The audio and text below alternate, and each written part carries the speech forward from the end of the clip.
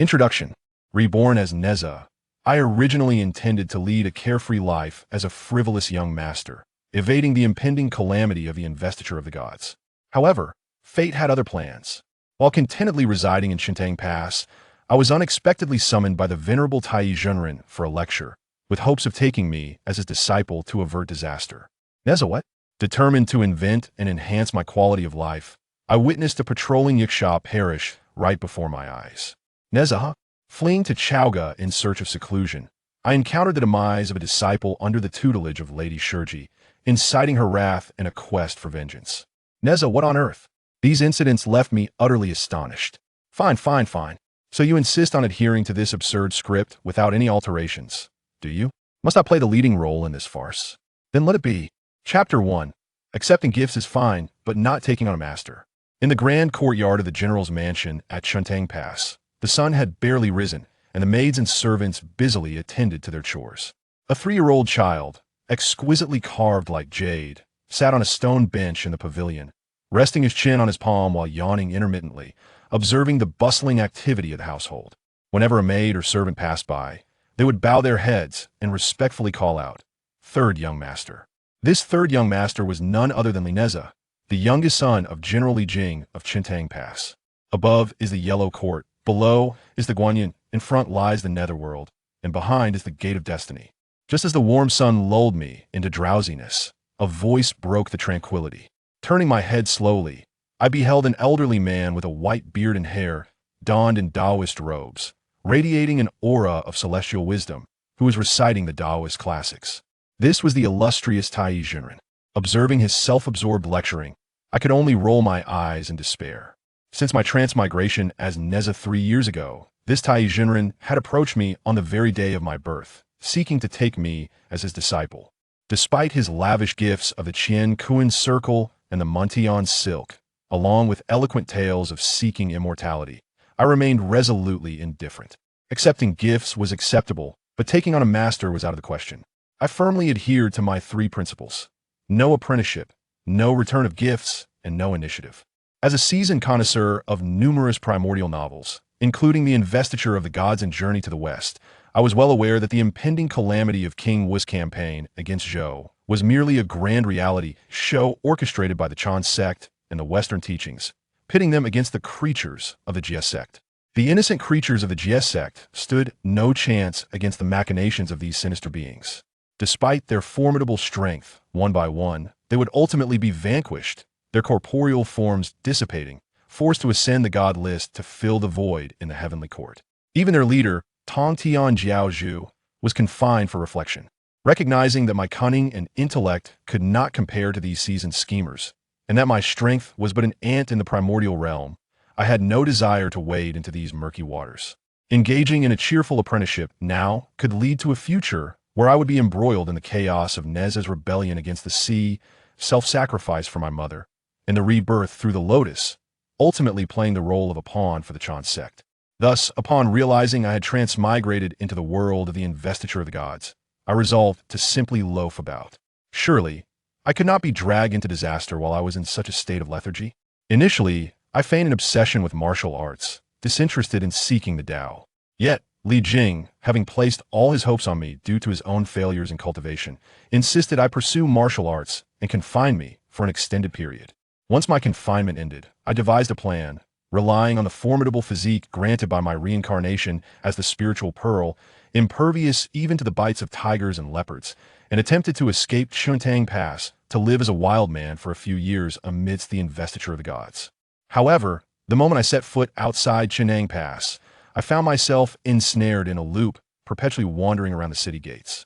It dawned on me that Taiyi Zhenren had anticipated my escape and was preventing me from fleeing. As if that were not enough, I thought I could at least lounge about in the general's mansion, basking in the sun and teasing the maids like a spoiled young master. Yet, from the moment my attempt to flee was uncovered, Taiyi Zhenren became as punctual as clockwork, dragging me to the pavilion daily, where he would commence his lectures. Even more absurdly, the scriptures he recited seemed to possess a calming effect, stripping me of all desires. Thus, the plan to cultivate a debauched young master in Chentang Pass was thwarted before it even began. Is there any justice in this? Is there no law? Why must this be? After enduring over 10 days of Taiyi Zhenren's incessant lecturing, I was filled with indignation. One day at noon, after finishing my meal, I rushed to the Nuwa temple to bow before the statue of Lady Nuwa and seek her as my master. After all, I was a reincarnation of the spiritual pearl, a disciple of Lady Nuwa. I was merely returning to my post after a hiatus. If I was destined to serve as a beast of burden, I would rather be a servant of Nuwa than a henchman for the Chan Sect. The privileges of being an only disciple were evident, as demonstrated by the unique treatment afforded to Xian, the sole disciple of Taiji. Let Taiyi Zhenren come and try to take me back in front of the statue of Lady Nuwa. At that moment, Taiyi Zhenren's face turned green with disbelief. What was his status to dare compete with Lady Nuwa for a disciple? Though there was an agreement between my master and Lady Nuwa, he could not blatantly disregard it. If he dared to enter the Nuwa temple to seize me, the primordial heavenly venerable would surely send him before Lady Nuwa to atone for his transgressions. However, the mandates of my master could not be disregarded. So from the following morning onward, a peculiar routine emerged. Taiyi Zhenren lectured me in the morning, while I was free to worship at the Nuwa temple in the afternoon. This cycle continued for 3 long years. Within the pavilion, unbeknownst to me, I had fallen asleep, while Taiyi Zhenren at some point had ceased his lecturing, a frown etched on his brow as he gazed at my sleeping face. After a moment, he silently retrieved a transparent orb the size of a pebble, within which a faint golden thread floated. Taiyi Zhenren stared at the nearly transparent orb in silence for a long while before finally letting out a sigh. This orb was entrusted to him by the primordial heavenly venerable, intended for the reincarnation of the spiritual pearl destined to undergo the calamity of the investiture of the gods. My master had specifically instructed him to earnestly take me as his disciple, ensuring my ties to the Chan Sect were inseparable so that I might ultimately become the chosen one of the Chan Sect in the investiture of the gods. This was due to the fact that the primordial heavenly venerable had negotiated with Lady Nuwa and encapsulated a strand of the spiritual pearl's essence within the orb. During the 10 years following the reincarnation of the spiritual pearl, each increment of connection between the Chan Sect and myself would cause the orb to gain an additional golden thread. Only when the orb was entirely filled with golden threads would the reincarnation of the spiritual pearl transform into the chosen one of the Chan Sect. For these 10 years, Lady Nuwa was not to intervene, which also explained why I had persistently sought her as my master at the Nuwa temple for 3 consecutive years without receiving any response. In order to expedite the return of the spiritual pearl to the Chan Sect, Taiyi Zhenren had even consulted several pages of the Hongjun Yujin. He learned through celestial calculations that I should have been easily accepted as a disciple by the 2nd day after my birth. Despite my inherently mischievous nature, I would be extremely close to him. Yet, to Taiyi Zhenren's astonishment, the unfolding events diverged entirely from his predictions in the Hongjun Yujin. Not only was I lazy by nature, but I steadfastly refused to take him as my master, regardless of his entreaties. This rendered all his meticulously crafted plans for enhancing our connection into mere illusions that a scheme unfulfilled led to another thus. The esteemed Taiyi Zhenren contemplated imparting knowledge to Nezha through a forceful lecture, reciting scriptures, and analyzing their profound meanings. After all, as the reincarnation of the spirit pearl, Nezha's innate understanding and talents should be exceptional. Even without active study, his prolonged attendance would enable him to grasp the essence of the teachings. Should Nezha comprehend the true significance, it would be akin to stepping through the gates of the Jade Void Palace and becoming a disciple therein. To facilitate this, Taiyi Zhenren meticulously selected the profound scriptures treasured within the Jade Void Palace, aiming to swiftly cultivate a connection with the teachings. However, what perplexed Taiyi Zhenren was the complete absence of any causal relationship despite 3 years of unwavering lectures. Even the faint thread of golden silk preserved within the pearl was merely a result of his forceful gifting of the Qianquan circle and the Mengtian Ling to Nezha, establishing a tenuous connection in the celestial realm. Had Nezha been aware of Taiyi Zhenren's intentions, he would have deemed them overly ambitious. Had the original Nezha possessed innate brilliance, Taiyi Zhenren's plans would likely have borne fruit. Yet the current Nezha, a traveler from another realm, struggled to comprehend even the more obscure classical texts. To select such enigmatic and profound scriptures for lectures was akin to expecting him to understand the arcane. In summary, this series of events resulted in Taiyi Zhenren's fruitless endeavors over the past 3 years, leading to a wavering resolve in his path. Now, Feeling utterly at a loss, he resolved not to squander more time waiting for a miracle. Instead, he would return to the Jade Void Palace to consult his master for guidance. With his mind set, Taiyi Zhenren promptly rose to depart. However, upon witnessing Nezha drooling in slumber, he recalled the futility of the past 3 years, stirring turbulent emotions within his previously tranquil heart. With a swift wave of his sleeve, Taiyi Zhenren roused the sleeping Nezha. Nezha, startled from his dreams, lifted his head to find Taiyi Zhenren frowning at him with an expression of seriousness, a stark contrast to his usual tranquil demeanor. Nezha, why do you persist in refusing to acknowledge me as your master? Your brothers have all entered the doors of the Jade Void Palace. Presently, they are favored disciples under the esteemed Manjushri and Samantabhadra.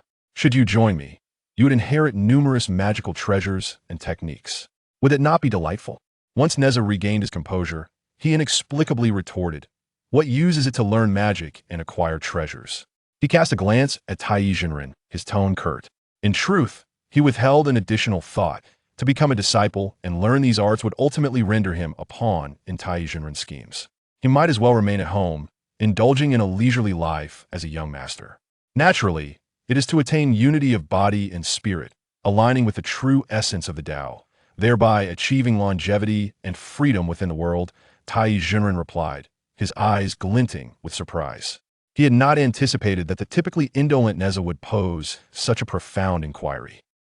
Beneath the sages, all are but ants. What then is the talk of longevity and freedom? If that is the case, I might as well remain at home to care for my parents, fulfilling the responsibilities left by my brothers, thereby repaying their nurturing kindness. Nezha had resolved that if the mother Nuwa did not accept him, he would prefer to remain in Chentang Pass as the third young master rather than serve as a mere tool for the teachings. After all, in a few years, the tale of King Wu's campaign against the tyrant Zhou would unfold. As long as he refrained from causing trouble, he could avoid the ensuing disasters, living a comfortable life under the Leaf family's influence. Truly, you are an ignorant child. Do you not know that the average lifespan of common folk is but 60 or 70 years, at most 80 or 90? Yet, after 100 years, one ultimately returns to the dust. The familial bonds you cling to are mere illusions. Why not seek the immortals and inquire about the Tao, thereby attaining longevity to grasp the wonders of the world? Taiyi Zhenren implored earnestly, believing that human life was fleeting and that even a brief retreat could span decades. Nezha's reasoning seemed absurd to him. Nezha shot Taiyi Zhenren a disdainful glance and rested his head upon the stone table, remaining silent. He understood that Taiyi Zhenren sought to use him as a shield against calamities, which he could tolerate.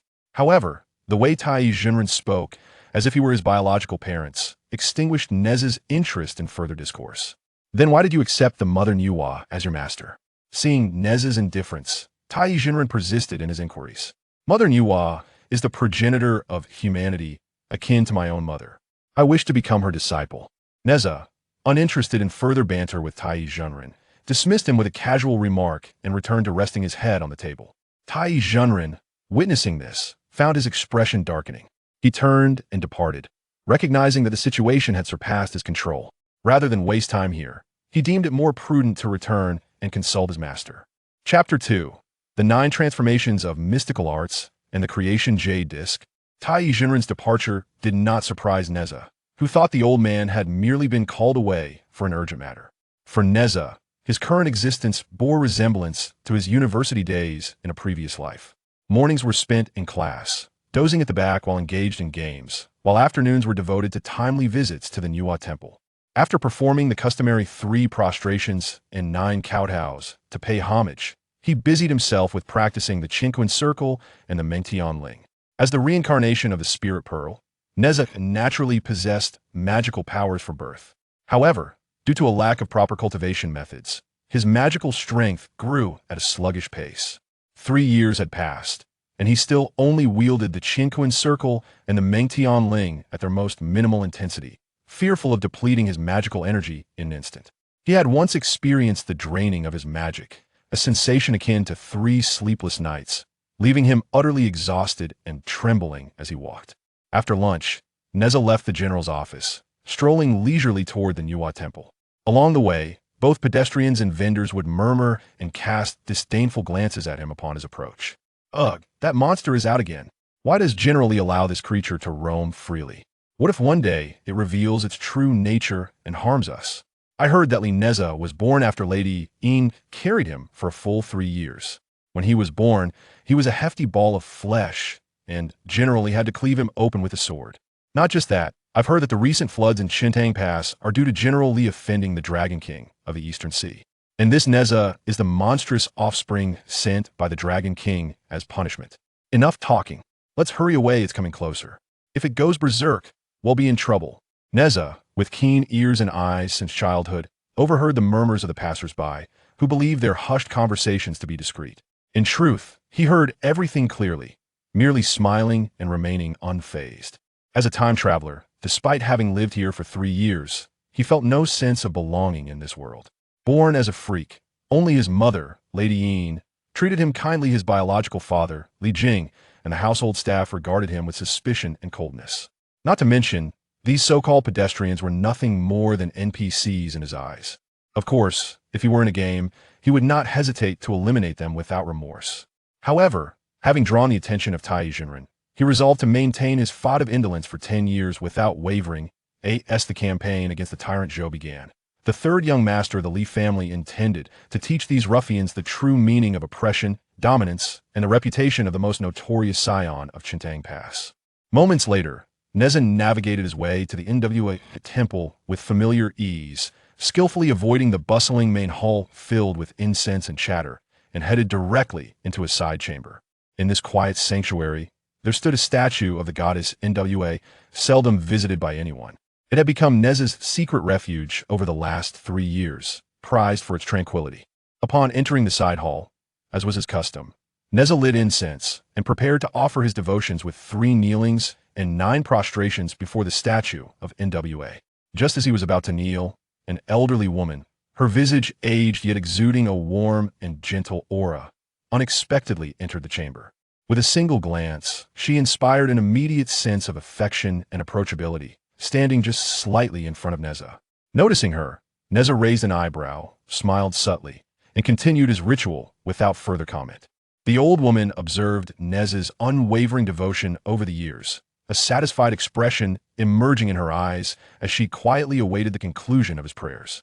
Once Nezha rose, she gently inquired, "Dear child, I followed you into the temple just now and overheard many on the street calling you a monster in hushed tones. Their malice is unmistakable. Are you truly unaware of this?" "Of course I am aware. In truth, it is not just the strangers on the street. I suspect that everyone in Chentang Pass, save for my mother, fears me. Even my father and the household servants regard me in the same way. However, I have long since grown accustomed to it," Nezha replied, shrugging nonchalantly. "Do you not feel anger?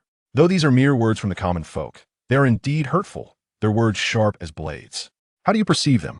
Have you never considered seeking enlightenment or learning divine powers to prevent others from bullying you?" The old woman pressed, seemingly dissatisfied with Nezha's attitude. Nezha opened his mouth, eager to express that he regarded these individuals as mere NPCs in his newly traversed world, planning to deal with them in due time. However, in the presence of this woman, who might well be a manifestation of Nwa herself, he refrained from speaking thus. For Nezha was acutely aware that he had felt no one enter the chamber while preparing for his prayers. This old woman had suddenly appeared before him, even accepting his devotions without question. This was indeed the Nwa temple. If he remained ignorant of her identity, he would deserve any misfortune that befell him. Why should I feel anger? One must not forsake their kindness due to the malice of others. The consequences of their actions are theirs to bear, while my own deeds, good or ill, are mine to account for. Just as heaven and earth are indifferent, treating all beings as mere fodder, one should do good without concern for the outcome, Nezha stated earnestly, reflecting on the teachings of the mother of humanity, Nwa, who regarded all beings as equals. After a moment of contemplation, he turned his gaze to the old woman, his expression earnest. Upon hearing this, the old woman nodded and turned to gaze at the statue of Nwa, gently asking, "Then why do you wish to take Nwa as your teacher? With so many esteemed sects in the world, where else could one seek enlightenment?" Nezha's heart leapt with joy as he realized that the goddess had undoubtedly overheard his previous conversation with Taiyi Zhenren. She had come to inquire again, marking the beginning of his journey as Nwa's successor. Suppressing his elation, Nezha spoke solemnly, NWA is the mother of humanity, akin to my own mother. I desire to follow her teachings without consideration for other doctrines. The old woman beamed with satisfaction, her eyes sparkling with approval, as if she were gazing proudly upon her own child. Remember well the words you have spoken today, and refrain from involving yourself in trivial matters. With that, the old mother of Lishan gestured, and two beams of light, one white and one yellow, shot forth towards Nezha. Before he could fully comprehend the moment, he felt an overwhelming surge of complex information flooding his mind. When he regained his senses, he discovered that the old woman had vanished without a trace, and the evening light outside had begun to shine brightly. At that moment, his mind brimmed with a new cultivation method and a fragment of jade. Chapter 3. If slacking off can lead to strength, then what are we waiting for? Let us embrace it. Nezha pondered why the goddess Nuwa did not directly take him as her disciple, but instead imparted to him a method of cultivation along with a mysterious object before vanishing. However, upon examining this information more closely, his initial grievances dissipated, replaced by sheer delight. This was because the technique bestowed upon him by Nuwa was derived from the 9 transformations of the 12 ancestor witches, who once wielded this power to dominate the primordial chaos. The 9 transformations focuses on physical cultivation, embodying immortality and invincibility. Each transformation elevates one's prowess to new heights, enabling rebirth through bloodshed when perfected. Even achieving mastery of the first transformation would endow him with physical strength comparable to a low-grade postnatal spiritual treasure. Moreover, each subsequent transformation would exponentially amplify the effects built upon the previous ones. Even the 8-9 mysteries, which the supreme clarity passed to Yang Jian through the Jade Ding, were mere downgraded variants of the 9 transformations. This attests to the unparalleled might of the 9 transformations. Regrettably, Nuwa had only imparted to him the methods for the first 5 transformations. It remains uncertain whether she would later share the remaining teachings or if the method was inherently incomplete. Nezha shook his head, casting aside these distractions. Acquiring the first 5 transformations was already an unexpected boon. Greed often leads to one's own ruin. Soon, his attention shifted to a jade fragment emitting a soft glow within his sea of consciousness. Upon closer inspection, he discovered that this fragment was a remnant of the creation jade disk, a piece from one of the 3 great primordial treasures, the creation jade disk, which embodies the essence of the myriad paths. Even a fragment contains immense power. In the past, Hongjun attained the status of a saint through a remnant of the creation jade disk, and now Nuwa had directly gifted him one. How remarkable Nuwa is! Nezha was overwhelmed with joy, for each fragment of the creation jade disk possesses unique abilities. He hastily examined its powers. After a brief moment, upon concluding his inquiry into the actual capabilities of the creation jade disk, Nezha's expression turned curious. The disk possessed only 2 abilities. The first was an intrinsic function that shielded him from celestial calculations. Any predictions involving him would dissolve into chaos, preventing powerful beings from discerning his fate. The second ability was somewhat amusing. It enabled him to passively cultivate the technique, where the clarity of his thoughts and purity of his heart would accelerate his training speed. Nezha contemplated for a while, realizing that with this artifact, even without proactive efforts, simply lying down would allow the creation jade disk to facilitate his cultivation. He reveled in this prospect. After all, his intent to slack off was originally a reluctant measure to evade the transtheistic sect's attempts to use him as a shield against calamity, and it would be disingenuous to claim he was untroubled by it. Fearing that one day, the venerable Taiyi might disregard the face of the goddess Nuwa and directly abduct him to the Jade Void Palace, he found himself utterly defenseless. However, the current circumstances were markedly different. Now, he could indulge in negligence with a clear conscience. Not only did he possess the karmic connection from the teachings of the goddess Nuwa, but the more he slacked off, the faster his cultivation progressed, the higher his mastery, the greater his confidence in his idleness. Truly a perpetual motion machine of cultivation. So what was there to say? He would simply embrace this state. In the ethereal Jade Void Palace, shrouded in mist and imbued with celestial energy, the 3 human saints, Yuan Shi Tianzun, Taishang Lao Jun, and Tong Tian Jiaozhu, materialized, each taking their place upon a lotus seat, with hair and beard as white as snow and an air of celestial grace. Yuan Shi Tianzun spoke first. The list of deified beings has been established, awaiting the completion of the heavenly Cordes formation, to obscure the heavenly mechanisms with the Taiji diagram, concealing the great Tao. At that time, no human shall ascend to immortality, nor shall beasts become demons. Over time, This will free the beings of the three realms from their fervent desires for enlightenment, fundamentally reducing the slaughter for opportunities and ushering in tranquility across the realms. Free from calamity, Taishang Laojun stroked his beard thoughtfully and replied, I have repeatedly advised against it. Yet Emperor Xin of the human realm is reluctant to issue a decree prohibiting cultivation nationwide. He advocates for the belief that all things possess a spirit and thus follow a predetermined fate. Upon hearing this, Tong Tian Jiaozhu's eyes glimmered with insight. Though he refrained from speaking, Yuan Tian Zun calculated the heavenly mechanisms with a flick of his fingers, a subtle smile gracing his lips. No matter. The fate of the Shang dynasty is drawing to a close. The son of the Marquis of Shibua, GFA, is destined to align with heavenly will and follow the Tao, enabling him to claim the throne of humanity and replace the emperor. At that time, I shall ensure that disciples of the Chan Sect assist him, and we can seize this opportunity to select divine positions, 2 birds with 1 stone. Tong Tian Jiaozhu furrowed his brow and pondered. This battle will undoubtedly bring devastation to countless beings, and many of my disciples are currently serving in the Shang dynasty.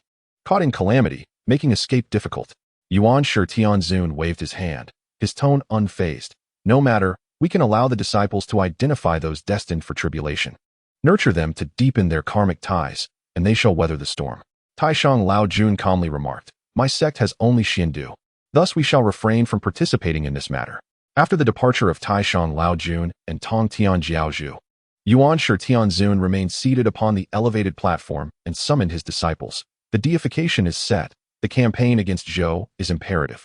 The forces of Shiqi are weak and require our assistance.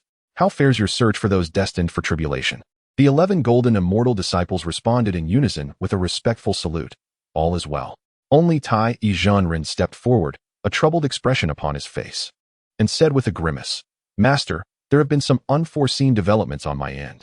Upon the platform, Yuan Tianzun's gaze sharpened, imbued with an inquisitive intent, directed towards Taiyi Zhenren. Taiyi Zhenren recounted the incident concerning Nezha. Yuan Tianzun, calculating the heavenly mechanisms, spoke calmly. Nezha's fate is normal. He is simply young and mischievous. You might bestow upon him additional treasures to enhance his karmic ties and create challenges he cannot surmount. Naturally, he will seek you out.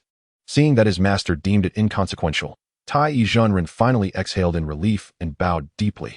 Thank you, master. Unbeknownst to Yuan Tianzun, Nezha's fate had already been obscured, rendering any predictions futile, thus leading to a misunderstanding that no changes had occurred. If, within the stipulated time, the person destined to face tribulation cannot be found, one must descend the mountain to assist the Western Qi. In such times, the heavens may present unforeseen tempests, where fortune and calamity intertwine. On Golden Ao Island, within the Azure Palace, the celestial master of the way addressed his 4 disciples, Daobao Taoist, Holy Mother of Golden Spirit, Holy Mother of Turtle Spirit, and Holy Mother of No Regrets, saying, The sealing of the gods is inevitable. Our sect has numerous disciples. You must swiftly inform them to focus on their cultivation and refrain from meddling in worldly affairs. Additionally, notify those serving in the Shang dynasty to urgently seek out disciples. Nurture them, and withdraw from worldly matters. As direct disciples of the inner sect, they are aware of the whispers surrounding the list of sealing gods. Our esteemed master and the venerable Hongjun are establishing the heavenly court to manage the 3 realms, conceal celestial secrets, and obstruct the great path, all to prevent future calamities. This contradicts our sect's doctrines, which advocate for the Great Ways 50, with the heavens manifesting 49, leaving a thread of hope for all beings. Nevertheless, beneath the sage, all are but ants. The 4 disciples could utter no dissent, and thus complied with the command. Time swiftly passed, and in the blink of an eye, for years elapsed, bringing Nezha to the tender age of 7. Chapter 4, The Serial Fish Murder Case. Since that day of disappearance, the esteemed Taiyi Zhenren had not reappeared, leaving one to wonder whether he had abandoned his quest or was entangled in other affairs. However, Nezha remained indifferent. It would be best if the Taiyi Zhenren could forget him entirely. During these 4 years, Nezha continued his heartfelt worship at the Nuwa temple each afternoon. Fully aware that the goddess Nuwa had not officially accepted him as her disciple, he could not allow himself to become complacent simply because he had acquired the 9 transformations of the mysterious art and fragments of the creation jade plate, mistakenly believing himself to be a successor of Nuwa. After all, the revolution had yet to succeed, and Nezha still had much to strive for. with the assistance of the creation jade plate during his cultivation. Even though Nezha had never actively pursued training, his physical strength and cultivation level were rapidly advancing. In just 4 years, he had completed the majority of the first transformation of the 9 transformations of the mysterious art, and in terms of realm, he likely had reached the human immortal level. As for his physical strength, even he could not ascertain its true measure, as no one had come to test it with him. Throughout these 4 years, Nezha lived quite comfortably. Since Taiyi Zhenren ceased his lectures, Nezha found himself with ample leisure time. As his spiritual essence grew stronger, he could vividly recall the knowledge he had encountered before his transmigration, and thus began to recreate some of the skills from his past life within the general's mansion. The living conditions of the Shang dynasty were indeed dire. Even though he was the son of the general of Chentang Pass, enjoying a relatively privileged status by modern standards, life was abysmally poor. Consequently, to improve his circumstances, Nezha voluntarily shared his memories of various crafts, such as sugar refining, soap making, salt drying, and glass production, with Li Jing, urging him to report to the court. When Emperor Xian verified the utility of these methods, he was exceedingly pleased, bestowing numerous rewards upon Li Jing. As these techniques gradually spread throughout the Shang dynasty, not only did they significantly enhance the living conditions of the populace, but they also elevated Li Jing's esteem. This development significantly eased the relationship between father and son. After all, during these 7 years, Nezha's life trajectory had been remarkably ordinary. Apart from not being as vivacious as typical children, he exhibited the demeanor of an average person. Additionally, the skills he had invented genuinely benefited the common folk, prompting Li Jing to set aside his grievances and regard Nezha with the affection of a true parent. Naturally, Lady Yin observed this transformation and grew increasingly fond of Nezha. With familial harmony, a leisurely life, and steady improvement in physical cultivation, everything should have unfolded in tranquil ease. Yet, of late, Nezha found himself inexplicably agitated, sensing that something significant was about to transpire. This unease arose as his cultivation progressed towards the realm of human immortals, a heightened awareness stemming from the unknown. Nezha endeavored to recall the events from the investiture of the gods. What calamities awaited him at the age of 7? First, he would slay the Yaksha, then cause turmoil in the East Sea, followed by confronting Lady Shurji. However, as he remained safely within Chentang Pass, avoiding even the seashore, how could such events possibly unfold? After a moment's contemplation, Nezha concluded that as long as he refrained from reckless behavior, he could evade all these predicaments. After all, he had no acquaintance with any Yaksha, such as Ao Bing, so why would he need to flay and torment his adversary?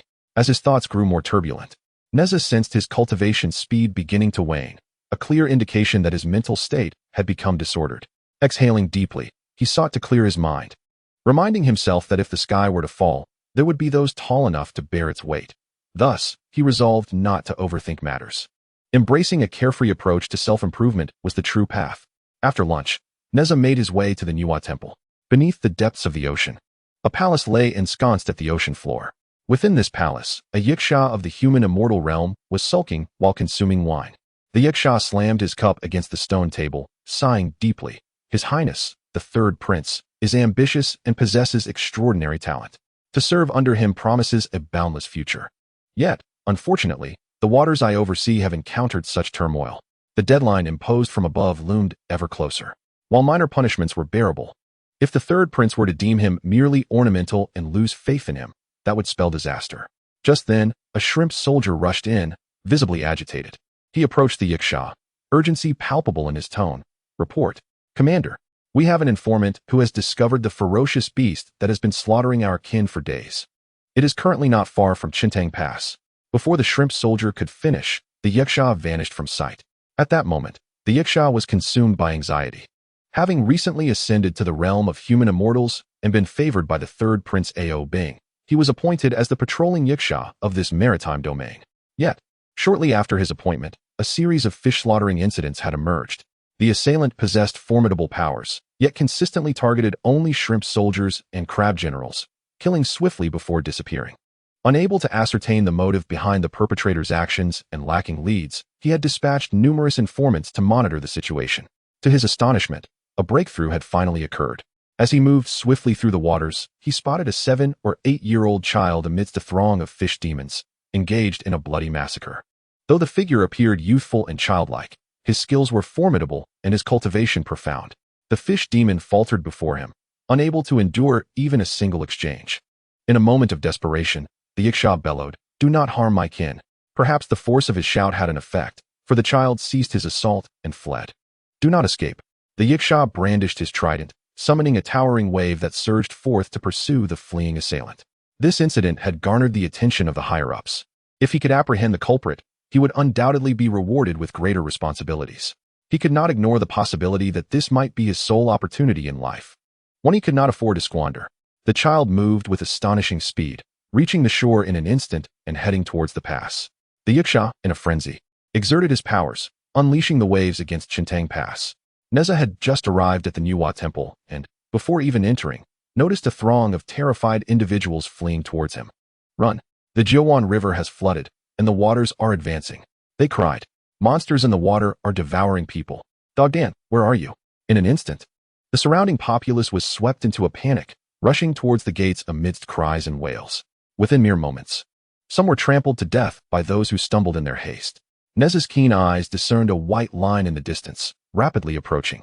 It was a colossal wave, towering over 10 meters and stretching several miles wide, sweeping towards them. Curse it!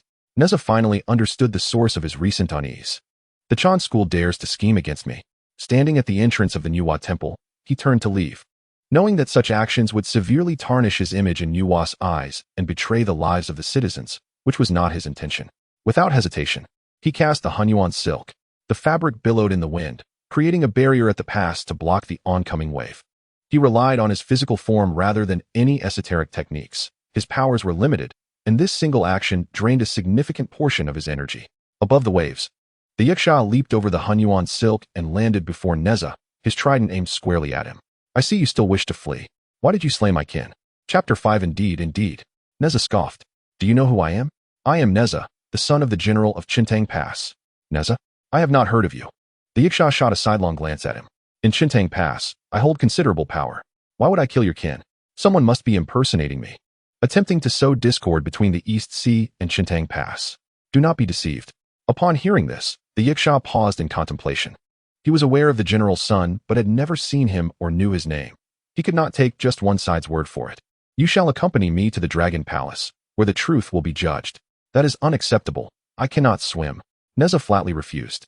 "Moreover, what if you fail to find the culprit, and I am left to bear the blame?" He had already concluded that the true villain was Taiyi Zhenren. Taiyi Zhenren possesses the cultivation of a golden immortal, making it impossible for them to be captured. "No, you must accompany me on this journey." Indeed, Nezha had already begun to believe his words to a considerable extent. However, the deadline imposed by the higher authorities had elapsed, and he was compelled to provide an account.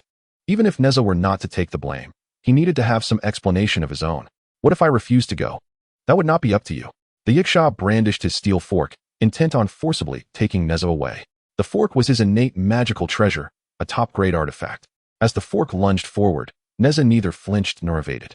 The Yaksha aimed to seize Nezha without intending to harm him, but just as he prepared to retract his weapon, Nezha firmly grasped one of the prongs of the fork. "Ah!" the Yaksha exclaimed in shock, hastily attempting to pull back, yet remained utterly immobile. Over the years, Nezha's mastery of the 9 transformations of the mysterious art had advanced rapidly, though he was unaware of his current strength. This presented a perfect opportunity to test his mettle against the Yaksha.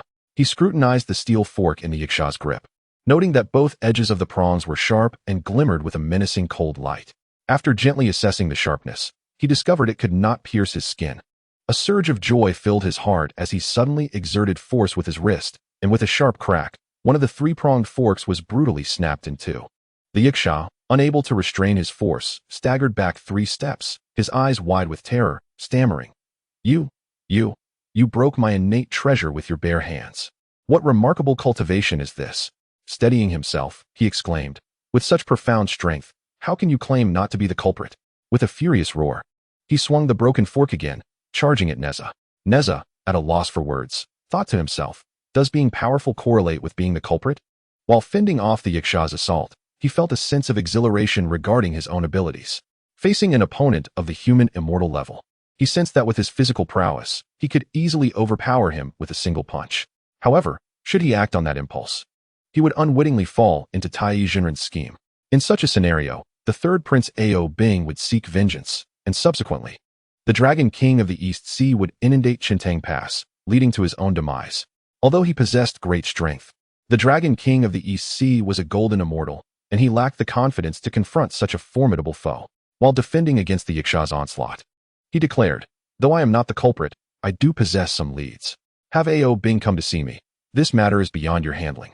The Yaksha furrowed his brow at Nezha's direct mention of the third prince, but he realized that the other party did not wield particularly strong magical powers, only an exceptionally robust physique. Comparing the child he had seen earlier with the wounds of the deceased kin, it was evident that his opponent was a being of profound magical prowess. Could this truly be a conspiracy? With his current cultivation, capturing the opponent was utterly impossible, and he would certainly need to report back. Thus, he decided it was prudent to retreat. Contemplating this, the Yaksha withdrew a step and tossed a token to Nezha. "This is a unique token from my dragon palace, which allows for mutual communication. I shall report to the third prince. I kindly ask for your cooperation then."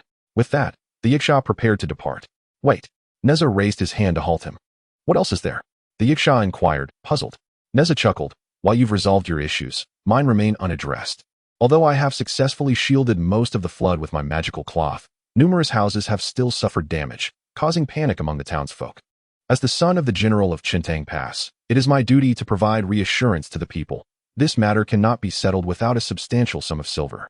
The Yaksha let out a sigh of relief, wondering what Nezha meant.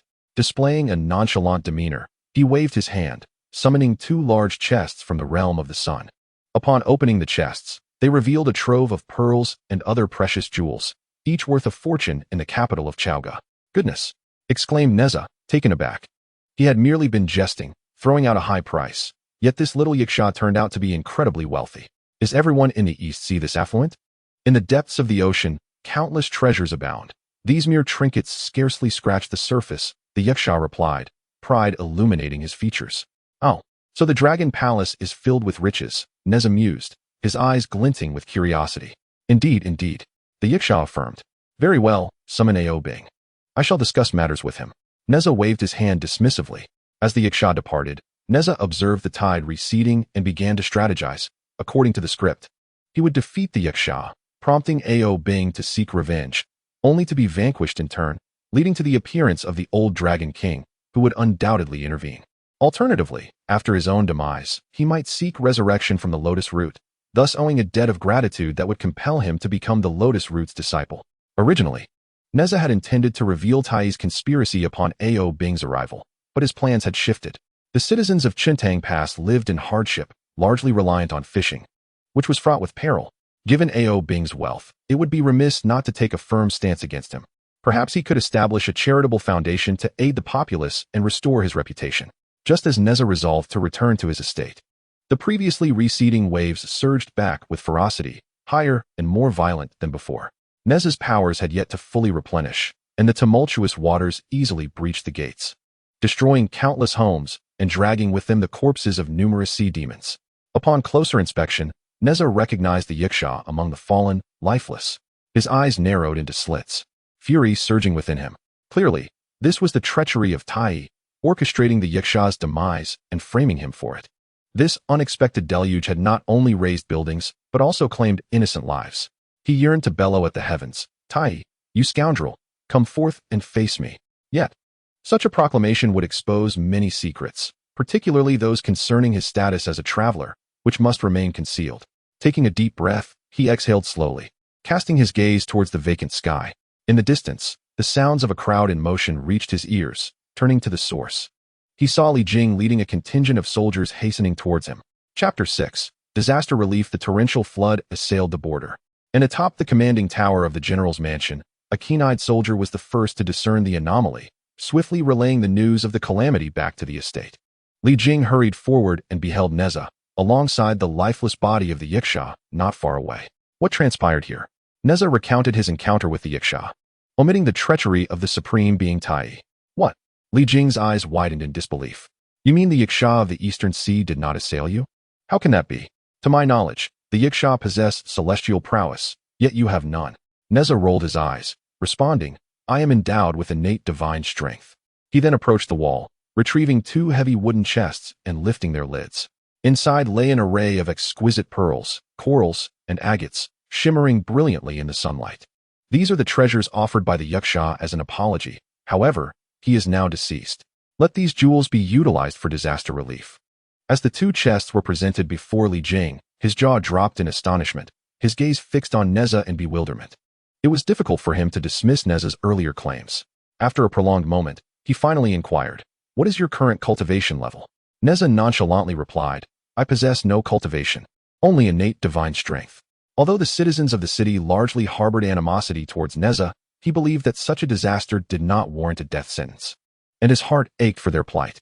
Li Jing regarded Nezha intently, saying, "Very well, let us set matters straight.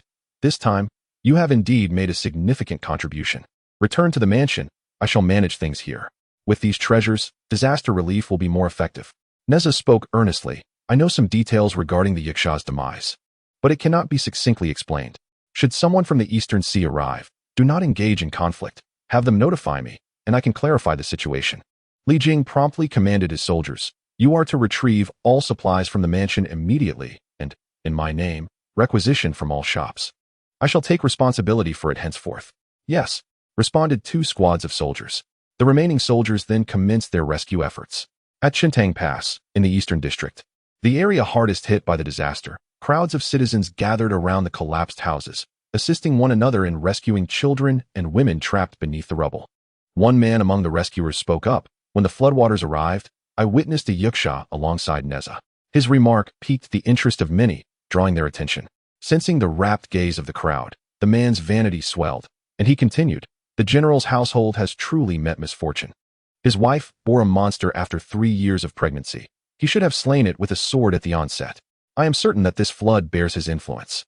At that moment, another man interjected, "When the first wave surged forth, I saw a red cloth shielding the top of the city wall, repelling the floodwaters.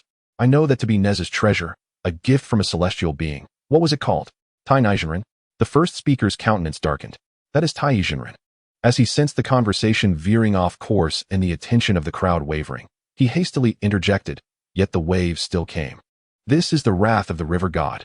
We must collectively protest at the general's residence, demanding that he cast Nezha into the sea as a sacrifice to the Dragon King.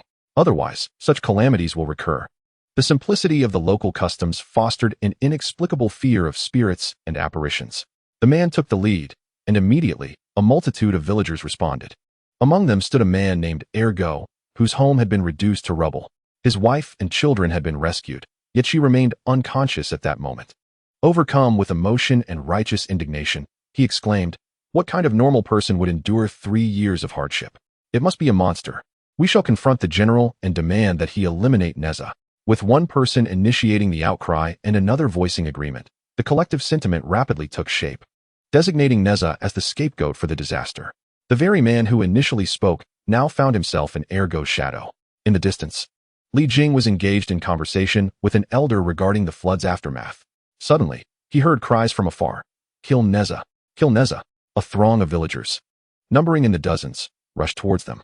Li Jing furrowed his brow and turned to the source of the tumult. His personal guards, perplexed, stepped forward and shouted, "Halt! What is your purpose?" The leader, Ergo, bellowed, "We demand an audience with the general." Li Jing gestured for the guards to stand down and approached. "I am Li Jing. What troubles you?" Ergo recounted his suspicions, adding, "General, Nezha is the harbinger of disaster. He is the one who has brought this calamity and misfortune upon us. We beseech you to offer him as a sacrifice to the Dragon King, to quell his wrath." Before Li Jing could respond, the elder who had previously conversed with him stepped forward, his gaze fierce as he pointed an accusing finger at Ergo. "Ergo, what are you attempting to do? If it were not for the third young master who shielded you from the initial onslaught of the waters, you would not be standing here to speak." "Old Chun, silence yourself." Old Chun, his face flushed with indignation, retorted, "Look at these supplies." He gestured towards the neatly stacked grains and the soldiers who continued to deliver tents and garments. "All of this is the result of the third young master's efforts. He exchanged 2 chests of treasures for these provisions. And yet, instead of expressing gratitude, you audaciously slander a good man." Stammering, Chun raised his hand, ready to strike Ergo. As a highly respected elder in the Eastern City and Ergo's senior, he instinctively shrank back, feeling a profound sense of embarrassment, and bravely declared, "How could a mere child possess jewels? He must have stolen the Dragon King's treasure, thus inciting the Dragon King's fury." Li Jing intervened, his face stern, and approached Ergo. "Are these your own conjectures, or have you heard them from others?" "I heard it from De Zhuang," replied Ergo, pointing to De Zhuang behind him. Hey! At an indeterminate moment, De Zhuang had mysteriously vanished. Everyone, come quickly! A villager exclaimed. The crowd turned their gazes in unison. Amidst the ruins of a fallen structure, De Zhuang lay lifeless, having long since succumbed beneath the debris. It was evident that this calamity was not a recent occurrence. Oh! Ergo stammered, rendered speechless by shock. This is De Zhuang. Who then was the one speaking with me just moments ago? A chill coursed through Ergo's spine as he contemplated this, and he suddenly felt remorse for his previous words and actions. It seemed as if some inexplicable emotion had compelled him, leading him to believe that he harbored a profound enmity against Nezha. In truth, he had never conversed with Nezha at all. I, Ergo, can feel beads of perspiration forming on my forehead. Li Jing stepped forward. Addressing the crowd, the first wave was caused by a Yaksha. This is a misunderstanding. The 2 chests of treasure are offered as recompense, and the perpetrator has already met his demise. Nezha possesses limited powers. He could withstand the first wave, but was powerless against the second. This is the work of demons, intending to incite chaos throughout the realm. However, rest assured, Chentang Pass has the means to ensure everyone's safety, and I urge you not to fall victim to the demon's deceit. As the crowd grasped the situation, they knelt in unison, exclaiming, Thank you, General. Thank you, third young master. Ergo, filled with regret for his actions, silently vowed to seek atonement after this incident. Meanwhile, Nezha remained oblivious to these events, awaiting visitors from the Dragon Palace and contemplating his speech. Chapter 7. Yuan Hong days passed, yet no word arrived from the East Sea, and Taiyi was nowhere to be found. Nezha was perplexed. This is unusual. The Yaksha's death is no trivial matter. The East Sea operates under a specific administrative framework. The demise of a Yaksha is akin to the death of a border patrol general, and it must be reported. The absence of news from the East Sea and the disappearance of Taiyi suggested an unsettling calm before the storm. Several days later, at the Li residence, Nezha pondered how to cleverly procure the fire-pointed spear and windfire wheels from the old rogue Taiyi. A servant announced from outside, Young master, the master requests your presence. Nezha's eyes brightened. Could it be that someone from the East Sea has arrived? Upon entering the hall, he found Li Jing seated in the center, alongside a middle-aged man clad in armor with a slightly elongated face, a stark contrast to the attire of the Dragon Palace. Upon noticing Nezha's arrival, Li Jing beamed with delight, gesturing to the man beside him. Zhar, come and pay your respects to General Yuan Hong. The name Yuan Hong resonated in Nezha's mind, conjuring memories of this individual, one of the 7 saints of Meishan, a white ape who had cultivated for a millennium, possessing profound skills and transformations that rivaled those of Yang Jian. Nezha stepped forward and saluted respectfully. I pay my respects to General Yuan. Yuan Hong's gaze fell upon Nezha, his eyes sharp and discerning, as he assessed the extraordinary demeanor of this seemingly youthful child before him. On this occasion, he served as the general of Chaoga, tasked with inspecting various checkpoints. Upon hearing that the Chentang Pass had recently suffered from a flood, he made a special trip to assess the situation. Although he had known Li Jing for many years, their interactions had been minimal. To his surprise, Li Jing proposed that his youngest son accompany him to learn martial arts, fervently praising Nezha's extraordinary talent and celestial demeanor. Yuan Hong was somewhat skeptical, for what father would admit to his child's lack of ability? Moreover, he despised such nepotistic practices. Out of courtesy, he initially intended to meet Nezha before finding a suitable excuse to decline. However, upon laying eyes on Nezha, he had a change of heart. Despite his tender age, Nezha possessed bright eyes and a vibrant spirit, indicative of a robust vitality. He radiated a formidable energy, as if he could explode with power at any moment. Although Yuan Hong was unaware that Nezha was the reincarnation of a divine pearl, his centuries of cultivation allowed him to discern that Nezha was no ordinary child. He smiled and nodded at Nezha, speaking gently. Your father has mentioned your circumstances to me. If you are disinterested in the way, that is acceptable. Not every master possesses my prowess. Would you be willing to learn martial arts with me? Nezha was not averse to learning the way. Rather, he was reluctant to study under Taiyi. However, he had even less desire to pursue martial arts. He understood that beyond the realm of golden immortals lay a world dominated by magical artifacts and spells. Martial arts were but a minor path. He curled his lip and directly declined. I have no interest in martial arts. I have never practiced it, nor have I even glanced at the martial scrolls at home. His words astonished both Li Jing and Yuan Hong. Li Jing could not fathom what his son intended, as he was unwilling to learn either martial arts or the way. Yuan Hong's reputation in martial arts was well known throughout Chaoga, and serving in the court meant that if Nezha were to learn from him, his future would be exceedingly bright. Yuan Hong was utterly taken aback by the rejection of his invitation, as countless individuals sought the opportunity to be his disciple. Yet, being astute, he perceived Nezha's true thoughts and chuckled, undeterred, continuing to persuade. Nezha, the martial path is vast and profound. It is not as simple as you might think. When powers are equal, combat often favors martial prowess. No matter how many spells you possess, a single punch from me can shatter them. Yuan Hong was unwilling to let such a promising talent slip away. He sensed that Nezha's exceptional physique and innate gifts could carry on his legacy. Nezha, how about this? You accompany me for a while to learn. If your perspective changes, then you may formally take me as your master. Li Jing also chimed in, urging, General Yuan Hong's martial arts are formidable, instilling awe in Chaoga, second only to Master One. It would be wise for you to learn for some time. Nezha was indeed uninterested in martial arts, but he did not want to undermine his father's dignity, so he nodded in agreement. Very well. I shall be grateful for the general's guidance. Just then, Yuan Hong abruptly turned his head and gazed toward the outer Chentang Pass, his brow furrowing. Yuan Hong was initially perplexed, but soon emitted a cold snort, his figure flickering and vanishing without a trace. What was happening? Li Jing abruptly stood up and hastened outside the courtyard. I shall investigate. Nezha moved swiftly, stepping outside, and then leaping onto the observation platform, gazing into the distance. Beyond Chentang Pass, the tranquil sea was dotted with hundreds of vessels of varying sizes, navigating the waters. These were the denizens of Chentang Pass, who relied on fishing for their livelihood. Suddenly, the calm surface of the sea began to roil without a breeze, and a tornado ascended into the sky. The tornado rapidly expanded, its diameter exceeding several dozen meters and reaching nearly 1,000 meters in height. After its formation, it swiftly approached Chentang Pass. Along its path, some fishing boats, unable to evade in time, were hurled into the air by the tornado, crashing onto the sea, their hulls shattered, and fishermen plummeting into the water, crying out for help. The closer they drew to Chentang Pass, the more fishing boats there were. Many fishermen who had not ventured out to sea had docked their boats along the shore. Should the tornado strike, the losses would be catastrophic. At that very moment, an unexpected turn of events occurred. A staff descended from the heavens. The staff shimmered with a silvery luster at both ends, somewhat robust, with a vividly coiling silver dragon. Its central portion was slightly thinner, as dark as ink, inscribed with ancient seal characters, Yuan Hunting Staff. The staff was only as thick as an adult's arm, appearing minuscule as mere grains of sand in the face of the tornado, which spanned several dozen meters.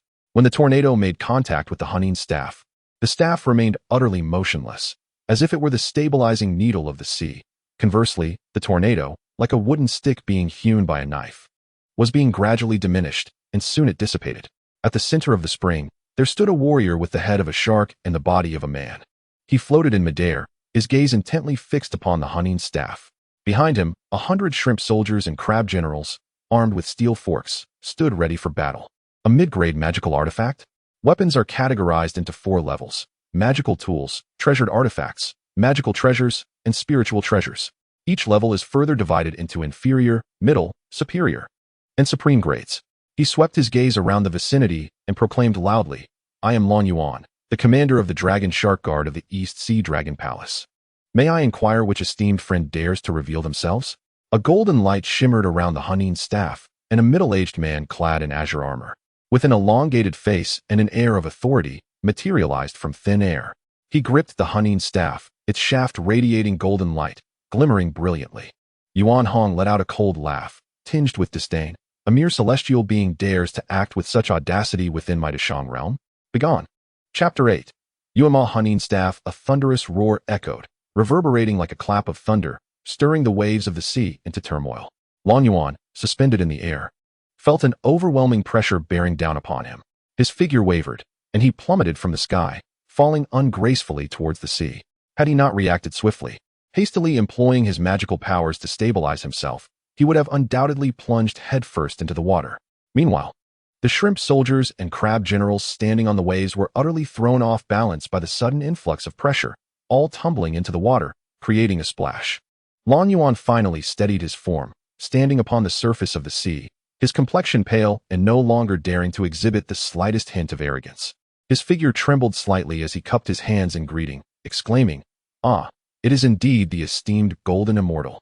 He swallowed hard, mustering his courage to add, I am here on the orders of the third prince to investigate the matter of the slain sea knight demon, and I humbly request your assistance." Yuan Hong's voice was calm, yet imbued with an undeniable authority. "I have come for the same purpose." Long Yuan felt a flicker of hope at these words, but was soon met with Yuan Hong's continued discourse. "However, while you may investigate, what is the reason for the slaughter of my subjects in Chentang Pass?"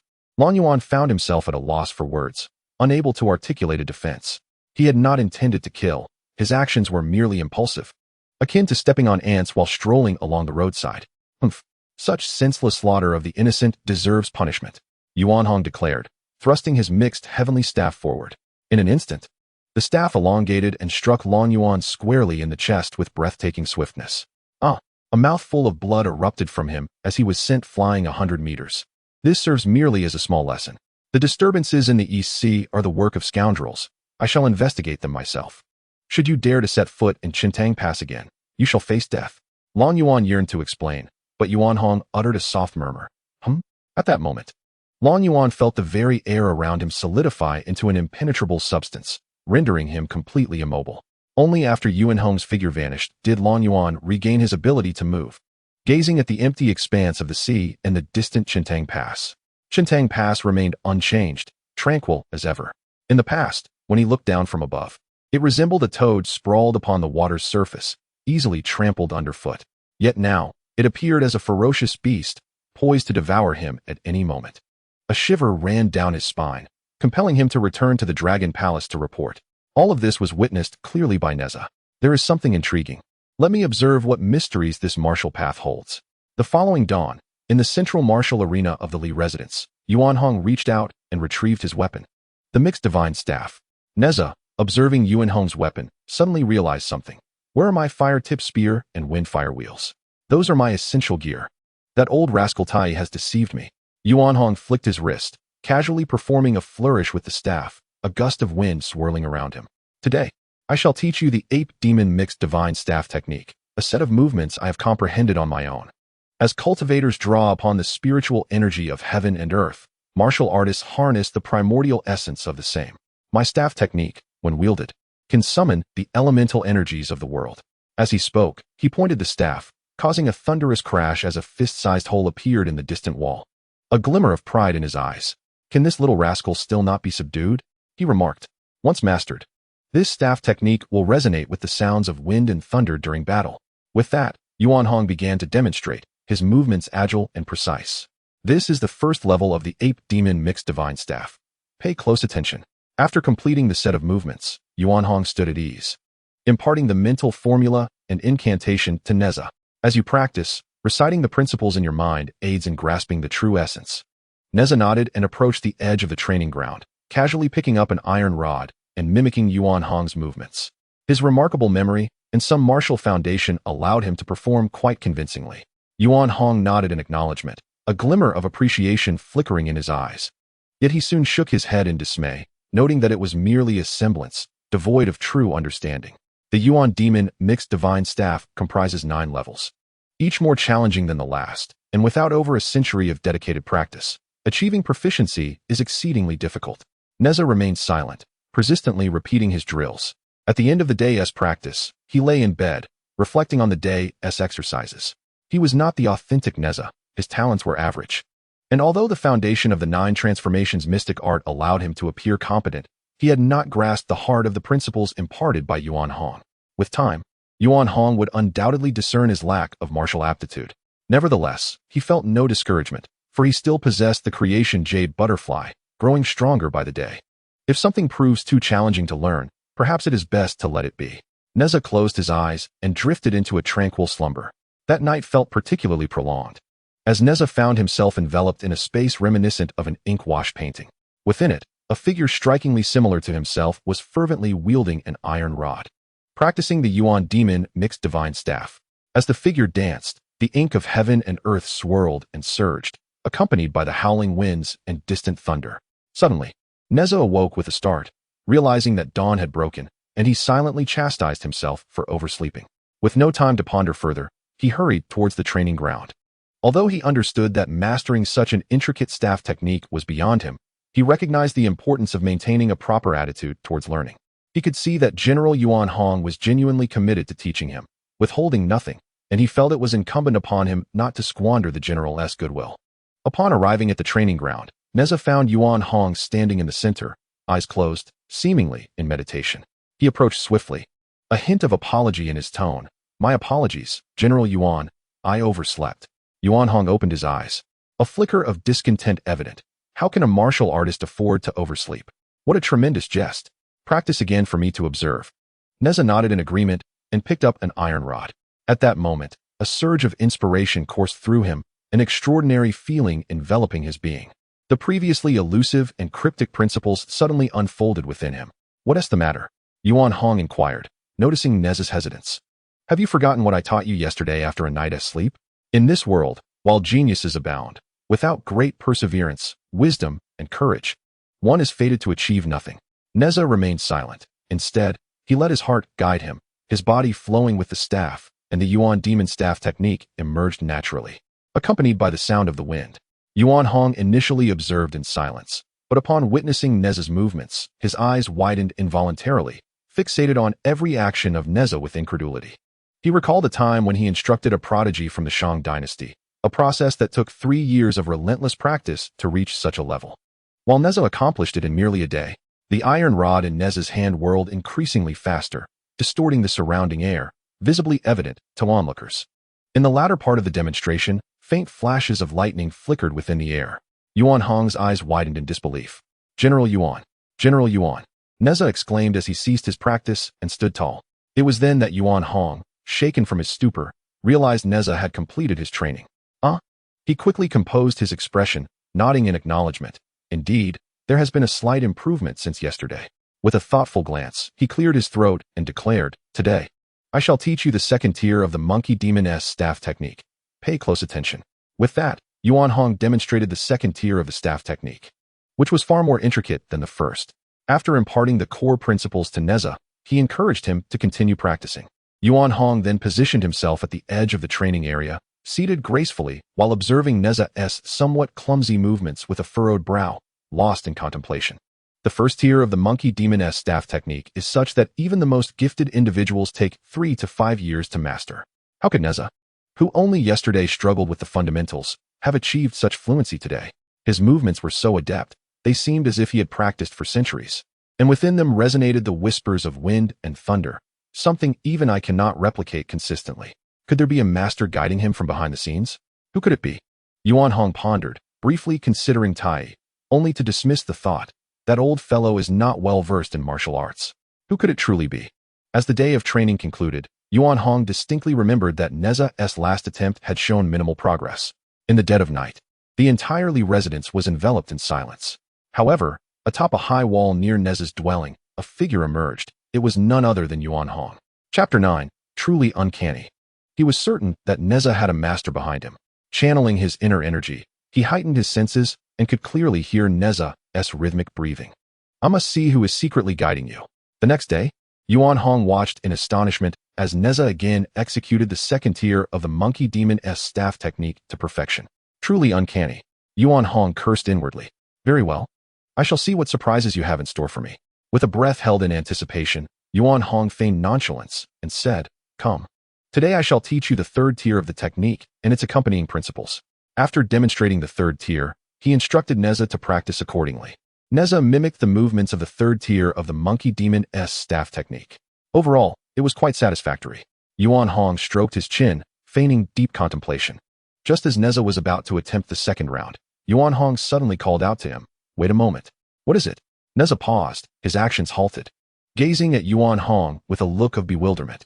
A flicker of subtle cunning glinted in Yuan Hong's eyes as he declared, "I shall now teach you the fourth layer of the primal chaos staff. But I have yet to master the third layer." Nezha hesitated. "Just proceed with this. It's foundational," Yuan Hong replied. The primal chaos staff was a technique Yuan Hong had diligently refined since embarking on his path of cultivation. A craft that had undergone countless enhancements over millennia, with each 3 layers presenting a significant breakthrough.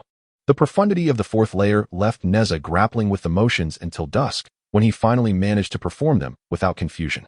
Observing the twilight, Yuan Hong feigned fatigue and waved his hand, saying, "That will be all for today."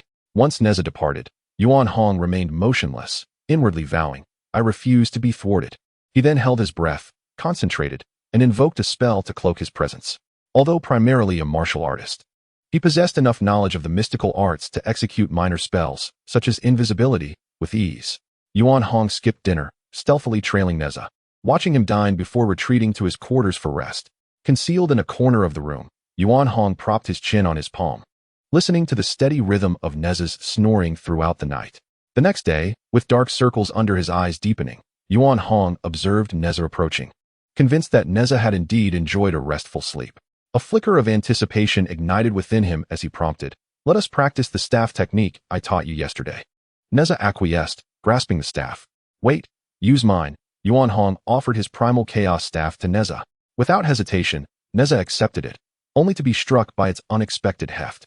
How heavy was his initial impression? Although the staff appeared unassuming, it felt burdensome to Nezha, who possessed immense strength. Unbeknownst to him, Yuan Hong had intentionally lightened the staff's weight to accommodate him. The primal chaos staff was a magical artifact, imbued with countless apertures capable of channeling a person's strength or magical energy, functioning not as an inanimate object, but as an extension of the body, seamlessly integrated and devoid of awkwardness. In an instant, Nezha ceased to perceive the staff's weight. Is this what a magical artifact is? What am my fire spear? That old rogue Taiyi. Nezha gritted his teeth inwardly, gripping the primal chaos staff tightly and unleashing its potential. He vividly recalled drifting into a familiar ink wash realm after succumbing to sleep the previous night. Initially, there was but a single ink avatar, methodically practicing the techniques learned during the day.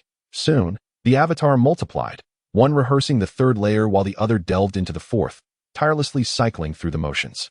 Nezha's movements flowed like water, effortless and fluid, betraying not the struggles of a novice but instead exuding an innate grace. Yuan Hong's gaze grew increasingly intricate. Having witnessed countless prodigies over his millennia of cultivation, he had never encountered such rapid advancement. Something was amiss. Furrowing his brow, tinged with curiosity, he approached Nezha and inquired in a low voice, "Your progress from yesterday to today is remarkably different. How did you achieve this?" In a sudden jolt, Nezha felt a pang of alarm. This was bad. His deception had become all too apparent. He stammered to mask his unease. I was merely practicing martial arts in my dreams." "In your dreams?" Yuan Hong mused, stroking his chin. Was he implying that he could bring insights from his dreams into reality? He had heard of such phenomena, a peculiar state indeed. Perhaps it was a ruse. But everyone harbors secrets, and Yuan Hong had his own, choosing not to delve deeper. With a shrewd calculation, he proposed, "Since you possess such remarkable abilities, let us do this." In my early years, I stumbled upon a fragment of a martial arts manuscript, containing only the mental techniques, devoid of any practical methods. I shall show it to you, and perhaps you can glean something from it, allowing us to learn together. As he spoke, Yuan Hong retrieved an ancient tome from his robe. It bore no cover or conclusion, resembling a mere segment of a larger work. Its pages thin and marked by the passage of time. Nezha, intrigued, accepted it, and upon inspecting the characters inscribed within, he perceived that each glyph encapsulated profound truths. The calligraphy robust, undoubtedly crafted by someone of transcendent mastery.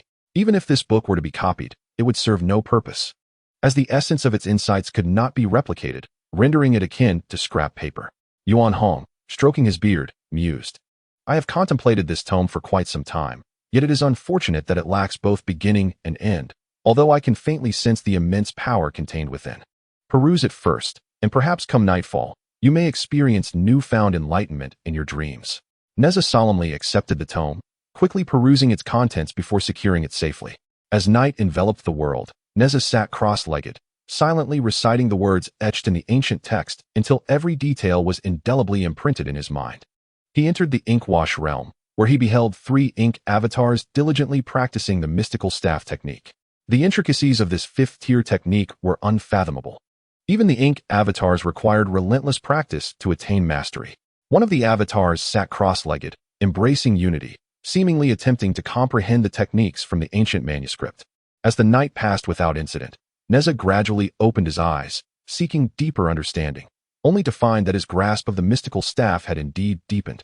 While the techniques from the manuscript remained elusive, what could this mean? Was it only possible to comprehend a complete technique? Puzzled, Nezha scratched his head and made his way to the training grounds. Yuan Hong had been awaiting him there, the dark circles under his eyes having diminished considerably. Upon seeing Nezha's invigorated spirit, he approached with delight, inquiring with genuine concern, "How goes your endeavor?" Have you made any progress? Nezha sheepishly scratched his head and replied, I am in the process of comprehension, but as of yet, the results are minimal. Perhaps the manuscript is too profound, and I require more time. Yuan Hong nodded in encouragement. Take your time, there is no need to rush. Today, I shall teach you the 6th tier of the mystical staff. Intelligence from the Eastern Sea has reached me. I must travel there personally. Practice diligently, and upon my return, I will instruct you on the final 3 tiers of the technique.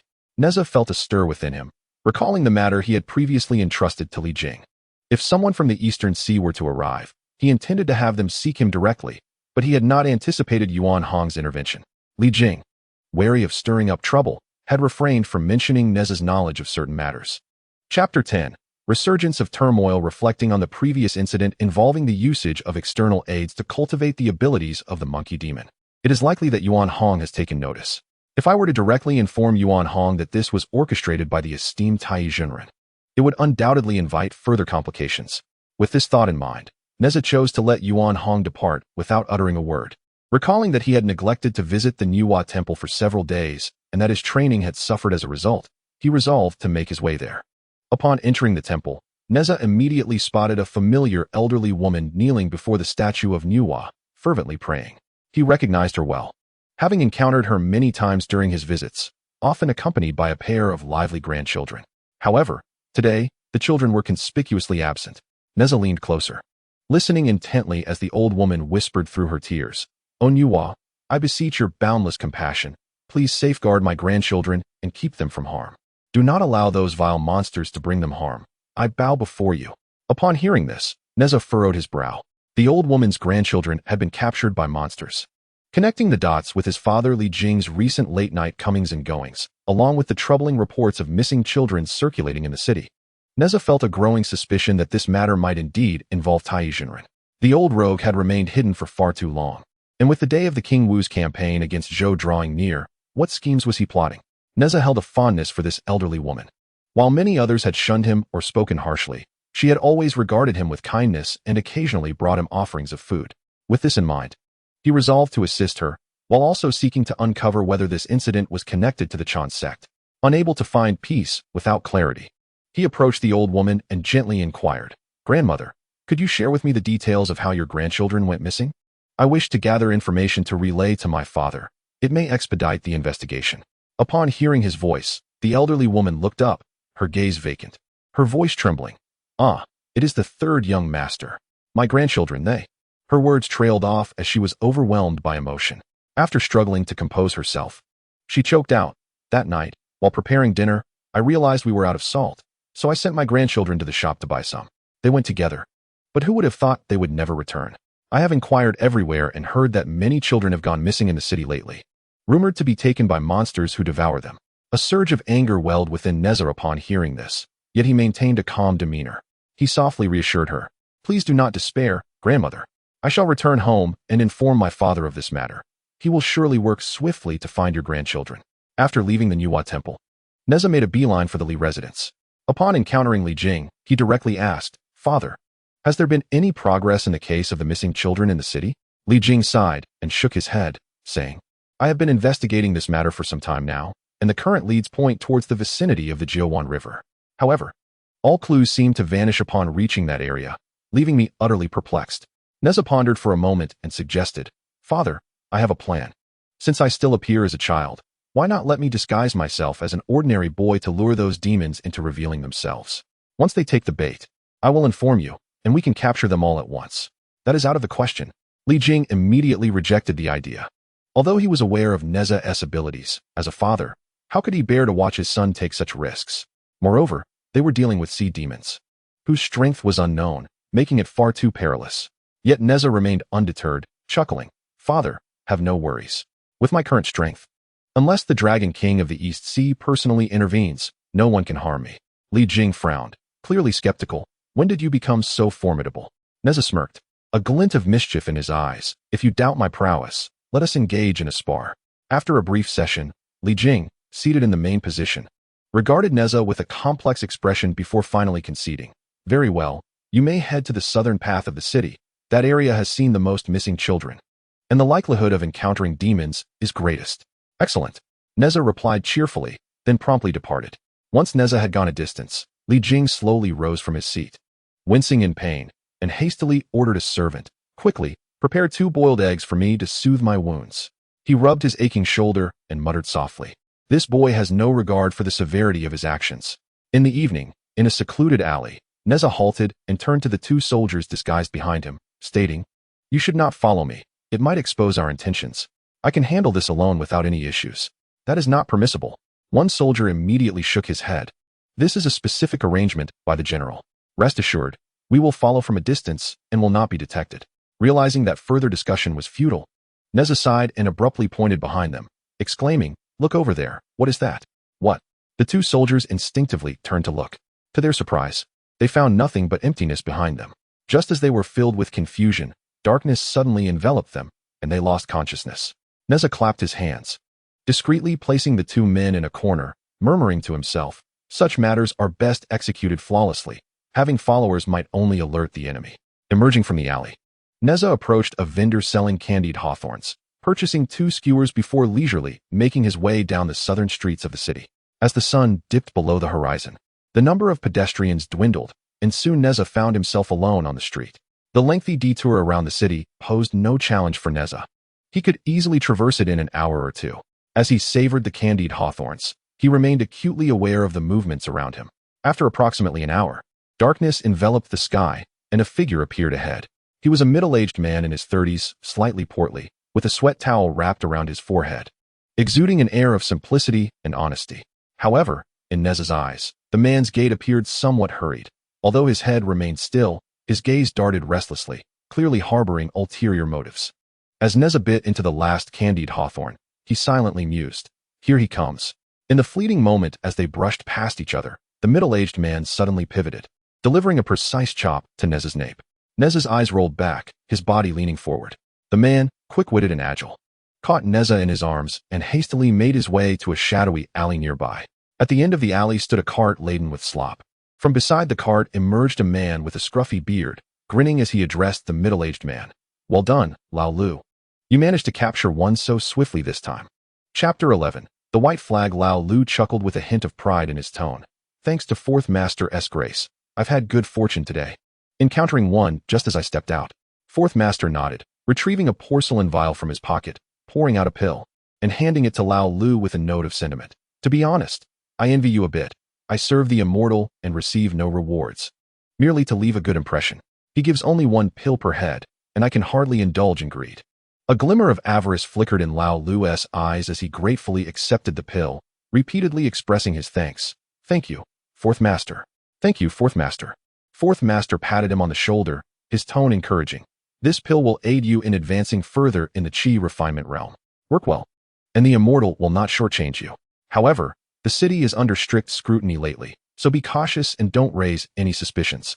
Lao Lu chuckled, brimming with confidence. "Just look at my appearance. Standing here, I resemble a simple, honest farmer. Who would suspect me?"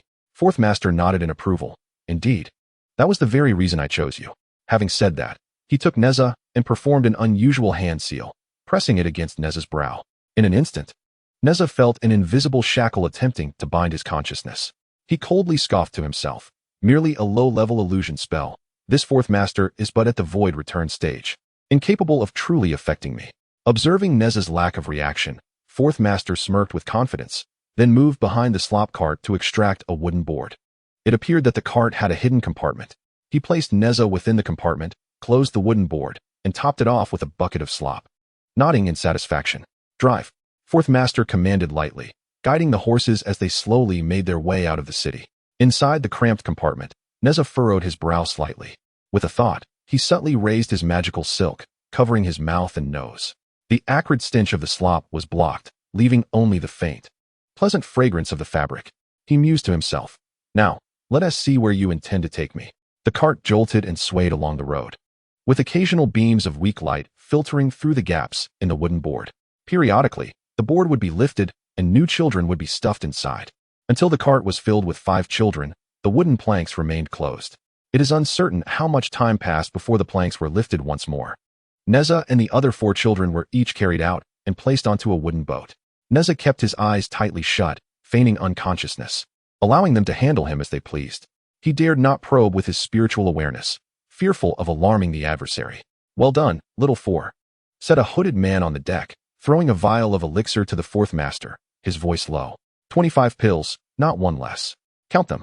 The fourth master received the elixir, a sycophantic smile plastered on his face. "You are too gracious. Serving the immortal is my fortune." The wooden boat gradually departed from the shore, propelled by spiritual energy, its speed remarkably swift. Nezha silently estimated that they were already over 100 miles away from Chentang Pass. The boat navigated into an unnamed strait, flanked by towering cliffs that obscured the sky and sun. The young man in the black robe removed his hood, revealing a youthful face adorned with a few wisps of beard on either side of his chin. He gestured with both hands, sending a stream of spiritual light into the cliffs. With a thunderous rumble, the cliffs slowly parted, unveiling a deep portal. The wooden boat soared into the opening. As the portal closed, torches within the cave ignited sequentially, illuminating the passage. Inside, a labyrinth of tunnels thrived, inhabited by transformed sea demons and untransformed seals. Upon sighting the wooden boat, they paused to pay their respects, addressing the young man with deference. "Greetings, senior brother." He nodded slightly, his demeanor exuding arrogance, clearly of high status. After traversing the main path, the wooden boat halted before a spacious grand hall. At the center stood an elderly man clad in a purple and gold robe. His visage was aged, with deep wrinkles, a sharply pointed chin, and a clean-shaven upper lip, lending him an especially sinister appearance. The young man leapt from the boat, carelessly tossing Nezha and the others against the wall, then bowed respectfully, addressing him as ancestor. The elder turned his head, his gaze sweeping over the unconscious children on the wooden boat, his brow furrowing slightly as he rasped, "Why so few?" The young man hastily explained, "Chentang Pass has recently intensified its scrutiny, and the common folk have heightened their vigilance. Opportunities for action have dwindled." The elder said nothing further.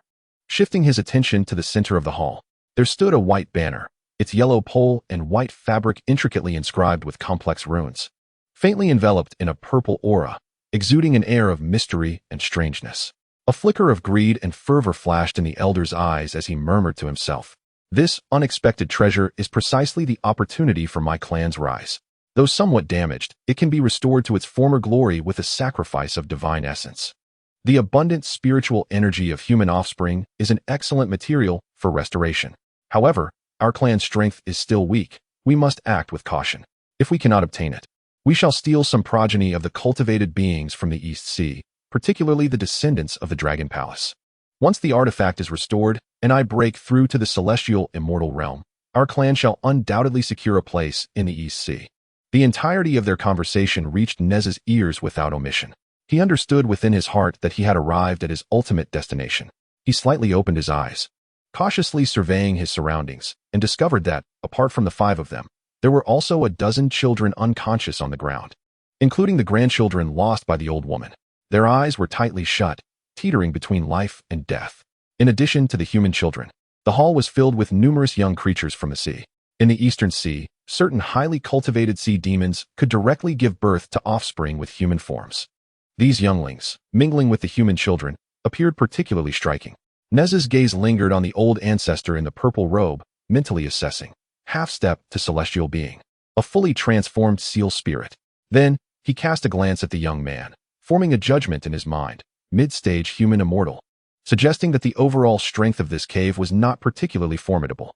Finally, his gaze fell upon the white banner, and he scoffed inwardly, a damaged magical artifact, even if restored, would merely reach the tier of a superior treasure.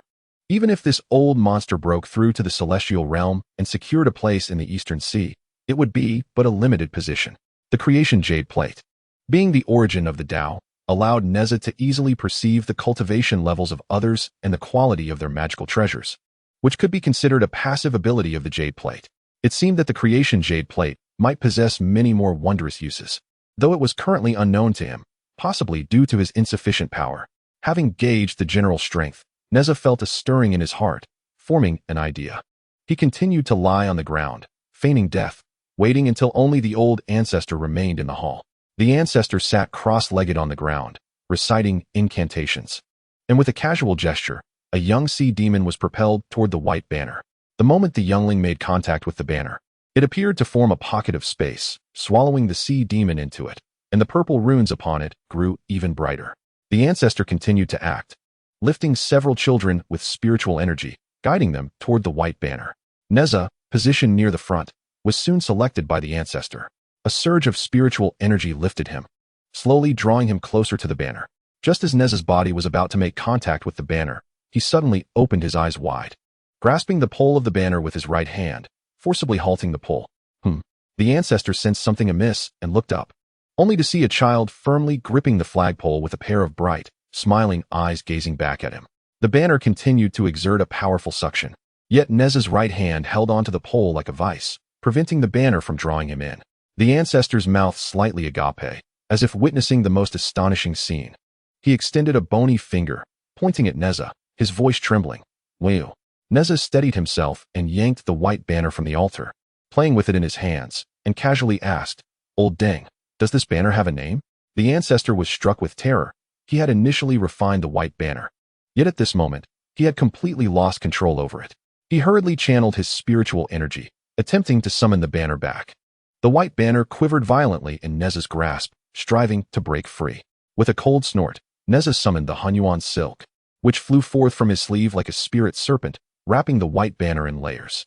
The Yuan silk was a top-tier magical artifact, and even at its peak, the white banner would hardly stand a chance. Soon, the banner lost all connection with its master, falling utterly silent. The elder's expression changed dramatically as he retreated several steps, shouting, "Someone, quickly come." A few seal spirits rushed into the grand hall, among them the young man who had brought Nezha. The elder turned to the youth urgently, "Xiaoyu, where did this child come from?" Nezha, however, showed no signs of delay. With a wave of his hand, the Qianquan circle transformed into a beam of golden light, hurtling towards the elder, another top-tier magical artifact. The elder was taken aback, hastily channeling his spiritual power to barely block the attack, while urgently explaining, "What esteemed friend might you be? We may have a misunderstanding. Let us discuss this. Please reveal your true form." He could not fathom that Nezha was indeed the true embodiment of power, for how could such a small child possess such formidable artifacts? With a cold laugh, Nezha summoned the Qianquan circle back. He stepped forward, moving like lightning, and in an instant, was upon the elder, delivering a punch that howled through the air, aimed directly at the elder's face.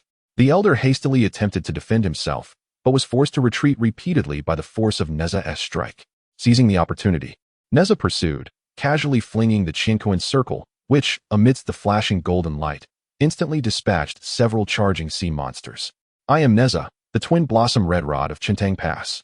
How dare you abduct children in my domain? Today marks your end." Nezha's voice was cold and his gaze sharp as a blade. Now that he had mastered the nine-turn profound art, his physical strength rivaled that of a late-stage human immortal, wielding the top-tier Qianquan circle, making him unmatched within the grand hall. While defending himself, the elder exclaimed, "Senior, I have cultivated for 1,000 years, known as the Sea Meeting Ancestor, and I have some friends in the East Sea. I implore you to show me some grace. I am willing to offer compensation." "Sea Meeting Ancestor?" Nezha paused, then let out a cold laugh. "Then you shall not survive today? I intend to use that title from now on." No sooner had he spoken than Nezha flashed forward, closing in on the elder and raised the Qianquan circle high, bringing it down forcefully upon the elder's head. Bang, bang, bang.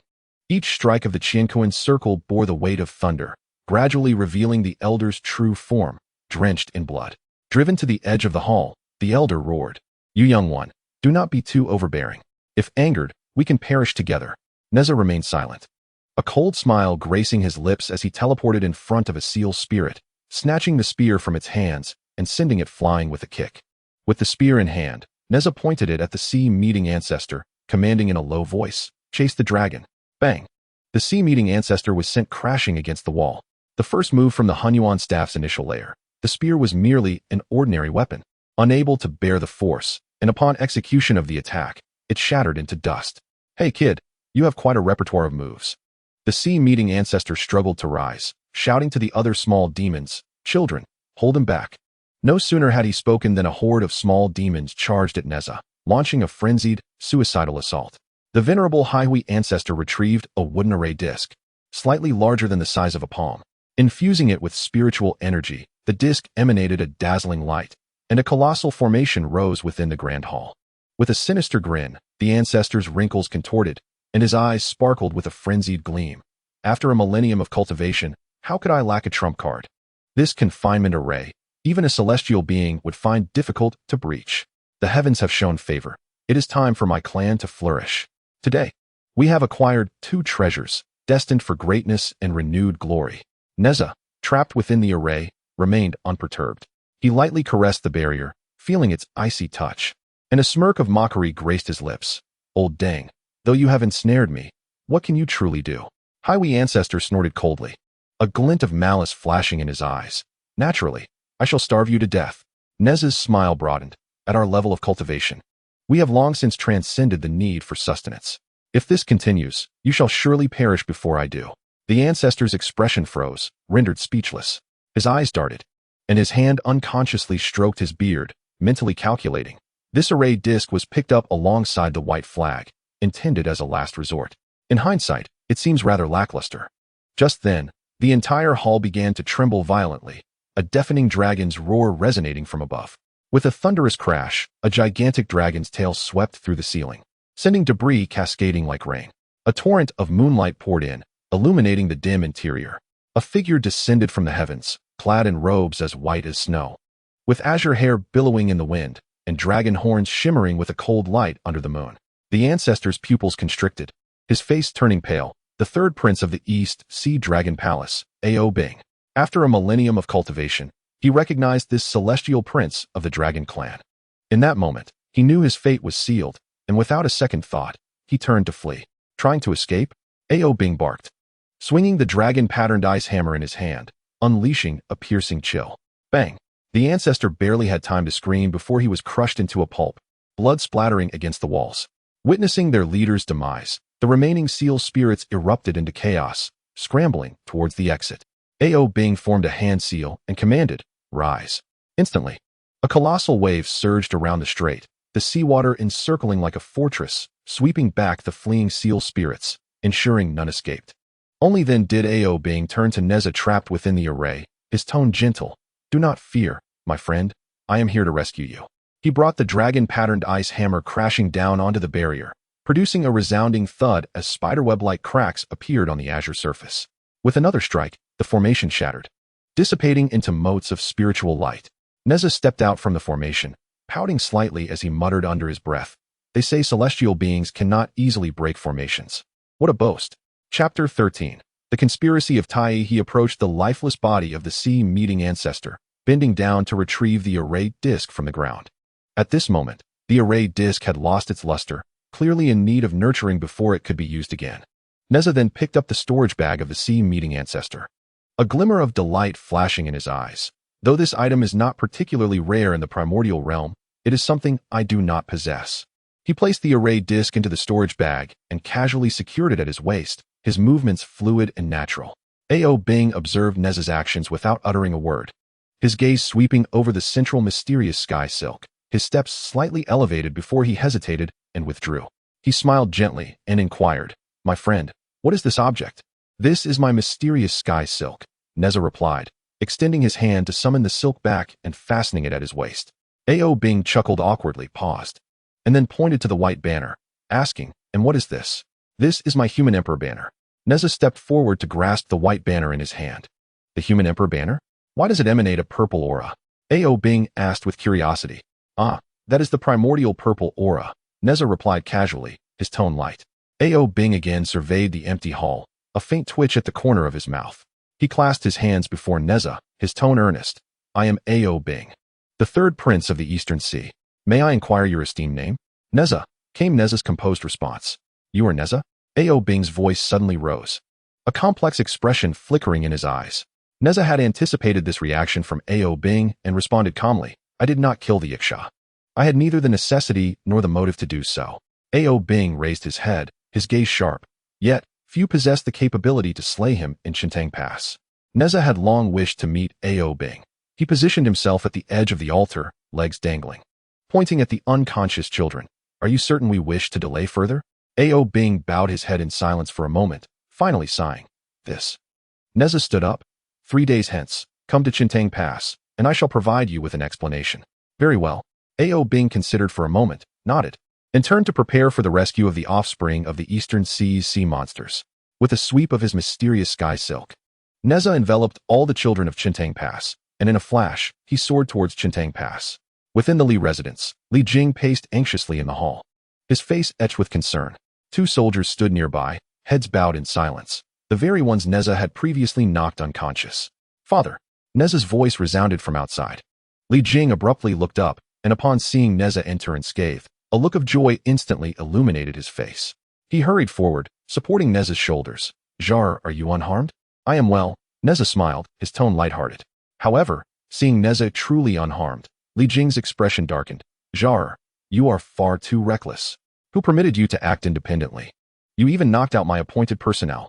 What if something had happened?" Nezha interrupted Li Jing's tirade. "Father, I have rescued the lost children." "What?" Li Jing's words abruptly ceased, his eyes filled with astonishment.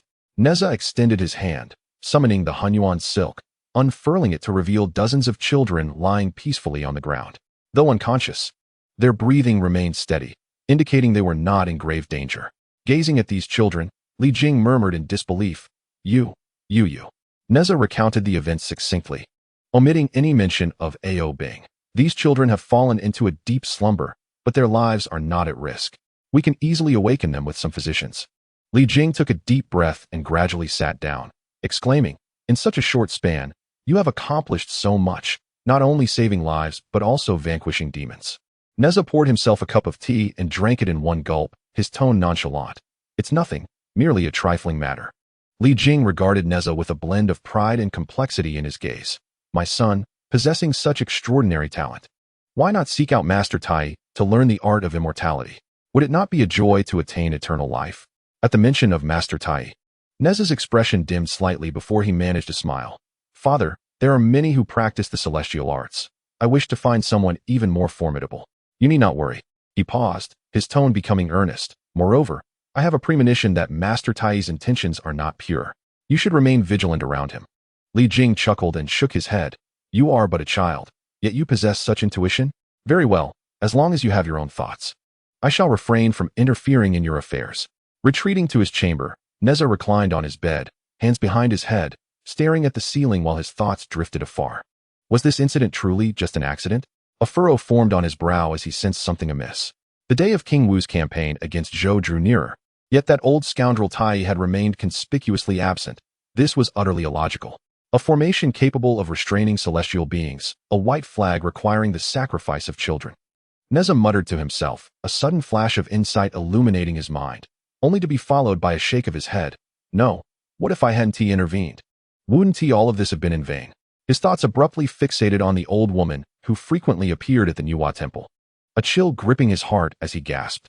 Could it be that Taiyi was lurking nearby at that time? Was he planning to feign a rescue after I was trapped, only to be thwarted by the unexpected arrival of Ao Bing? With this realization, Nezha sprang upright from his bed, a glint of cold determination in his eyes. "I have arranged to meet Ao Bing in 3 days. This matter has likely come to Taiyi's attention." The ensuing chaos in the East Sea was likely imminent.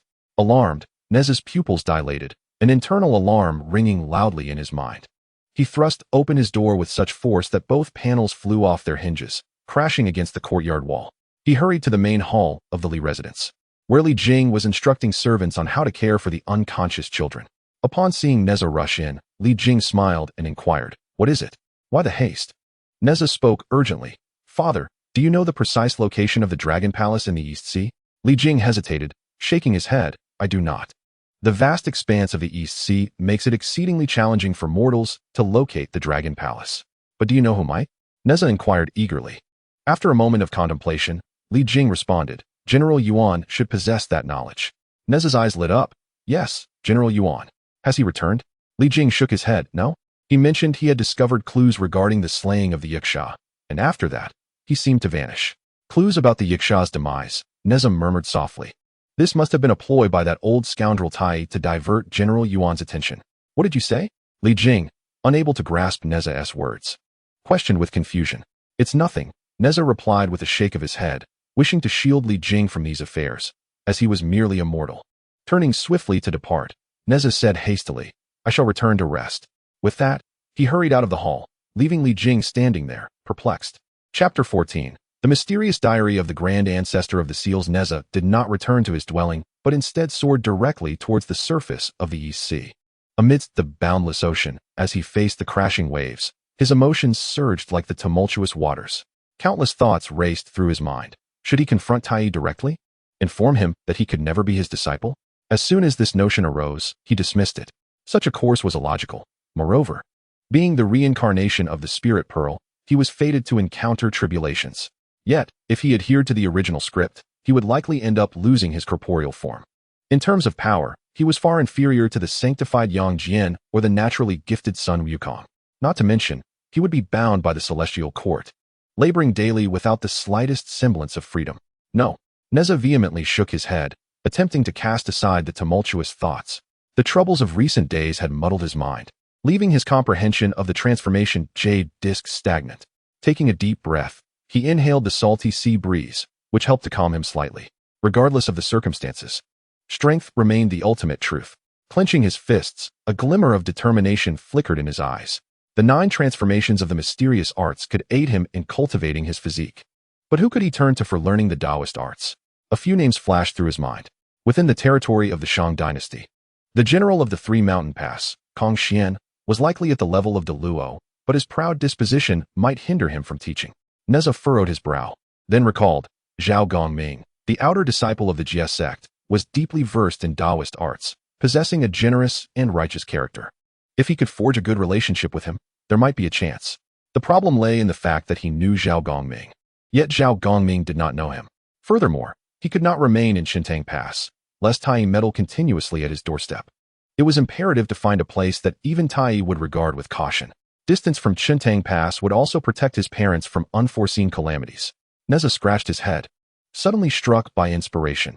In the latter stages of the function, Zhao Gongming was summoned by Wenzhong to counteract the Chan Sect, and their relationship was exceedingly close. Yes. Once this matter concludes, I shall go to Chaoga and seek out Wenzhong, serving as a soldier under his command. With my capabilities, I shall soon find myself in a position of favor once more. At that juncture, it should not prove difficult to request an audience with Zhao Gongming. Armed with military achievements, once I am under Zhao Gongming's patronage, that wretched Taiyi shall no longer be able to lay a finger on me.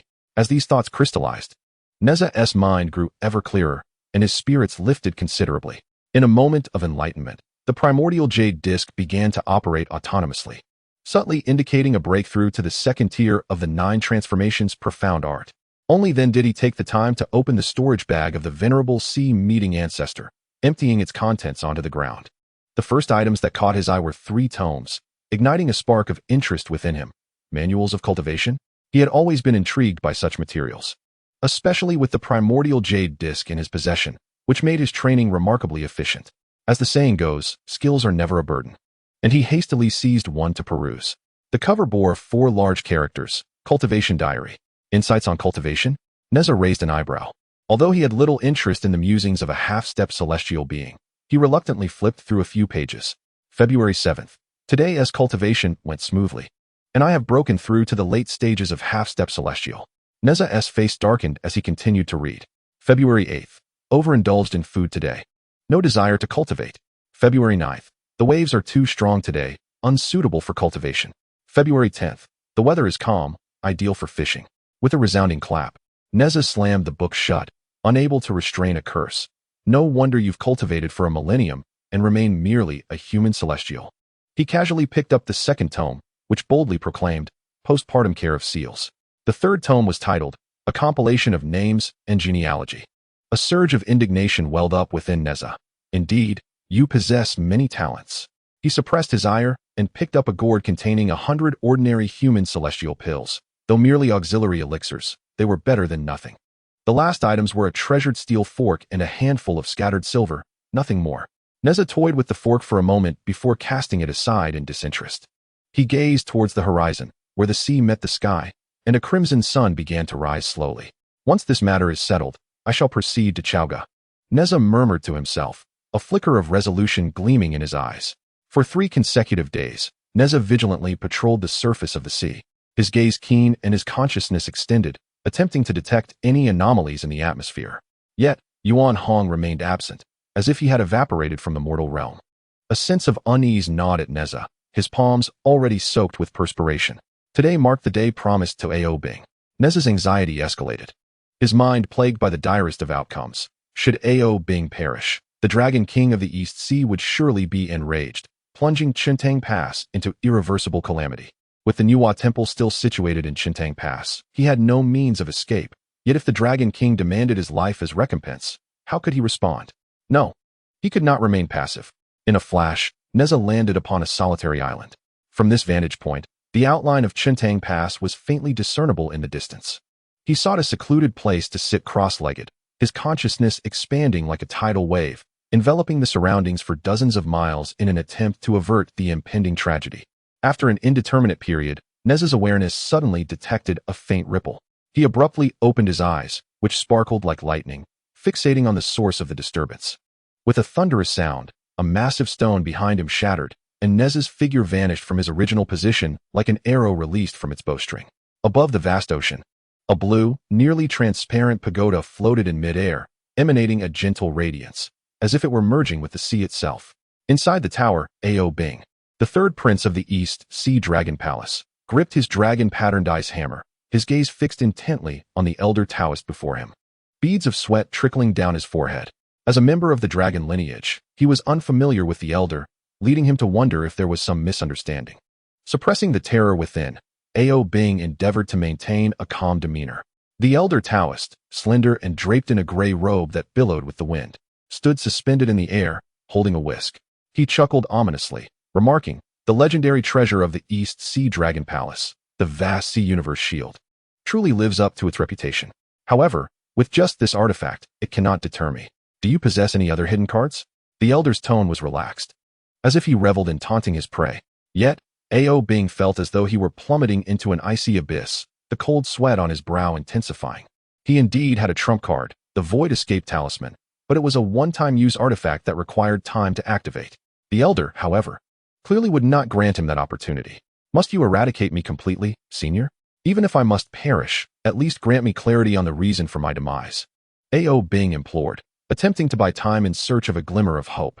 The elder's chilling laughter echoed. "This is your destiny. Do not entertain thoughts of delay. The Void Escape Talisman? You won't have the chance to use it." "What?" Ao Bing's heart sank in shock. He had intended to surreptitiously retrieve the talisman during the elder's verbal pause, hoping for a chance at survival. Yet, the elder seemed aware of his possession of the talisman. Who was this person? The elder evidently had no intention of allowing him further contemplation. With a flick of his wrist, the whisk extended, the white threads instantly lengthening to 1,000 meters, coiling around the vast sea universe shield like a sinuous serpent. Crack! A minute fissure appeared on the surface of the pagoda. Ao Bing's expression changed drastically as he hastily swung the dragon-patterned ice hammer in an attempt to repel the threads. However, the myriad of threads remained steadfast, unyielding to his assaults. "This is bad." Ao Bing's heart raced with dread as he retreated, striving to extract the Void Escape Talisman and force its use. You have no chance." With a sweeping gesture, the elder conjured an invisible barrier, instantly throwing the spiritual energy of the world into chaos, rendering the Void Escape Talisman powerless. The threads surged forth once more, hurtling towards Ao Bing. In that critical moment, a golden light pierced through the air, accompanied by a piercing hum, colliding fiercely with the threads. Bang! The threads were momentarily halted, but the merging sky silks swiftly followed, instantly entwining Ao Bing's form. With a sudden motion, he pulled him backward, narrowly evading the onslaught of dust whips. It was only then that Nezha's figure materialized behind Ao Bing. He grasped Ao Bing firmly, his voice laced with urgency. "Are you unscathed? What brings you here?" Ao Bing was both surprised and delighted, yet his predominant emotion was concern. Opposite them stood an old Taoist of golden immortal caliber, even with Nezha's arrival. The situation seemed dire. "You see, this person is the true culprit behind the murder of the Yaksha." Nezha's gaze was icy, fixated on the old Taoist. Ao Bing offered a bitter smile. "What use is it to discuss this now? We may very well perish here." Nezha's unexpected appearance startled the old Taoist, who could not fathom why Nezha was present at this moment. Meanwhile, on a desolate island 1,000 miles away, Taiyi Zhenren slowly opened his eyes, a cryptic smile curling at the corners of his mouth. He murmured to himself, "Very well, let me first eliminate Ao Bing. Then allow my avatar to spring into action just as Nezha is poised to strike." A debt of gratitude for saving a life warrants a master-apprentice relationship, does it not? With Ao Bing's demise, the Dragon King will surely be enraged, and the safety of Chentang Pass will hang by a thread, necessitating my intervention to resolve the crisis. Such is the will of heaven, the will indeed. A glimmer of cold malice flashed in his eyes before he closed them, channeling all his energy into controlling his distant avatar at sea. Above the waters, Taiyi Zhenren's avatar bore an impassive expression, as though he did not recognize Nezha at all. With a flick of his dust whisk, the dust whips surged forth like ethereal serpents, seemingly intent on vanquishing both Nezha and Ao Bing. Yet the true lethal strike was aimed solely at Ao Bing. In that moment of imminent peril, a thunderous roar echoed from afar. Who dares to harm my disciple? Before the sound faded, a flash of white light appeared on the horizon, rapidly expanding. The mixed divine staff descended like a meteor from the heavens, engulfed in fierce flames, crashing down upon the dust whips. Boom! The collision of the dust whips and the mixed divine staff erupted in a deafening roar, sending towering waves crashing across the sea. Yuan Hong's figure appeared before Nezha like a bolt of lightning, wielding the mixed divine staff, his gaze fierce. General Yuan, Nezha exclaimed with joy, the tension in his heart dissipating instantly. With Yuan Hong's presence, he felt a newfound confidence. Yuan Hong glanced back briefly, offering Nezha a reassuring smile, then turned to the old Taoist with a stern demeanor. Who are you? Why do you cause trouble at Chentang Pass? The old Taoist did not respond, merely offering a sinister smile. Yuan Hong, you may take Nezha and leave. I shall not impede you. However, Ao Bing is destined for death. Do not entangle yourself in this matter, lest you invite your own demise. Hearing this, Yuan Hong let out a hearty laugh. Karma? I am the Grand General, appointed by the Emperor of Humanity, tasked with guarding the 100 passes. I embody karma. You, a mere second transformation golden immortal, dare to speak so arrogantly? I came to investigate the murder of the Yaksha, only to discover it was an illusionary array. Surely you are behind this? You have schemed to frame the Chentang Pass, intending to incite a war with the Dragon Clan. If you do not provide me with an explanation today, you shall not leave. The old Taoist snorted coldly. If I wish to depart, you cannot detain me. With that, he waved his hand, and a rift in the void instantly opened as he turned to step into it. He and Yuan Hong were evenly matched, and there was no need to prolong this confrontation. I have spoken. You are not permitted to leave. Yuan Hong bellowed, his voice like thunder, shaking the very fabric of space. The rift that had just opened shattered instantaneously, dissolving into nothingness. Yuan Hong took a step forward, his mixed divine staff raised with force, creating a dark fissure in the space it traversed. With the staff bearing the power to devastate, it descended upon the old Taoist's head. The old Taoist let out a cold grunt, forming a seal with his hands, his body becoming ethereal, already appearing a kilometer away. Yet, as the old Taoist's form flickered, Yuan Hong's body also shimmered, mirroring the old Taoist's movements, instantaneously materializing behind him. The old Taoist was taken aback, hurriedly waving his whisk to defend himself. With a clash, the two forces collided, sending a towering spray of water skyward. The old Taoist was propelled back 1,000 meters, barely stabilizing himself, his complexion pale as a sheet. Yuan Hong sneered, tossing his mixed divine staff skyward. The staff expanded instantly, blocking out the sun's light, resembling a colossal mountain as it bore down upon the old Taoist with tremendous force. If you do not surrender, I shall strike you until your soul is scattered. Yuan Hong's voice thundered across the heavens. The old Taoist gritted his teeth, waving his right hand, golden light flashing at his wrist as 12 golden talismans soared forth, attempting to withstand the descending staff. Such trivial skills, daring to show off before me. Yuan Hong scoffed, launching himself into the air with a flick of his toes.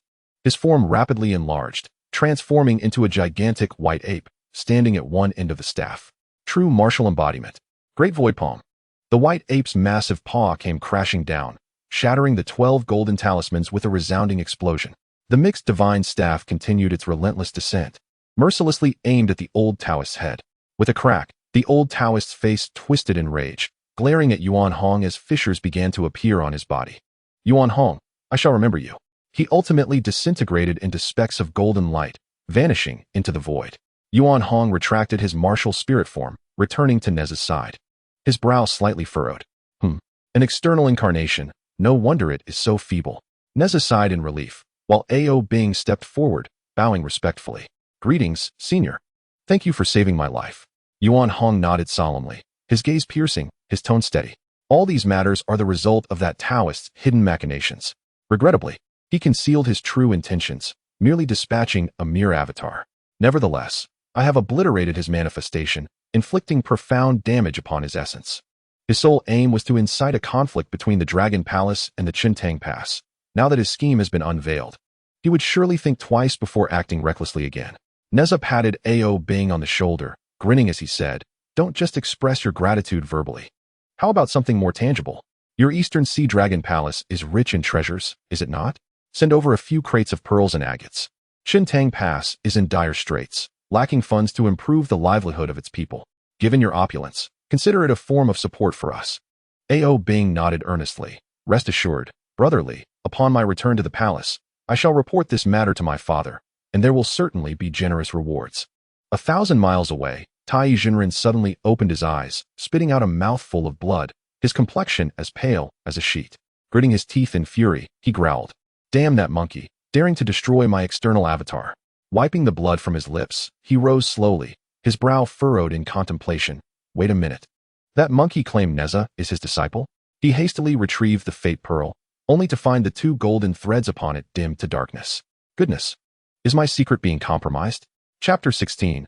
The 4-piece set. Emerging from the mountain, Taiyi Zhenren's expression changed drastically. He had not anticipated such a turn of events. This cannot stand. I must return swiftly and, while I am at it, present 2 more magical artifacts to enhance the karmic connections. Within the Li residence, Nezha was diligently practicing the first 6 forms of the mixed spirit staff in the training grounds. The staff danced through the air with a forceful momentum, and Yuan Hong stood beside him, nodding in satisfaction, though he sighed. "You truly possess the makings of a martial artist. However, if you do not become my disciple, I cannot impart the latter 3 forms to you. These final forms embody the essence of the mixed spirit staff and must be passed on to a true heir." Nezha ceased his practice, curious as he inquired, "Were the techniques you employed in battle the latter 3 forms?" "Indeed," Yuan Hong replied, a glimmer of pride flashing in his eyes. "I possess far more techniques. If you become my disciple, I assure you that I will teach you everything." His tone was laced with persuasive encouragement. Nezha pursed his lips, pondering. Yuan Hong is unlike Zhao Gongming. He is a general of the Shang dynasty, and the war of the gods is inevitable. Once I become his disciple, an endless web of karma will ensue, and that cannot be allowed. Just as he prepared to decline, a voice suddenly echoed, "Become a disciple? What do you mean by that?" Taiyi Zhenren materialized in the training grounds, exuding an aura of celestial grace, embodying the image of a sage. No one could have anticipated that the treacherous old Taoist from before was merely his external avatar. Yuan Hong turned to look, his brow furrowing slightly. "Who are you?" Taiyi Zhenren flicked his whisk and replied calmly, "I am Taiyi Zhenren of the Qianyuan Mountain, the Golden Light Cave, and I serve the infinite heavenly sovereign." Yuan Hong scoffed, "Yet I have heard that Nezha has not taken a master. That is merely a matter of time." Taiyi Zhenren retorted defiantly, "I have already set my sights on Nezha." Yuan Hong scoffed derisively, "What nonsense! Is there a hierarchy in accepting disciples?" Taiyi Zhenren stepped forward, locking eyes with Yuan Hong, his voice laced with indignation.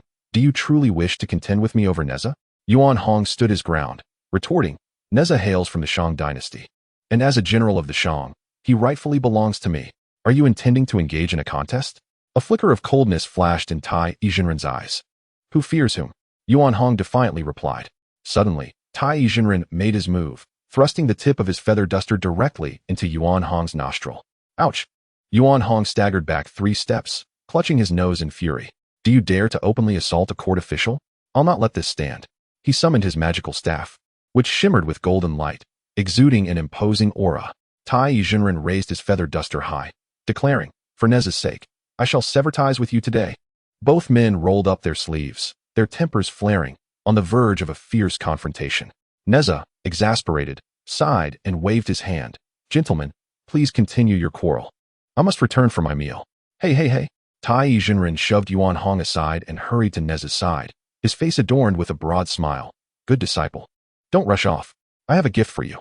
Nezha initially intended to mend their relationship, but upon hearing the word gift, his eyes brightened. "What gift?"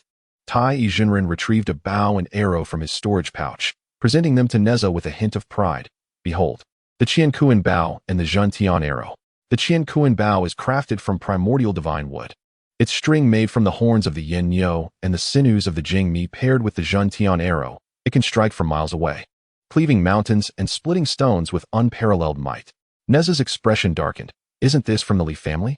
Are you truly buying me seeds?" Yet he feigned surprise, mouth agape.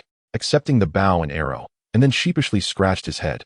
Do you happen to have any flying artifacts? Taiyi Zhenren pondered for a moment and retrieved a pair of golden wheels from his pouch. The surface of the wheels was not smooth but adorned with intricate and exquisite patterns, resembling a dance of flowing flames intertwined with howling winds. These patterns seemed alive, constantly shifting and changing, as if imbued with boundless power. Taiyi Zhenren elaborated. These are the wind-fire wheels, a supreme treasure. Step upon them, and you shall move as swiftly as the wind, traversing thousands of miles without expending a single trace of spiritual energy. Nezha took the wind-fire wheels, examining them closely, then inquired with confusion. If they are called wind-fire wheels, why do they not emit flames? Taiyi Zhenren's expression soured as he struck Nezha's head with the feather duster. When moving at high speeds, the friction between metal and air naturally ignites. Have you forgotten the knowledge I imparted to you years ago? What? Nezha, clutching his head, gazed at Taiyi Zhenren in disbelief. You understand this? Is this knowledge of our world? This is common knowledge.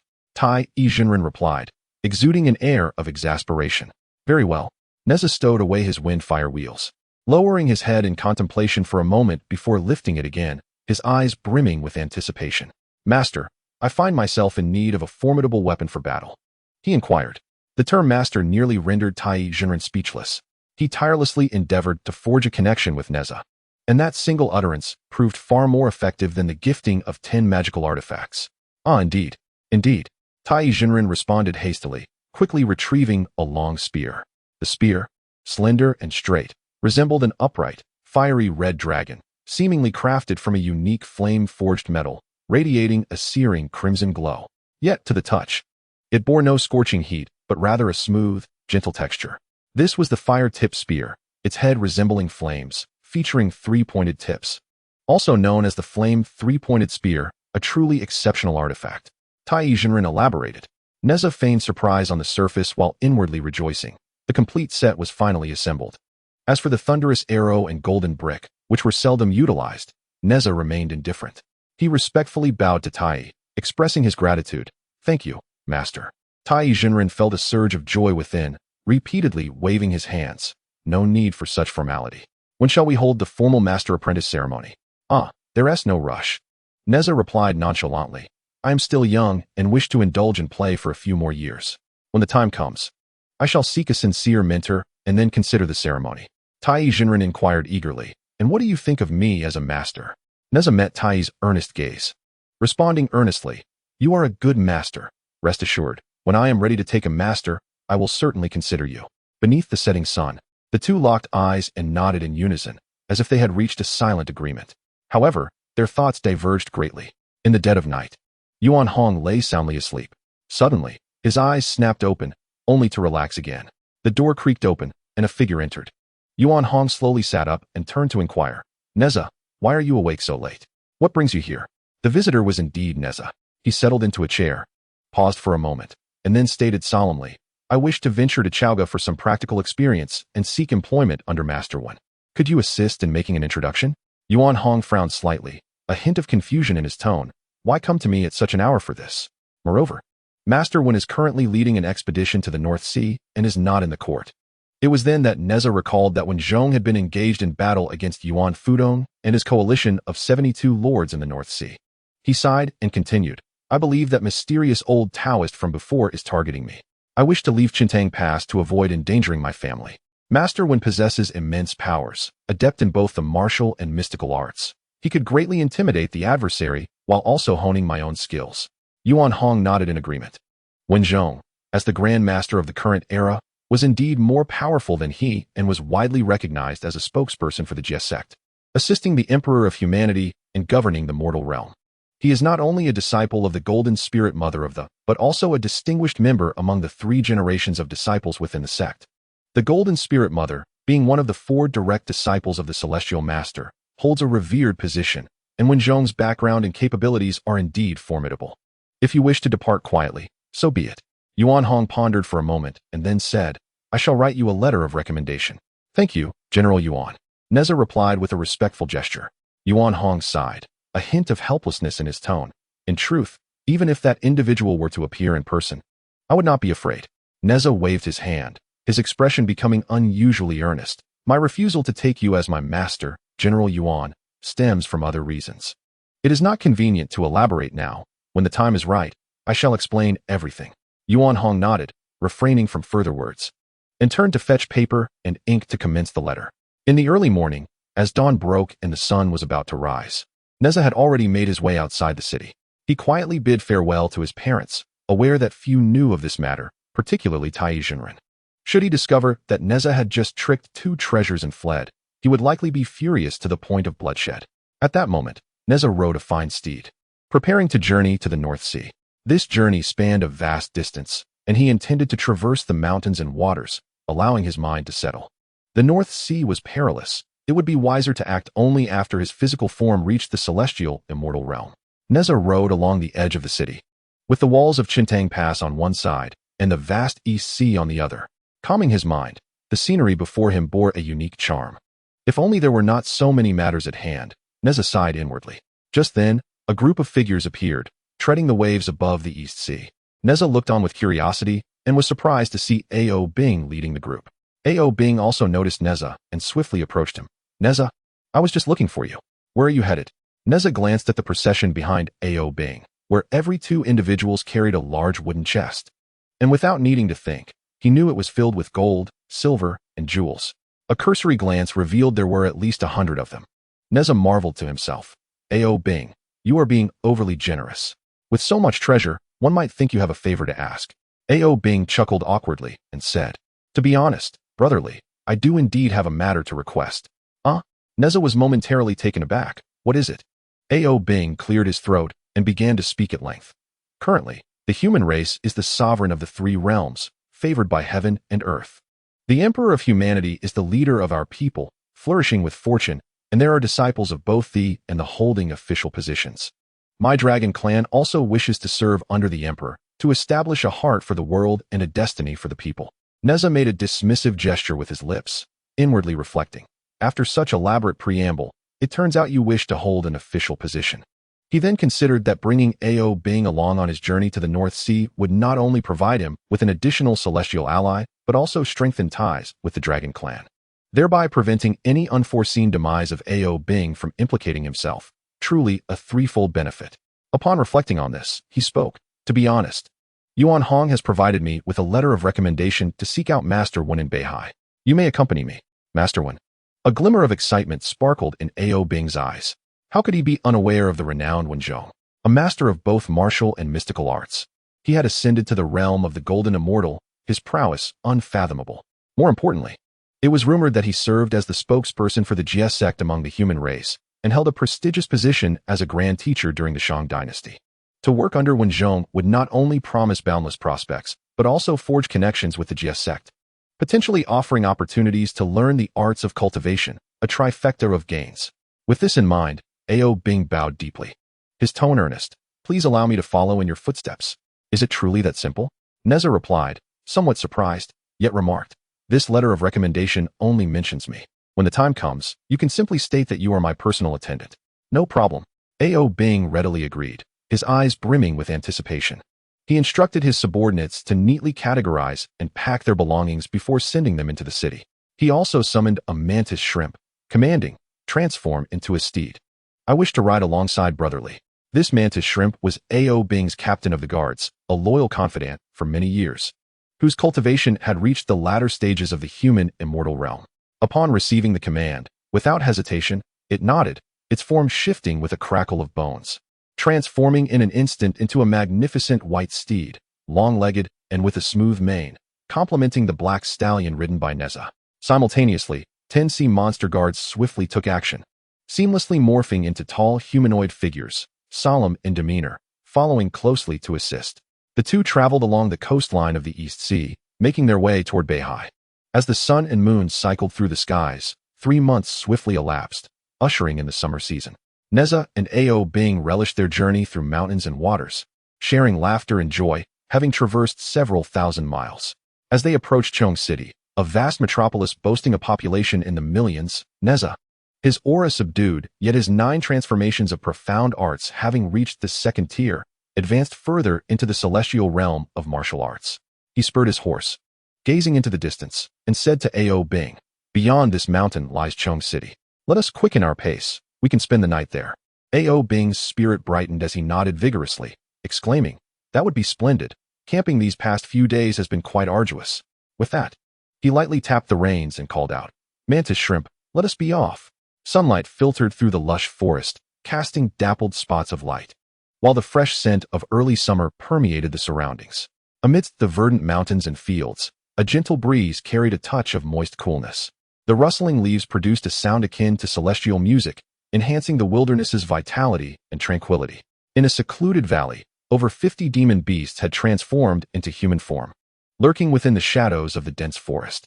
These creatures were fierce incarnations of black bears and tigers, their physiques imposing and their presence menacing, instilling a sense of dread. Yet, at the forefront of these beasts stood two youths, their appearances as exquisite as jade, adorned in resplendent garments. Between their brows lingered a hint of shrewdness and composure, forming a stark contrast to the imposing demonic beasts nearby. They resembled two pearls gleaming in the dark of night. They were none other than the young master of colorful clouds and the young master of azure clouds. At that moment, a wolf demon hurriedly approached, his expression fraught with urgency as he exclaimed, "They are coming. Nezha and his companions are nearly here." The azure cloud young master immediately inquired, "Are you certain it is Nezha?" The wolf demon nodded affirmatively, responding, "Indeed. The little rascal is riding a horse, and his appearance is too conspicuous to mistake." Chapter 18. I know no one. Upon hearing this, the azure cloud young master revealed a cold smile. He raised his hand to signal behind him and whispered, "The employer has provided us with a magical artifact. Upon success, we shall use this artifact to celebrate Lady Shurji's birthday, honoring her teachings to us." At this juncture, a fox spirit furrowed her brow, her voice tinged with concern. "I have heard that Nezha is the son of Li Jing from Chentang Pass. We know not of his prowess. If we act recklessly, could we not invite danger?" The azure cloud young master chuckled lightly, his tone relaxed. "Fear not, for I have a plan that will not only test his strength, but also ascertain his identity. You shall proceed as follows. On a winding mountain path, Nezha rode his black steed while A.O. Bing rode a shrimp-like creature. Following them were 10 guards, and the group gradually approached the enchantment ridge. The road here was narrow, flanked by a precipice on one side and a sheer cliff on the other, barely allowing 2 horses to pass side by side. The two slowed their pace, proceeding with caution. Just ahead, at a bend in the road, a cart was obstructing their passage. A middle-aged man, dressed as a farmer, knelt with his head beneath the cart, seemingly inspecting its undercarriage. One of A.O. Bing's guards dismounted, striding forward to deliver a kick to the farmer's backside, bellowing, "What are you doing? Why are you blocking the way? Move this cart at once." The farmer, startled, quickly emerged with an apologetic expression, "I truly apologize. My axle has broken, and I am in quite a hurry. In this desolate place, could you kindly assist me in moving the cart? What sort of time do we have to waste helping you? Just shift the cart so we can pass." The guard replied impatiently, reaching out to push the cart. At that moment, the seemingly simple farmer suddenly drew a broken divine crossbow from his waist, pointing it at the guard as he shouted, "Do not move. Anyone who dares to move will face the consequences." The iron arrows atop the crossbow were magical artifacts, specifically designed to pierce through Taoist energies.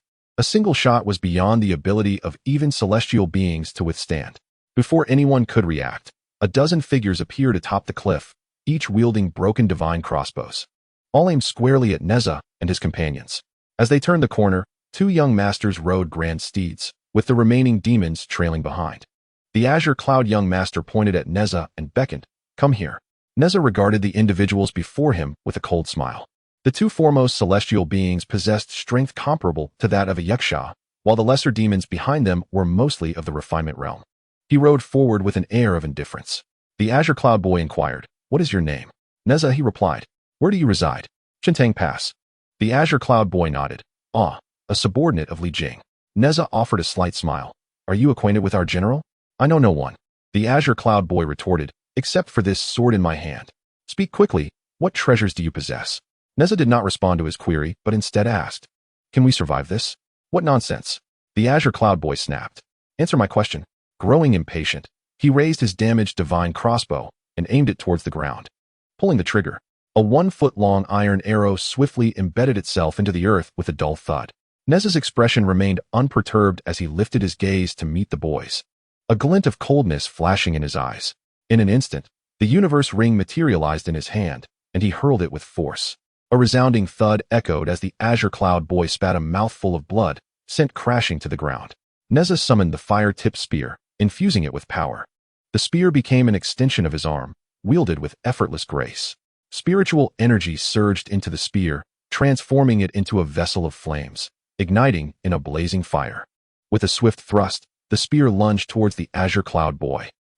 Though the Azure Cloud Boy had anticipated the attack, he was still startled by the spear's ferocity, barely evading the strike. Nezha, having missed his target, leaped into the air.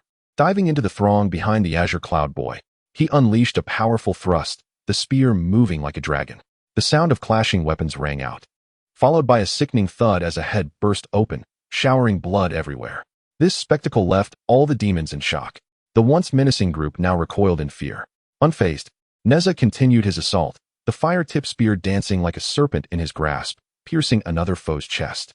He advanced, thrusting with lightning speed. The spear punctured 3 men in succession. With a swift flick of his arm, he swept the spear horizontally, cleaving their bodies in two. As a torrential rain of blood drenched the ground, the Azure Cloud Boy, retreating in terror, shouted, "Fire the arrows! Fire the arrows!" Nezha's ferocity surpassed his imagination, and his sole thought now was to escape. The archers on the cliff hastily aimed their arrows at Nezha, releasing a volley of projectiles hurtling towards him. "Be careful!" Ao Bing cried out, but everything transpired too swiftly. Just as he intended to use the Ice Soul technique to freeze the arrows, he witnessed Nezha soaring into the air. The universe bow appeared in his hand. Although he was but a child, with arms too short to fully draw the bow, he placed one foot against the inner curve of the bow and pulled the string with one hand. The arrow of heaven's might, moved by his intention, automatically knocked itself on the bowstring. With a whoosh, the arrow of heaven's might was released, creating a violent whirlwind as it cut through the air, toppling the other arrows in its wake. At last, the thunder arrow struck the cliff with a resounding boom. The entire rock face erupted, shattering into fragments as debris flew in all directions, causing those atop to plummet down. This spectacle nearly made by Yuan Tongzi's eyes bulge with disbelief. His heart filled with terror. How could Nezha be so formidable? He summoned all his magical power and soared into the sky, attempting to escape. Nezha's gaze sharpened, and he notched another thunder arrow onto the Chinquan bow. With a whoosh, the arrow, propelled by an overwhelming force and a deathly howl, pursued by Yuan Tongzi relentlessly. Terror gripped by Yuan Tongzi's heart as he hastily activated his protective energy, but the thunder arrow pierced through his body as though it were nothing. In an instant, Yuan Tongzi exploded into a mist of blood, dissipating into the air. Nezha pointed at the remaining small demons and commanded, "Capture a few alive." It was only then that Ao Bing's guards regained their wits. The events that had transpired in mere moments left them utterly stunned by Nezha's series of actions. "Quickly, move!" The guards shouted urgently as they rushed to clean up the aftermath. Ao Bing, mounted and still, silently observed Nezha, his heart in turmoil. As a mid-stage celestial immortal, he prided himself on having few rivals of the same realm, yet Nezha, merely in the early stage of celestial immortal, displayed such terrifying prowess that it instilled fear within him. If it came to a true battle, he was uncertain of emerging victorious. This Nezha was indeed a monster. Nezha scanned the battlefield and suddenly furrowed his brow. Where's the one eye injured at the outset? It was then he realized that Yuan Tongzi had vanished without a trace. The battle concluded swiftly, leaving 5 small demons kneeling before Nezha. He had no desire to pursue those who fled. Leaning against a fallen boulder, Nezha coldly stated, "Speak, and share something that may spare your lives." One small demon hastily replied, "We are the demon cultivators of Skull Mountain." Upon hearing this, Nezha could not help but interject, "Shurji?" The speaking demon's eyes brightened. "Does the esteemed immortal recognize Our Lady?" "I recognize no one," Nezha retorted. Chapter 19, Lady Shurji. Nezha exclaimed, quickly, "Tell me why you sought to kill me. What is the identity of the two in charge?" The small demon trembled as he responded. "The two are named by Yuan and Kai Yuan, personal attendants of Lady Shurji." "What?" Nezha's heart sank. "What was the name of the one I just killed?" "By Yuan," the demon answered. Nezha's brow tightened, irritation swelling within him. Why does this feel so scripted? He continued, "How did you come to know of my information?" "There is a bounty on the esteemed immortal in Chongcheng for a certain magical artifact. Unaware of your prowess, we took the job," the small demon pleaded. "Spare us." "Esteemed immortal." They bowed repeatedly, the other 4 joining in their supplications for mercy. With a flick of his fiery spear, Nezha ended the lives of the 5 small demons on the spot. "Damn it," Nezha cursed, raising his gaze to the heavens. As the sun had set, the sky was devoid of stars, cloaked in darkness and silence. Yet, Nezha sensed a pair of eyes watching him intently. Had his movements been discovered by the old rogue Taiyi? How did he know I was headed for the North Sea? Nezha pondered. The name Shurji lingered on his lips, a complex expression crossing his features. He then turned to Ao Bing and said, "Let us set up camp here. With this delay, by the time we arrive, the city gates may well be closed. We shall enter tomorrow." At Skull Mountain, within the bone cave, a chilling wind swept through. Seated upon a throne of stacked bones was a striking young woman in her 20s, draped in a long black satin robe. Her hair elegantly coiled and adorned with a pearl hairpin, she stood before a vanity, admiring her own beauty. They say a woman blooms like a flower at 30. Having just turned 3,000, I must be 100 blossoms, Lady Shurji mused softly, a proud smile gracing her lips. At that moment, a flash of white light appeared, and the figure of the colorful cloud boy staggered into the cave. As soon as he materialized, he coughed blood, his demeanor frail and his complexion as pale as parchment. Lady Shurji was taken aback, quickly rising with concern in her eyes. "Disciple, who has inflicted such harm upon you?" The colorful cloud boy struggled to steady his breath, his voice weak as he replied, "It was Nezha." He recounted in detail his mission in Chentang and the confrontation with Nezha. Finally, he whispered, "I had intended to present a magical artifact to celebrate your birthday, but I never anticipated that Nezha would be so formidable, armed with treasures of his own. I barely escaped using the Void Escape Talisman, but alas, Biyun, what of Biyun?" Lady Shurji asked anxiously, a sense of foreboding creeping into her heart. The colorful cloud boy bowed his head, his voice choked with emotion. Biyun was struck down by Nezha's arrow. "What?" Lady Shurji's body trembled, her face instantly turning pale. She was rendered speechless, disbelief and sorrow filling her eyes. Her two disciples had accompanied her for a century, and she regarded them as sons. The thought of Biyun being slain by Nezha's hand pierced her heart with anguish. Clenching her fists, her nails digging into her palms, a raging fire ignited in her eyes. "How dare you harm my disciple? I shall see what skills you possess." Lady Shurji rose, her aura swelling with power as she prepared to confront Nezha. Observing this, the colorful cloud boy hurriedly grasped the hem of her garment, his voice weak yet urgent. "My lady, wait. I have observed that Nezha possesses the cultivation of a celestial being. Though you are also a late-stage celestial, he wields numerous treasures. You must deliberate carefully." With a disdainful snort, Lady Shurji replied, "Fear not, my disciple. He may have treasures, but I possess my own. He is merely a child. I have strength and means aplenty." With that, she vanished in a flash of black light. Beneath the moonlit night, tents stood silently in the wilderness, their occupants deep in slumber. Within one such tent, Nezha's dreams were remarkably vivid. In the ink-wash realm of the creation jade plate, two avatars busily engaged in their pursuits. One avatar wielded the chaos staff, executing a staff technique that Nezha had never witnessed before. This was the 7th level of the chaos staff. Although Yuan Hong had not imparted the cultivation methods for the final 3 levels, the creation jade plate had autonomously deduced and refined the techniques to their utmost potential. Ever since Nezha departed from Chentang Pass, the Inkwash avatar had been rehearsing nightly, ultimately uncovering a new path. The other avatar sat in stillness, absorbed in contemplation. Previously, Yuan Hong had entrusted Nezha with a fragmented tome, which this avatar had been diligently deciphering, yet progress remained elusive. After a moment of mental probing, Nezha found himself disinterested and was about to withdraw his focus when, suddenly, the seated Inkwash avatar trembled, its form beginning to transform as 2 heads sprouted atop its shoulders and its arms began to split. This cannot be deduced. Is it preparing to further divide? Nezha pondered with confusion. But soon, he sensed something amiss. Upon closer scrutiny, Nezha was astounded. This was the divine power of the 3 heads and 6 arms. Abruptly, Nezha awoke from his dream, sitting upright as a wave of profound insight surged within him. He swiftly absorbed this influx of information and exited the tent. Gazing skyward, he furrowed his brow. "I recall today being clear, the sky ablaze with stars as I drifted to sleep. Yet now, not a single star is visible." Possessing the creation jade plate, he was particularly attuned to the presence of magical artifacts. At this moment, he distinctly sensed an aura of a superior treasure lurking in the pitch-black night sky. Nezha removed the Qianquan circle and hurled it skyward with fervor. Whirring, the Qianquan circle ascended, cleaving through the air, only to seem to collide with an unseen force midway, rebounding back. In an instant, the sky appeared as a canvas, curling from the center, distorting the surrounding scenery as though in a chaotic inversion. "This is perilous." Nezha's heart raced, and the fire-tipped spear flashed into existence. He swung it backward, the spear's tip igniting with scorching flames, instantly setting the tent ablaze. It's on fire. Run. A cacophony of shouts erupted from within the tent. Wake up. We are sea monsters. Do not get too engrossed in your roles. Someone exclaimed. A flurry of water-based spells were swiftly cast to douse the flames. Everyone emerged from the tent, and Ao Bing hastened to Nezha's side, inquiring, "What has transpired?" Nezha did not respond but fixed his gaze intently ahead.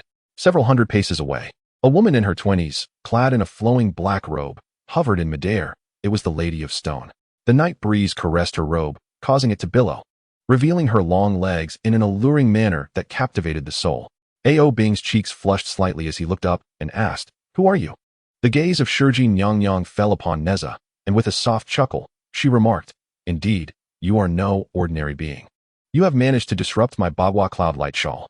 Otherwise, once my treasure is fully formed, solidifying time and space and inverting the yin and yang, you shall become mere playthings in my hands." Her tone shifted abruptly, turning cold as she inquired, "You are Nezha, are you not? Did you slay the Biyun youth?" Chapter 20. The three-headed, six-armed divine power, how swiftly they arrive. Nezha mused, having already surmised the identity of the visitor. He replied in a deep voice, "I am indeed Nezha. The incident with the Biyun youth was unforeseen. Had I known his true identity beforehand, perhaps I would have spared his life. Moreover, he sought to kill me first." Nezha did not wish to engage in conflict with Shiji. Otherwise, he would be unwittingly following the script orchestrated by Taiyi. In his recollections, Shiji possessed formidable powers, rendering him no match for her.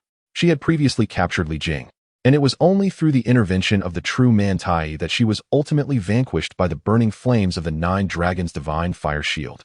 In essence, Shiji was merely a supporting character who had suffered an undeserved calamity. Times have changed. He now wielded the creation jade disc and practiced the 9 transformations of the mysterious art, armed with numerous hidden cards. Should Shiji remain obstinate and unyielding, he would not hesitate to show her no mercy. With a cold snort, Shiji's voice resonated with a chilling intensity. "It is good that I have not mistaken the person. With my disciple dead, I have no desire to discuss right or wrong. Prepare to pay with your life." Nezha burst into laughter. "Shiji, I am well aware of your true nature. You are but a primordial stone. Considering the hardships you have endured in your cultivation, depart swiftly, and I shall spare your life." Ao Bing stepped forward. "Surely, you do not wish for your millennium of cultivation to be destroyed in an instant?" "Arrogant," Shiji thundered, her voice booming like thunder, as she swept her arm violently. In an instant, the shattered stones of the cliff began to rise, as if manipulated by an invisible hand. In the blink of an eye, these fragments swiftly coalesced into a towering stone figure. The stone giant began to stride forward with heavy steps, charging towards Nezha, each footfall sending tremors through the ground. Nezha's eyes narrowed suddenly, a glint of cold light flashing within. The Qian Kuan bow appeared in his hand, as if summoned. With fluid motion, he drew the bow and knocked an arrow in one seamless action. The thunderous arrow soared forth, transforming into a streak of black light that tore through the air towards the stone figure. Boom! A tremendous roar erupted, akin to the heavens collapsing and the earth splitting apart, as the stone giant was instantly obliterated, disintegrating into countless shards. The overwhelming force generated a rolling cloud of dust, resembling a dense storm cloud that obscured the vision of all present. At that moment, a buzzing sound suddenly resonated. The Qian Kuan circle, imbued with immense power, pierced through the mist like a shooting star, hurtling directly towards Shiji's face. Smack! Shiji reacted with remarkable speed, reaching out to grasp it with a forceful grip, firmly holding the Qian Kuan circle against its fierce assault. A triumphant smile spread across her face, laced with greed. "Humph! This treasure is indeed remarkable. It now belongs to me." The essence of Shiji is the primordial stone, possessing an inherently formidable physique, complemented by profound mastery of esoteric arts. In this moment, the Qian Kuan circle seems incapable of inflicting even the slightest harm upon it. Suddenly, a flurry of movements ensues. Ao Bing's aura surges as he swiftly forms hand seals, manipulating dozens of ice arrows that pierce through the mist like a swarm of silver projectiles, aimed directly at Shiji. With his right hand gripping the Qian Kuan circle, Shiji thrusts his left hand skyward, summoning a sword inscribed with runes. The blade, dark as ink at its center, is flanked by edges as white as snow, emerging in a brilliant flash.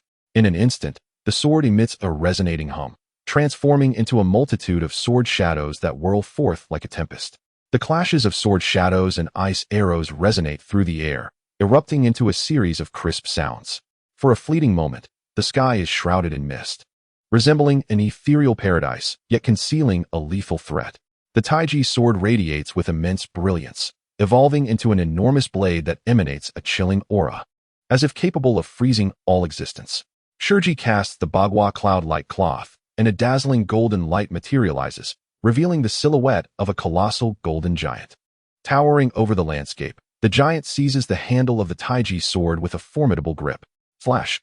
Shurji exclaims with a fierce wave of his hand, his voice booming as if to shatter the very heavens. "You ignorant youths, your lives end here." Ao Bing, face taut with concentration, claps his hands together, channeling all his spiritual energy into the flying dragon ascension technique. Surrounding him, steam billows as he bellows, dragons deluge.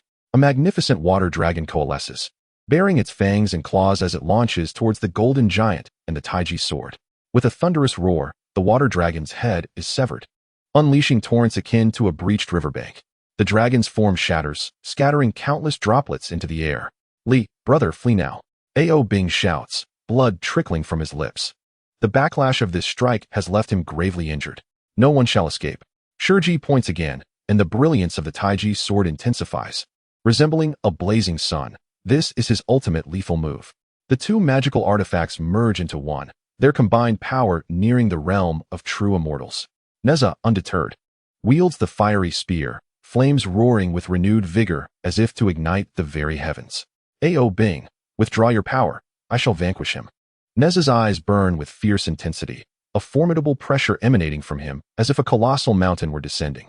Ao Bing stands awestruck by this overwhelming force, momentarily at a loss for words. With a sudden eruption, Nezha's aura surges forth like a geyser, a torrential flow that sends debris soaring and crashing against the surrounding cliffs. In the distance, the stone cliffs sense the overwhelming aura, and an intense feeling of foreboding suddenly welled up within. At this moment of assured victory, an inexplicable desire to flee arose within him, a notion that, though absurd, grew increasingly potent. Swift resolution. He suppressed his unease and summoned all his strength to wield the Taiyi sword, its blade shimmering with brilliance, as if to dispel all darkness from the world. In that very instant, atop Nezha's shoulder, two heads gradually emerged, accompanied by the simultaneous appearance of 6 arms, manifesting the divine power of the 3 heads and 6 arms.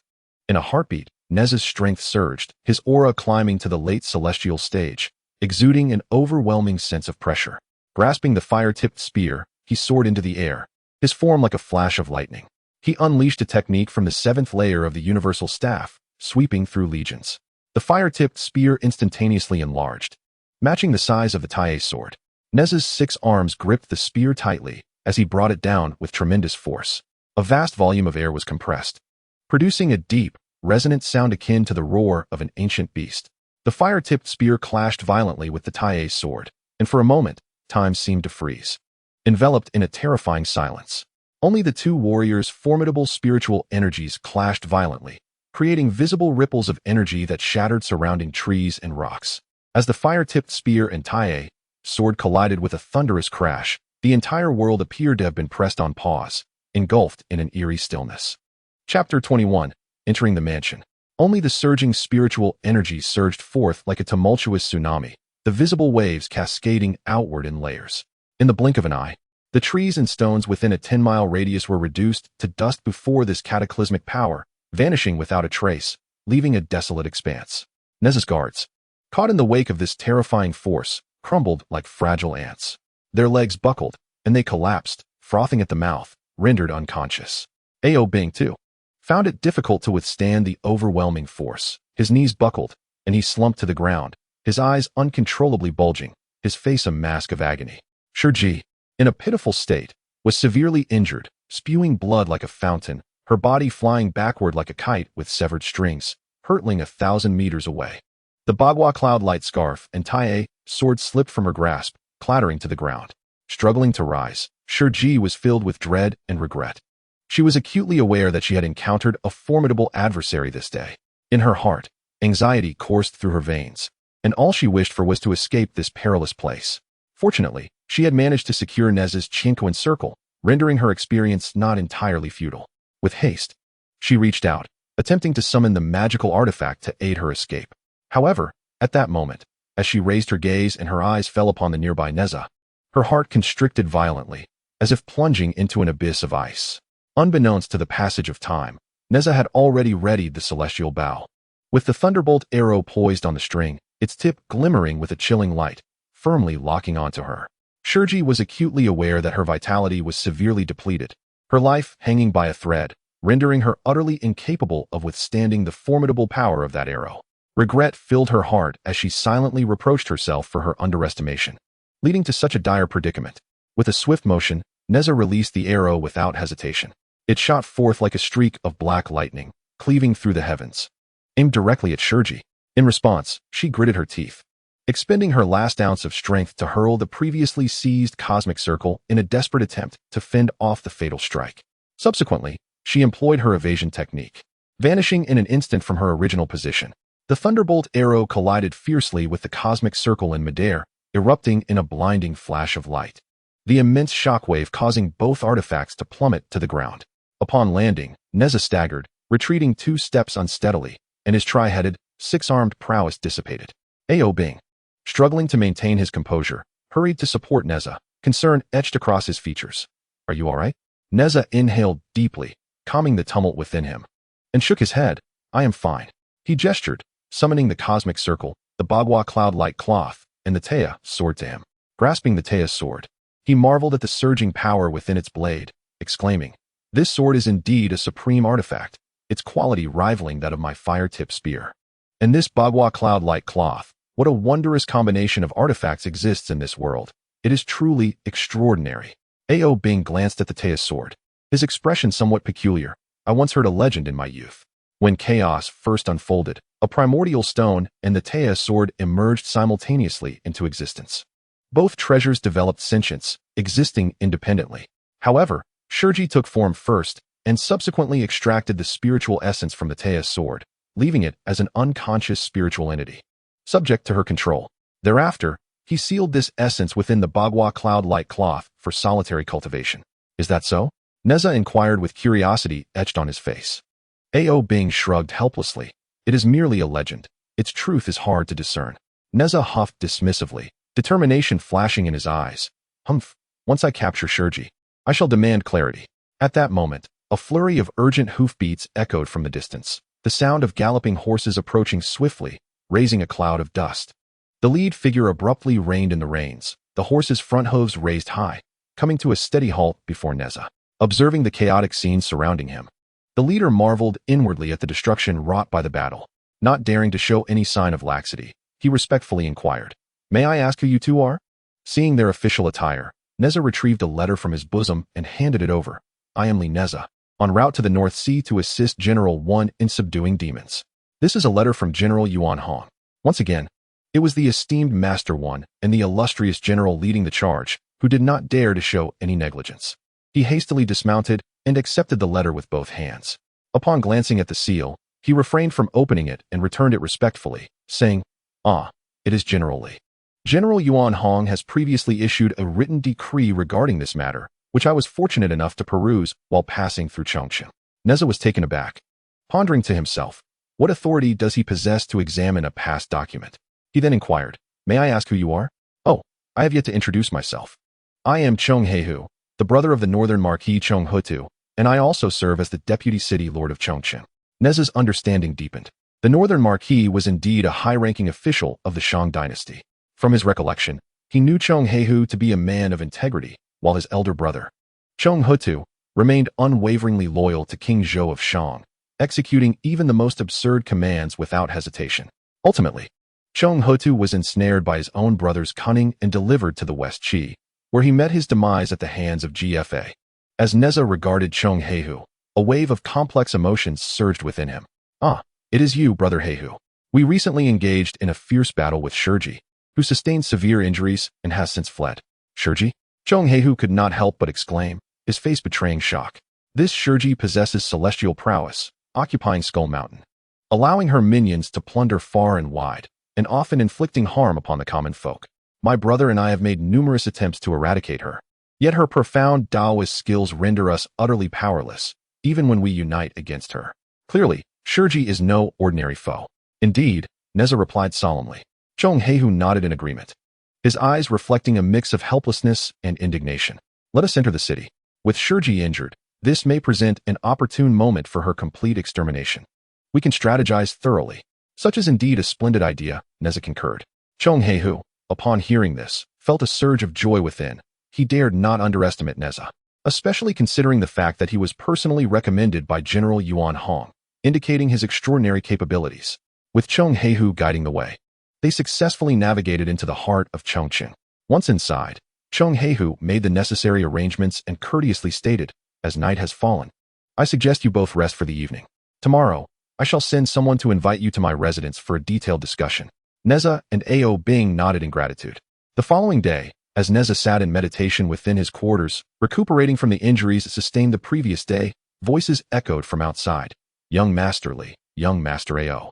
Both Nezha and Ao Bing simultaneously opened the door to find a formation of a dozen armored soldiers standing in the courtyard, arranged in two opposing lines. The leading commander clasped his hands in salute, declaring, "Young Master Li, young Master Ao, the Marquis requests your presence." Chapter 22. The three dukes of the Shang dynasty. The two, without attendants, followed the soldiers to the residence of the Northern Marquis. The Northern Marquis' estate, situated in the heart of Chongqing, spanned several acres, its crimson gates towering over 2 men in height, adorned with golden studs that glimmered dazzlingly in the sunlight. On either side of the grand entrance stood imposing stone lions, their fierce visages poised, while a broad bluestone path led directly to the main hall. At the threshold of the main hall, a middle-aged man rose to his feet. The man was robust, with bushy eyebrows and large eyes, sporting a goatee. He was none other than Lord Chong of the Northern Marquisate. Upon encountering Nezha and his companion, he approached them with a broad smile and boisterous laughter, exclaiming, "Young Master Li, young Master Ao, to have so severely injured Shiji is indeed a testament to your remarkable prowess at such a tender age." Lord Chong was exceedingly courteous to Nezha and his companion, motivated by their demonstrated strength, as he sought to eradicate Shiji once and for all. Though he held the title of one of the 4 marquises, his own abilities were rather mediocre. In the Shang dynasty, only 3 marquises truly possessed formidable power. Lord Ji Chong of the Western Marquisate, whose domain of Shichi was fertile and rich in resources, strategically located in a remote area, thus allowing him to maintain a considerable military presence. Lord Jiao, also known as the Ghost Marquis, who led the Ghost Tribe and commanded the northern nomadic peoples, wielding significant influence, and Lord Yi Chongyu of the Southern Marquisate, whose territory in the Central Plains boasted not only fertile land, but also advantageous trade routes and a formidable military force. These 3 were esteemed as the 3 dukes of the Shang dynasty, truly holding substantial power and dominating their respective regions, akin to regional emperors. In contrast, Lord Chong of the Northern Marquisate resided near the Northern Sea, surrounded by 72 other lords, including Yuan Fudong and Long Xiuhu, whose combined might far surpassed his own. Were it not for the presence of Grand Master when overseeing the Northern Sea, his position would likely have long been untenable. After ushering Nezha and his companions into the Grand Hall, Lord Chong instructed, "Xiaopan, Jinlian, come, prepare some tea." Once the 4 were seated, Lord Chong, with a beaming countenance, inquired, "Might I know what prompted young Master Li to engage in conflict with Shiji?" Nezha then recounted the events that had transpired. Upon hearing this, Lord Chong slammed his hand on the table, exclaiming in anger, "That Shiji is becoming increasingly intolerable." He then expressed his righteous indignation to Nezha, to be candid. "Young Master Li, this Shiji, relying on his formidable mastery of the Tao, has repeatedly allowed his disciples to transgress the laws of the land. I have long wished to eradicate him, but alas, my strength has been inadequate. Now that he is injured, it presents a perfect opportunity to eliminate this menace. I implore you, young Master Li and young Master Ao, to lend your strength to rid the Shang dynasty of this great calamity." This was indeed the primary reason for Lord Chong's warm reception of Nezha. Not only could it resolve the pressing threat around Chong City, but it also allowed him to forge a closer alliance with a skilled individual like Nezha, achieving a dual benefit. Nezha contemplated inwardly, in the narrative. Shiji was slain by the immortal Taiyi. Should he and Lord Chong conspire to eliminate him prematurely, they might inadvertently disrupt the timeline, potentially yielding unforeseen rewards. Furthermore, establishing a rapport with the Northern Marquis might prove advantageous in the future. Thus, he nodded and declared, "Shiji's occupation of Whitebone Mountain and the suffering he inflicts upon the populace are indeed deserving of death. I shall adhere to the arrangements of the Northern Marquis." "Excellent, excellent, excellent," Lord Chong repeated thrice, rising and proclaiming, "Bring forth the provisions." Meanwhile, within the depths of the White Bone Cave on Skull Mountain, Shurji had been meditating and healing for 3 consecutive days. His 2 personal attendants, one slain and the other gravely injured, were currently in seclusion, tending to their wounds. At this moment, a man clad in white garments stood beside him, with a round face and an additional hand sprouting from his back. This individual was Ma Yuan, a fellow practitioner from Skull Mountain. Both he and Ma Yuan were outer disciples of a sect that embraces all seekers of the path, granting them admission and imparting fundamental techniques, thereafter leaving their progress to their own destiny. This distinguishes from, which emphasizes a predetermined fate for all beings, while holds that one's path is dictated by celestial mandate, believes in the spirit of all things and seizing a thread of opportunity. Consequently, boasts a multitude of disciples, to the extent that even the sect itself cannot ascertain their exact number. Figures like Shurji and Ma Yuan, who have attained considerable cultivation and renown, are among the few recorded as named outer disciples. Only those who receive teachings from the of or the 4 esteemed direct disciples can be designated as inner disciples. For instance, Wen Zhong, the Grand Minister of the present dynasty, is a disciple of the Golden Spirit Mother, thus also a 3rd-generation inner disciple. Moreover, belief in the spirit of all things and their destined paths means that Shurji and Wen Zhong not only do not know each other, but are also considered rivals. Should Wen Zhong conquer the North Sea and return home, he might take the opportunity to cleanse his ranks as he passes through Cheng City. Ma Yuan gazed incredulously at the injured Shurji and exclaimed, "This Nezha is but a child, not yet 10 years old and obscure in reputation. How could he possess such prowess?" Shurji, eyes still closed, replied, "His strength is ordinary. I could have easily obliterated him. Yet, for some unknown reason, my Bagua Yun Guang Pa was cast silently, capable of bewildering the soul in the midst of its manifestation. How could Nezha be forewarned?" He pondered. "The final 3-headed, 6-armed form I have cultivated for 1,000 years is unheard of. What kind of divine ability is this? It has elevated his cultivation by at least 2 realms, truly terrifying. Who is his master? Among the of and I have not heard of anyone possessing this skill. It is perplexing." While Shurji was deep in thought, a little demon, a disciple of Ma Yuan, rushed in. The little demon, flustered, announced, "It's bad. A multitude of soldiers has arrived outside the mountain." "What?" Ma Yuan sprang to his feet, striding towards the entrance. Upon reaching outside the cave, he surveyed the terrain from a height and beheld the entire Skull Mountain surrounded by soldiers, densely packed, numbering at least 50,000. Ma Yuan gasped in disbelief. Has Chong Ho who lost his wits? He hurried back into the cave to inform Shurji. Unperturbed, Shurji scoffed, "A horde of mortals. I could easily annihilate them with a mere thought. Even if there are experts among them, I can depart at any moment. This Chong Ho who is becoming increasingly audacious. I have shown him some respect as an official of the Shang dynasty.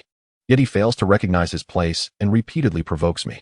Very well, I shall slay all his mortal soldiers this time, leaving him a figurehead.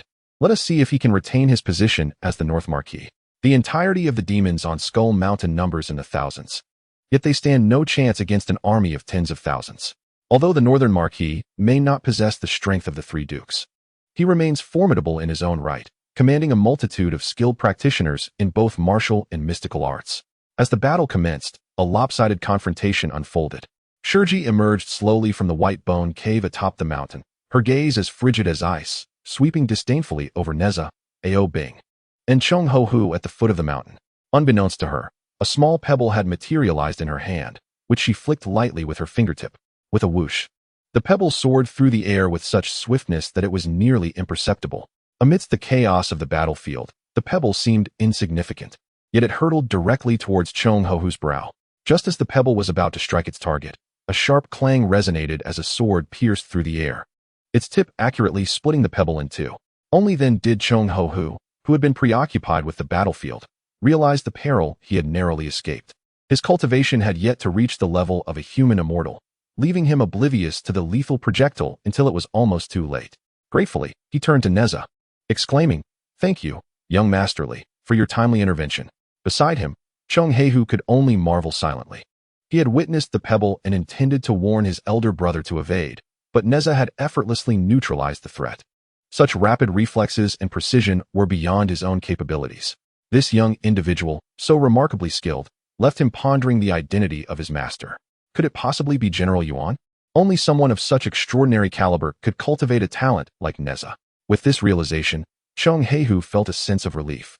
It was no shame to be outmatched by Yuan Hong's disciple. Taiyi sword. Shiji gritted her teeth, the words laced with burgeoning fury. At that moment, both the Taiyi sword and the Bagua cloud light robe had been completely refined by Nezha, no longer belonging to her. Simultaneously, Nezha summoned the Taiyi sword and the Bagua cloud light robe, bellowing, slash. A colossal golden warrior materialized instantly, wielding the enlarged Taiyi sword, and struck down upon Shiji with tremendous force. This was a decisive maneuver, as Nezha sought to conclude the battle with a single blow. However, Shiji's form vanished in an instant. Moments later, the entire Whitebone Mountain began to tremble violently as a towering stone giant erupted from the earth. Seizing the Taiyi sword in its grasp, Nezha, I have refined the entirety of Whitebone Mountain. In my domain, you are no match for me. Shiji's voice resonated from within the stone giant, icy and filled with murderous intent. The giant's other hand lunged towards Nezha, its enormous palm casting a shadow over the landscape. Ao Bing, assist Chonghehu in eliminating Ma Yuan, Nezha shouted, his figure flickering as he ascended into the air. He hurled the Qiankuan circle without a glance, leaping directly onto the shoulder of the colossal stone figure, aiming a fierce strike at its head. Flames erupted from his fire-spike spear as he roared, embrace death. With a resounding crash, the giant's head shattered, releasing a piercing wail from within its stony form. As Nezha prepared to continue his assault, the ground beneath him suddenly gave way, and he plummeted into the abyss. Nezha, Chonghehu, who had been keenly observing the battle, was taken aback and hastily sought assistance. He glanced around and saw his brother, Chonghehu, engaged in fierce combat with Ao Bing against Ma Yuan. Ma Yuan was a mid-stage celestial cultivator. Formidable despite being inferior to Shiji, he was not to be underestimated. In the past, Ma Yuan and Shiji were known as the twin immortals of Skull Mountain. In contrast, on the side of Bei Boho, aside from Chonghehu, who possessed celestial prowess, all other commanders were merely human immortals. Otherwise, they would have long since eradicated Shiji. Cold sweat poured from Chonghehu's forehead, his heart racing with anxiety. Should anything happen to Nezha, I would find it nearly impossible to explain. He had been recommended by Yuan Hong to Master One, and both parties were aware he was merely passing through, offering assistance at Skull Mountain. If he were to perish here, what would become of me? With this thought, Chonghehu's brow furrowed, and sweat flowed uncontrollably down his back, soaking his clothes. At that moment, as Nezha fell into the stone entity, it was as if he had entered an alternate realm. Surrounding him was an endless void of darkness. His body seemed to be in freefall, devoid of an end. Grasping his fiery spear, Nezha swung it fiercely, unleashing several bursts of fiery spiritual energy. The flames struck the surrounding stone walls, producing a dull echo. Just then, 9 luminous stones suddenly illuminated the area around Nezha. These stones, inscribed with runes, stood out vividly against the darkness, each emanating a soft brown glow, as if harboring some dreadful power. A sharp, contemptuous laughter pierced the silence. Nezha, you are far too complacent. This Skull Mountain is my domain, and these 9 stones are the essence I have cultivated for a millennium. You little beast. I shall refine you now. With Shiji's furious roar, the 9-star locking origin formation activated. In an instant, the 9 stones erupted in blinding brilliance, simultaneously shooting toward Nezha and forming an impenetrable barrier. Within this eerie enclosure, time and space seemed to freeze, plunging everything into stillness. The spiritual energy within Nezha felt as though it were bound by invisible shackles, becoming sluggish as if mired in quicksand, teetering on the brink of petrification. You dare to kill my disciple, seize my treasure, and attempt to eliminate me? Truly, a newborn calf knows no fear of tigers. In your next life, remember not to pursue the path of cultivation. Shiji's voice echoed within the barrier, laced with malice. Nezha scoffed. Do you think mere words can shatter my resolve? Let me tell you, I slay your disciple because it is his fate, and for you to seek my life is the true act of rebellion.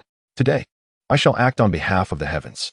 With that declaration, Nezha cast aside all distractions, concentrating all his true essence into the soul origin spirit pearl. He was, after all, the reincarnation of the spirit pearl, a treasure of Nuwa. How could a mere obstinate stone hope to refine him? Buzzing emotions surged within him, an intangible fury resonating intensely with the spirit pearl. Nezha exhaled a searing breath, warping the surrounding air with its heat. He abruptly opened his eyes, the original gaze vanished, replaced by a pair of blazing fiery orbs. Seeking to refine me? Today, I shall refine you first. Nezha swiftly formed an intricate and peculiar seal with his hands. And as he spoke, his voice resonated with the essence of the universe, invoking the 3,000 paths, the source of the spirit pearl. True fire of Samadhi. Arise.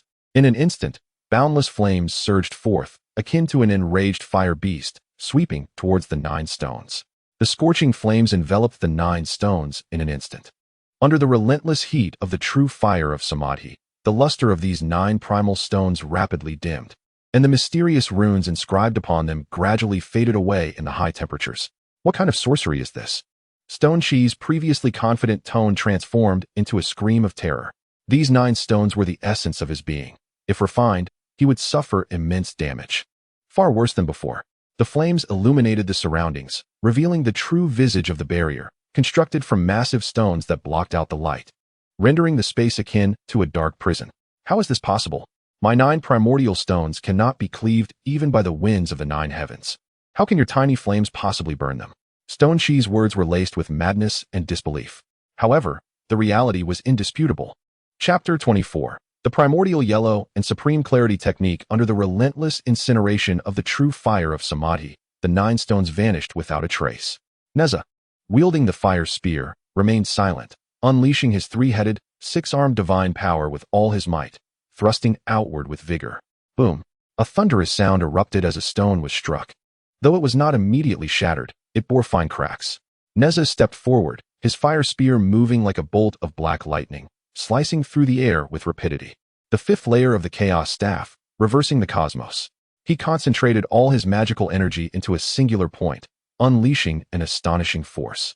Bang, bang, bang, bang, bang.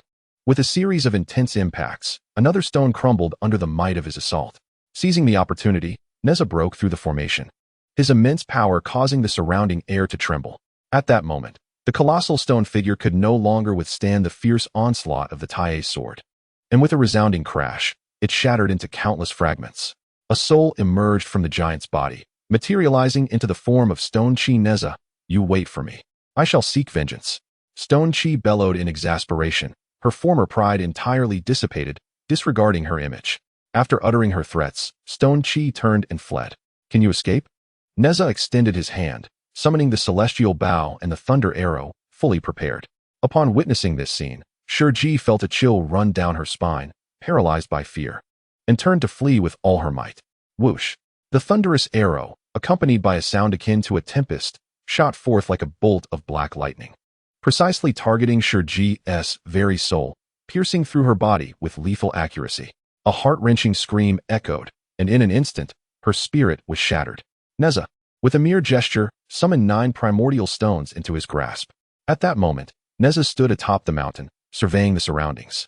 Where the majority of the lesser demons had been vanquished, only Ma Yuan remained, struggling desperately, while Ao Bing had reverted to his true form, his massive dragon claw crashing down upon Ma Yuan. Ma Yuan's 3rd hand, his life as treasure, possessed immense power, clashing fiercely against Ao Bing's claw. His other 2 hands firmly gripped the dragon's jaws, preventing Ao Bing from delivering a fatal bite. Observing this scene, Nezha held the thunderous arrow, quietly aiming at Ma Yuan. Without a sound, whoosh. The piercing sound finally captured Ma Yuan's attention, but he was firmly restrained by Ao Bing, unable to move. His eyes widened in terror as he beheld the arrow hurtling towards him. Boom!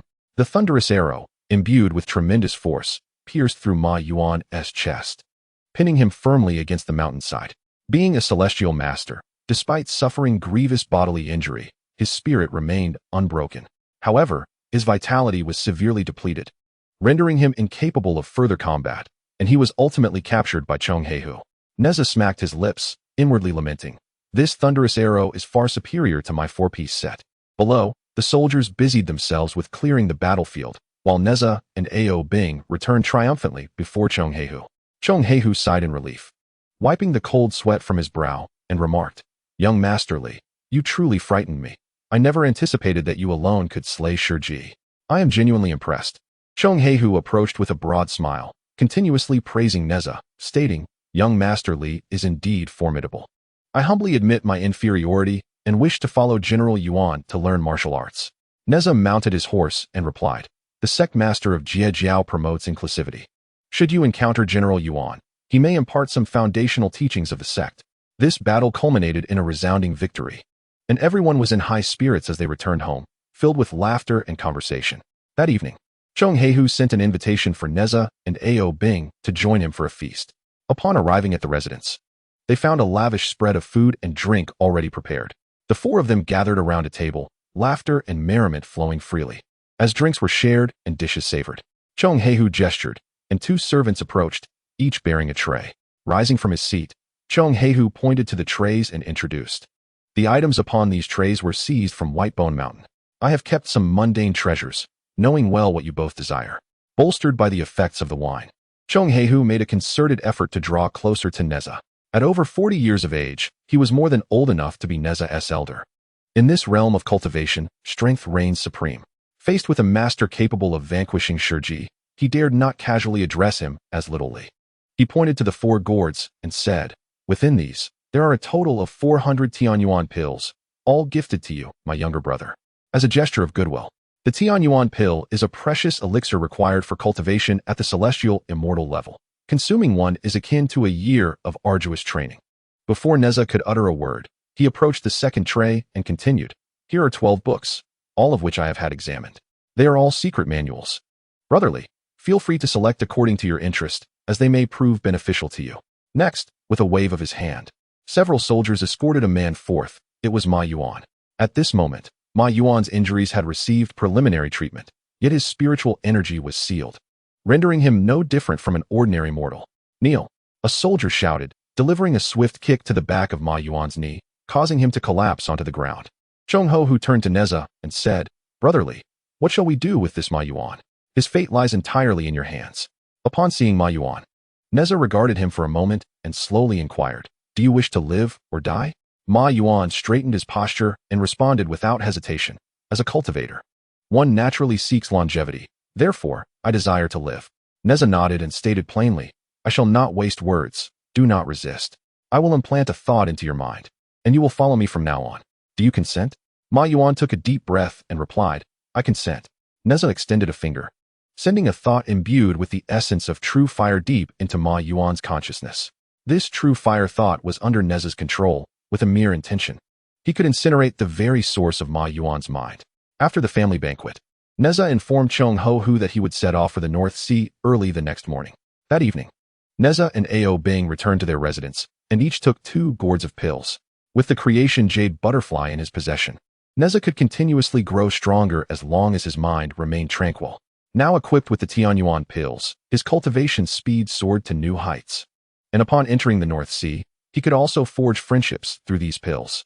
As for the books, after examining them one by one, Nezha discovered that only 3 were of celestial immortal grade. The others were texts for human immortals. The 3 celestial immortal manuals were The Ghostly Hand of the Underworld, which was indeed the essence of Ma Yuan's signature technique. It seemed that when he was captured, his storage bag had also been confiscated. One was the art of refining the primordial spirit, and the last was the foundational heart method of the initial understanding of the primordial yellow and supreme clarity. Nezha's gaze was firmly captivated by the initial understanding of the primordial yellow and supreme clarity, and he eagerly delved into its study. Chapter 25. A day of breakthrough. As he immersed himself deeper into the text, he discovered that its content was profound and esoteric, akin to a towering peak that was difficult to scale. Moreover, this technique possessed only a single layer. Even if cultivated to its utmost pinnacle, it could at best reach the state of complete celestial immortal, with no pathways to ascend to true immortal. He pondered whether the creation jade butterfly could deduce a method for this ascension. If so, it would indeed be a tremendous windfall. Upon this realization, Nezha promptly tidied himself up and reclined on the couch, drifting into slumber. Within that enigmatic inkwash realm, 14 ink manifestations quietly emerged. Some were in deep meditation, engrossed in the comprehension of their techniques. Others were diligently practicing various spells, their aura pulsating with energy. Nezha pondered internally. Could it be that any technique I have encountered can be intuitively understood by the celestial jade disk? He did not dwell excessively on this thought. The celestial techniques were of little utility to him. However, as the adage goes, a plethora of skills does not weigh one down. So acquiring a broader understanding could not be detrimental. At dawn the following day, Nezha slowly opened his eyes, and in an instant, a torrent of profound insights regarding various techniques surged into his mind. He quietly absorbed this knowledge, and upon confirming its clarity, he rose to prepare for breakfast. Yet, just as he moved, he abruptly froze in place. Calming his thoughts, he began to sense the changes within himself. Was this the mid-stage of a celestial? How could it be so swift? Had he truly advanced to the mid-stage of celestial just from a single night's rest? Nezha's mind raced to uncover the reason behind this phenomenon. Soon, he reached a conclusion. The celestial jade disc could autonomously deduce the cultivation techniques. Each successful deduction would enhance Nezha's power incrementally. Last night, the 14 manifestations concurrently deduced techniques, and the formidable energy converged and erupted within him, resulting in a geometric increase in his strength, achieving advancement overnight. With this understanding, Nezha was elated. Did this not imply that if he perused all techniques, he might indeed ascend to the golden immortal realm in a single night? It was no wonder that legends spoke of ancient sages who, after reading countless tomes, could ascend to immortality in a day. There were even scholarly figures whose extensive knowledge allowed them to join the ranks of the celestial after death. The notion of intellectual cultivation, nurturing one's spirit and wisdom indeed stemmed from such truths. After a simple breakfast, Nezha and his companions departed from Chong City, resuming their journey to the northern sea. In the world of cultivators, there are primarily two methods of cultivation. One involves fasting, where practitioners often seek a secluded cave, retreating for years, even decades. Upon emerging, they abstain from food, believing that grains contain impurities that would taint their bodies and hinder their cultivation. The other type of cultivator is entirely different. They partake in 3 meals daily without exception, and may indulge in smoking, drinking, or other habits deemed detrimental by common standards. They are eager to embrace novel experiences, actively seeking to immerse themselves in the myriad aspects of the mortal realm. Their aim is to deeply experience the mundane, integrate with it, and thereby glean the essence of cultivation from the vast tapestry of worldly phenomena. Both methods of cultivation possess their merits and drawbacks. Nezha, however, opted for the latter, a choice rooted in his simple desire for indulgence. Of course, some pursue this path merely for amusement. Yet for Nezha, the journey through the mortal world brought him a unique joy. From this, he gained numerous unique insights, which became invaluable treasures on his path of cultivation. Amidst the ruins of Skull Mountain, a Taoist suddenly appeared without warning. He surveyed the desolate landscape, his heart profoundly shaken by the devastation before him. Is even Shiji no match for Nezha? What exactly did Yuan Hong, this brutish warrior, impart to him? I recall that Nezha was not a prodigy in martial arts. How could he have evolved to such an extent? My initial plan to create tribulations for him, only to subsequently rescue him at the opportune moment, now seems implausible. The West Bee has already journeyed to Chowga, and the grand calamity of the investiture of the gods is on the brink of unfolding. A change in strategy and an acceleration of action is imperative. With that, the Taoist gently waved his whisk, and his figure vanished in an instant. The eradication of Skull Mountain is indeed a significant achievement, and North Bee Chong Ho who will undoubtedly report this matter to the court. In the grand palace of Chowga, a middle-aged man sat upon the dragon throne, his long hair cascading freely. With sword-like brows and starry eyes, he exuded an aura of authority that commanded respect, even in his calm demeanor. This man is none other than the leader of the human race, Emperor Ren. He handed the memorial from Chong Ho Hu to the national master, Shen Gongbao, and inquired, "National master, what is your opinion on this, Nezha?" Shen Gongbao had only recently arrived in Chowga, and his ascendance to the position of national master was primarily due to his background in the Chan Sect. Having reached the realm of golden immortals, he possessed formidable magical prowess and was adept at strategizing. Unlike the venerable Wenzhong, who held the esteemed title of Grand Preceptor and enjoyed a status even surpassing that of the 3 dukes, Emperor Ren often sought counsel from Wenzhong regarding any decisions. Should Wenzhong oppose a course of action, the emperor would be compelled to reconsider its viability. As national master, Shen Gongbao's role in the Shang dynasty was more of an exalted title than one of practical power. It symbolized status. Typically, the court would bestow the title of national master upon the leader of a faction or sect to cultivate goodwill. After perusing the memorial, Shen Gongbao respectfully replied, "Emperor, I have heard of Shiji. She is a late-stage celestial being and wields the formidable Taiyi sword and the Bagua Yunguang Pa, 2 extraordinary treasures. The fact that this young Nezha could slay Shiji truly marks him as a genius in cultivation." However, Shen Gongbao paused for a moment. "However, what?" Emperor Ren pressed. "As far as I know, since Nezha's birth, my master, Taiyi Zhenren, has been diligently instructing him in the arts of magic. Taiyi Zhenren is a staunch supporter of the primordial heavenly sovereign and strongly endorses the investiture of the gods. Your repeated refusals of the investiture may lead the sovereign to seek another.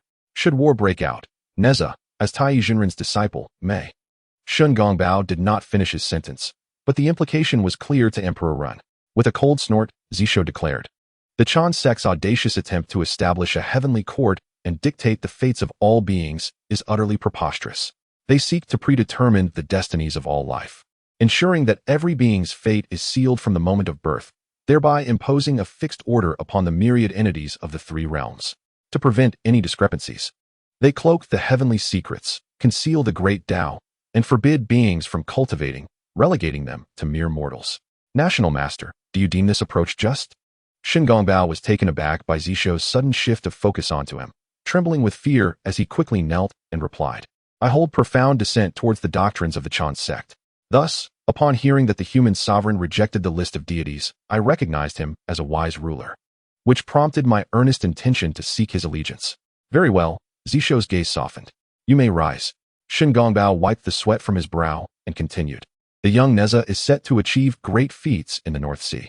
The human sovereign might convey a message to Grand Master Wentai, urging him to mentor Nezha closely and perhaps bestow upon him a minor official title for better accountability." Zisho replied, "Understood. I shall consider it. You may leave now. Rest well, for tomorrow we shall meet with Duke Ji Chong of the West." Chapter 26, A Little Misfit Indeed. Shin Gongbao clasped his hands in respect and exited the grand hall. Upon stepping outside, a chilling breeze struck, and he became acutely aware that his back was drenched in sweat. Is this the aura of the Emperor? Truly terrifying. In that fleeting moment, I felt as if I might be crushed to dust, he murmured to himself. Nezha, having made significant contributions, would not be forgotten by Chong Ho Hu, who promptly sent detailed correspondence to Yuan Hong, stationed on patrol at Baiguan. Holding the missive, Yuan Hong glanced at its contents and couldn't help but chuckle wryly. When Nezha departed, he possessed such limited prowess, and now he has the ability to slay Shurji. I always knew this lad was extraordinary. Had Nezha overheard this, he would surely have responded earnestly to Yuan Hong. I, Nezha, have not relied on any cheats. Throughout their journey, Nezha and Ao Bing frolicked together. The following day, Nezha noticed that only 4 of his doppelgangers remained in the Inkwash realm, each absorbed in the cultivation and comprehension of the 3 heads and 6 arms technique. The primal ape demon staff, the 9 transformations of profound arts, and the Yuanshuang Shangqing initial resolution. Although Nezha possessed subsequent cultivation techniques for the 9 transformations of profound arts, each transition proved exponentially more challenging than the last, with each layer presenting tenfold the difficulty of its predecessor. Even with the aid of the creation jade butterfly, which replaced traditional cultivation, progress could not be hastened, and the cultivation of the physical body required numerous spiritual herbs for nourishment. Now, in a state of utter destitution, lacking all resources, he found himself unable to advance in the 9 transformations of profound arts. Reflecting on this, Nezha recalled the need to consume several Tianyuan pills, feeling a slight enhancement in his mastery of the 9 transformations. However, taking too many at once could lead to adverse effects, compelling him to devise a plan to acquire rare heavenly materials. Cultivation techniques are categorized into various tiers, including human immortal techniques, celestial immortal techniques, true immortal techniques, and golden immortal techniques, with the latter often referred to as divine abilities. At this juncture, the Yuanshuang Shangqing initial resolution had been fully comprehended, and the Inkwash doppelgangers were diligently pushing forward the subsequent techniques. Upon concluding this cultivation, Nezha's mastery of Tao arts ascended to the late stage of celestial immortal. With a profound understanding of various fundamental techniques such as duplication, soul projection, object manipulation, and divination, Nezha and Ao Bing spent several days exploring. They arrived at the Night Sky City, situated at the intersection of the forces of the North Bow Marquis and the Northern Sea. Beyond Night Sky City lay the territory of the Northern Sea. This city, though modest in size, was strategically positioned along a vital thoroughfare, where merchants traveling from south to north frequently paused to rest for the night before continuing their journeys. Thus, despite its small scale, Night Sky City bustled with an incessant flow of people. As dusk approached, Nezha and Ao Bing sought refuge in an inn to rest. The following morning, prepared to depart after breakfast, they descended to the bustling hall below. The room was filled with travelers, all seated at the numerous tables, eager to finish their meals and resume their journeys. At that moment, 5 or 6 men entered the inn, clad in blue robes and adorned with wooden hairpins. Their swords hung at their waists. They presented a quintessential appearance of wandering martial artists. The leader among them, Chi Feng, surveyed the hall upon entering, and upon finding no available seats, his brow furrowed slightly. After scanning the room carefully, he soon identified his target, a couple seated at a table. The man had an honest and simple demeanor, while the woman, with a heart-shaped face and slightly tanned skin, bore the marks of life's hardships. Chi Feng approached them directly, inquiring, "Have you finished eating?" "Ah, almost done," the husband replied absent-mindedly, not lifting his gaze. Chi Feng scoffed, slamming his sword onto the table with a resounding thud, and demanded, "What did you say? I couldn't hear you." The sudden noise caused the dishes on the table to rattle, startling the husband into silence. Observing this, the wife quickly tugged at her husband's sleeve and said to Chi Feng, "We have finished, we have finished." She then rose to leave their seat. The clamor of the sword striking the table drew the attention of those around, and the innkeeper, witnessing the scene, sighed helplessly but did not dare to intervene. Nezha and Ao Bing, alerted by the commotion, turned to observe. Ao Bing murmured, "These individuals appear to be cultivators, each exuding a certain level of prowess." Nezha casually inquired, "Are there any formidable sects in this vicinity?" To which Ma Yuan promptly responded, "There are no particularly powerful sects, but there are several families dedicated to the path of cultivation. The offspring of these families often seek mentorship from renowned sects, returning home to protect their kin after their education. They outwardly claim to be disciples of these prominent sects to intimidate their rivals." As the couple prepared to vacate their seats, a delicate hand gently pressed upon the wife's shoulder. The owner of this hand was a young woman, perhaps 17 or 18 years old, dressed in a flowing azure gown, her round face puffed up adorably, with eyes like those of a fierce pufferfish. She glared at Chi Feng and his companions, her clear voice ringing through the hall. "If there are no seats left, go eat elsewhere. Why bully the innocent?" As Chi Feng noticed someone meddling in his affairs, he was about to unleash a tirade of insults. However, upon lifting his gaze, he was captivated by the sight of a strikingly beautiful woman, instantly brightening his mood. Ah, a valiant heroine standing up for justice. How had he failed to notice her earlier? "Would you care to share a table with me?" With that, he extended his hand, attempting to caress her round, delicate face. The woman repulsed his advance, forcefully swatting his hand away, her disdain unmistakable as she exclaimed, "What do you think you're doing?" The crowd behind Chi Feng wore sinister grins, encircling the woman menacingly. Chi Feng, with a lecherous gaze, fixated on her and remarked, "I've never seen you in Night Sky City. You must not be a local, right?" His smile grew ever more mischievous as he proposed, "Why not stay here with me? I assure you, a life of luxury and wealth awaits you." He made another attempt to touch her smooth, plump visage. Suddenly, a stone flew from an unseen direction, striking the back of Chi Feng's hand with a resounding crack. A shriek escaped his lips as his hand swelled in pain. "Who did that?" he shouted, turning sharply, his eyes scanning the surroundings with predatory intensity, while the others braced themselves defensively. Following the trajectory of the stone, he caught sight of Nezha, who remained seated, while the rest of the crowd continued to dine. Nezha stood up leisurely, bent down to pick up a stone, and squinted as he prepared to aim. Chi Feng, filled with confusion, could not fathom Nezha's intentions. With a swift motion, another stone was launched, eliciting yet another cry from Chi Feng. Instinctively, he clutched his nose, collapsing to the ground as blood streamed profusely. Without raising his head, he furiously pointed in Nezha's direction, bellowing, "Get him!" Upon hearing this, the throng surged toward Nezha. Yet, Nezha remained unfazed, showing no inclination to retaliate. Suddenly, Ma Yuan stepped forward, positioning himself in front of Nezha. With fingers like iron pincers, he firmly grasped the sword aimed at him. With a mere flick of his wrist, a sharp crack resonated as the sword shattered. The wielder of the sword stood aghast, mouth agape in disbelief, as though witnessing an extraordinary spectacle. Ma Yuan followed up with a swift palm strike that sent the sword-bearer flying, like autumn leaves caught in a brisk wind. Ma Yuan dispatched each assailant with ease. Before Chi Feng could even raise his head, the assailants were all sent sprawling to the ground in disarray. "A celestial being. He is a celestial being." One of them gasped, struggling to rise, terror etched on his face. Chi Feng, gritting his teeth against the pain, unsteadily regained his footing, glaring menacingly at Nezha as he demanded, "Are you quite skilled in combat? To survive in this world, one must possess power and influence. Which faction do you belong to?" "My name is Ma Yuan, though you may also refer to me by my moniker, Bloodhand Ancestor, a title I can indeed bear. Once, I was but a petty swindler." Chapter 27, Yuling Mountain. Chi Feng, with a fierce glare, cursed, "I am a disciple of Yuling Mountain. Just wait, your demise is imminent." After delivering his menacing words, Chi Feng swiftly departed, his retreat marked by a palpable sense of defeat. At that moment, Nezha's heart sank. Yuling Mountain? Is that not the sanctuary of the esteemed Master Yuting? It lies far from here. How could one from Yuling Mountain be present in such a place? Could it be that the old rascal Taiyi is orchestrating mischief behind the scenes? Thoughts raced through Nezha's mind like lightning. According to the original narrative, following the events in the Eastern Sea and the Stone Cliff, Nezha was to be embroiled in the turmoil of King Wu's campaign against the tyrant Zhou. However, he had yet to formally apprentice himself, leaving him ill-equipped to anticipate the potential stratagems of Master Taiyi.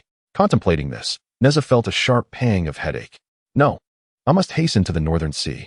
I shall remain concealed in Wenzhong's camp until he returns to Chaoga, seeking a means to establish a connection with Zhao Gongming. At that moment, a young girl in a green dress approached briskly, her face alight with gratitude as she spoke. Thank you for your timely assistance. You are truly kind-hearted individuals. Before anyone could respond, Ao Bing rose with a gentle smile, proclaiming, as cultivators, it is our duty to uphold justice in the face of adversity, such as to be expected. Nezha regarded the girl with concern, inquiring, Miss, from whence do you hail? Why are you alone? The girl, looking at the younger Nezha, could not suppress a light laugh, refraining from directly answering his question. Instead, she replied, Little brother, I am on a journey of exploration, all by myself. Alone? In this perilous world, it is fraught with danger. One cannot always count on encounters like ours. Nezha struggled to comprehend how such a young girl could venture out without her parents' concern. The girl tilted her head thoughtfully, seemingly swayed by Nezha's reasoning, and then curiously asked, Where are you headed? We are bound for the Northern Sea. Ao Bing responded once more. Oh, I wish to go to the Northern Sea as well. May I join you? Nezha looked at her in disbelief, his mind racing with the realization that this was a decision recently made. The Northern Sea is currently engulfed in chaos, far more dangerous than this place. We simply cannot afford to protect you. Nezha asserted solemnly. You need not worry about my safety. I possess some degree of cultivation. No sooner had she spoken than a sudden transformation enveloped the girl. A rich aura of celestial energy emanating from her. This spectacle startled everyone present, particularly Nezha. With his celestial transformation jade plate, he should have easily discerned the cultivation levels of others.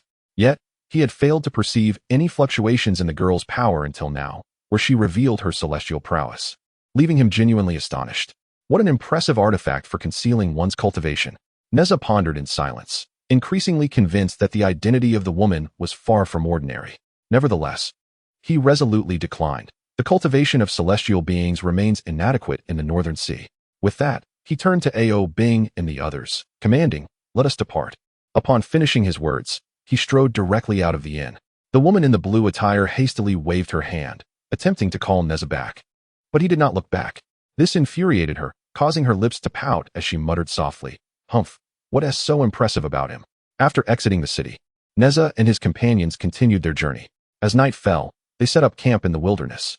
Before the tent, a bonfire blazed brightly, and Nezha, Ao Bing, and Ma Yuan sat on the ground, engaging in casual conversation. Nezha furrowed his brow, preoccupied with the unexpected appearance of the individuals from Yuan Mountain, and couldn't help but voice his thoughts. The influence of Yuan Mountain does not extend to this place. How could their people suddenly emerge? Ma Yuan appeared rather nonchalant, responding indifferently. Perhaps they were merely speaking nonsense, seeking to save face. With their meager cultivation, even if they were truly from Yuan Mountain, they would only be outer disciples at best. However, Ma Yuan's words did little to ease Nezha's unease. He felt as if unseen eyes were constantly watching him. That old rogue Taiyi, I wonder what schemes he is plotting this time, Nezha mused inwardly. Observing this, Ao Bing sought to lighten the mood by shifting the topic to the enigmatic woman in blue. What do you think that treasure she used to conceal her cultivation is? What might her true strength be? Ma Yuan, eager to integrate into this small circle, quickly chimed in. In my opinion, she is of celestial being cultivation. She merely retracted her concealment techniques to reveal her true power. Upon hearing this, Ao Bing slightly nodded, finding Ma Yuan's perspective reasonable. She is a celestial being. I am a heavenly being. Should she find herself in peril? As this thought crossed her mind, Ao Bing could not help but break into a smile, a hint of pride gleaming in her eyes. Seeing Ao Bing grinning to the point of drooling, Ma Yuan hastily produced a cup and held it near her mouth, cheerfully exclaiming, Oh, this is dragon's saliva, quite precious. If it spills, it would be wasted and could fetch a good price. Just then, a commotion suddenly erupted from the distance, shattering the tranquility. Upon hearing the noise, Ao Bing swiftly regained her serious demeanor, moving with the grace of a dragon. A striking figure in blue rushed toward them like a gale. As she passed by Nezha, her eyes lit up, and with a swift glide, she appeared behind him. What a coincidence. You are camping here as well. Nezha looked at her, unable to suppress a resigned chuckle. You seem as though you are being pursued. No sooner had he spoken than a dozen individuals hurriedly approached, surrounding them completely. One of them was indeed Chi Feng, who, upon spotting Nezha, was momentarily taken aback with surprise and exclaimed, "Ha ha ha, truly, the heavens are watching. Master, it is this brat who has wronged me." Nezha turned his gaze towards the elders standing behind Chi Feng, observing his white hair and square face. Could this be the appearance of the Jade Dingzhenren? Nezha silently scoffed. Then, utilizing the creation jade disc, he discreetly sensed the elder's aura. The elder was at the late stage of human immortal cultivation. Yet his prowess seemed inferior even to that of Shurji. With an air of arrogance, the white-haired elder cast a contemptuous glance at Nezha and his companions, casually waving his hand and commanded, "Kill them." Immediately, a man with a horse-like face stepped forward from the crowd, a sinister grin spreading across his countenance. If you must blame someone, blame your lack of foresight for daring to provoke those from Yuling Mountain. Upon finishing his words, he no longer concealed his aura, revealing himself to be at the pinnacle of human immortal. With a single stride, he charged towards Nezha and his group. Bang! With a resounding crash, the horse-faced man was sent flying back as if severed from his tether, colliding heavily with a disciple of Yuling Mountain. He coughed up blood, his appearance utterly disheveled. The disciples of Yuling Mountain, who had been spectating, were now aghast. It was at this moment that Chi Feng whispered, "Oh, I forgot to mention. They have a celestial expert among them." Chapter 28. Deep breath. Dizziness is normal. The white-haired elder, Song Yu, shot a fierce glare at Chi Feng before turning his attention to the assailant, Ma Yuan, and feigned calmness as he inquired, "I am Song Yu, an elder of Yuling Mountain. May I ask who you are?" Nezha stepped forward, fixing his gaze on Song Yu, and demanded, "The territory of Yuling Mountain does not extend here. What brings you to this place?" Song Yu regarded Nezha with disdain, scoffing, "You impudent brat. I am conversing with your superior. What business do you have here? Begone." Ma Yuan chuckled darkly upon hearing this. It was over. As predicted, Nezha's expression hardened. With a flick of his hand, the Qianquan circle materialized instantly, and without further ado, he hurled it towards Song Yu. The Qianquan circle surged forth with terrifying might. Howling through the air, Song Yu, sensing the imminent danger, swiftly executed his movement technique to evade. Crack! A grand tree behind Song Yu was instantly reduced to splinters by the overwhelming force of the Qianquan circle. With a countenance filled with horror, Song Yu stared at Nezha, his eyes wide with disbelief. "Answer my question," Nezha commanded coldly, his tone exuding an undeniable authority. Under Nezha's relentless questioning, Song Yu felt his face flush with shame. Standing behind him were numerous disciples. How could he possibly maintain his standing in the sect if he was bested by a mere child? Gritting his teeth, he retorted, "Treasures are but external objects. True strength lies in cultivation. Today, I shall teach you what rules are." With that, he brandished his long sword, its cold light flashing as it lunged toward Nezha like a venomous serpent. Nezha moved like lightning, his fire-tipped spear materializing in his grasp. The two figures intertwined in an instant, colliding with the ferocity of two bolts of lightning. Nezha, relying solely on his martial prowess, has now achieved a mid-stage celestial being cultivation, exuding an aura of combat readiness. Although Song Yu has reached the late stage of celestial being, his strengths lie in his mastery of Taoist arts, rendering him utterly outmatched in close combat against Nezha. Upon their first clash, Song Yu felt as though he had collided with an erupting volcano. The surging force left him in a state of disarray, prompting an exclamation from his lips. "You, young lad, possess remarkable strength." Nezha wielded the fire-tipped spear, the mystic staff resonating in his grasp, its shadow dancing with finesse, his technique having reached an extraordinary level. He unleashed a flurry of assaults upon Song Yu, landing a heavy blow to his chest. The impact resonated like a colossal hammer striking fragile wood. Song Yu, as if struck by lightning, was sent hurtling through the air, tracing an arc, blood seeping from the corner of his mouth. "Youngster, let me show you the true prowess of a celestial being." In midair, Song Yu performed a somersault, regaining his composure, as his spiritual energy surged like boiling magma, rapidly solidifying with a crackling sound. In the blink of an eye, a towering white avatar, several tens of feet tall, manifested before the onlookers. This was the divine transformation of heaven and earth. The avatar radiated a sanctified glow, every muscle seemingly brimming with boundless power. This technique was ideally suited for a golden immortal, yet Song Yu, being merely a celestial, could not unleash its full potential akin to Neza's incomplete tri-headed, six-armed form. Nezha remained serene, his gaze imbued with an innate fearlessness. Does this bear any relation to the divine transformation of heaven and earth? In an instant, he summoned the Taiyi sword and the Bagua cloud-like cloth, the sword humming ominously, emanating a chilling brilliance, while the cloth unfurled behind him. In that moment, an even grander golden giant emerged, radiating a resplendent golden light, every intricate pattern resembling flowing gold, towering above Song Yu's avatar. "Strike!" commanded Nezha. As the enormous Taiyi sword, imbued with cataclysmic force, swung downwards towards Song Yu's avatar. The very fabric of space seemed to rend apart, producing a cacophony of cracks. Lacking a weapon, Song Yu could only clasp his hands together, bracing himself to withstand the ferocious strike. With a thunderous roar, reminiscent of the collapse of heaven and earth, a colossal shockwave emanated from their battleground, radiating outward. The sand and stones on the ground were instantly uplifted, creating a massive dust storm. Trees within a 1,000-meter radius were uprooted as if caught in a fierce sandstorm, their trunks snapping, branches and leaves swirling chaotically in the air. Song Yu, within his avatar, was left aghast, his eyes wide with disbelief as he exclaimed, "That is the Taiyi sword. How could it be in your possession? Who assured you to you?" Nezha, unfazed by Song Yu's inquiries, swiftly formed a hand seal. Shift.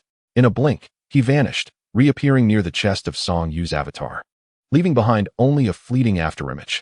Immediately, Nezha's fingers tapped incessantly as he shouted, "Release technique." With his movements, golden runes flew from his fingertips and imprinted onto Song Yu's Dharma form. In an instant, a gaping wound appeared, radiating white light from the fissure.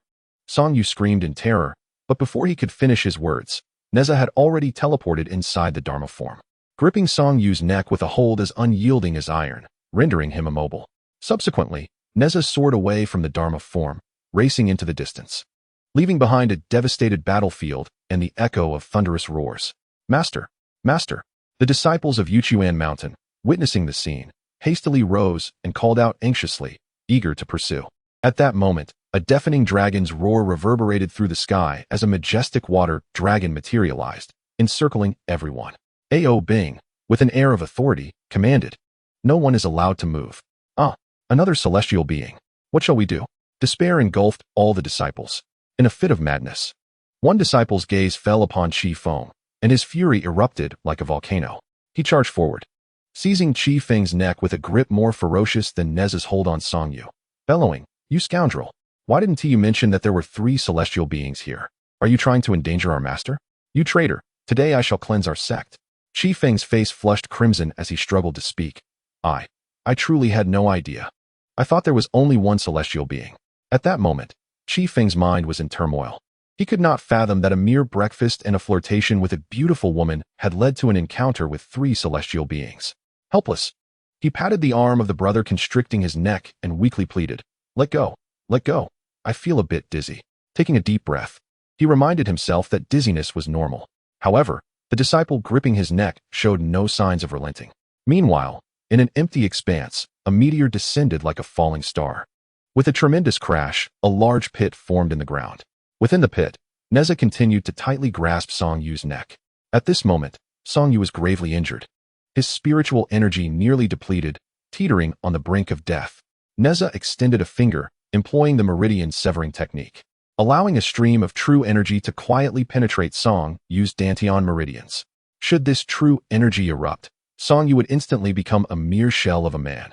Nezha's gaze was icy, like 2 sharp blades, fixed intently on Song Yu as he asked in a low voice, "Speak. Who are you?" Chapter 29, Bi Xiao. "I am Song Yu, an elder of the outer sect of Yuan Mountain," he stammered, his eyes filled with terror. Nezha pressed further, "Why are you here?" "My disciple Qi Feng is a local. He wishes to establish a family, so I brought my disciples to support him. Now it makes sense." Nezha pondered inwardly, wondering if this was merely a coincidence devoid of any connection to Taiyi Zhenren. He persisted with his inquiries. Then why pursue that woman? "Qi Feng intends to take her as his bride. I am merely assisting him." After posing these questions, Nezha suddenly grew curious about the current progress of the deification. Thus, he inquired, "What are Yang Jian and Yuding Zhenren doing at present?" Song Yu was taken aback by Nezha's unexpected question.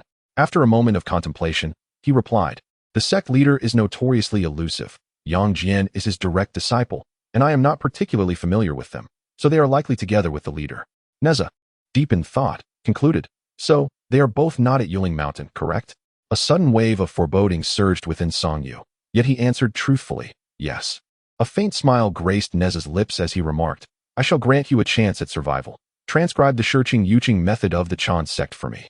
Song Yu's face displayed hesitation. Observing his demeanor, Nezha let out a cold snort and instantly summoned the true energy residing within Song Yu. In that very moment, an excruciating pain enveloped him, causing Song Yu to cry out in agony. "I will write it," he exclaimed. Nezha promptly produced a sheet of paper and a writing instrument, offering them to Song Yu. The Yuching method, being the supreme technique of the Chan Sect, was only partially mastered by Song Yu, who possessed merely the introductory version. This initial version was standard for all intra-level disciples and hardly classified as a secret. Before long, Song Yu completed his writing. Nezha took the paper, glanced at it, and furrowed his brow. "Why is it only the introductory version? The contents beyond the celestial immortal section are reserved for inner disciples. I lack the authority. Fool, do not attempt to deceive me." Nezha once again channeled his true energy, bellowing in anger. "As an elder, how could you possibly lack subsequent techniques?" Song Yu, writhing on the ground in pain, cried out, "Young hero, you must understand. Although I am an elder, I am merely an outer elder and truly lack the authorization." Noticing Song Yu's distress did not seem feigned, Nezha contemplated briefly before suggesting, "Then you should make a trip to Yuling Mountain and pilfer the techniques. Even if the sect leader and Yang Jian are absent, there are other elders present, many of whom are at the true immortal level. I would have no chance." Nezha pondered further. What about those like Qi Feng, who have established their own sects? Do they not have inner disciples to support them? Ning Changfeng from the Ning family in Binzhou is an inner disciple of Yuling Mountain. He surely possesses the inner methods. Retrieve the techniques, whether by theft or force. Very well. Song Yu merely wished to acquiesce, hoping to escape his current predicament. Yet Nezha, perceiving his thoughts, coldly stated, "Do not resist. I shall implant a fragment of consciousness into your soul's essence." "That is unacceptable." Without a moment's hesitation, Song Yu immediately refused. "If the essence of my soul is impure, the sect leader will undoubtedly discover it. The essence of the soul, marked by a particular incantation, allows those who have attained the golden immortal stage to perceive the void with piercing clarity. In a mere glance, the truth is revealed. Once you procure the technique, I shall remove the mark for you. My word is my bond. You have no alternative. Refusal means immediate demise." Nezha's tone grew increasingly frigid, leaving no room for dissent. Helpless, Song Yu weighed his options and ultimately acquiesced. Once matters were settled, Nezha issued a stern ultimatum. "I grant you but a month, regardless of your methods.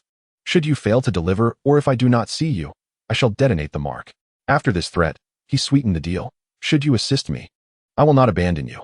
Proceed boldly. If you cannot steal, then deceive. If deception fails, resort to stealthy assassination. Upon your success, come to the encampment of the Northern Sea Army, and I shall ensure your safety. Even the esteemed Taiyi Zhenren would not dare to cause trouble in the Northern Sea. Furthermore, you are to document every martial and Taoist skill you possess. Regardless of their level, I wish to examine them all." In the encampment, the disciples of Yuan Mountain huddled together, their eyes filled with despair, akin to lambs awaiting slaughter. Powerless against their uncertain fate, Qi Feng had narrowly escaped death, thanks to the timely intervention of a senior brother.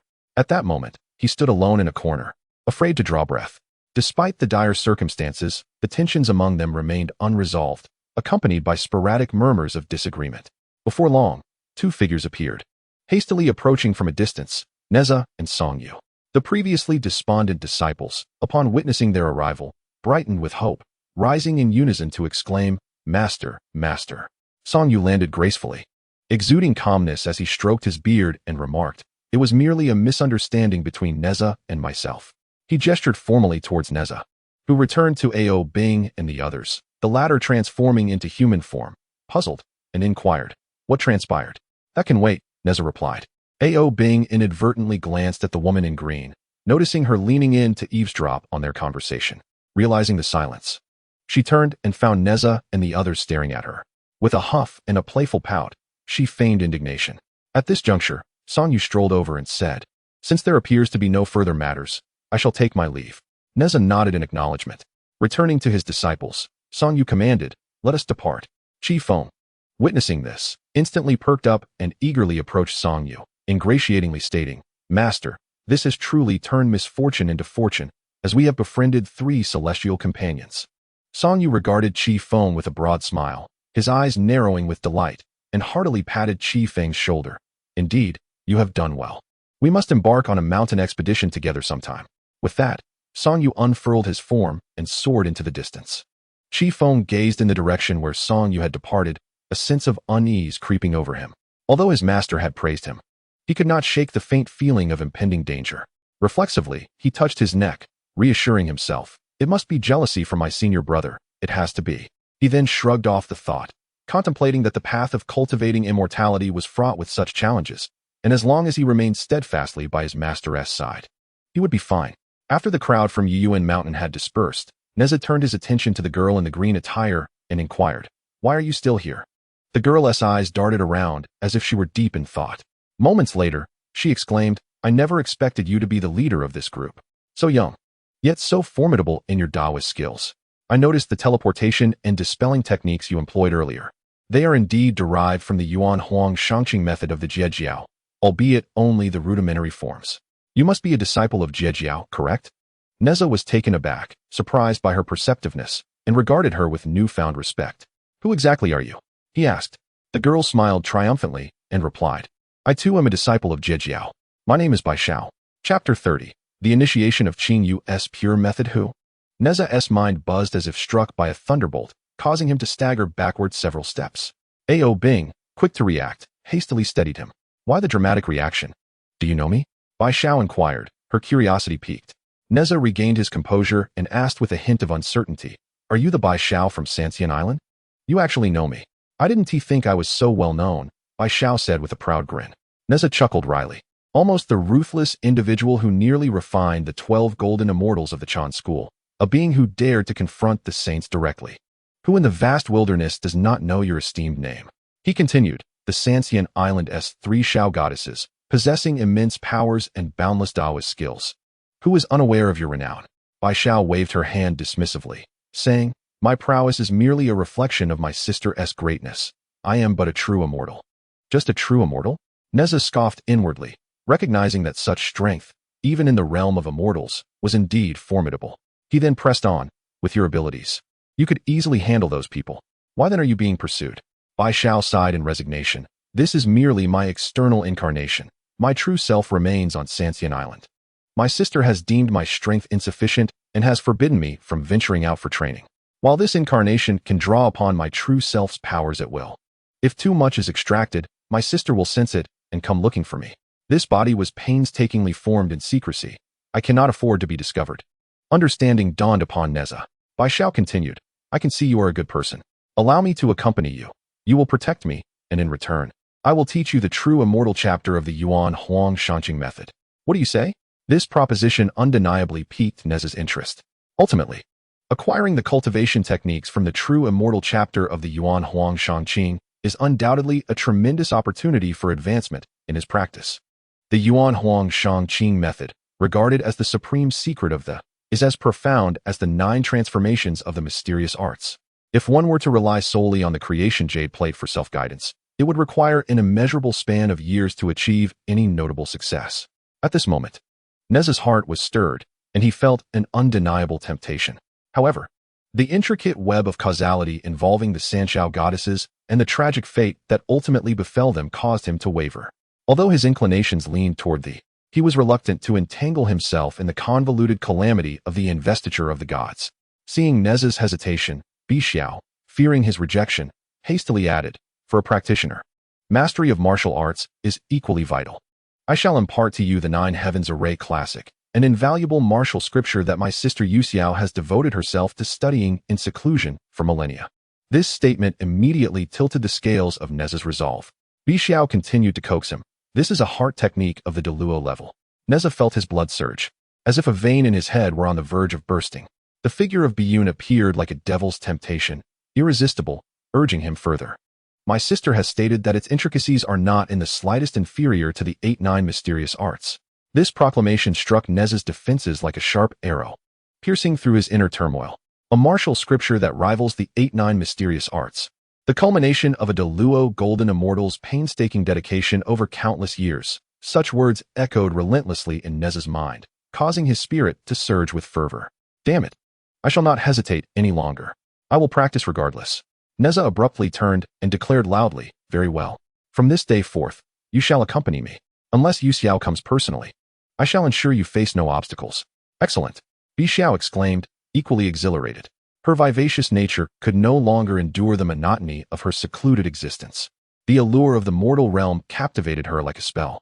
The two quickly established a bond, with Nezha even constructing a tent for Bi Xiao. Within the tent, they delved into the intricacies of their arts. The Nine Heavens True Classic, much like the 8-9 Mysterious Arts, comprises 9 layers. I shall teach you the first layer, and based on your performance, I will determine whether to impart the subsequent teachings. Is that acceptable? Absolutely. Nezha replied without hesitation, eager to discover the wonders of the Nine Heavens True Classic. Moreover, possessing the creation jade plate would facilitate the deduction of the techniques. Once he grasped the foundation, the rest would undoubtedly become easier.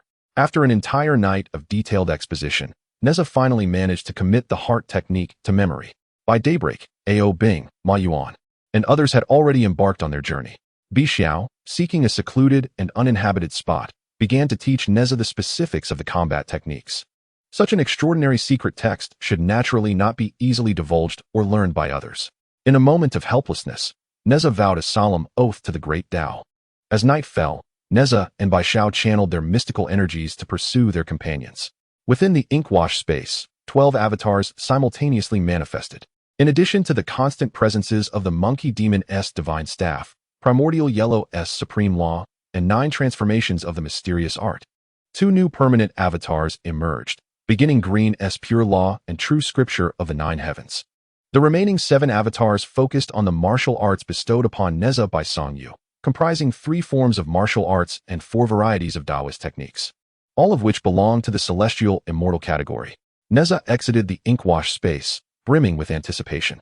At dawn the next day, Nezha slowly opened his eyes, and in an instant, waves of enlightenment surged into his heart, flooding him with inspiration. He struggled to contain his excitement, meticulously sorting through these newfound insights. In that moment, he resembled a humble farmer who had unexpectedly stumbled into the treasury of a grand palace, joyfully opening and examining the mountains of treasures before him. The first thing to catch his eye was the beginning Green S Pure Law, as the supreme secret text of the Chan School. It bore significant distinctions from the Primordial Yellow S Supreme Law of the Jie School. The entirety of this manuscript revolved around formations and the 8 trigrams, centering on the individual and employing techniques such as peering into the past, shrinking distances, and invoking heavenly punishments. These techniques either drew upon the energies of heaven and earth, comprehended the laws of the cosmos, or harnessed the forces of nature, yet all seemed to adhere to a fixed pattern. 1 is 1. 2 is 2, reflecting the doctrine of the Chan School that all is predetermined. Conversely, the Jie School emphasizes the spirit in all things, seizing every fleeting chance of life. While also centered on the individual, it employs techniques filled with variability, such as reversing yin and yang, summoning winds and rains, and resurrecting the dead, thus altering the laws of heaven and earth in acts of defiance. Now, as these 2 schools of thought intertwined, it was as if yin and yang had merged, creating an inexplicable sensation of aligning with the great Tao, embodying the essence of yin and yang's Tai Chi. It is often said that Tao begets yin and yin and yang give rise to all things. Nezha could not help but ponder whether the methods of these 2 teachings stemmed from a singular source of wisdom. Later diverging. After a brief exploration, Nezha turned his focus toward the true scripture of the 9 heavens. This was a martial arts manuscript, starkly contrasting with the forceful approach of the 9 transformations of the mysterious art. The true scripture of the 9 heavens embraced a more yielding path. Perhaps this was due to the nature of Yun Xiao as a woman, or perhaps because her essence was akin to clouds. Thus, this technique emphasized tranquility of mind and spirit, advocating the principle of using 4 ounces to move 1,000 pounds, reminiscent of the elegance of Tai Chi. Nezha felt a flicker of astonishment in his heart and could not help but murmur to himself. Martial arts embody both rigidity and flexibility, while Taoist techniques manifest both yin and yang. Am I destined to soar? When I achieve golden immortal status and unite martial and Taoist paths, obliterating the 3 corpses, what heights shall I attain? The anticipation fills me with exhilaration. No wonder Lady Yun Xiao dared to confront the sage in her time. She indeed possessed some formidable confidence. However, the cloud sky does not possess the 9 turns mysterious art or the primordial azure jade method. With that said, Might I contend with the saints in the guise of a great Luo golden immortal? Chapter 31. A meeting with Master. When at last, Nezha closed his eyes, entirely focused on the surging spiritual energy within him. Moments later, he abruptly opened his eyes, a glimmer of joy illuminating his gaze. Martial arts true immortal, Taoist true immortal. Nezha's voice was infused with uncontainable excitement. The perfect fusion of the Nine Turns mysterious art and the Nine Heavens secret classic had allowed him to break free from long-standing shackles, achieving a remarkable breakthrough. In the primordial world, the true immortal realm had become a pillar of strength. Attaining this level meant that one could traverse the vast expanse of the world without restraint. No longer was he the insignificant figure prone to the whims of others, easily extinguished. Now, with the upper clear method of the in his possession, he needed considerable time to fully comprehend its depths. The Nine Heavens true classic, however, lacked a second tier of cultivation techniques, preventing further integration with the second level of the Nine Turns mysterious art. Additionally, the endurance of this body was nearing its limit. Without the aid of celestial materials to enhance his physique, another breakthrough in the near future seemed nearly impossible. Nezha's thoughts were clear as he sensed the strength within him. With my current power, I can easily strike down 2.5 horse Yuan. He swiftly established a new goal, and then sought out Bixiao to continue his studies of the Nine Heavens true classic. After a night of intensive training, Nezha's progress was nothing short of remarkable, clearly surpassing his performance from the previous day. When he concluded his training the day before, he could barely commit the techniques to memory.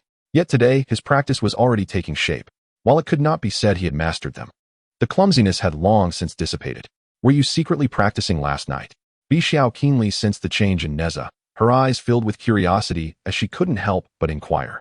Nezha produced the same elaborate story he had once used to deceive Yuan Hong, speaking mysteriously, I suppose this is a kind of talent.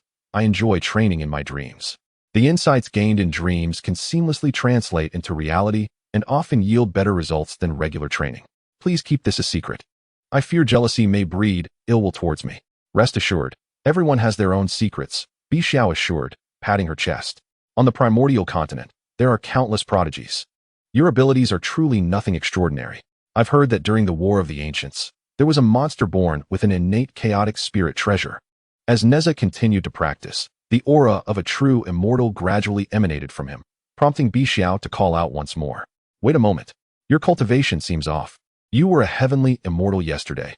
How have you suddenly broken through to true immortal today? Bixiao's face was a portrait of astonishment, her eyes brimming with confusion. This is also a result of training in my dreams.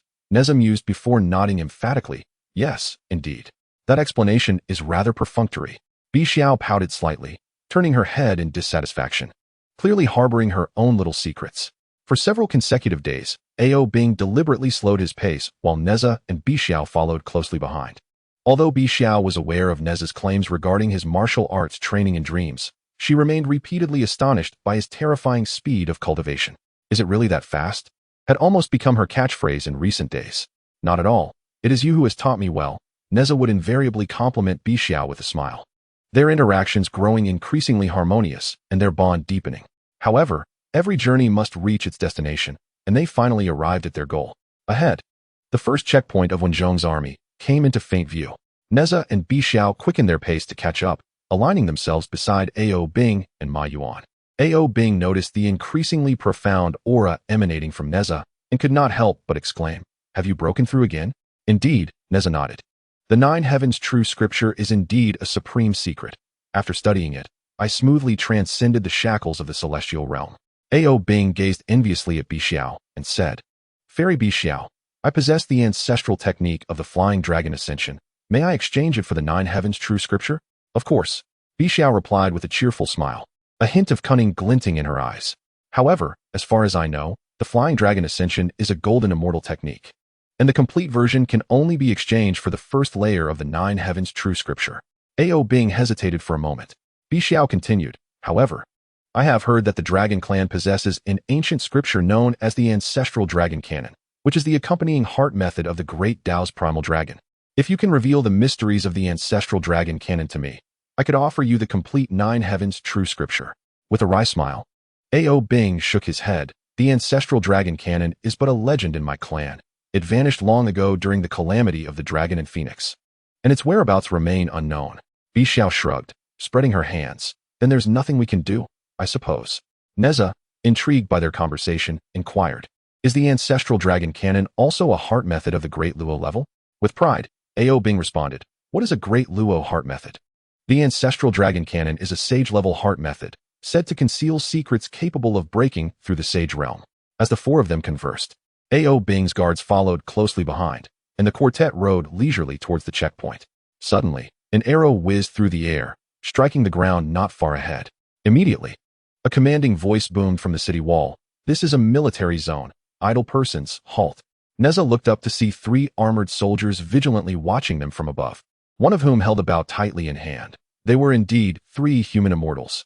Nezha called out loudly, "I am Nezha, sent by General Yuan Hong to subdue demons in the North Sea. You must promptly inform Master One." As he spoke, Nezha flicked his hands lightly, and Yuan Hong's personal letter soared through the air like a streak of light, coming to rest steadily before the commanding soldier. What terrifying control over power! The leader felt a surge of astonishment and regarded Nezha with a newfound apprehension. He cast a glance at the seal on the letter, confirming it bore the mark of General Yuan Hong, and refrained from opening it.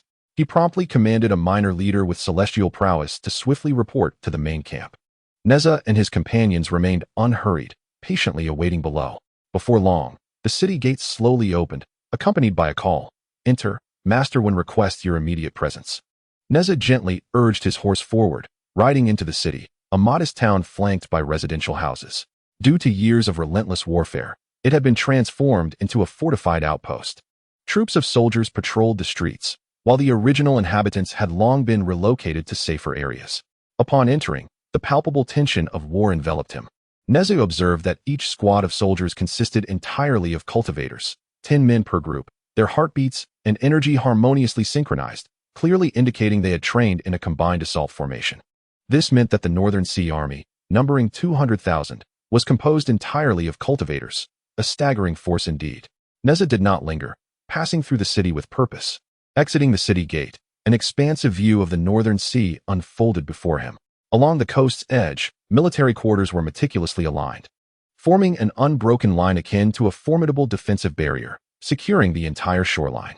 In the sky, waves of overwhelming vitality surged upward, with cultivators occasionally soaring on their swords into the depths of the Northern Sea. Guided by a soldier, Nezha was led into a larger building, while Ao Bing and others were directed elsewhere. As the door opened, a spacious hall revealed itself, with 2 rows of soldiers, their armor gleaming like polished wood, standing motionless, all of them celestial beings. To one side of the hall, several armored generals encircled a sand table, engaged in fervent discussion. Nezha, possessing the creation jade disc, was acutely sensitive to cultivation levels. He discerned that all the generals surrounding the sand table were true immortals. At the center of the hall, seated at the command table, was an elderly man in his 50s, his white hair and imposing demeanor striking, with a particularly prominent heavenly eye on his forehead. This was the distinctive mark of Wenzhong. Nezha looked up at this representative of the in the mortal realm, a pivotal figure in the Shang dynasty, silently admiring him. He recalled that during the early days of the investiture of the gods, the Chan Sect had always denounced King Zhou's cruelty, claiming that King Wu's rebellion was a righteous act. It was only after Wen Taishi's death that they altered their narrative to assert that the Shang dynasty's fate was sealed. Now, witnessing the esteemed Taishi in person, Nezha could not help but feel profound respect. What a magnificent spirit! What a commanding presence! With reverence for Wenzhong, Nezha respectfully performed a military salute, kneeling on one knee and declaring loudly, "I am Li Nezha from Chentang Pass, paying my respects to Master One." Chapter 32. Deng Chanyu Rise. Wenzhong's voice was unexpectedly gentle, akin to that of a kind uncle, exuding authority tempered by compassion. Yuan Hong recounted his discovery of a young child at Chentang Pass, whose remarkable martial talent was truly astonishing. "It is all thanks to General Yuan's adept guidance," Nezha modestly replied. Wenzhong waved his hand dismissively, stating, "Few are worthy of Yuan Hong's praise. However, you are indeed quite young. Despite Yuan Hong's recommendation, I cannot assign you a position directly. Instead, you shall participate in the military examination at the training hall. Your rank will be determined based on your evaluation results." "Understood." Nezha assented before departing. Once Nezha had left, Wenzhong approached the sand table and inquired of his subordinates, "What are your thoughts on this, Nezha?" General Deng Zhong was the first to respond, cupping his hands in respect. Though Nezha is young, his bright eyes and vigorous energy, coupled with his solid footing, suggest great potential. Even if his current cultivation is not high, he is undoubtedly a promising talent. With proper training, he will surely become a formidable general in the future. General Zhang Guifeng added, once he completes the examination, he can be assigned to my command. On the battlefield, I will ensure his safety, allowing him ample opportunities for growth and development. A young man in a white robe, with a strikingly handsome appearance, interjected, I see Nezha as merely a child, lacking in stature and bearing. Should he face the enemy on the field and emerge victorious, it would be commendable. However, if he were to falter, it would only invite ridicule upon our forces. This dissenting opinion came from Huang Feibao, a commander of equal rank within the military. His background was formidable. He was the third brother of the renowned General Huang Feihu, a loyal servant of the state for 7 generations, holding a status nearly comparable to Wen Zhong's. While Wen Zhong led the expedition to the North Sea, Huang Feihu was tasked with defending against coastal bandits in the east, safeguarding the Shang dynasty. Wen Zhong chuckled softly and remarked, let us first observe his examination results before forming any conclusions. Proceed with your prior plans. The assembled generals responded in unison, bowing before taking their leave. At the training ground, during the military evaluation, the examining officer, Zhou Liang, was explaining the assessment to Nezha. Generally, your examination task is quite straightforward. This formation will continuously summon puppets at the pinnacle of human immortality. The total number of puppets you defeat within the span of 1 hour will be a key indicator of your evaluation. Following this, there will be martial arts and Taoist assessments, which comprise the first stage of the comprehensive evaluation. Nezha nodded and stepped into the formation as Zhou Liang activated it. Instantly, a wooden puppet manifested, charging at Nezha with bare hands. Nezha remained motionless, merely extending his hand to effortlessly seize the puppet's neck. Sensing the absence of any magical energy emanating from the puppet, yet recognizing that its strength matched that of an ordinary human immortal at peak prowess, he exerted a forceful grip, and with a sharp crack, the puppet's neck shattered. Nezha turned and inquired, what is the maximum number of puppets this formation can summon at once? Zhou Liang responded with a smile, you can summon up to 100. Let us summon 100 directly, Nezha declared. Zhou Liang kindly advised, I suggest you proceed gradually. Once the puppets launch an attack, it is impossible to halt them instantaneously. From Nezha's earlier display, Zhou Liang could discern some talent, yet he was still young, prideful, and eager to show off. No matter, go ahead and summon them, Nezha said confidently. Zhou Liang ceased his objections, contemplating that perhaps it was a phase of rebellion. Being young, learning a lesson might benefit his future growth. With a gaze that bore the weight of experience and a hint of compassion, he looked at Nezha before activating the formation.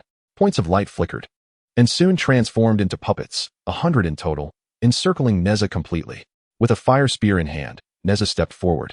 The diagram of the 8 trigrams of the jade pure law manifesting beneath his feet, swiftly spreading throughout the formation. Although the 8 trigrams could create a space of their own, Nezha had not yet cultivated to such an advanced realm. Shift, Nezha shouted, and as the last syllable fell, he vanished from sight, reappearing at the very center of the 100 puppets. Heavenly Serpent's breath. With a thrust of his spear, akin to a serpent flicking its tongue, the tip of the spear had not yet made contact, yet the puppets before him disintegrated into dust. Instantly, flames erupted from the spear, sweeping horizontally and unleashing a fiery whirlwind. In an instant, the entire formation appeared to be engulfed in a crimson hue. From Zhou Liang's perspective, the formation had transformed into an inferno, occasional muffled sounds of the puppet's destruction punctuating the air. Within mere breaths, only Nezha remained amidst a sea of black ashes.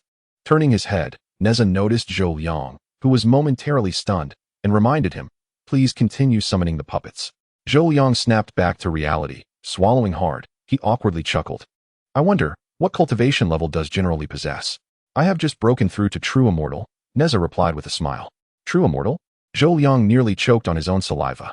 Generally, please do not jest. Within the Northern Sea Army, true immortals were not uncommon, and when Zhong, the Grand Master, was even at the level of golden immortal, Zhou Liang's astonishment stemmed from Nezha's youthful appearance, which made it hard to believe. It was akin to a child claiming to have slain a dragon. It seemed utterly implausible. Observing Zhou Liang's disbelief, Nezha released the aura of a true immortal, and feeling that powerful and genuine presence, Zhou Liang had no choice but to accept the truth. Generally, please wait. Typically, true immortal experts in our army are treated as generals and do not need to partake in the officer assessments. I shall report this to the Grand Master right away. Please hold on for a moment. With that, he steadied himself and slowly exited the training ground.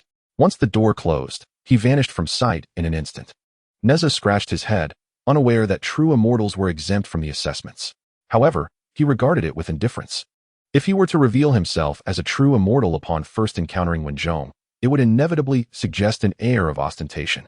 In the primordial world, casually probing into another's cultivation level among unfamiliar individuals is akin to an act of provocation, as it often implies that if one's strength is inferior to that of the other, it could lead to dire consequences. Thus, practitioners deliberately avoid such situations. After a brief moment, Zhou Liang pushed open the door and strode purposefully to Nezha, stating, "Generally, the Grand Master requests your presence." When Nezha arrived once more at the chamber of Wenzhong, only Wenzhong and his loyal attendant remained. With a warm smile, Wenzhong observed Nezha. As the celestial eye upon his forehead momentarily opened and swiftly closed, he remarked, "In the letter, Yuan Hong mentioned that you were merely of human immortal cultivation. Yet, in such a short span, you have ascended to true immortality. No wonder your arrival was delayed. It seems you have encountered a fortuitous event." Just as Nezha was about to speak, Wenzhong raised a hand to forestall him. "I am not interested in your serendipitous encounters. The assessments for officers in the army pertain only to human and celestial immortals. Each true immortal can hold the position of general within my forces and lead a legion." After contemplating for a moment, Wenzhong continued, "Deng Chanyu is presently leading troops in battle against the Dragon King, one of the 72 lords. I shall provide you with a map. You ought to assist her." Chapter 33. The realization of Jade Cauldron. Understood, Nezha replied, then withdrew. Upon Yuchuan Mountain, a millennia-old pine tree stood, accompanied by a chessboard and 2 cups of fragrant tea emitting gentle wisps of steam. 2 seats were occupied by the Taoists, namely the Jade Cauldron Realization and the Supreme One. The Jade Cauldron Realization poured a cup of tea for the Supreme One with a smile, inquiring, "Why do you appear so preoccupied? Is there something troubling you? Speak of it, and let me share in your amusement." The Supreme One sighed heavily, expressing, "It is none other than my disciple Nezha. He is truly a source of great concern for me. His fate is entirely divergent from what the Master predicted. Last time, as per the Master's counsel, I orchestrated a calamity for him, intending to intervene and rescue him. Who could have anticipated the sudden emergence of Yuan Hong? That wretched monkey even dares to vie for my disciple. I bestowed several treasures upon Nezha, hoping to deepen our master-disciple bond, yet he fled the very next day." At this moment, the Supreme One lamented, resembling a forlorn spouse as he poured forth his grievances. The Jade Cauldron Realization stroked his beard and, once the Supreme One had finished, replied, "Why do you not disclose your true intentions to him?" The Supreme One was taken aback. "Have you lost your mind?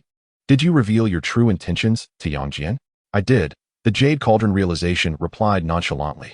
The Supreme One retorted, "Our destined individuals are the most suitable candidates derived from the Master's calculations using the Zhou Tian Bagua. Are you not afraid that Yang Jian might object upon discovering this? You truly are bold to take such a gamble." "I do not gamble. I have long since resolved that if Yang Jian were to descend, I would personally descend the mountain. With my cultivation, I am well acquainted with those in the Jia Sect who possess the power to vanquish me. Thus, evasion would suffice. A mere dalliance poses little risk of demise." Taiyi Zhenren chuckled bitterly, while Yuding Zhenren casually remarked, "Let nature take its course. All beings possess a spirit and a predetermined fate, which need not be forcibly compelled." I find merit in this perspective of the Jia Sect. However, Taiyi Zhenren hastily interrupted Yuding Zhenren, saying, "Enough, enough." He gazed skyward, exhaling as if relieved from a calamity. "You are courting death. The doctrines of the Chan and Jia sects are irreconcilable. To utter such words is tantamount to betrayal." Unfazed, Yuding Zhenren waved his hand dismissively. "Do not make such a fuss. I merely spoke in passing." He then shifted the conversation. "Your plan to create tribulations for Nezha and subsequently rescue him is sound. Yet the individuals you have chosen are rather feeble.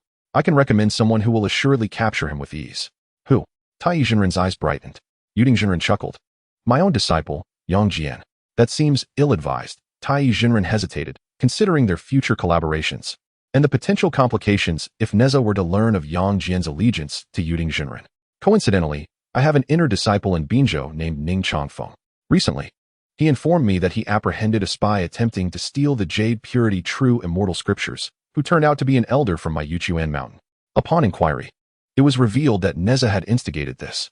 Yuding Zhenren elaborated on the subsequent plans in detail. In the North Sea, fierce battles raged on an island approximately 300 miles northwest of the coastline. Numerous human cultivators clashed with their demon counterparts, the latter gradually yielding to defeat. Above the island, the dragon-headed, human-bodied true immortal, the Jiao Long Wang, found himself besieged by 10 celestials, his breath ragged and injuries severe. Opposite him stood a woman in her 20s, adorned with a jade belt. Though a woman, she radiated an air of gallantry, her confidence and pride unrestrained in her gaze. This was the renowned general of Wenzhong's forces, the sole female commander, Deng Chanyu, a true immortal in her own right. Jiao Long Wang surveyed the encircling figures. His eyes filled with absurdity and resentment, as if in that moment, the pride and dignity he had cultivated over millennia were mercilessly shattered. How ludicrous! I, the Jiao Long Wang, have toiled for 1,000 years, reigning supreme, only to meet such a dismal end. It is laughable that the 72 demon kings, each harboring ulterior motives, failed to unite, allowing you to exploit our division. At his words, Deng Chanyu let out a scornful laugh, her eyes brimming with disdain. The vast expanse of Beiju Luzhou was insufficient for your wickedness, that you must venture to Nanshan Buzhou to meet your demise? Had you remained in Beihai, behaving with integrity and causing no harm to the innocent denizens, you would not find yourself facing such a dire fate today. All of this is but the manifestation of your destiny, a consequence of your own misdeeds. The Dragon King scoffed at Deng Chanyu's accusations, a disdainful smile curling upon his lips. As cultivators, we are destined to pursue opportunities. Wherever fortune beckons, there we must go. As for those mortals, they are merely the ants of this vast world. When hunger strikes, one consumes pigs. If pigs were to attain sentience, they too would consume humans. This is merely the natural law of the jungle. Why must you cast me in such a villainous light? I merely abide by the rules of this world, slaughtering in a manner consistent with nature, not wasting resources by killing without consumption. Deng Chanyu interjected sharply, silence. Humanity reigns over the heavens and the earth. Do not speak of consuming mere livestock, for even devouring dragon flesh is justified. And you, nothing more than a beast. What right do you have to equate my people with your kind? Such blasphemy defies the celestial order. The Dragon King cast a glance at his nearly decimated subordinates.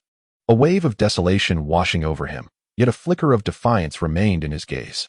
Though I am defeated today, it is but a fleeting setback. Once I return to recuperate, I shall surely seize another opportunity to rise again. You will not vanquish me today. With that, he swiftly moved, unleashing a powerful palm strike that surged forth like an invisible tempest, instantly propelling the 2 celestial leaders blocking his path aside. However, just as he believed he could escape unscathed, a dazzling 5-colored stone, akin to a brilliant meteor, hurtled towards him from behind. The Dragon King hastily raised his arm to shield himself, a dull thud echoing as the tremendous force caused his arm to throb with pain. Deng Chanyu, in a flash, intercepted the Dragon King's retreat once more. The pride that once gleamed in her eyes had vanished, replaced by a chilling intent to kill and profound hatred. You have slain countless innocents. Now, in your defeat, do you dare to swagger away? Huh? By what right do you think you can leave? Not a single ant on Dragon Island shall escape my wrath. Deng Chanyu's tone was resolute, leaving no room for dissent. The Dragon King let out a cold chuckle, a glint of ruthlessness flashing in his eyes. Do you believe you can hinder me? With that, he surged northward again, but Deng Chanyu reacted swiftly, blocking his path once more, her 5-colored stone striking towards him fiercely. The stone sliced through the air, radiating brilliance as it bore down upon the Dragon King. This 5-colored stone was Deng Chanyu's most treasured artifact, said to be remnants of the stones used by Nuwa to mend the heavens, impossibly hard and imbued with immense power. The Dragon King smirked, thinking to himself, foolish. Gritting his teeth, he braced himself to withstand the blow. The stone struck his scales with a resounding clang, sparks flying. Yet it failed to breach his defenses. Harnessing a formidable recoil, the Dragon King transformed in an instant into its true form, a serpent of several thousand meters, adorned with scales of black and gray.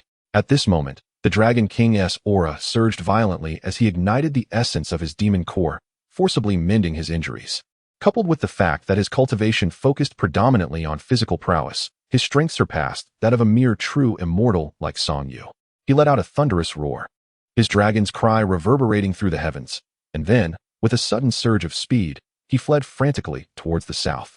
Although this was the opposite direction, he calculated that if he could break free from the encirclement, a mere detour would lead him back to North Julu continent or to seek refuge with other lords, thus averting this life-threatening catastrophe. Deng Chanyu, witnessing this, felt a pang of dread as she realized she had fallen into the Dragon King's trap and hastily pursued him. However, the Dragon King's speed was astonishing, quickly widening the gap between them.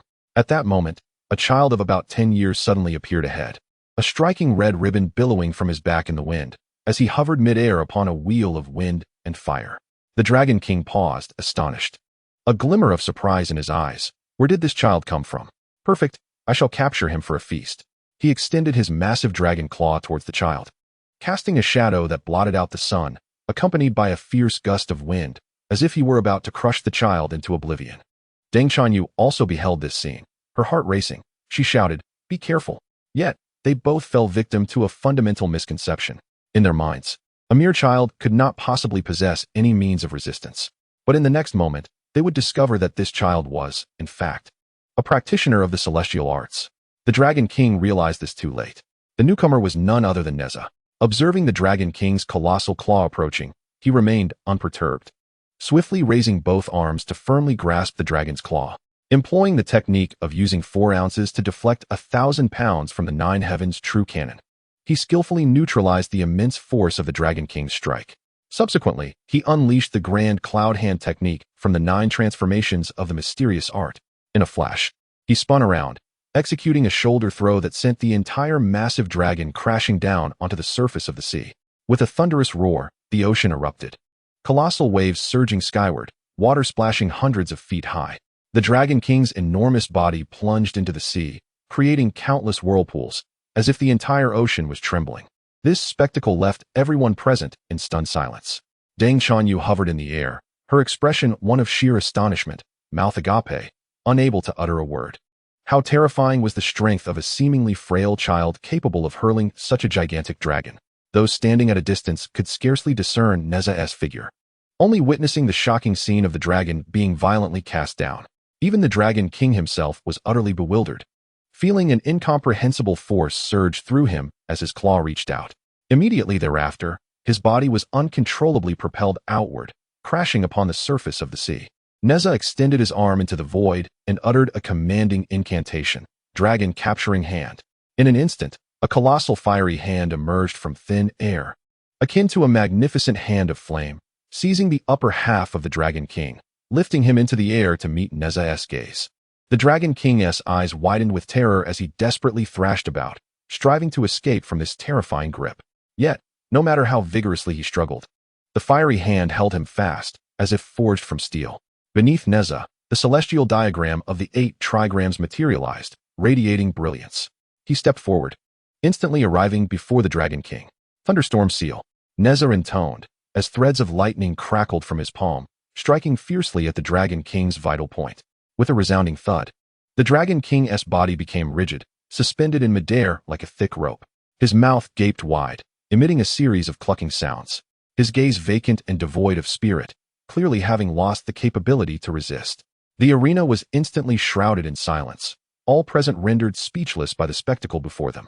Nezha turned his gaze toward the lone woman behind him, already cognizant of some fundamental information, and respectfully inquired, "Might I ask, are you General Deng Chanyu?" Only then did Deng Chanyu emerge from her stupor.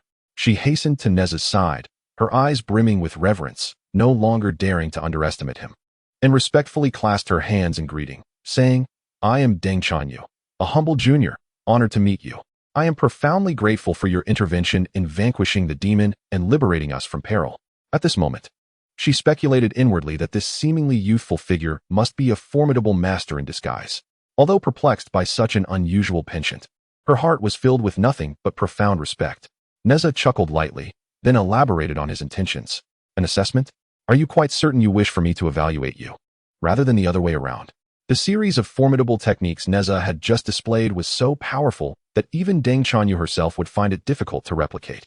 The fact that Master Wen had entrusted her with the task of assessing such divine prowess left her feeling somewhat helpless. Once more, Deng Chanyu clasped her hands, her tone exceedingly respectful as she declared, "Daoistly, your abilities are unparalleled. I dare not speak lightly of your prowess. I will faithfully relay your strength to Master Wen." This was precisely the outcome Nezha desired. With the impending calamity of the Fengshen, he had no intention of concealing his might. He aimed to fully manifest his strength here, garnering sufficient attention from Wenzhong, establishing a significant merit to exchange for an audience with Zhao Gongming. Zhao Gongming would only descend from the mountains after the onset of the Fengshen calamity, and with Taiyi's strength, he would not stand a chance against Zhao Gongming. By then, Everything would be set in stone. This plan was nothing short of flawless. Nezha gestured toward the Dragon King and inquired, "What shall be done with this Dragon King?" Deng Chanyu approached the Dragon King, her gaze as frigid as frost, and coldly proclaimed, "Extract his dragon pearl to use for alchemy. While humans cultivate their dantians, demons refine their niden, which is also referred to as demon elixir. Though dragons are classified as demons, they possess an innate nobility, referring to their niden as dragon pearls." With a swift motion, she drew her long sword from her waist and severed the Dragon King's head, retrieving a dragon pearl as pure as jade. Subsequently, she commanded her soldiers, "Preserve his corpse and bring it back. As for the demon soldiers on this island, none shall remain. They must all be slain." In the North Sea Army, within Huang Feibao's quarters, he gazed at the rice on the table, his fury boiling like a volcano, impossible to contain. With a resounding crash, he struck the rice, sending it flying in all directions. How infuriating! This Yuan Hong has dared to extend his reach into the North Sea. The position of the 100 Passes Patrol General was rightfully his, and the Emperor was indeed growing senile. Chapter 35. The Emperor and Zisho to appoint a mere monkey as the Patrol General is a blatant affront to the prestige of the Great Shang dynasty. One of Huang Feibao's loyal generals, witnessing his wrath, hurriedly approached to intervene, glancing around cautiously before whispering, "General, be wary. The walls have ears." He then fawned. "There is no need for concern. He is but a child. How formidable could he possibly be? When the battles commence, we can eliminate him amidst the chaos." Huang Feibao scoffed, a glint of ferocity flashing in his eyes. "My Huang family has served loyally for 7 generations, contributing immeasurably to the Great Shang dynasty. What right does this monkey have to be favored upon his arrival? I cannot allow him to succeed." The more he pondered, the angrier he became, gritting his teeth and declaring, "Very well. If you wish to cultivate your own power, I shall slay one at a time. Let the Emperor know who truly holds sway in the army." Within the star-picking tower of Chaoga, Zisho sat enthroned, keenly observing the dance below. A dozen young maidens, exquisite in beauty, twirled gracefully in the dance hall, their movements ethereal, akin to fairies descended from the heavens. At the center of the dance floor stood one maiden, breathtakingly beautiful, captivating all. Her long hair cascaded like a waterfall to her waist, her cheeks round and radiant, exuding the essence of youth. Her nose was petite and straight, resembling a delicate jade carving. Her lips, soft and rosy, bloomed like freshly opened petals, resplendent and alluring. Her enchanting eyes, crescent-shaped, seemed to ensnare souls with each blink. Zisho sipped from a goblet of fine wine, a smile gracing his lips as he beckoned. The captivating Daji, like a delicate butterfly, floated gracefully towards him. Nestling in his embrace, she extended her hand, plucking a translucent grape, and gently fed it to Zisho. His eyes sparkled with tenderness as he spoke softly, affectionately stroking Daji's hair. At that moment, a guard approached from outside, reporting, "Your Majesty, Minister Fei Zhong and Yu Han request an audience." "Admit them." Zisho replied with a slight nod. With a soft voice, Daji said, "I shall take my leave." "No need," Zisho replied, pulling her into his embrace. Daji let out a gentle sigh, offering no resistance as she nestled comfortably against him. Fei Zhong and Yu Han stepped into the tent, bowing in unison. "We pay our respects to the human emperor." Zisho inquired, "Fei Zhong, how have matters progressed?" With utmost respect, Fei Zhong responded, "Your Majesty, I have gauged the sentiments of the Western Marquis. His stance on surrendering military authority remains ambiguous. He is persistently seeking excuses to evade responsibility." Instantly, Zisho's gaze turned icy, a glimmer of murderous intent flickering in his eyes. "I have rejected the proposal of the Chan Sect. They shall not relent easily and will undoubtedly seek other opportunities. It will not be long before war becomes inevitable. The most likely course of action is to first win over these feudal lords. Coincidentally, Ji Chang is in Chaoga at this moment. I shall find a suitable pretext to capture him and compel him to relinquish military power. Should he dare to refuse, he shall meet his end." After a brief pause, Fei Zhong cautiously spoke, "Your Majesty, might this approach be somewhat hasty? The Western Marquis commands a formidable army in Shichi, deeply entrenched in power. Perhaps a more conciliatory approach, or a willingness to concede certain conditions, would stabilize the situation? You suggest that I take a step back?" Zisho's tone held a hint of displeasure. Fei Zhong quickly knelt, trembling as he said, "I would not presume, Your Majesty. I merely believe that haste may lead to unforeseen complications." With a cold snort, Zisho declared, "No matter how formidable he may be, it is power granted by me." They all proclaim loyalty and patriotism. And now is the perfect opportunity to unveil the true nature of these lords. After capturing Ji Chong, I shall issue an imperial edict summoning his eldest son as well. Should Ji Chong dare to oppose, let us take his son's life first. He then turned to Yuan, instructing, go and seek out the king of Wuqing, Huang Feihu. No need for subtlety. Convey my intentions directly. After years of peace, some have come to regard the authority granted by the state as their own possession. The sanctity of the nation, tarnished by dust, must be cleansed. If not swiftly done, others shall do it in due course. Once Feizhong and Yuan departed, the atmosphere relaxed. Zisho gazed at Daji with a smile, asking, my beauty, what are your thoughts on the matter of the function list? Feel free to share. Regarding national affairs, how could I presume to comment? Daji replied softly, but it is permissible. Let us converse casually. Zisho dismissed her concerns. After a moment's contemplation, Daji's melodious voice emerged. I believe that the establishment of the heavenly court, while currently being vigorously promoted by the Chan Sect, is something all three teachings are aware of. The human sect has chosen non-involvement, while the intercepting sect has tacitly accepted the matter. Daji cast a fleeting glance at Zisho's expression. Noticing no reaction, she continued. As the esteemed human emperor, blessed with the aura of sovereignty, you are eternal and indestructible. Once the heavenly court is established, it will undoubtedly foster greater stability and order among the three realms. This will not adversely affect the emperor of humanity's reign. Rather, it will fortify his rule, ensuring its longevity. In the grand scheme of things, this is indeed a positive development. When Daji lifted her gaze to meet Zisho's, their eyes locked in a moment of profound connection. In Zisho's eyes, she discerned depths of darkness and complexity, as if he could see through to her very soul, which startled her. She hastily replied, it seems I have spoken out of turn. Zisho offered a gentle smile, his tone remaining soft and reassuring. As I mentioned, it was merely a casual conversation. You may take your leave. Yes, Daji responded, rising to depart, though her steps betrayed a hint of trepidation. At that moment, the star-gathering tower stood devoid of company, with only Zisho seated quietly upon the throne. He murmured to himself, is this your will?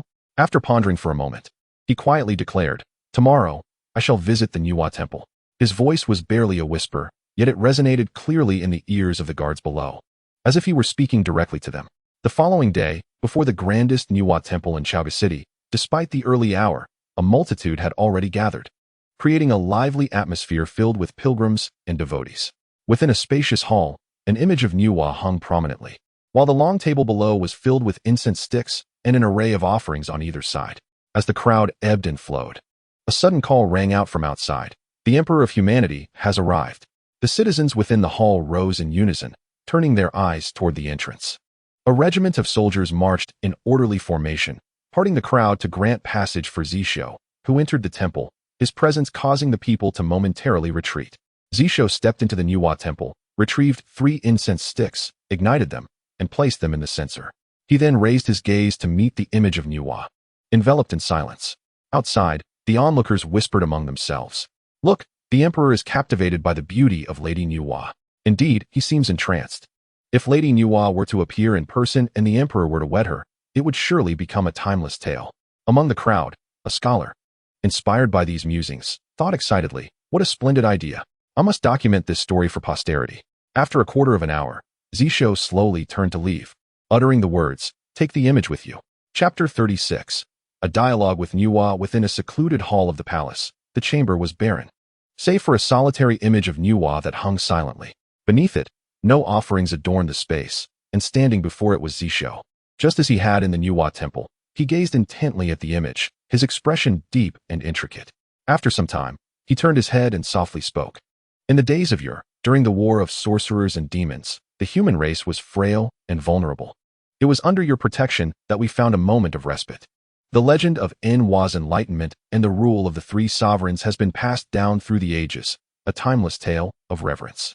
I have always held you in high esteem, which is why the temples of Nuwa throughout the southern continent have been preserved, their incense offerings flourishing.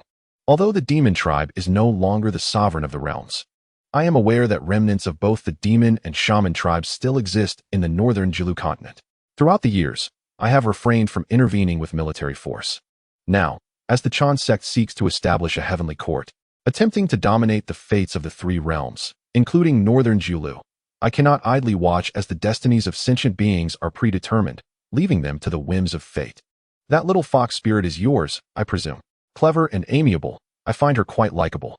However, I hope this matter concludes here. After the great calamity, I shall designate Northern Julu as a fief for the demon tribe. Otherwise, at this juncture, Zisho turned to gaze at the portrait of Nuwa, or rather, into her eyes, his tone softening from before. I would not mind meddling in the affairs of Northern Julu. When that time comes, as a sage, you will act on behalf of heaven. Should you forcibly intervene in the fate of a tribe, the heavenly order will retaliate. Even if you do not fall from your position as a sage, you will suffer grievous wounds. If you choose not to intervene, I shall eradicate the demon tribe. And as the sage of your kind, the demise of your race will lead to your gradual dissolution within the sands of time. My words have been spoken. Thus it is. With that, Zisho vanished in a flash, leaving behind an empty side hall and the quietly suspended portrait of Nuwa. In the Northern Sea military camp, the lights shone brightly, and a long table was laden with exquisite delicacies, their aromas wafting through the air. Wenjong sat at the center, with Nezha, the star of this celebratory feast, seated to his left. Wenjong gently patted Nezha on the shoulder, his voice brimming with admiration. Chan Yu has informed me of your exploits. Even the Dragon King of the true immortal realm could not match you. Truly, heroes emerge from youth. The other generals chimed in, showering him with praise. Only Huang Feibao sat in silence, drinking, his expression unreadable. For the first time, Nezha found himself the center of attention, his face tinged with bashfulness, like an innocent child unaccustomed to the world's gaze. He humbly replied, "It was merely luck." "All mere luck." Wenjong laughed heartily, then said earnestly, "Your performance has garnered my respect. I have decided to establish the 21st Army. Once the banquet concludes, the military orders and documents will be sent to you, and at that time, you may proceed to the training grounds to lead your troops. The Northern Sea Army comprises 200,000, all regular combat units, excluding reserves and logistics personnel." Wenjong's trust and esteem filled Nezha with quiet delight. After the banquet, the guests gradually dispersed. Deng Chanyu called out to Nezha, clad in a flowing white robe, her long hair cascading freely. She appeared less martial, yet more carefree. She handed Nezha a delicate porcelain vial, smiling.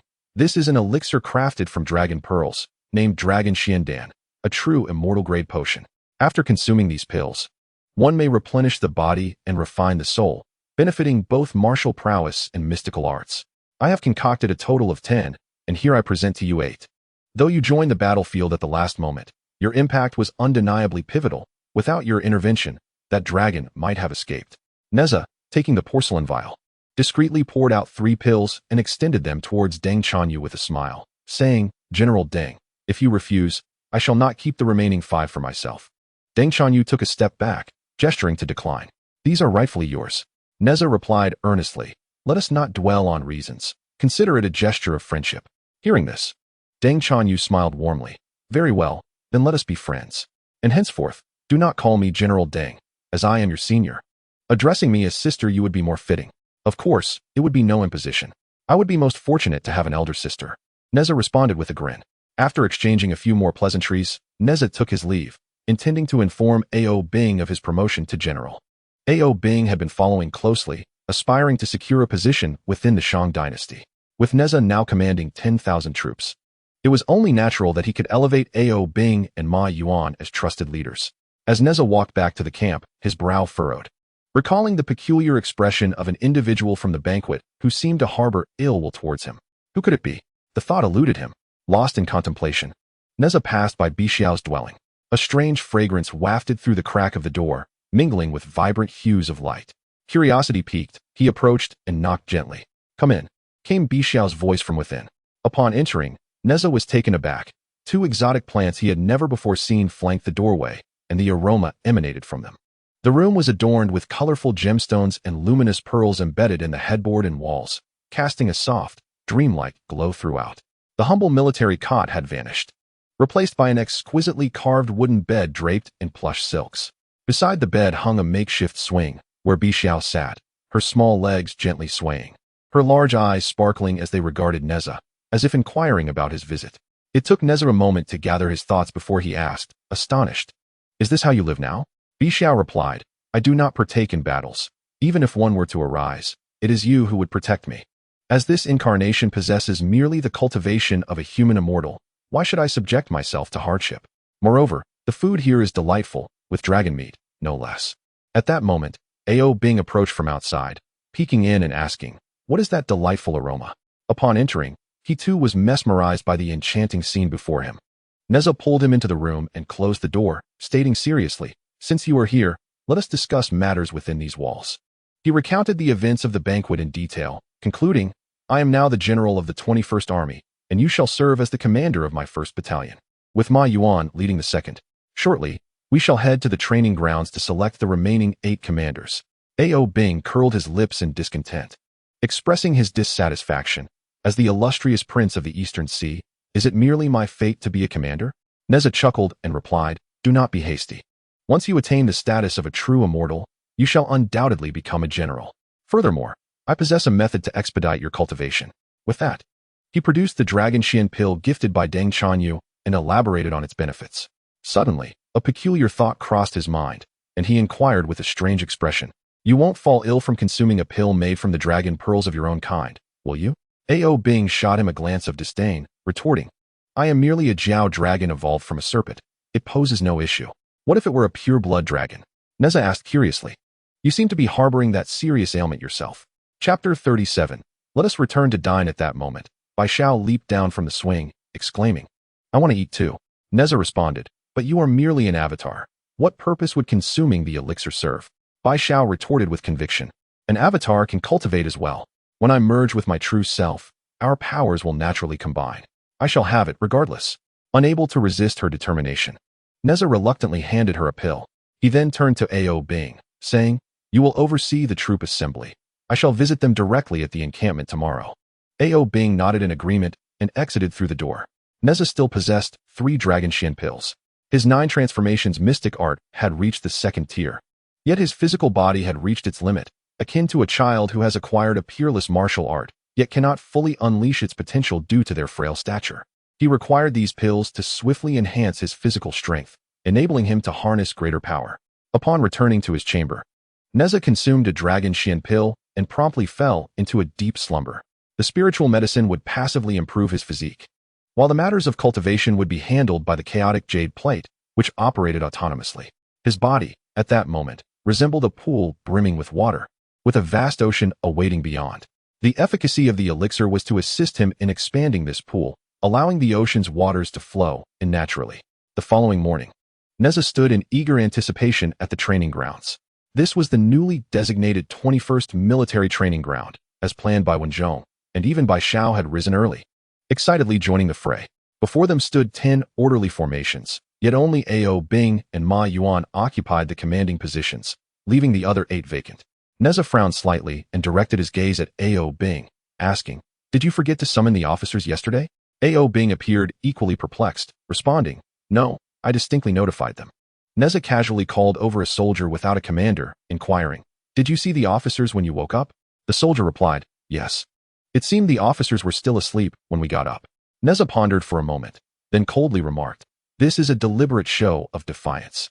Ao Bing stepped forward to restrain Nezha, thoughtfully cautioning, "The simultaneous absence of all 8 commanders raises suspicion. Let us observe the situation first." Nezha chuckled lightly, "Fear not. Handling such matters is my forte." He turned to his loyal guards and commanded, "Go, bring all the commanders to the execution platform. I shall demonstrate my authority." "Yes." The guards replied in unison and swiftly departed. These guards were elite soldiers personally selected by Wenzhong, solely obeying Nezha's orders. Soon, 8 commanders were brought forth, their white garments stark against the binding ropes that restrained them as they were pushed onto the platform designated for punishing soldiers, now transformed into a stage for the commanders. The soldiers in the training ground gathered around, curiosity piqued by the unfolding spectacle. Bai Xiao watched the platform with keen interest, a glimmer of anticipation in her eyes. Ao Bing nudged Nezha and whispered, "How do you plan to conclude this?" Nezha turned back, offering him a reassuring glance. "I merely wish to inquire who is the instigator." He then faced the commanders on the platform, smiling as he asked, "Your collective absence suggests a conspiracy, does it not? Who is the mastermind behind this?" Upon his inquiry, silence enveloped the platform, no one daring to respond. "Humph." Nezha drew forth the thunderbolt arrow, aiming it at the first commander, and inquired deliberately, "Who is the mastermind?" The commander, undeterred by the threat, replied calmly, "There is no mastermind. We simply arrived late." Nezha coldly retorted, "Incorrect." With a swift release, the thunderbolt arrow shot forth, obliterating the commander's head. his very soul shattered into oblivion, bringing about his complete demise. This shocking spectacle left all in attendance in stunned silence. Even Ao Bing was momentarily taken aback, while Bai Xiao, who had initially been amused, now wore a solemn expression. Nezha readied another thunderbolt arrow. Directing it at the second commander, his tone unruffled. Who is the mastermind? The second commander's complexion shifted dramatically as he beheld the lifeless body of his fallen comrade, mere feet away. He had not expected this new general to be so merciless. Confusion swirled within him, yet recalling the identity of the mastermind, he knew he could not afford to offend. He hastily declared, "We are officially appointed commanders by Chaoga.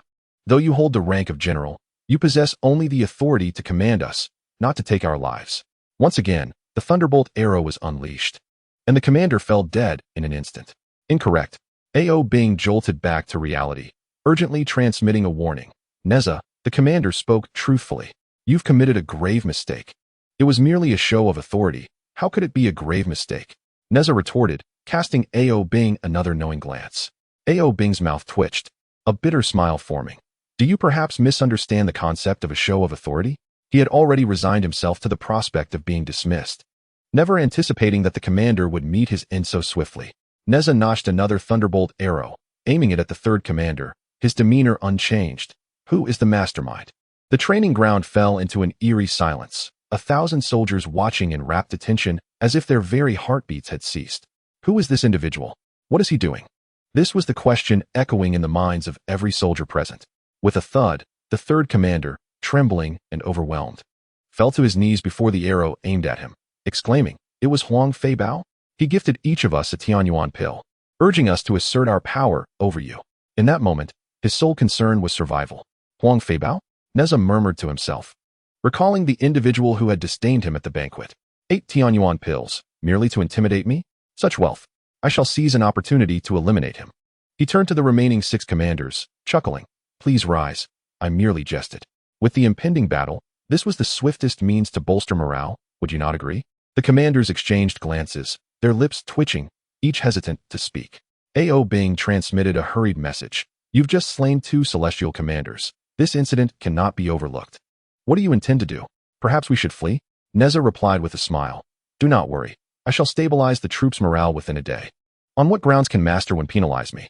He still owes me a drink." With that, he turned and strode towards the training grounds. Ao Bing, speechless, pursued him, his tone laced with concern.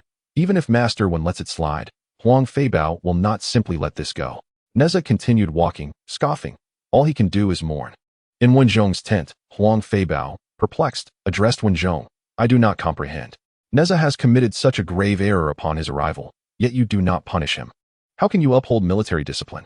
Wenzhong, amused by Huang Feibao's indignation, responded, "To be candid, I did not anticipate Nezha slaying 2 commanders. However, I am even more surprised that you have come to seek justice. Nezha has eliminated commanders from his own ranks, yet you stand here in outrage. Are you concerned that others may associate this incident with you?" Huang Feibao, taken aback, found himself at a loss for words. Sensing Wenzhong's growing irritation, he replied meekly, "Have you eaten?" Huang Feibao hesitated before instinctively responding, "No." "Then go and have your meal," Wenzhong instructed. Chapter 38. The unique group, Huang Feibao, with a resigned nod, exited the tent. Watching his retreating figure, Wenzhong sighed. It seems future assessments of commanders must extend beyond mere cultivation.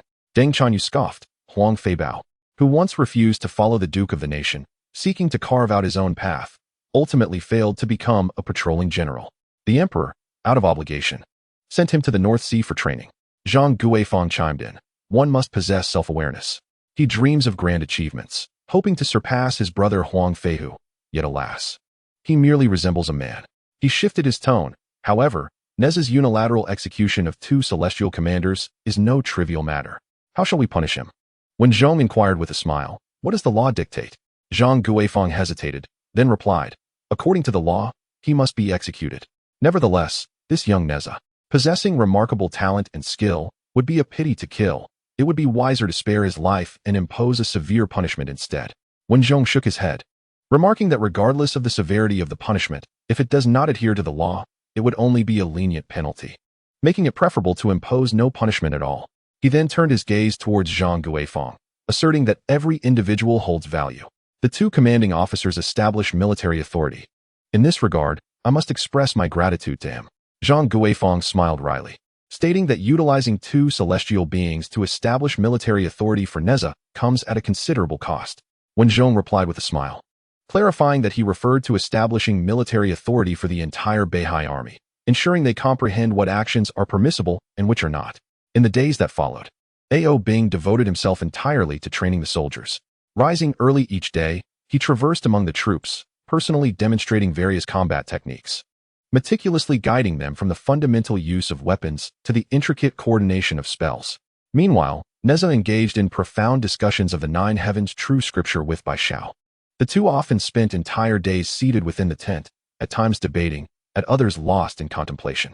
Bai Xiao, with his profound understanding of the scripture, addressed Nezha's queries, while Nezha, with his unique thought process, presented many novel insights. Time flew, and half a month swiftly passed. During this period, Nezha felt elated, his thoughts flowing freely. He was pleasantly surprised to discover that the operation speed of the creation jade plate was significantly faster than during his time at Chentang Pass. Having consumed all 3 dragon Xian pills, Nezha could distinctly feel his martial prowess advancing towards the mid-stage of true immortality. Although each breakthrough beyond the true immortal realm proved exceedingly arduous, with each level resembling an insurmountable chasm, he remained undeterred. Fortunately, in terms of Taoist techniques, he had successfully advanced to the mid-stage of celestial immortality, which was undoubtedly a tremendous encouragement. However, as the medicinal pills were nearly depleted, Nezha began to worry about a pressing matter: how to seize an opportunity to eliminate Huang Feibao while being confined within the military camp. As he pondered this, a guard hurriedly approached to inform him that Master Wen was requesting his presence. Nezha collected his thoughts and proceeded to the hall. There, he found Master Wen smiling warmly, gesturing for Nezha to step forward. "Have you been comfortable during your time here?" he inquired. Nezha smiled in return, replying, "Everything is well, thank you for your concern." "Master Wen."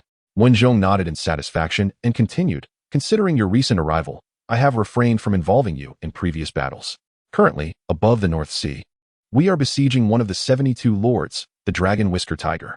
This individual attained enlightenment early in life, possesses formidable magical abilities, and commands numerous skilled subordinates, making him a particularly troublesome force. Although the 4 generals of the demon clan, including Deng Chanyu, have successfully intercepted reinforcements from other lords, the battle situation at Longwei Island has reached a stalemate. I need you to lead a troop as a special force to breach their defenses. Remember, speed is of the essence."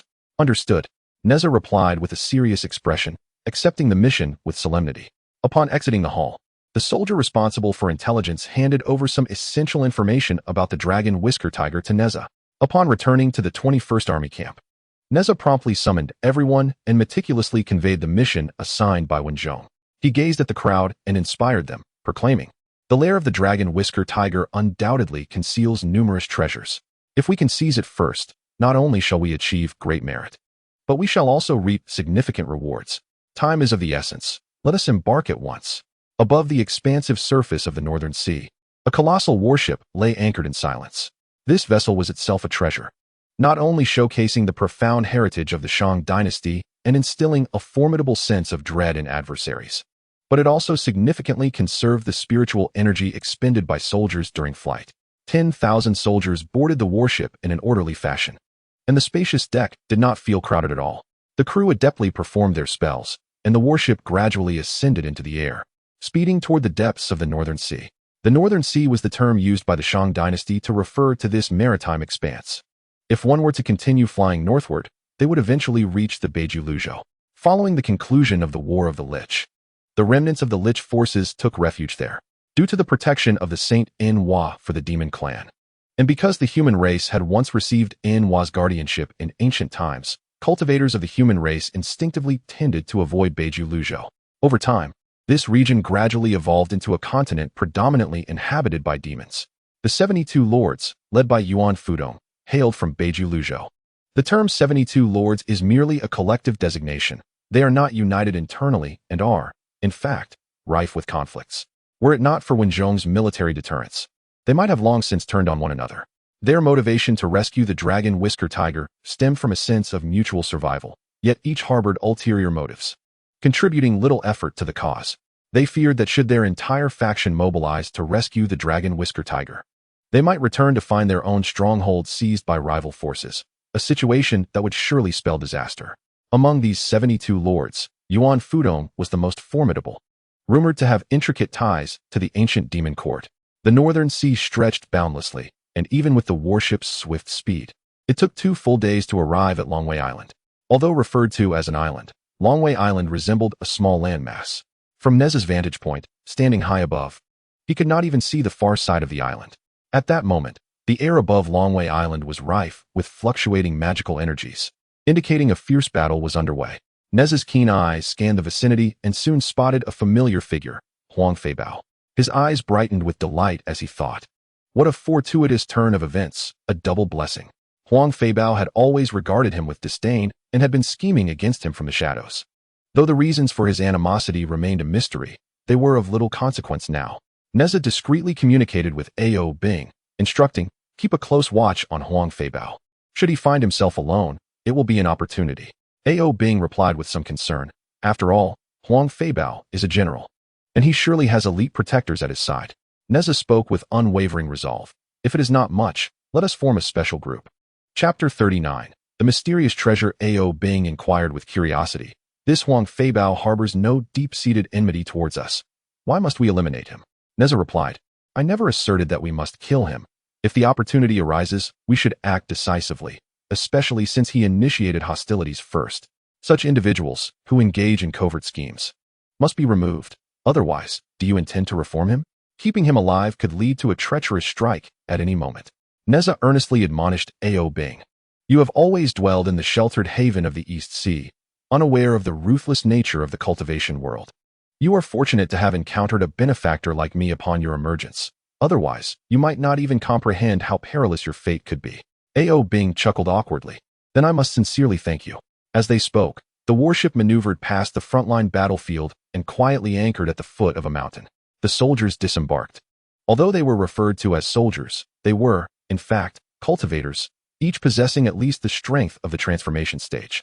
Nezha had previously devised a strategy. They would traverse the ground, stealthily circumventing the mountain to reach the rear of Longwei City, where they would launch a surprise attack. Catching the enemy off guard, led by Nezha, Ao Bing, and Ma Yuan, the group raced across the terrain. They soon arrived at the mountain's base, where Ma Yuan discovered a concealed path. The army lined up in formation, proceeding with utmost caution. The entire mountain was lush with verdant trees, allowing them to navigate through the forest with relative obscurity. Yet, as they cautiously advanced halfway through the woodland, a sudden buzzing sound reverberated through the sky. Initially faint, the noise rapidly crescendoed, echoing like ripples in water. The group instinctively halted, their eyes darting upward in alarm. A swarm of enormous hornets descended, their numbers estimated to be in the tens of thousands. Each hornet was as large as a human head, their bodies an inky black, glistening with a chilling metallic sheen under the sunlight. The lethal stingers at their tails shimmered ominously, exuding an aura that sent shivers down the spine. We have been discovered. Someone screamed in terror, and fear swiftly permeated the ranks. Ao Bing's expression hardened as he shouted, prepare for defense. His voice resonated powerfully around them. The soldiers hastily unleashed their spells. Waves of spiritual energy surged forth, accompanied by a howling wind, targeting the hornet swarm. However, these hornets were no ordinary adversaries. The spiritual waves, which could easily cleave through rock in normal circumstances, merely produced a hollow clanging sound upon impact, as if striking resilient iron. The swarm remained undeterred, advancing like a tide of darkness towards the soldiers below. The stingers, as thick as chopsticks, pierced with a piercing wind, viciously embedding themselves into the soldiers' bodies. In an instant, the afflicted soldiers let out harrowing cries, their forms rapidly disintegrating into pools of foul-smelling pus, saturating the air with a nauseating stench. All the leaders, upon witnessing the scene, simultaneously unleashed their spells in a valiant attempt to ward off the relentless assault of the wasps. In an instant, the brilliance of various incantations illuminated the forest. Yet, the sheer number of wasps proved overwhelming, surging forth like an unstoppable tide. Before long, the first leader succumbed to the onslaught, collapsing into a pool of blood. Nezha, witnessing this grim spectacle, narrowed his eyes and leaped into the air like an arrow released from a bow. Now that his presence was revealed, there was no need for concealment. He would charge forth boldly. At that moment, Nezha stood alone in the sky, instantly becoming the target of the wasp swarm. All the wasps seemed drawn by an invisible force, rushing towards him with wild abandon. In the blink of an eye, Nezha was encircled by a dense mass of wasps, their dark forms swarming around him from every direction. "Nezha, come down," Ao Bing shouted anxiously, his voice brimming with concern. He understood well Nezha's formidable powers. Yet facing such a vast number of wasps was akin to a valiant tiger overwhelmed by wolves. Charging in recklessly would undoubtedly place him in perilous danger. If Nezha were to be injured, the ensuing battle would be futile, and defeat would be inevitable. Nezha, however, did not respond, his gaze unwavering in the face of the approaching swarm. "Divine power, true fire of Samadhi, manifest," he bellowed, his voice resonating like rolling thunder, causing the very air around him to tremble. Subsequently, Nezha unleashed a torrent of crimson flames, which surged forth like an enraged fire beast, roaring ahead. The flames rapidly expanded, distorting the air in their wake and scorching a vast area. The intense heat ignited the surrounding trees, which erupted into a conflagration, crackling loudly as thick plumes of smoke billowed upwards. Yet, some wasps, cunning as hunters, found their way into the fire's blind spots, recklessly charging forth to attack Nezha. "Plum Blossom Strike," Nezha intoned softly, and in an instant, his hands transformed into a blur of afterimages, moving with a dizzying speed. Each swing generated a powerful gust, sending the incoming wasps flying. Those struck by his blows traced dark arcs through the air before crashing heavily to the ground. Meanwhile, a greater number of wasps were reduced to ashes under the onslaught of the true fire of Samadhi, cascading down like a dark snowfall. With his solitary might, Nezha managed to fend off the majority of the wasps, significantly alleviating the pressure on the soldiers below. They quickly regained their composure and began to counterattack. In an instant, the battlefield was illuminated with flickering spells, and the sounds of battle roared, turning the tide of conflict. Such a domineering flame. Ao Bing marveled inwardly. As a practitioner of water-based magic, he felt the overwhelming pressure emanating from Nezha's terrifying fire, realizing he possessed no means to counter it. What extraordinary adventures has Nezha experienced? How has he attained such formidable strength? Ao Bing's heart brimmed with bewilderment, as Ma Yuan gazed up at the sky, where Nezha's figure loomed like a war deity. His heart brimmed with myriad emotions. A solitary hero rescuing an entire army, turning the tide of battle. He had envisioned such a scene countless times in his dreams. Now, witnessing it firsthand, he felt an exhilarating rush of blood coursing through his veins. The divine powers demonstrated by Nezha utterly subdued the other generals. Initially, they had perceived him merely as a child. Even if he possessed some ability, it was likely due to connections that had brought him here. After all, how could such a young child, even one who had begun training from the womb, be more than 10 months ahead? Furthermore, Nezha had previously dispatched 2 commanders without a scratch, reinforcing their preconceived notions. Yet now, the divine prowess Nezha exhibited thoroughly conquered their skepticism. In the sky, the remaining hornets seemed to receive some unspoken command, beginning to fly towards a specific location. Nezha focused his gaze and saw that all the hornets were returning to a gourd. Chapter 40.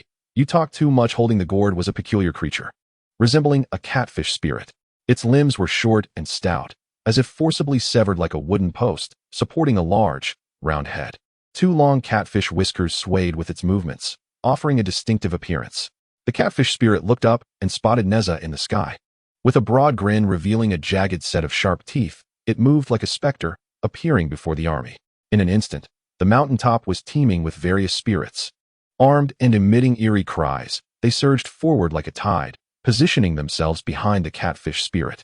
The catfish spirit regarded Nezha and, with a rasping voice, remarked, "I know all the generals of the Northern Sea Army, yet I have never heard of you. State your name." "Black Cloud Stronghold, Xiabaoqing," Nezha replied casually. The catfish spirit furrowed its brow, pondering for a moment, then muttered, "Black Cloud Stronghold? I have never heard of such a place." Subsequently, it cast a disdainful glance at Nezha, recognizing the name as that of a small locale. "I am the Mountain Guardian General, Tam. The king has sent me to guard this place. Encountering me signifies your ill fortune. None shall pass." Nezha retorted with equal disdain, "How is it ill fortune? A Mountain Guardian General is clearly not a formidable character. Otherwise, why would you be relegated to guarding a mountain?" Tam was taken aback, then angrily countered, "Nonsense. I am one of the top generals of Dragon Might Island." "A general? While Dragon Might Island is embroiled in fierce combat, which general would be stationed here? Moreover, what general has the title of Mountain Guardian?" Nezha continued to mock him. Tam's face flushed with rage, and as he opened his mouth, his tongue elongated. transforming into a black whip that sliced through the air towards Nezha. You're the one who talks too much. Nezha swiftly dodged the attack like a wraith. I was merely inquiring. What is your rush? Kill them for me. With a commanding call from Tam, the thousands of spirits behind him emitted a cacophony of eerie cries. Surging forward like a relentless tide. Charge! A.O. Bing similarly commanded, and in an instant, the two forces clashed. A tumult of magical brilliance intertwined with the shouts of battle. The clash of weapons and the grotesque howls of the spirits created a deafening uproar. The air was thick with the pungent scent of blood, and the battlefield descended into chaos. Tam executed a swift maneuver, burrowing into the earth like an agile catfish. Almost immediately, Nezha felt the ground beneath him tremble violently, the soil loosening beneath his feet. Without a moment's hesitation, he leapt into the air. Just as Nezha ascended, a large, round head burst forth from the earth. Tam had emerged. Looking up, Nezha noticed the glint of malice in Tam's small, beady eyes. Trying to escape? Tam opened his mouth wide, his tongue shooting out like a serpent, swiftly ensnaring Nezha's ankle and pulling him downward. It's over. With that, Tam aimed to swallow Nezha whole. Are you a catfish spirit or a toad spirit? Nezha shouted as he struggled. He quickly retrieved the universe ring, and at the moment Tam's jaws were about to close, a sharp, resounding crack echoed as two of Tam's teeth flew from his mouth. Nezha could distinctly see two crystalline tears rolling down Tam's face. The universe ring lodged in Tam's mouth prevented him from closing it. Seizing the opportunity, Nezha directed his mouth towards Tam's gaping maw and unleashed the three flames of truth once more. The crimson flames surged forth like an enraged fire dragon, racing down Tam's throat towards his innards. Tam's previously small eyes widened in terror and despair. He emitted a whimpering sound, thrashing in a desperate struggle, kicking up clouds of dust as he rolled on the ground. Yet all efforts were in vain. The relentless flames consumed his body with alarming speed. In no time, he resembled a charcoal-burned bullfrog, his entire form reduced to blackened ash. As the mountain winds blew, his body disintegrated into fine dust, dissipating into the air. Witnessing their leader's tragic demise, the remaining spirits were instantly gripped with fear, their morale shattered, scattering like headless flies in a frantic escape. Observing this, Nezha swiftly ascended into the sky and retrieved the soul-capturing banner, a treasure he had received from the ancestor of the sea seals, rarely used in his daily endeavors. As it was only effective against lower-tier opponents, it had seemed rather superfluous among his arsenal. However, in this chaotic battle, it found its moment to shine. Nezha firmly grasped the soul-capturing banner, swinging it vigorously from side to side, softly intoning. As the soul banner unfurls, shadows dance, capturing spirits, disrupting heart's trance. Evil spirits, heed my command. As the winds arise, their souls return to the land. With that, he issued a commanding shout, capture. In an instant, the vibrant purple mist atop the soul-capturing banner began to surge like boiling river waters, tumultuously rolling and spiraling, gradually forming a mysterious vortex gate. This vortex gate was deep and obscure, its destination shrouded in obscurity, as if it led to an endless abyss of darkness. Nezha, raising the soul-capturing banner high, darted across the battlefield like a bolt of black lightning. Wherever he passed, every creature seemed to be ensnared by an immobilizing spell, abruptly halting in terror, their mouths agape, as if gripped by an invisible yet formidable force. In mere moments, these beings succumbed to lifelessness, collapsing onto the ground. Nezha could distinctly perceive ethereal soul shadows, drawn like iron shavings to a magnet, incessantly flying towards the soul-capturing banner. Concurrently, he felt a palpable surge of power with each soul absorbed, invigorating the banner and amplifying its strength, the intensity of the energy causing a slight tingling in his palms. Soon, the majority of the enemy forces on the battlefield lay annihilated. Nezha cautiously stowed the soul-capturing banner, refraining from probing the specific results of the artifact's soul absorption. The creatures slain by the banner appeared ghostly pale, their skin shriveled and wrinkled, as if all their vitality had been instantaneously siphoned away, their demise grotesque and horrifying. Nezha pondered inwardly. This artifact is exceedingly malevolent. It must not be utilized again. Should Wenzhong learn of my use of such an ominous tool, it would undoubtedly tarnish his impression of me. As the battle concluded, A.O. Bing and the other commanders swiftly approached Nezha. A.O. Bing, with a perplexed expression, remarked, "There is something amiss with your human sovereign banner. It resembles an artifact of the sinister and wicked." Upon hearing this, Nezha cleared his throat awkwardly, hastily interrupting A.O. Bing. "Time is of the essence. We must proceed to Longwei City to seize the first merit, and we can discuss this matter later." Observing Nezha's evident reluctance to delve into the topic, the others refrained from further inquiry. Nezha handed the gourd containing the wasps to Ao Bing. Though I have slain most of the wasps within this gourd, it remains an artifact. Keep it if you desire. Or exchange it for military merit if you do not. There are explicit regulations in the military stating that all spoils of battle belong to the victors, and soldiers are prohibited from hoarding them. However, in actual combat, this regulation is seldom adhered to. After the battle, no one specifically searches your storage bag, unless the objective from the outset was to acquire certain items. Soldiers fight valiantly to be the first to breach the enemy lines, seeking the greatest rewards. As this serves to bolster morale, the army advanced without hindrance, successfully reaching the mountain summit. Nezha gazed out over the vast expanse of the plain, where Longwei City stood silently. At this moment, the sky was still filled with the tumult of fierce combat, yet Nezha astutely discerned that a particular area had already fallen. He couldn't help but exhale softly, lamenting, the advantage has been seized by another. He pointed towards the breached gap and continued, let us hasten there and see if we can assist our allies. As Nezha and his companions approached the breach within Longwei City, they observed other mystical beings hastily arriving to provide support. Without hesitation, Nezha decisively commanded his soldiers to hold their ground against the enemy's counterattack. He himself, alongside Ao Bing and Ma Yuan, surged forward like a sharp dagger, eager to ascertain the situation. They traversed the main thoroughfare, and Nezha, with his keen perception, detected the most intense ripples of battle, prompting him to fly towards that direction without a moment's pause. On a broad expanse of land, the area seemed vast due to the surrounding structures having been utterly ravaged in the fierce conflict, with debris scattered everywhere. There stood an oddly shaped creature, both human and beast-like, towering impressively at over 2 zhang in height, its grotesque visage characterized by a mouth that nearly consumed half of its face, exuding a menacing aura. Upon seeing this creature, Nezha gasped, "Ah, it resembles the catfish spirit, Tam, I previously vanquished. Could they be father and son?" Claiming to be among the foremost generals, it seems they rely solely on guile. When Nezha's gaze shifted to the combatants across from him, his eyes suddenly sparkled with realization, and he mused internally. What a serendipitous twist of fate. I never anticipated that the first to breach the city would be Huang Feibao. Huang Feibao, in turn, also noticed Nezha, his expression shifting to one of cunning, akin to a wily fox.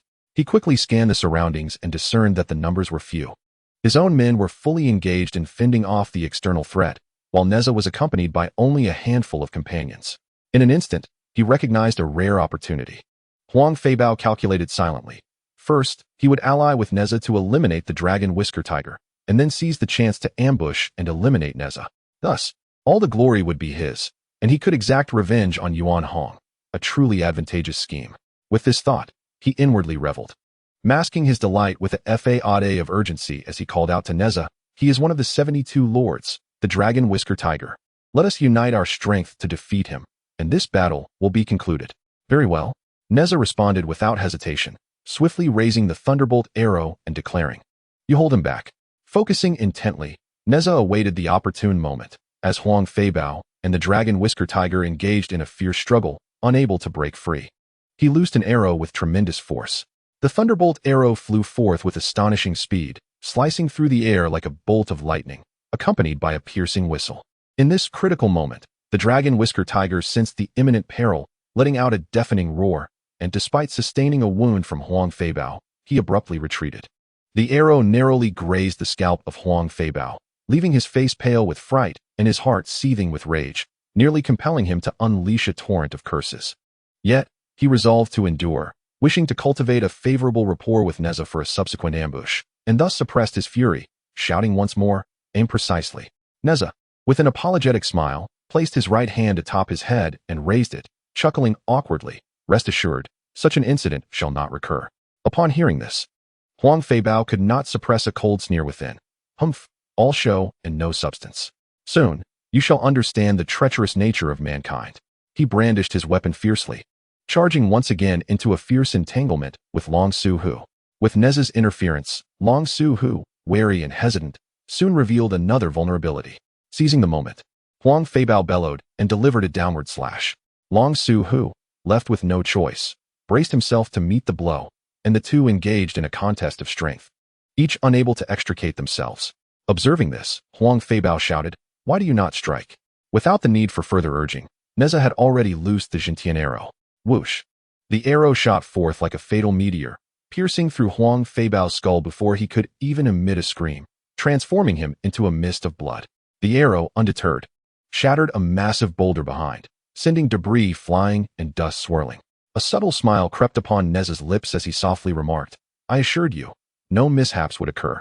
This scene left Long Su utterly astonished, momentarily rendering him speechless. He had believed himself doomed, certain of his demise.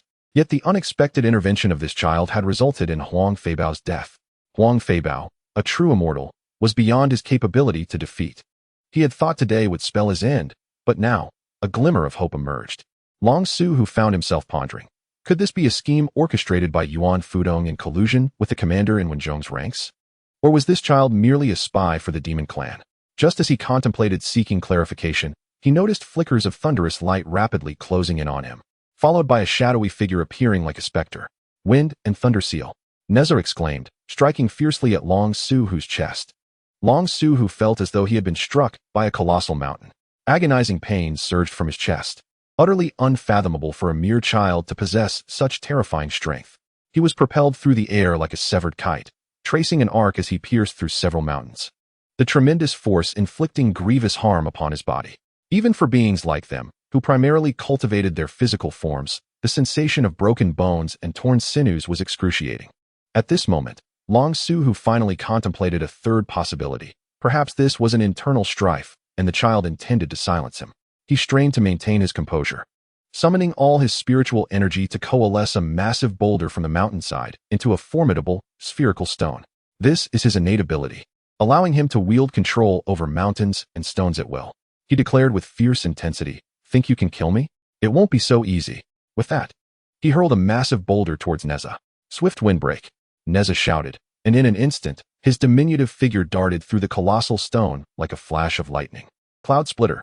Nezha struck with great force, summoning a powerful energy that coalesced into an invisible, indomitable wall, pressing in on Longshu Tiger from all directions.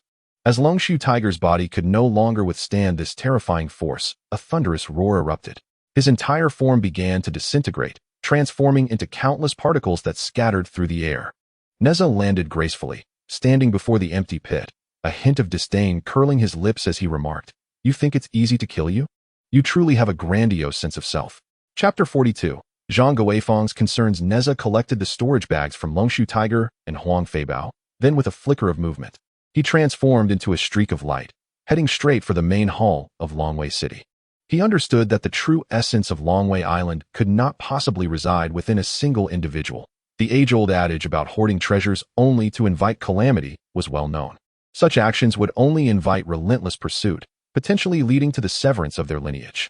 A leader of a faction would carry at most one or two prized possessions, while the rest would either be bestowed upon subordinates or hidden in secrecy, never to be revealed lightly. Nezha soared into the main hall, closely followed by Ma Yuan, who calmly remarked, "The true wealth of Longwei Island should be here, though it may be concealed by some mechanism.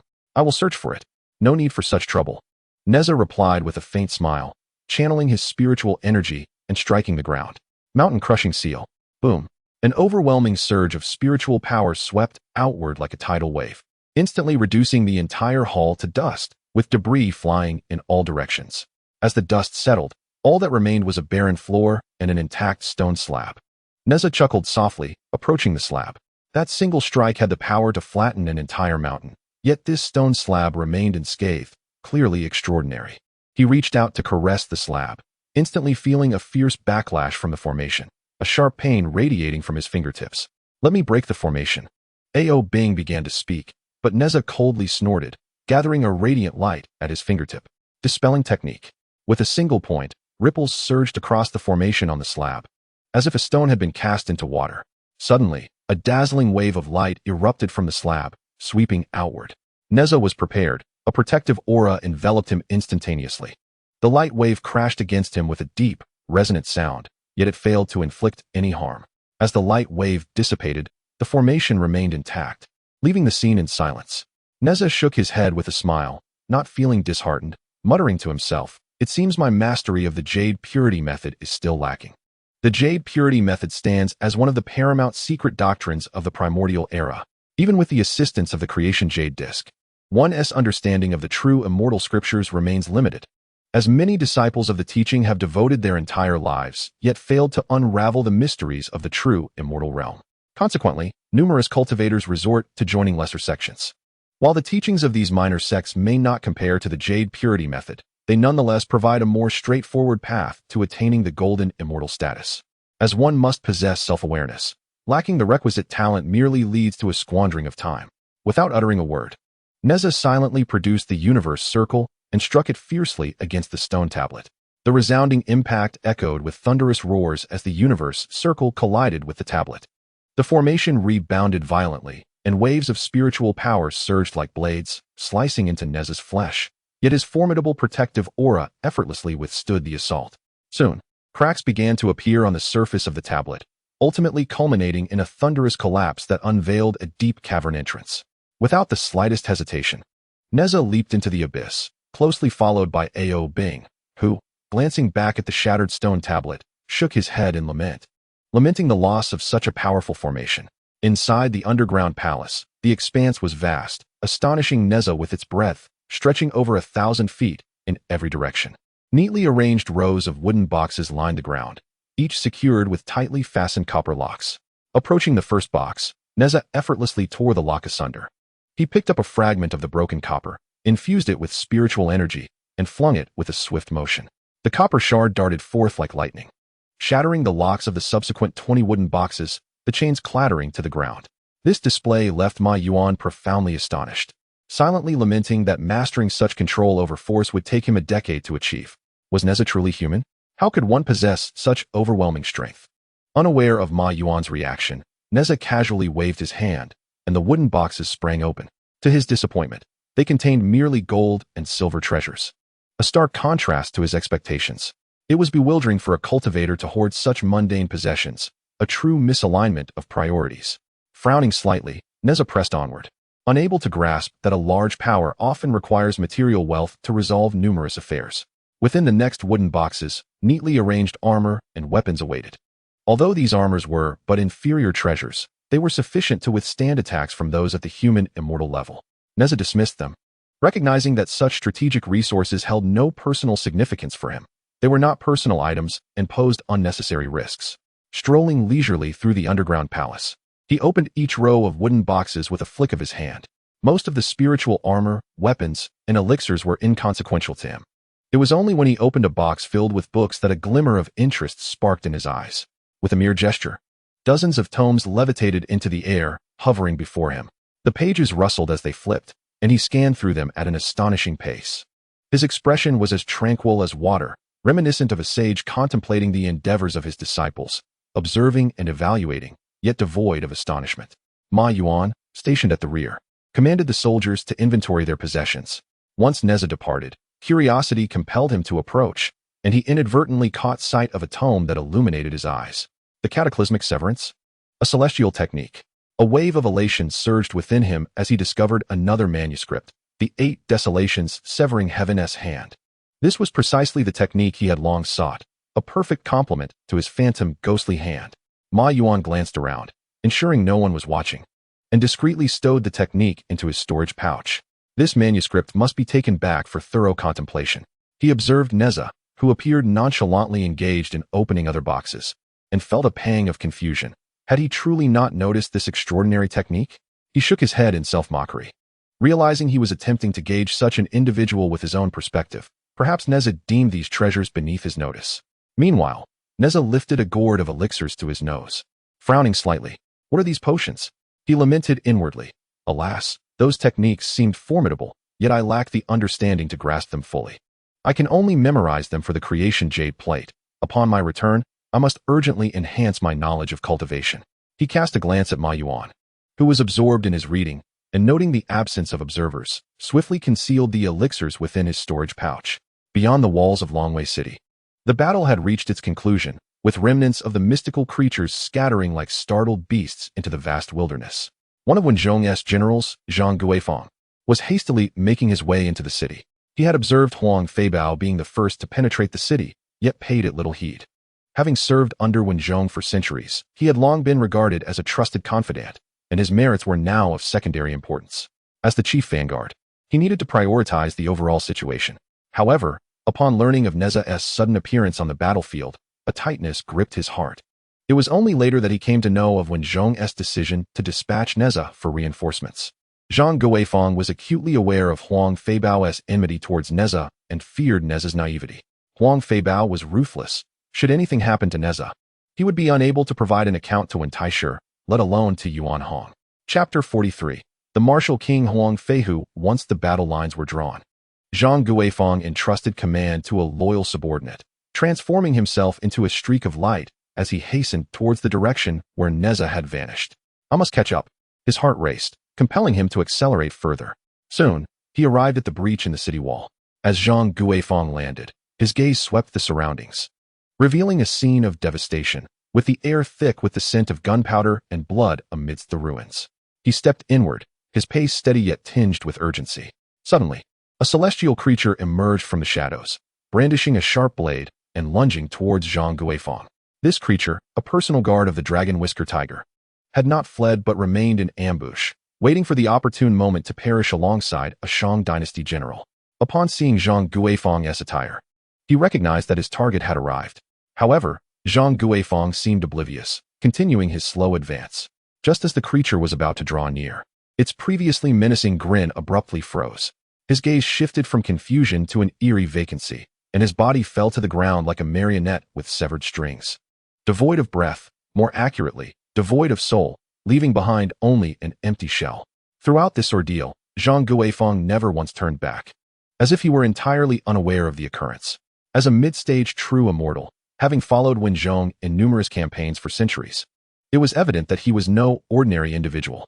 His cultivation of the rare ancient art of soul snatching enabled him to directly assault the souls of his adversaries. A single shout could shatter a spirit, rendering one defenseless. In the realm of immortals, reliance is not solely on talent and effort, but also on celestial fate and fortune. Without fortune, no amount of talent is of any avail.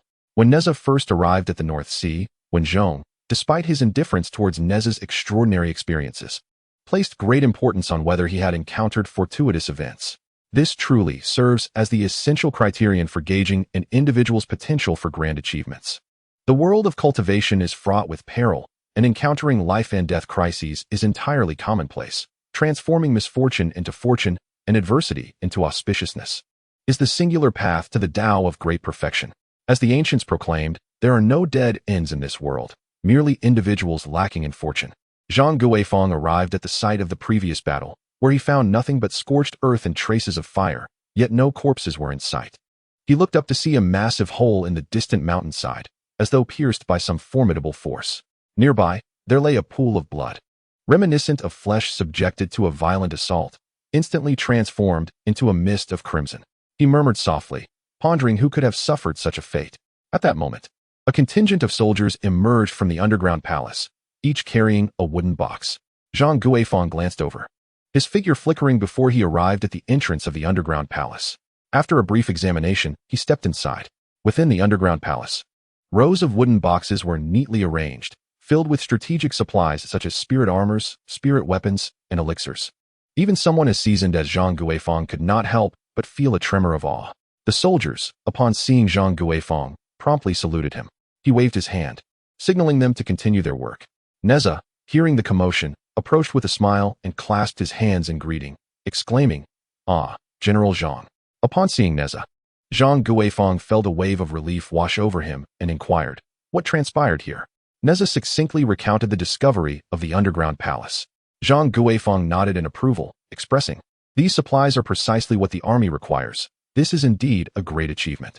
He did not seek to claim credit, but suddenly, as if recalling something, he asked, "General Huang Feibao, have you seen him?" Zhang Guifeng was all too familiar with Huang Feibao, a man prone to seeking glory. Such an occasion would surely not find him absent. Nezha's expression darkened unexpectedly, his head bowed slightly as he sighed heavily. "When I arrived, I happened to witness General Huang Feibao being slain." "What?" Zhang Guifeng exclaimed in shock. "Huang Feibao is dead?" Huang Feibao, having mastered the path of the physical body, had reached the early stage of true immortality. Even if Zhang Guifeng wished to slay him, it would require considerable effort. Physical cultivators are the most challenging to vanquish. How could he possibly have perished so easily? He was incredulous and pressed further. Where is General Huang's corpse? Nezha sighed once more. In my quest for vengeance for General Huang, I battled the dragon Whisker Tiger fiercely. In the course of employing fire-based spells, I inadvertently reduced General Huang's body to ashes. Zhang Guifang's body trembled again, his voice grave. Are you implying that Huang Feibao now exists only as dust, utterly annihilated? Indeed. Nezha replied, his tone somber, tinged with sorrow. Zhang Guifang's heart stirred. He suddenly recalled Nezha's formidable power to slay the Dragon King and his known discord with Huang Feibao. Perhaps Nezha's presence at the breach in Huang Feibao's defenses was not mere coincidence. He regarded Nezha with piercing eyes, slowly articulating, You didn't kill Huang Feibao, did you? Upon hearing this, Nezha's expression shifted from shock to disbelief, ultimately igniting into fury. He met Zhang Guifang's gaze with unwavering intensity, his voice resonant. General Zhang. What do you mean by that? Nezha, act with utmost integrity. Your words truly chill my heart. Observing that Nezha's demeanor was sincere, Zhang Guifang hastily apologized. I acted out of concern. However, Huang Feibao is the brother of the martial king of the nation, and he will not let this matter rest easily. The court will surely dispatch personnel to investigate. Nezha's gaze remained resolute, unyielding. Nezha, have a clear conscience. The battle at Longwei Island concluded, yet what was shocking was that a general had fallen in combat. Every general of the Beihai army was a true immortal. The loss of one was irreplaceable. Such reports could not be deemed as normal casualties. They required submission to the court for further inquiry. Within the resplendent halls of the 9 palaces of Chaoga, the atmosphere was both grand and oppressive. The emperor sat regally upon his throne, his gaze piercing as he surveyed the assembly of ministers below. The civil and military officials stood in solemn rows, the air thick with a palpable tension. At this moment, the court was in session, and Fei Zhong stepped forward, bowing as he reported, Your Majesty, I have ascertained that it was the disciple of the Chan Sect, Laze, who rescued the Western Duke, Jichong. Although he does not rank among the 12 golden immortals, his powers are formidable, rivaling any golden immortal. It appears that the Chan Sect is determined to support the West Qi. Zisho listened to the report with an air of indifference, as if it were a trivial matter. He lightly tapped the armrest of his throne and stated calmly, Relay orders to the Southern Duke to station troops at the Sisui Pass to preempt any rebellion from the West Qi. Among the military ranks, Lei Kai stepped forward boldly, cupping his hands in supplication. Your Majesty, I am willing to lead an expedition against West Qi to quell the insurrection. Zisho smiled faintly, gesturing dismissively. Lei Kai, there is no need for haste. I intend to use this opportunity to unveil some individuals' true natures. Let the Chan Sect make the first move, and we shall respond in kind. Understood. Lei Kai respectfully responded and returned to the ranks.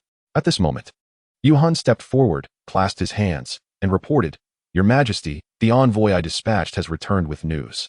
King Wucheng claims that the Eastern Sea bandits have yet to be eliminated and thus cannot relinquish military authority. He hopes the court will understand. Furthermore, the city gate guards reported yesterday that they discovered the disguised King Wucheng's wife and her sister. Upon hearing this, the court erupted in an uproar. The ministers exchanged glances, all aware that Wucheng, Huang Feihu, was plotting rebellion. Chancellor Baigan angrily stepped forward, his voice resounding. The Chan Sect is simultaneously inciting both the Western Qi and King Wucheng, should they rise. We in the Great Shang will be besieged from both sides. Their intentions are treacherous. His words instantly garnered the agreement of many ministers. In contrast, Zisho's eyes glinted with cold light as his fingers lightly tapped on the throne, silencing the hall. He snorted softly, his voice like ice. Besieged from both sides? I believe it shall be they who neglect their flanks. The Eastern Sea is resource poor. It is merely a matter of support. He commanded that Yuan Hong remain on standby in Yenzhou without alarming anyone. Once the situation clarified and Huang Feihu took action, he would strike decisively. A guard accepted the order and exited the Grand Hall. Subsequently, the ministers reported various important matters one by one. Zisho deliberated with a steady tone, as if everything lay within his control. As the court session approached its conclusion, Baigan stepped forward once more, holding a bamboo slip, and respectfully stated, Your Majesty, recent battle reports from the North Sea have been received. Zisho took the bamboo slip and casually glanced at it, a spark of light flashing in his eyes. A smile graced his lips as he exclaimed, Excellent. Wen Zhong has eradicated yet another band of demon lords. Today's court session has been rife with troubling news due to the Chan Sect's machinations. The Chan Sect, founded by sages, boasts disciples with formidable powers, making them elusive and difficult to capture all at once. Though Zisho held the title of emperor, he could not help but feel vexed. However, the news of the Northern Sea victory dispelled the gloom in his heart. Upon reviewing the battle losses, he noted the death of a general, which momentarily weighed heavily on him. Yet, upon seeing that the fallen was Huang Feibao, he breathed a sigh of relief. His gaze then fell upon the list of distinguished generals reported by Wen Zhong, and one name caught his attention: Nezha from the Chentang Pass. Zisho was no stranger to Nezha. The Northern Marquis had praised him highly, and Zisho had previously investigated Nezha's background. He knew of Nezha's connection with Yuan Hong, who held him in high regard. Now, seeing Nezha's name once again in Wen Zhong's report piqued his curiosity. The last time the Northern Marquis mentioned Nezha, he had just vanquished the celestial being Shiji, possessing merely the strength of a heavenly immortal. Yet, how much time had passed for him to have broken through to true immortality? It seemed this young man was destined for greatness, undoubtedly blessed with extraordinary encounters. Zisho mused. He then raised his gaze towards Bygone and inquired, "Have the rewards for the Northern Sea forces been discussed and finalized?" Bygone bowed respectfully and replied, "Your Majesty, we have completed our deliberations.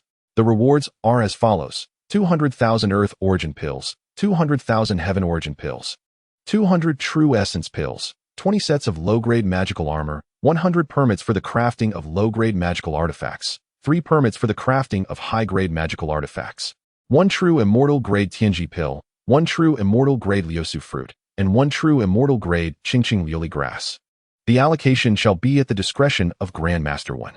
Zisho nodded slightly, and then inquired, "Among this list is a child named Nezha, the son of Li Jing from Chentang Pass. I hold him in high regard. May I grant him a special reward?" Upon hearing this, Bygone trembled slightly and hastily replied, "As the esteemed emperor, you naturally possess the authority to make such decisions. I wish to grant Nezha a supreme golden pill." "That is not permissible," Bygone instinctively rejected. However, realizing his error, he quickly added, "Though, upon reflection, it is my understanding that while Nezha has indeed accomplished great feats, he has yet to reach the level meriting such a reward. Moreover, he is merely at the true immortal stage. The use of a supreme golden pill would be rather excessive." Zisho chuckled softly, articulating the unspoken conclusion, "Indeed, it would be a waste, would it not?" Bygone lowered his head in silence, clearly acquiescing to this sentiment. The adage "the impoverished cultivate literature, while the affluent hone martial prowess" embodies the arduous journey of cultivation, which entails continually pushing the limits of one's physical capacities to unlock potential. Each breakthrough, however, necessitates substantial supplements for bodily restoration, otherwise, irreversible damage may ensue. Ordinary martial artists often find themselves plagued by ailments in their later years, unable to procure sufficient spiritual herbs to compensate for their physical wear. Conversely, cultivators consume copious amounts of supplements after unleashing their potential, both to mend their bodies and to further enhance their strength. The intake of specific supplements during practice can yield remarkable results, while the consumption of various others can fortify muscles and bolster overall vitality. Through extensive exploration, humanity gradually devised elixirs, treasures synthesized from various essences. The advent of elixirs liberated cultivators from reliance on a myriad of supplements, allowing them to simply consume these precious concoctions. However, the exorbitant cost of elixirs renders them unattainable for many independent practitioners, who often enlist in the military to secure training resources. The military not only provides a steady supply of elixirs, but also offers techniques for cultivation. For instance, the Earth Origin Pills awarded this time are regarded as the finest elixirs for human immortals. Their rarity is akin to a farmer stumbling upon a mystical mushroom. The Shang dynasty's provision of 1,000,000 such pills underscores its profound foundation. As for the Heaven Origin Pills and True Essence Pills utilized by celestial beings, they are even scarcer. The Tianji Pill is incredibly precious, capable of assisting true immortals in breaking through their limitations, with the potential to ascend to the golden immortal realm. Many true immortal independent practitioners exhaust their lives in pursuit of a single Tianji Pill. Once one reaches the golden immortal stage, the elixirs consumed are termed golden pills. The concept of the golden immortal's 9 transformations, the unification of martial arts, the annihilation of the 3 corpses, and the attainment of boundless enlightenment represents the ultimate aspiration for practitioners. Countless sages have discerned that after the 6th transformation of the golden immortal, one may commence the integration of martial arts in advance, not only saving time, but also ensuring a smoother amalgamation. To this end, they meticulously developed a pill known as the Supreme Golden Elixir. The essence of the supreme golden elixir embodies the harmonious union of yin and yang, emerging from the boundless void. Its effects and preciousness are beyond mere description. The integration of martial arts is merely one of its numerous benefits. Some even claim its value rivals that of the three transformations celestial restoration pill, forged by the venerable laze of the human teaching. Zisho gazed at the aged Baigan and chuckled softly. The venerable chancellor is unaware. This Nezha possesses profound celestial ties, yet seems somewhat estranged from the teaching of revelation. A great calamity is imminent, and we must cultivate a cadre of masters. Regardless of the supreme golden elixir's worth, it is ultimately meant for consumption. There is no need to be overly concerned. Baigan lifted his head, his kindly visage etched with wrinkles. He was not a cultivator and lacked any innate talent for asceticism. Despite the numerous elixirs bestowed upon him by the human sovereign, his life was still nearing its twilight. With a gentle smile, he replied, "Oh, sovereign, how could this old minister concern himself with such lifeless objects?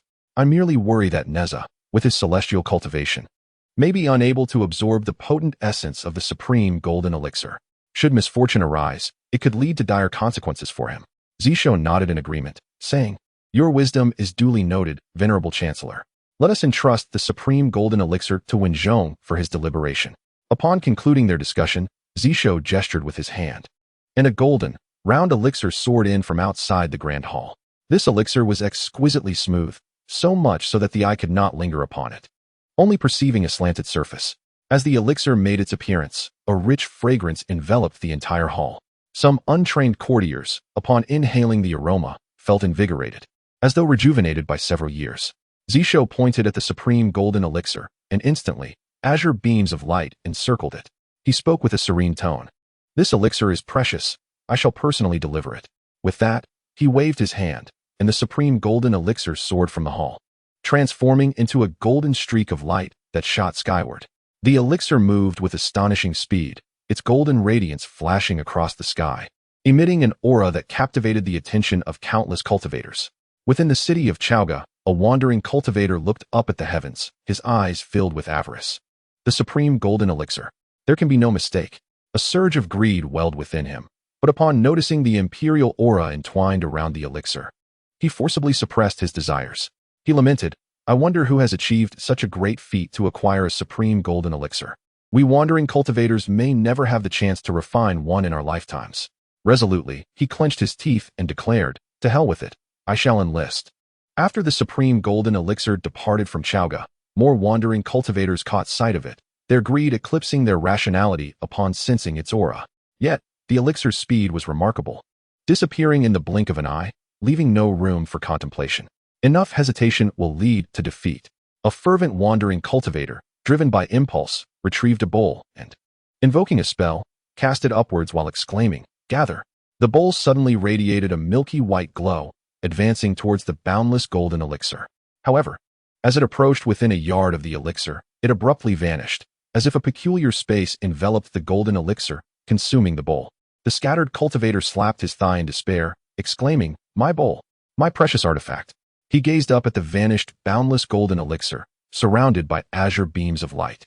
Filled with regret, just a moment ago, I clearly did not perceive the emperor's aura. How could this be? The Eastern Sea, vast and infinite, enveloped a quarter of the Shang dynasty's territory. Donglu and Yangzhou, two bountiful lands, constituted the heart of the Eastern Sea's coastal region. Chentang Pass, situated at the confluence of the Eastern Sea and the Northern Sea, fell under the direct jurisdiction of Chaoga, belonging to Jizhou. To the east of Jizhou lay Donglu, the fiefdom of the Eastern Marquis, Jianghengqiu. His territory was divided into two parts, Donglu and Yangzhou. Yangzhou, located to the south of Donglu, was bordered to the east by the expansive Eastern Sea. In the deep sea resided sea monsters and dragon clans, while the numerous islands in the near sea were infested with countless pirates. Although these pirates differed from the beasts of the Northern Sea, such as Yuan Fudong, there were also scattered cultivator organizations, sharing a similar nature. The Eastern Marquis Jianghengqiu and the Northern Marquis Chonghohu were relatively weaker in strength. Hence, the Northern Sea was guarded by Wenzhong, while the Eastern Sea was defended by the martial king Huang Feihu.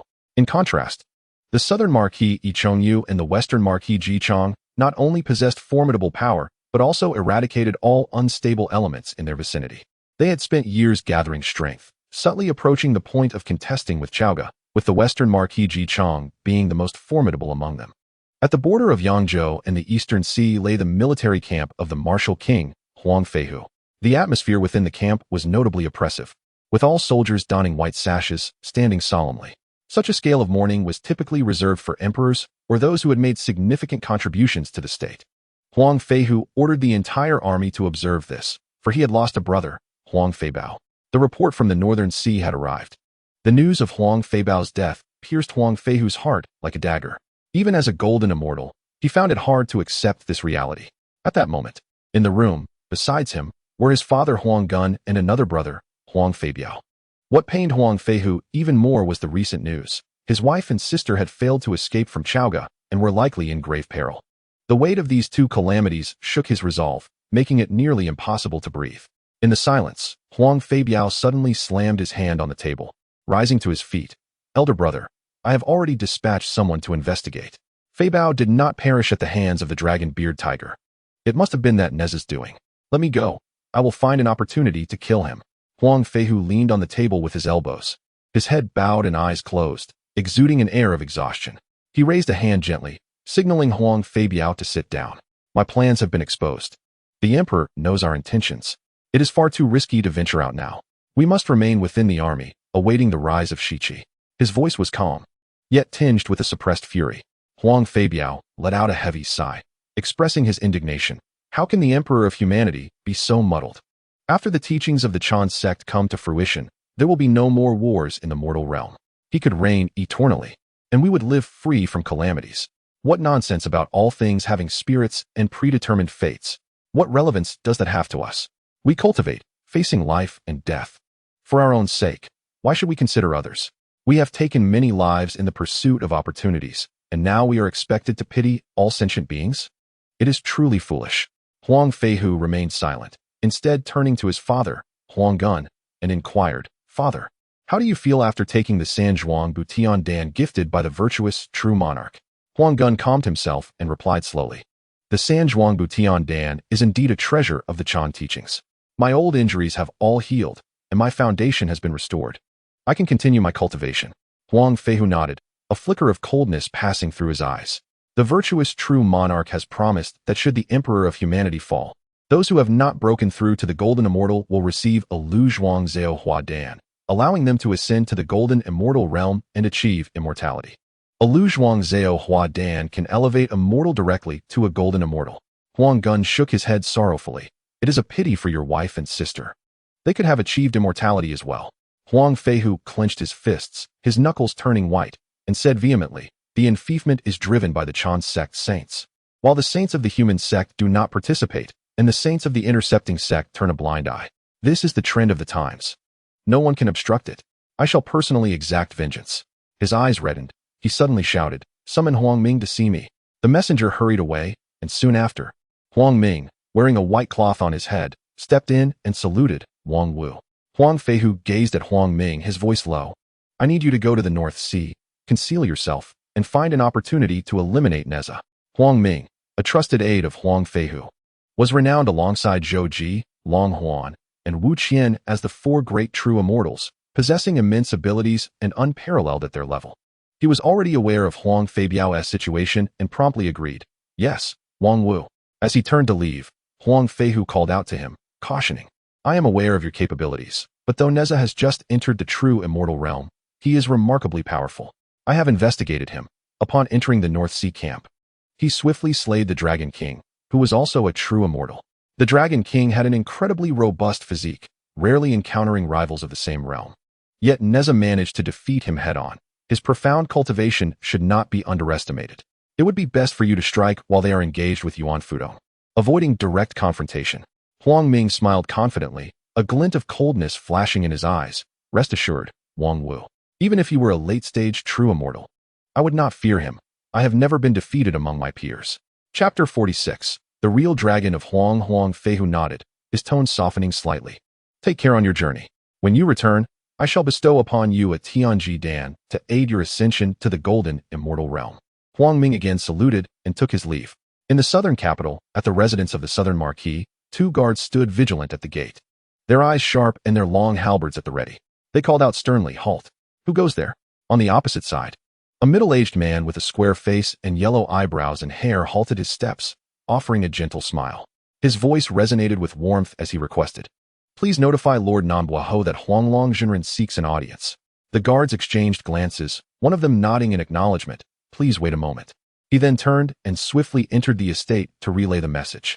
In the northern sea, within the encampment of Wenzhong, he sat at his desk, holding a bamboo scroll, his expression calm and composed.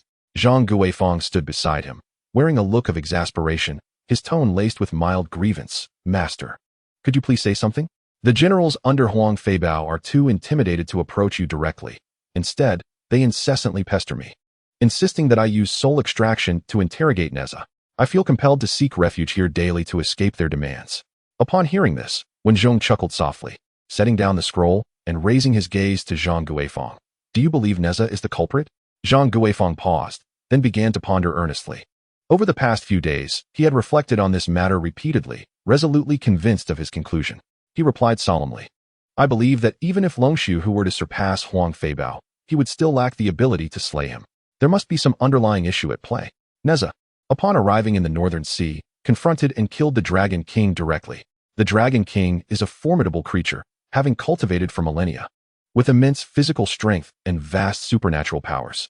I inquired about the details from Deng Chanyu, who initially believed Nezha to be a golden immortal. He dominated the fight against the Dragon King, slaying him in just a few moves.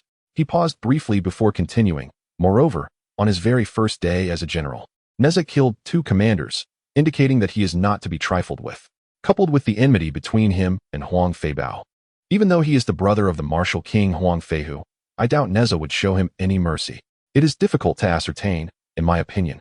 Regardless of whether he is the killer, it would not be amiss to summon him for questioning. Wenzhong, after listening, offered a slight smile and personally poured a cup of tea for Zhang Guifang. Zhang Guifang hurriedly accepted it, bowing respectfully. "Thank you, master." Wenzhong nodded. "Your analysis is quite sound, but I hold a somewhat different perspective." Zhang Guifang, puzzled, urged, "Master, please elaborate." Wenzhong responded thoughtfully, "I believe it unnecessary to interrogate him. If he is innocent, summoning him for questioning would only serve to alienate him. It is not uncommon for generals to perish in battle. Huang Feihu need not provide an explanation. In the heat of conflict, anything can transpire." Zhang Guifang furrowed his brow and pressed, "But what if he truly is the murderer?" When Zhong's gaze sharpened, his tone resolute, "Then I require evidence. It is not the act of killing an officer that constitutes guilt, but rather the exposure of such an act post factum. Should Huang Feihu later dispatch someone to investigate and ascertain that Nezha is indeed the culprit, I will not hesitate to execute him without mercy. However, if no evidence emerges, then there is simply nothing to pursue." Zhang Guifang chuckled bitterly. "Your words seem to suggest a degree of protection." Having followed Wenzhong for many years, he spoke with unreserved candor. Wenzhong openly confessed, "Indeed, I am offering protection." Zhang Guifang was taken aback by Wenzhong's forthrightness. Wenzhong continued, "A child who has ascended to the true immortal realm in just a few short years. At your age, what level of cultivation did you possess? To be able to slay the Dragon King upon merely entering the true immortal realm, what strength does that embody? Can you achieve such feats?" With these 3 inquiries, Zhang Guifang found himself at a loss for words. Wenzhong remarked coolly, "As long as you possess sufficient talent, any rule shall yield before you. Do not speak of unyielding laws. That merely reflects your own inadequacies." After a brief silence, Zhang Guifang, with a hint of resignation, responded, "Master, your words are indeed quite profound." Wenzhong, brimming with confidence, asserted, "Even if it were true that it was not Nezha who struck, I would still safeguard him. The human emperor would grant me such favor." Zhang Guifang sighed, a note of concern in his voice. "What if someone from King Wuqing's side arrives, demanding that I utilize the soul-snatching technique to verify Nezha? What then?" Upon hearing this, Wenzhong's curiosity was piqued. "Do you believe Nezha can withstand your soul-snatching technique?" Without hesitation, Zhang Guifang replied confidently, "In this realm, no one of the same level can possibly withstand my strike. The fact that you were able to resist it back then was merely due to a suppression of realms. It holds no merit." Wenzhong chuckled, about to respond, when suddenly, a beam of golden light shot in from outside the tent, halting abruptly before him. "What is this?" Zhang Guifang exclaimed, startled by the sudden appearance of the golden light, as guards rushed in, scanning the surroundings warily. Yet, when Zhong's expression grew serious, he stood up, fixating intently on the golden light, a perfectly round golden elixir emanating a rich medicinal fragrance. The Wuji golden elixir. Wen Zhong instinctively exclaimed, a flicker of astonishment crossing his eyes. He gestured for the guards to withdraw, then extended his palm, allowing the elixir to gently settle into his hand. A surge of thought penetrated his mind, instantly revealing the human emperor's intentions. A slight smile graced Wen Zhong's lips as he mused. The human emperor is indeed investing heavily. Now, none shall dare to harm Nezha. He turned to Zhang Guifeng, his eyes glimmering with intrigue. Just in time. Let us see if Nezha can withstand your soul-snatching technique. At the 21st Garrison Camp, Nezha found himself exceedingly busy, with his most essential task being sleep. Indeed, sleep. Following the conquest of Longwei Island, his greatest gain was not gold or treasures, but rather the precious tomes collected by Long Su-hu. It must be said that, although Long Su-hu's strength was mediocre, his collection was remarkably vast. There were several manuals pertaining to the true immortal realm, encompassing martial arts and Taoist techniques, including some rare secret arts.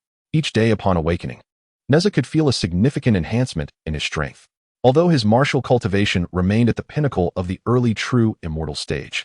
His Taoist abilities had already advanced to the early stage of the celestial immortal realm. He sensed that with a few more days of rest, both his martial and Taoist skills could ascend into the true immortal realm. However, new troubles arose. The sheer volume of techniques was overwhelming. In the event of battle, he found himself at a loss as to which technique to employ. Upon reflection, it was clear that such dilemmas were not new to him. In the earlier battles, he had already realized that he scarcely engaged in physical combat, relying solely on his skills. This posed a formidable challenge to his spiritual energy reserves. It seemed imperative to find time to thoroughly organize his techniques. Otherwise, in the heat of battle, he would be flustered, rendering himself a subject of ridicule. Nezha muttered to himself. Besides the techniques, the spoils from vanquishing Long Su-hu and Huang Feibao also brought him considerable satisfaction. Particularly with Huang Feibao, Nezha couldn't help but exclaim, what a glutton! Within Huang Feibao's storage pouch, the number of Tianyuan pills alone exceeded 1,000, while the Diyuan pills surpassed 10,000. Not to mention several dozen Jinyuan pills. Even for someone of Huang Feibao's stature, his collection of Jinyuan pills was limited, underscoring their preciousness. These pills would sustain me for quite some time, Nezha thought to himself with delight. Just then, a guard's voice sounded from outside the tent. General, Master Wen summons you. Chapter 47. Soul Extraction. Nezha paused, then stood up, brushing the dust from his robe, mumbling, Master Wen summons me? Could it be a matter of significance? He swiftly exited the tent, gazing up at the sky, a sense of unease brewing within him. Master Wen never summoned him lightly, and this sudden call likely signified something grave. Let us go, lead the way, Nezha instructed the guard, who promptly guided him towards Wen Zhong's grand camp. Upon reaching the center of the hall, Nezha clasped his hands in salute, respectfully stating, Nezha pays his respects to Master Wen. Wen Zhong lifted his gaze, observing Nezha standing in the hall, his features bright and his demeanor extraordinary, a flicker of appreciative amusement passing through his eyes. Who does not admire talent? As the Grand Tutor of the Shang dynasty, he had long considered the rise and fall of the nation as his personal responsibility. Now, witnessing the emergence of such a prodigious youth in the Shang dynasty, his heart swelled with joy. Wen Zhong slightly raised his hand, gesturing for Nezha to rise, and in a gentle tone asked, Nezha, are you accustomed to being here? Nezha responded respectfully, thanks to the Grand Tutor's blessings, all is well. Noticing Nezha's courteous reply, Wen Zhong smiled and continued, you have made great contributions in the extermination of Long Su-hu. Do you have any particular rewards in mind? Nezha pondered briefly before shaking his head. Grand Tutor, I do not have any specific requests. However, my subordinate Ao Bing is but a step away from transcending to the true immortal realm. I wonder if the Grand Tutor has any means to assist him in his breakthrough? Wen Zhong exchanged a glance with Zhang Guifeng beside him, both expressing admiration in their eyes. Wen Zhong chuckled, Ao Bing? Is he not the third prince of the East Sea? I have heard much about him. Rest assured, I will arrange a reward for him. But truly, do you have no desires of your own? Nezha's heart stirred, contemplating. I wish to seek out Zhao Gongming, but it is not prudent to voice this openly. Thus, he clasped his hands and said, Grand Tutor, please hold on to my merits for now. I shall request them when the need arises in the future. Wen Zhong let out a light laugh, shaking his head. I possess a treasured item that, under normal circumstances, your merits would not suffice to acquire. However, the Emperor of Humanity values talent and permits you to draw upon this item in advance. You may accrue the merits later. Upon hearing this, Nezha was momentarily taken aback, pondering to himself, how peculiar. I have not gained any merit, yet I find myself in debt. Maintaining a composed demeanor, he inquired, "Might I ask what treasure the Grand Master is referring to?" He had already resolved in his heart that regardless of the nature of the treasure presented by Wenzhong, he would politely decline. Even if it were an extraordinary artifact, he would merely smile faintly and firmly refuse. Observing Nezha's reaction, Wenzhong waved his sleeve, and instantly a resplendent golden light surged forth, dazzling Nezha to the point where he could scarcely open his eyes. A refreshing fragrance wafted towards him, invigorating his senses, causing the chaos jade plate within him to accelerate its operation. What a remarkable item! Nezha marveled inwardly, squinting to get a clearer view. And there he beheld a round elixir suspended in midair. The pill, embodying the essence of boundless harmony, shimmered with an ethereal aura, rendering his gaze incapable of lingering upon it for even a moment. This was the supreme golden pill. Wenzhong spoke in a measured tone. After reaching the 6th transformation of the golden immortal, one typically consumes this elixir to hasten the unification of martial and spiritual prowess. Though it may seem somewhat wasteful for you to partake at this moment, this pill will reside within your being for an extended duration, nurturing your physical form, soul, martial arts, and mystical abilities until you transcend into the realm of the golden immortal, free from all constraints. Upon hearing this, Nezha's breath caught in his throat, and a tempest of emotions surged within him. Suppressing his excitement, he clasped his hands in gratitude, exclaiming, "Thank you, Grand Master, for bestowing this medicine upon me." With that, he reached out to accept it. "Not so fast," Wenzhong interjected, retracting the elixir. "Before you can receive it, you must first pass a trial." Nezha was taken aback and asked, "Grand Master, what sort of trial?" Wenzhong glanced at Zhang Guifang and nodded slightly. Following his gaze, Nezha observed a glimmer of intensity in Zhang Guifang's eyes as he called out, "Nezha." This invocation began in a low tone but soon transformed into an ethereal echo. Nezha felt a wave of dizziness wash over him, his body feeling weightless, as if his soul were on the verge of departing. This was the technique of invoking one's name to bring forth disarray. Nezha's heart raced in alarm. He was aware that Zhang Guifang possessed this formidable skill at that time. Nezha had embodied a lotus flower and bore no soul, but now, he was different. He still lived, with a corporeal form. Soon after, he sensed his emotions being manipulated by a strange force, wherein joy, anger, sorrow, and delight were overshadowed by an overwhelming amplification of negative emotions such as grief, sadness, and despair. He felt as if everything in the world were devoid of meaning, and life and death held no distinction. Zhang Guifang's voice rang out once more, cold and authoritative.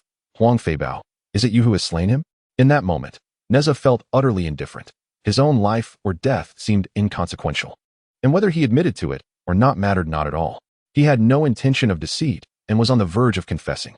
However, just as he was about to speak, an intense tremor resonated from the core of his spirit pearl, unleashing a torrent of fury that instantly dispelled all negative emotions.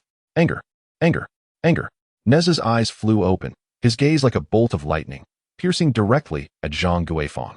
The latter, startled by this fierce glare, instinctively took a step back, filled with dread.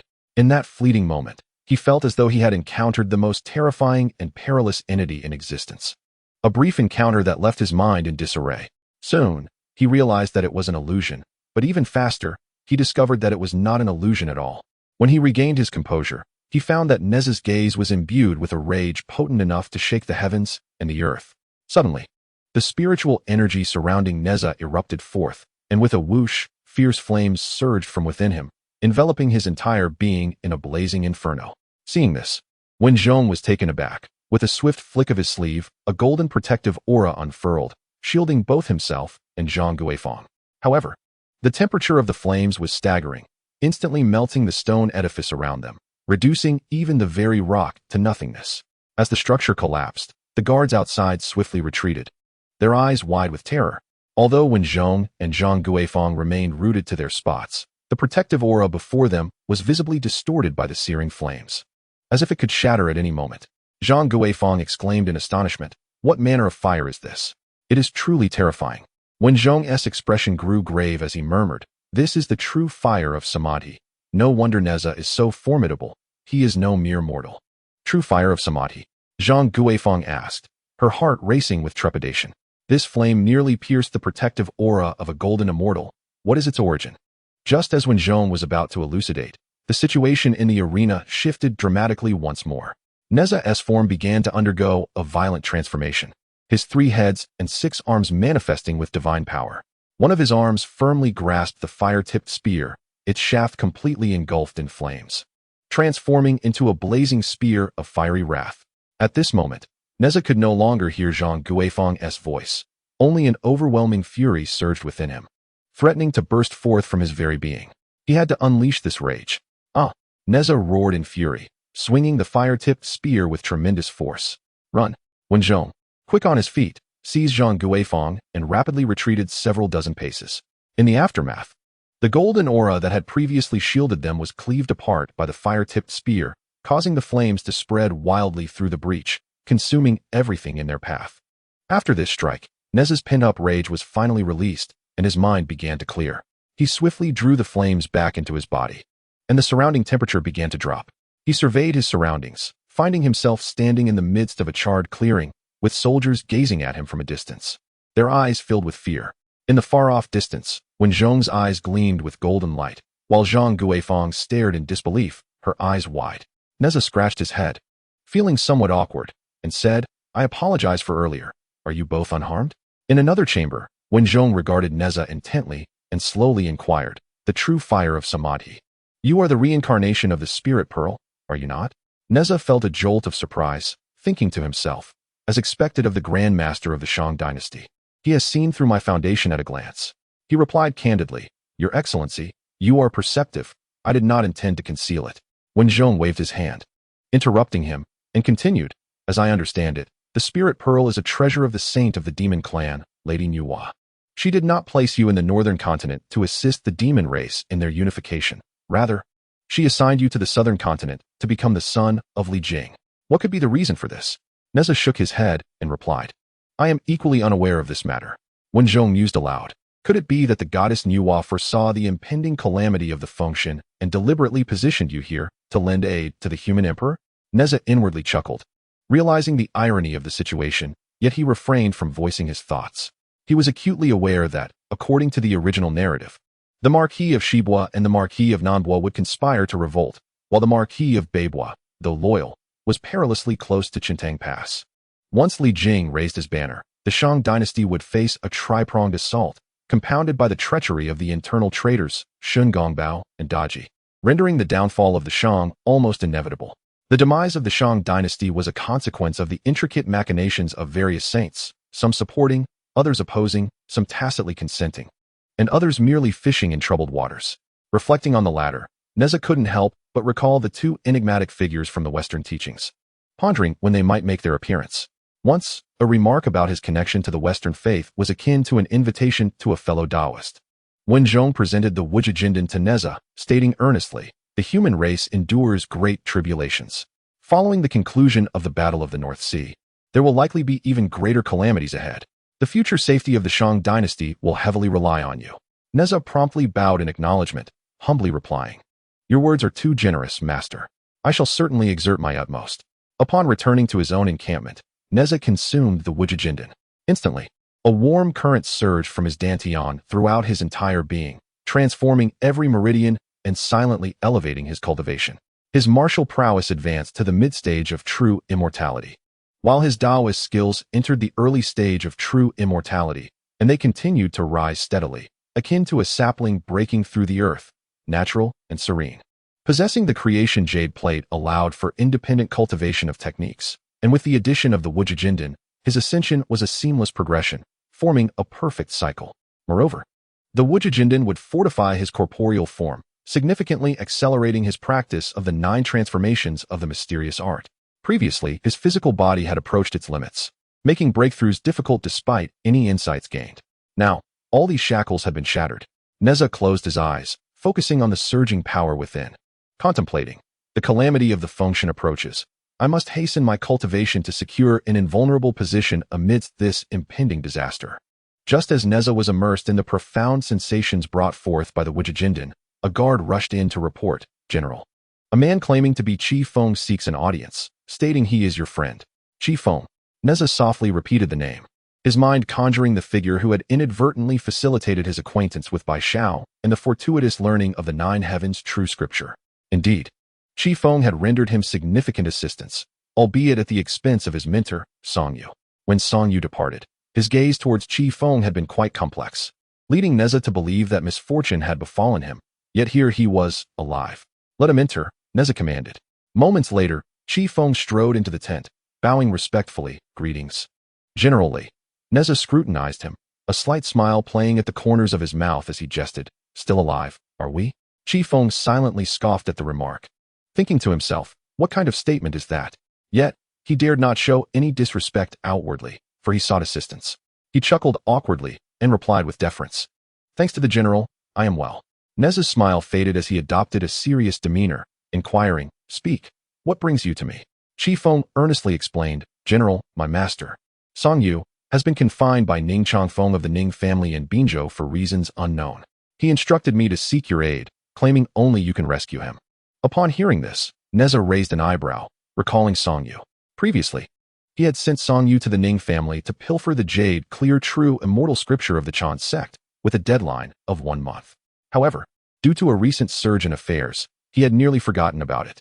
Now, prompted by Chi Feng's words, the memory resurfaced. Pray tell, what transpired? Nezha inquired. Chi Feng hurriedly elucidated. After we parted ways, my master took me to the Ning family under the pretext of discussing Taoist arts. Yet, inexplicably, the Ning family imprisoned him, accusing him of stealing their secrets. He urged me to seek your assistance, asserting that only you could save him. Nezha smirked, feeling somewhat indifferent.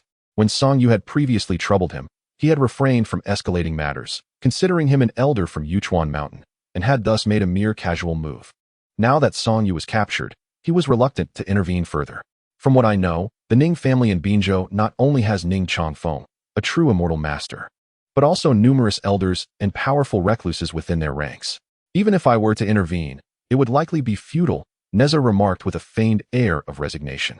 Chi Feng glanced around before lowering his voice, saying, my master instructed me to convey that he possesses something you desire. If you can rescue him, he will relinquish it to you. A glimmer of intrigue sparked in Nezha's eyes as he asked, did he specify what that item is? Chi Feng shook his head. Nezha contemplated.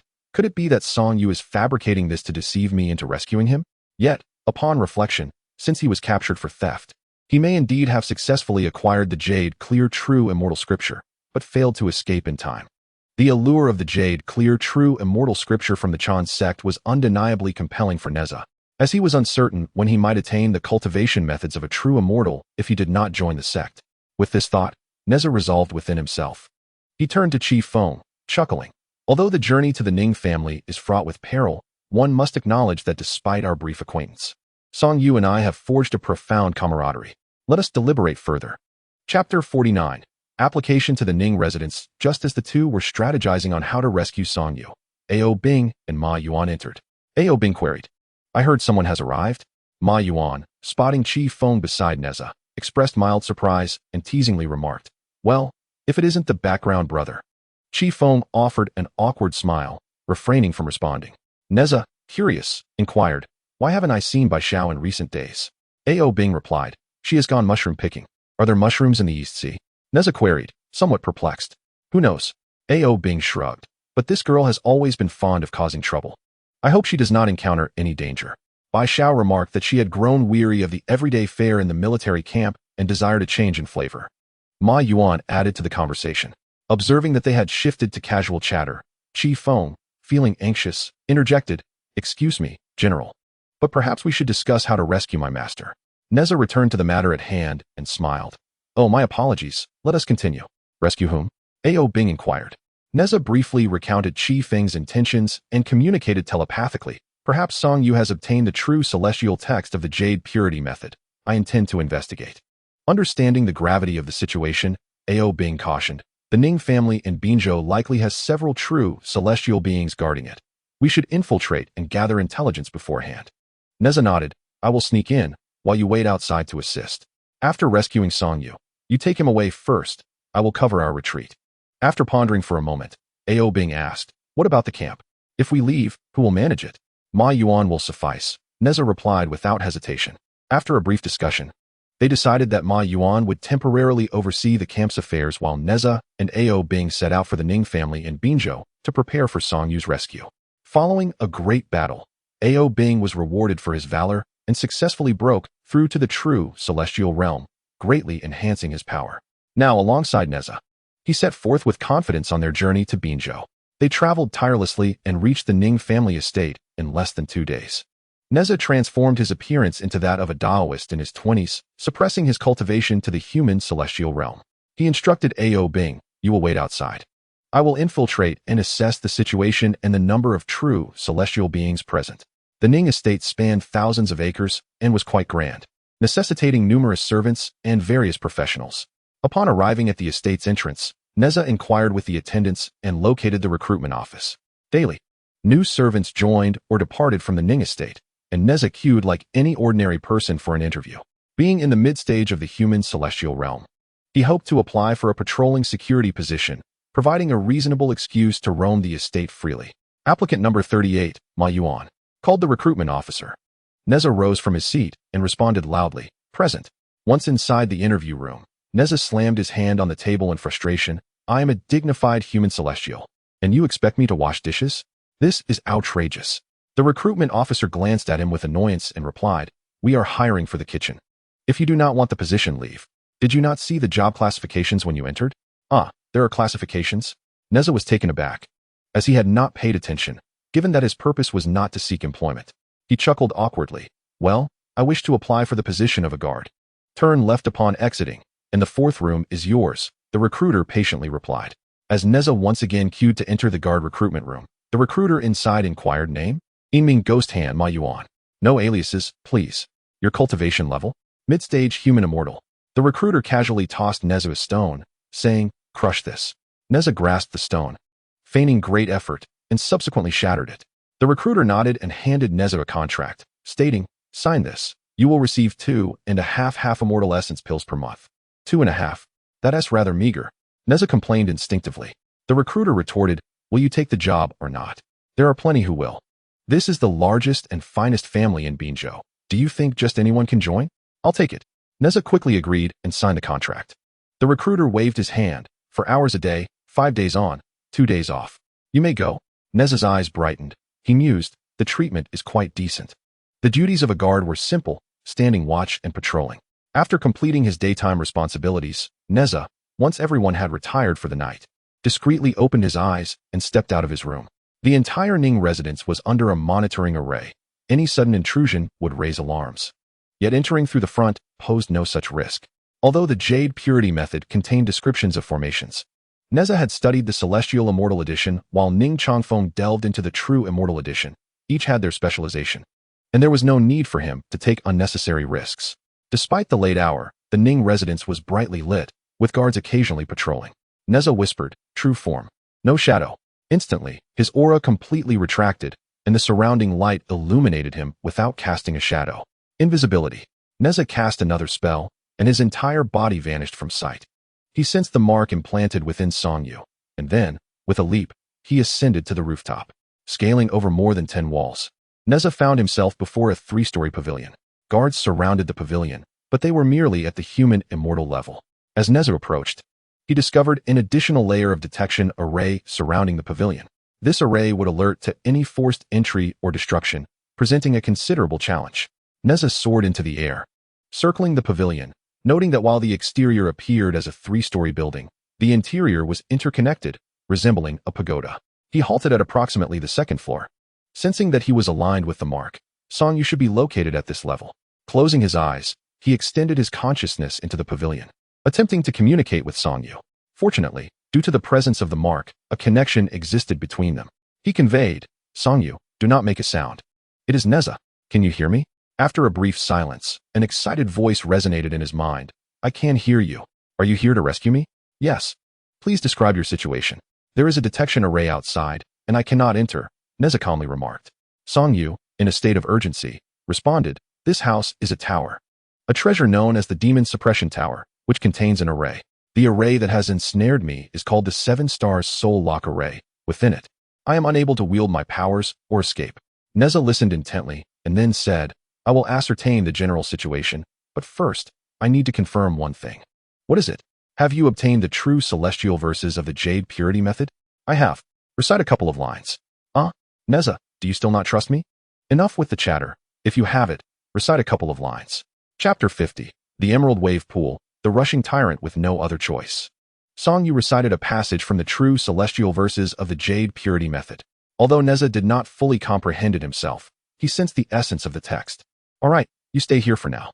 I will investigate the situation and find a way to rescue you," Nezha declared. Song Yu, in a state of panic, urged, "You must be swift.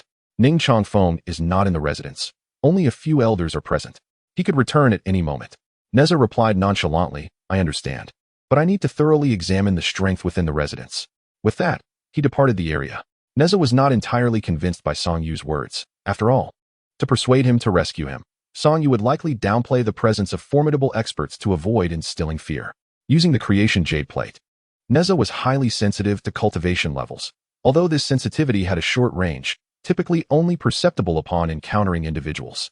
The entire Ning residence was vast, and Nezha meticulously circled every corner to sense the energies.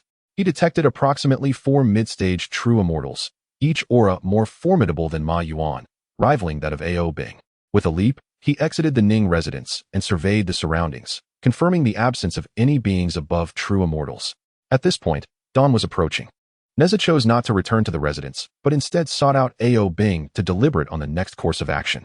As morning broke and the golden rays of sunlight bathed the training grounds of the Ning residence, a middle-aged man stood solemnly at the center, his gaze piercing.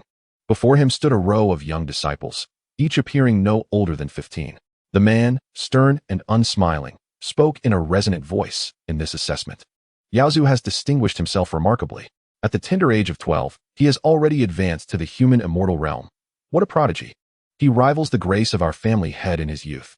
He paused before continuing. "The family head is a disciple of the inner sect of Jade Spring Mountain, holding the unparalleled secret text, the true celestial verses of the Jade Purity Method, should you manage to break through to the celestial immortal realm before the age of 30.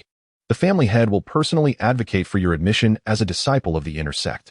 Otherwise, you shall only learn the celestial immortal cultivation methods within the residence, destined to remain a third-generation disciple of Jade Spring Mountain."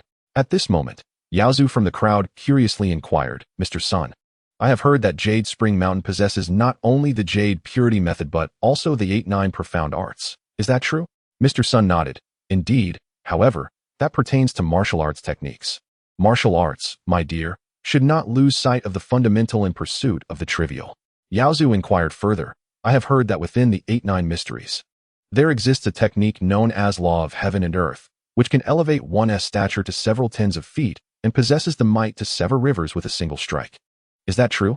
Mr. Sun furrowed his brow slightly. "What you say holds some truth. But this technique can only be executed upon mastering the 8-9 mysteries to an exceptionally high level. If you possess such talent, you would have already ascended to the rank of Golden Immortal in your cultivation of Taoist arts." Yaozu lowered his head with a sound of disappointment. At that moment, another disciple, filled with curiosity, asked, "Mr. Sun, could you describe what the Law of Heaven and Earth entails?" Recognizing their burgeoning curiosity, Mr. Sun understood that unless he clarified, they would struggle to focus on their cultivation. After a moment's contemplation, he explained, "The Law of Heaven and Earth refers to a divine ability that enhances one's physical form, augmenting both strength and defense. However, if the essence of the physical body is not sufficiently robust, an increase in size may paradoxically diminish defensive capabilities and speed, potentially leading to fatal consequences due to insufficient bodily strength. Therefore, this divine ability necessitates an exceedingly high physical resilience. Some cultivators, lacking in physical strength, resort to cunning methods, utilizing their own spiritual energy to manifest and enlarge their form, concealing their physical body within. This approach partially realizes the law of heaven and earth while circumventing the issue of bodily strength." Just then, Yaozu pointed behind Mr. Sun in astonishment and exclaimed, "Is that the sort of cunning you mentioned?" Mr. Sun was taken aback, turning to see a colossal figure, a yellow-skinned giant, materializing in the distance, wielding a long sword and preparing to strike downwards. With a thunderous crash, a 3-story building was instantly reduced by half. "By heavens, an attack!" Mr. Sun shouted. Before he could finish, dozens of streaks of light shot forth from the Ning residence, encircling the yellow giant.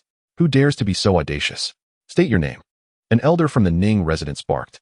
Nezha, perched upon the giantess' shoulder, sneered, "I am the bouncer of the Bai Pa pool. You have imprisoned my friend, and today, I shall rescue him." At that moment, Nezha still appeared as a 20-year-old Taoist, concealing his true form to avoid unnecessary complications. An elder from the Ning residence scoffed. What a peculiar name, bouncer of the Baipa pool. I care not who you are. This person is a traitor of Yuchuan Mountain. You have intruded upon my Ning residence today. You shall neither come nor go. With that, he cast a greedy glance at the golden giant before him.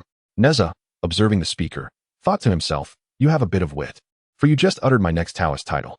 Without delay, he commanded the golden giant, whose enormous hand swept forth with a crack, shattering the 7-star soul-locking array, and then seized Song Yu from within, bellowing, Ao Bing. As soon as the words left his mouth, a massive blue dragon soared into the sky, swiftly arriving at Nezha's side. Take him to the North Sea, and remember, under no circumstances must you let him escape. Nezha commanded, transformed into a colossal dragon. Ao Bing clasped Song Yu in his claws, his gaze fixed upon him. We have rescued you. Now swiftly disclose the remaining scriptures. Ao Bing urged in a hushed tone. Song Yu hastily replied, you must first return me to the North Sea camp. Once I am safe, I shall reveal all. Absolutely not. You must speak first. If we delay any further, we will be unable to escape. This is my final means of survival. I cannot divulge it now. Ao Bing glanced at the immobile Ning family cultivators in the sky, cursing inwardly. Yet, he maintained a composed facade and addressed Nezha, be cautious. With that, his enormous dragon claw tightened around Song Yu, and they soared into the air. Attempting to flee? Not so easily. A Ning elder stepped forward, revealing an 8-trigram diagram beneath his feet. With a swift stride, he positioned himself beside Ao Bing and pointed decisively. Heaven-intercepting finger. However, in the next moment, Nezha materialized before him. With a similar gesture, their fingers collided. Ah! The Ning elder screamed in agony as his meridians shattered one by one, his cultivation obliterated. Plummeting from the sky, Nezha regarded him coldly. Such a malevolent technique. I seldom employ it. You brought this upon yourself. At that moment, Nezha's aura surged, unrestrained, soaring from mid-stage human immortal to mid-stage true immortal. Ah, a true immortal. The surrounding elders exclaimed in astonishment. They had never anticipated that the newcomer was a formidable true immortal. The commotion at the Ning residence immediately drew the attention of other minor family cultivators and some rogue practitioners. Shadows flitted through the sky, observing from a distance. Who is that? One inquired. I do not know, but it matters not. Surrounded by so many elders from the Ning family, even a true immortal cannot escape. Another remarked. In this day and age, anyone can attain true immortal status? A lone individual dares to intrude upon the Ning residence. What a fool. Onlookers pointed and murmured about Nezha, none of them harboring any hope for him, all anticipating a grand spectacle. Yet, Nezha remained unfazed. Standing upon the shoulder of the golden titan, his gaze was steely, as if everything around him was inconsequential. His singular aim was to rescue Song Yu and obtain the true immortal volume of the Jade Pure Law. As for the onslaught from the Ning family, he was well prepared. In an instant, for beams of light soared from the ground. They were the 4 supreme elders of the Ning family. One elderly man with white hair clasped his hands and said, I am Ning Chuan, a supreme elder of the Ning family. The person you have abducted is a traitor who stole the secret techniques of Jade Spring Mountain. This matter has already been reported to the leader of Jade Spring Mountain, Master Yuding. Your actions here are indeed a grave misstep. I hope you will return that person. There is still room for negotiation. Upon hearing this, Nezha let out a cold laugh and countered, and how old are you? Ning Chuan was taken aback, not expecting Nezha to pose such a question, yet he replied, I have cultivated for over 1,200 years. Humph. Nezha scoffed disdainfully, retorting that after over a millennium of practice, he still spoke with an air of antiquity as a true immortal, while he himself had attained the status of a true immortal in merely 5 or 6 years. Did Ning Chuan think he could teach him a lesson? Did he even deserve to? I shall take my leave today. Who dares to stop me? He surveyed his surroundings, his gaze sharp and fearless.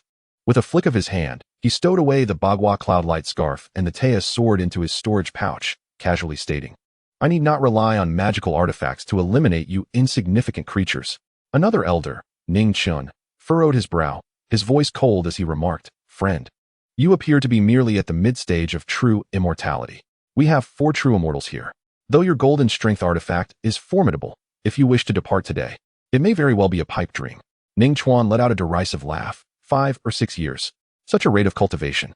I have only heard of the innate talent of Yang Jian, the direct disciple of the Jade Taiyi Zhenren. Perhaps you have mistakenly attributed his legend to yourself? His words elicited a wave of laughter from those around. Ning Chuan, however, did not rush to take action, for Bin Hao was their territory, and the family head could return at any moment. Although the opposition had but one true immortal, if they were to engage in a desperate struggle, it would be unwise to risk allowing him to perish in a futile battle. He deliberately delayed the confrontation. Nezha was well aware of Ning Chuan's intentions and remained unhurried. His restraint stemmed from the fear that a hasty escape might lead to Ao Bing and Song Yu being pursued. Now that Ao Bing had distanced himself, there was no need for further delay. Nezha moved, feigning an intent to depart. Suddenly, an elder's expression shifted, and he blocked Nezha's path, exclaiming, "You wish to leave? It shall not be so easy." Before his words had fully settled, a chilling flying sword shot through the air, its blade glinting with a menacing silver light, aimed directly at Nezha's chest. As the sword cut through the air, it seemed to tear apart the very atmosphere, emitting a sharp, whistling sound. Nezha's gaze turned icy. With a swift motion, his right hand lunged forth, his fingers clenching like iron pincers, seizing the flying sword firmly. The blade trembled violently in his grasp, producing a screeching sound of metal grinding against metal. With his left hand gripping the hilt, he twisted gently, and with a crisp crack, the sword shattered, its broken pieces plummeting like shooting stars into the ground, raising a cloud of dust. The elder's face flushed crimson in an instant, blood seeping from the corner of his mouth as he staggered backward. The flying sword was his life's artifact, now destroyed, leaving him mentally shaken, his vitality surging chaotically within, nearly causing him to falter. "You." The elder's eyes widened in fury, his voice quaking with disbelief. Though he too was a true immortal and a senior elder of the Ning family, he lacked a magical artifact. Such treasures were rare, within the entire Ning family. Only Ning Changfeng possessed one, while the likes of Taiyi Zhenren had freely gifted multiple artifacts to Nezha. This generosity stemmed from his status as a golden immortal, capable of forging artifacts himself. More importantly, as a disciple of the primordial heavenly venerable of the Chan Sect, he had abundant resources at his disposal, allowing him to craft any artifact he desired. In stark contrast, these families often waited countless years for a mere opportunity to acquire the materials necessary to forge an artifact, let alone a completed one. With a resounding shout, Ning Chun raised his flying sword high, its tip pointing directly towards the heavens. In an instant, the spiritual energy of the universe surged violently, and a colossal shadow of sword energy emerged above the blade, resembling a gigantic axe capable of cleaving the heavens apart. Soaring into the clouds, this was the heaven-splitting slash, an ultimate technique that could only be comprehended through the utmost mastery of swordsmanship. A young disciple from a minor family gasped in astonishment, his eyes wide with shock. Simultaneously, another elder appeared, positioning himself strategically alongside Ning Chun, with hands forming intricate seals. A massive white tiger materialized behind him, towering several dozens of feet, its eyes crackling with electricity, and its fangs gleaming menacingly, exuding an overwhelming aura of ferocity. This was the manifestation of Qi, a technique from the Jade Purity method. Another onlooker exclaimed, "Had I grasped such a technique on Jade Spring Mountain, I would have long since become an inner disciple." The immense shadow of sword energy descended, seemingly intent on cleaving the world in twain. Yet, Nezha remained unfazed. With a flicker of golden light from his right hand, he struck upwards, the celestial talisman. A dazzling burst of golden radiance erupted from his palm, containing an enigmatic and intricate rune that collided with the sword energy, producing a thunderous explosion. The violent spiritual waves radiated outward, forcing the spectators to retreat. As the ground cracked and stones flew through the air. This was the celestial talisman, another technique from the Jade Purity method. What formidable power! Who is this person? When did the Ning family attract such a formidable expert? A woman in red whispered, her eyes flashing with apprehension. Such an impressive individual. Who is he? When did the Ning family offend such a master? Could it be infighting within the Chan school? Speculated another. After executing the celestial talisman, Nezha paid no heed to the surroundings. With a flicker of the Bagua shadow beneath his feet, he stepped forward, instantly arriving before the massive white tiger. By now, the sky had darkened, thick clouds gathering, accompanied by flashes of lightning and rumbling thunder, as if someone were undergoing the tribulation of ascension. 5 thunderites. Nezha announced with a light exclamation. A bolt of blue lightning, as thick as a barrel, descended from the sky, striking the white tiger. The ferocity of the thunder was unmatched. The tiger did not even emit a sound of anguish before being obliterated, its form dissipating into ethereal sparks. Ning Chuan watched this scene in disbelief, murmuring, "Though we are both true immortals, this person resembles a war god." His comprehension of the Jade Purity method is simply unfathomable, as if he had practiced the same technique for centuries. Impossible. Another elder exclaimed. The principles of the Jade Purity method offer countless interpretations of the Great Tao. How could he possibly master so many spells? Many disciples spend their entire lives striving to perfect a single technique, yet this individual is nothing short of a monster. Ning Chuan felt a tremor in his heart, suddenly recalling Nezha's earlier claim of having practiced for 5 or 6 years.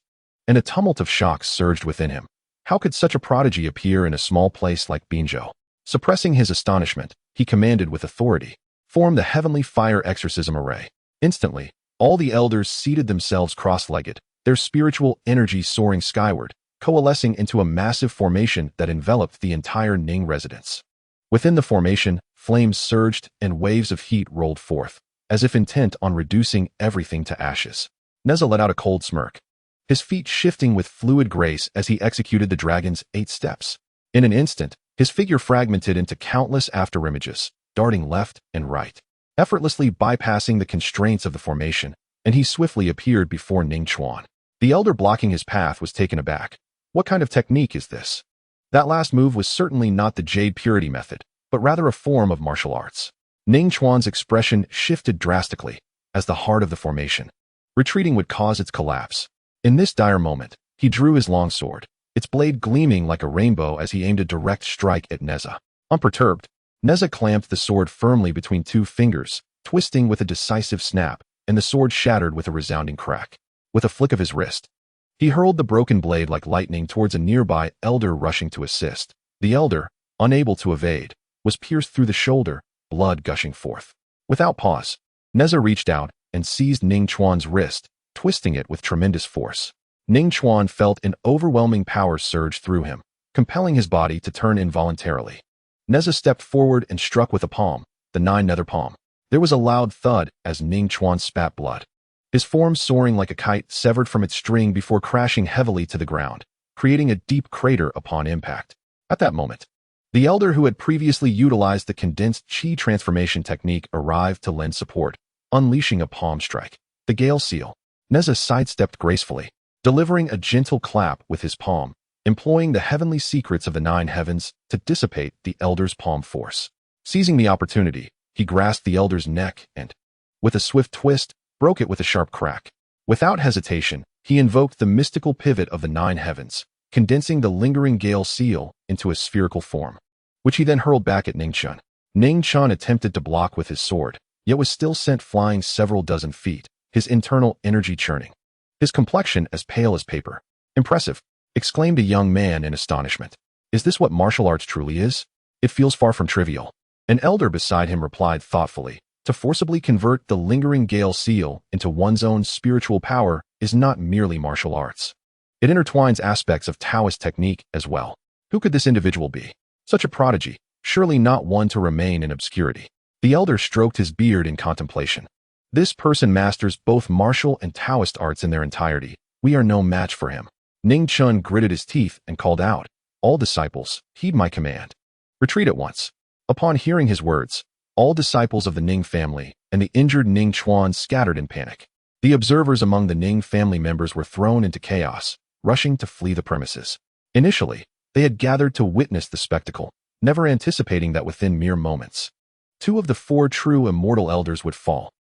How can this be possible? A disciple murmured to himself as he fled. "Am I still dreaming? How can I awaken to find the sky collapsing?"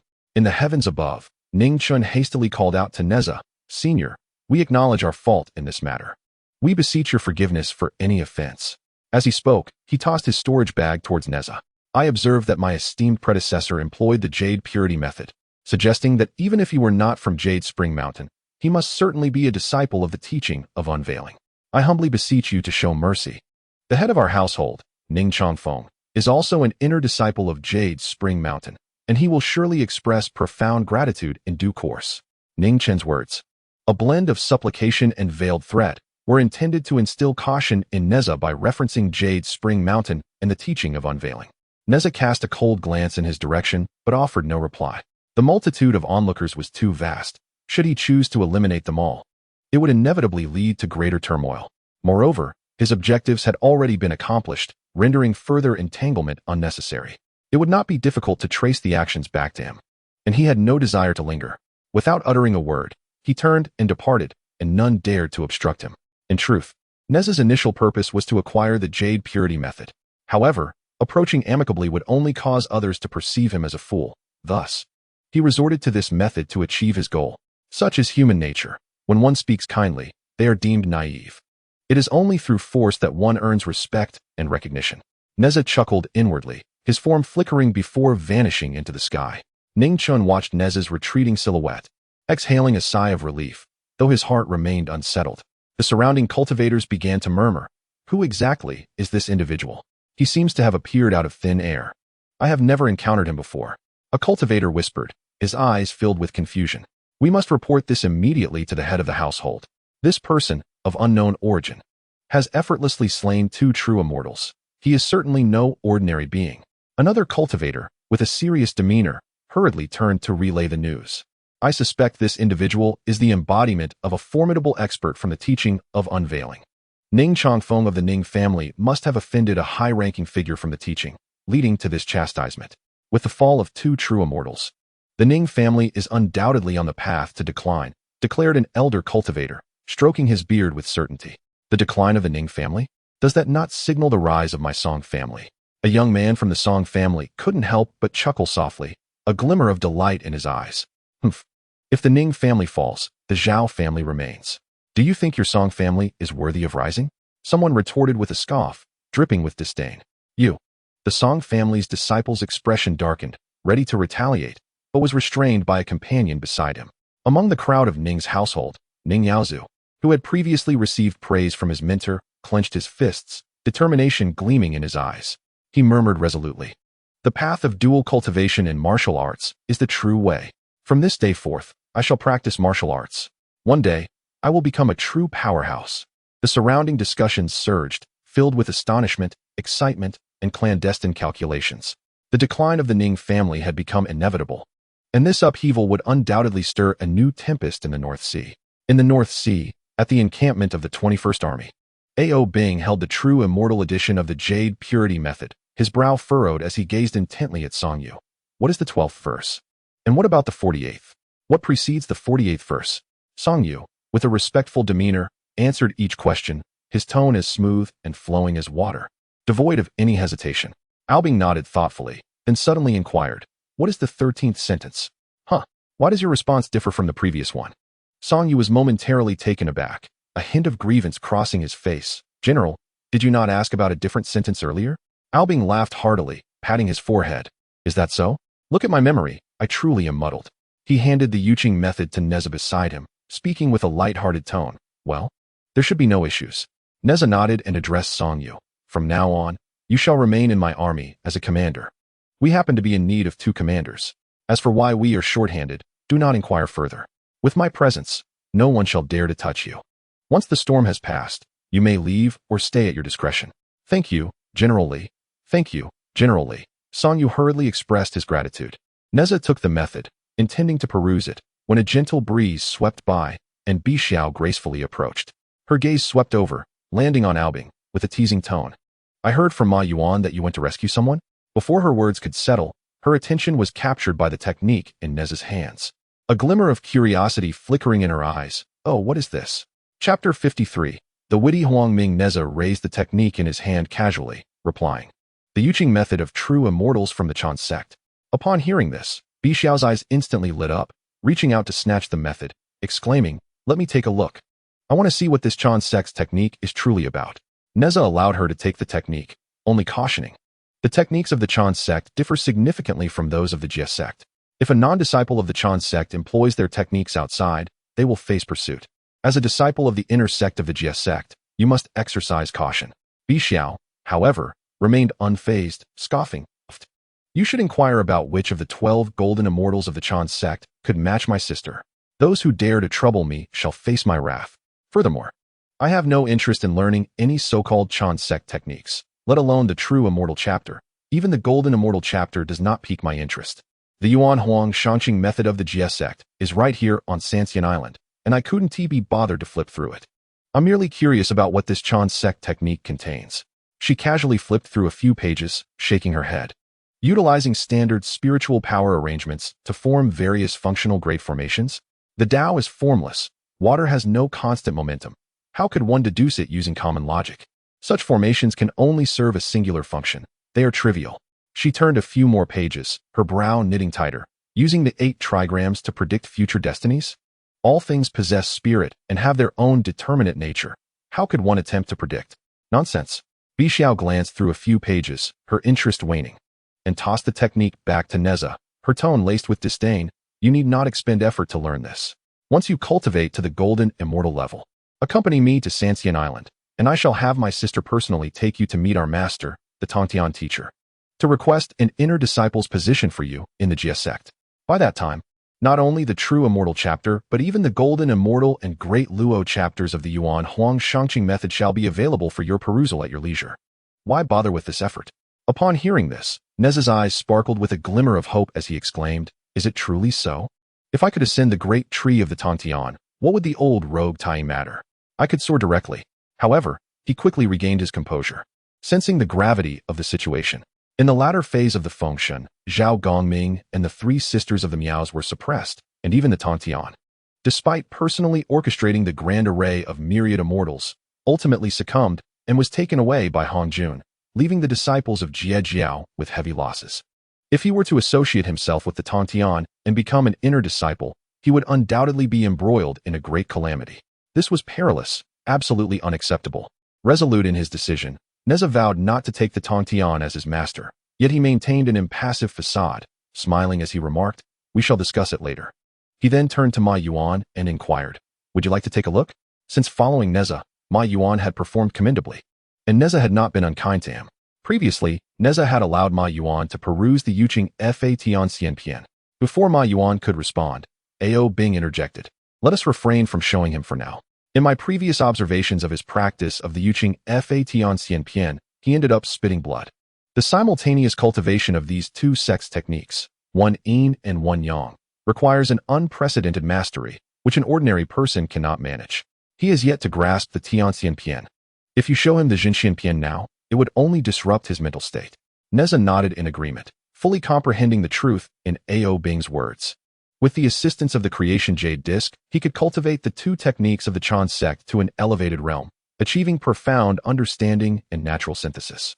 Yet, for an ordinary disciple, mastering even one aspect of the Tianxianpian could occupy a lifetime. Attaining proficiency in each detail was akin to scaling the heavens. The integration of the 2 techniques required not only a harmony of mindset, but also a perfect unity of intent and technique. Without deep comprehension, fusion remained unattainable. As the discussion unfolded, none noticed the sudden emergence of a human head from the tranquil sea above the waters patrolled by the 21st Army.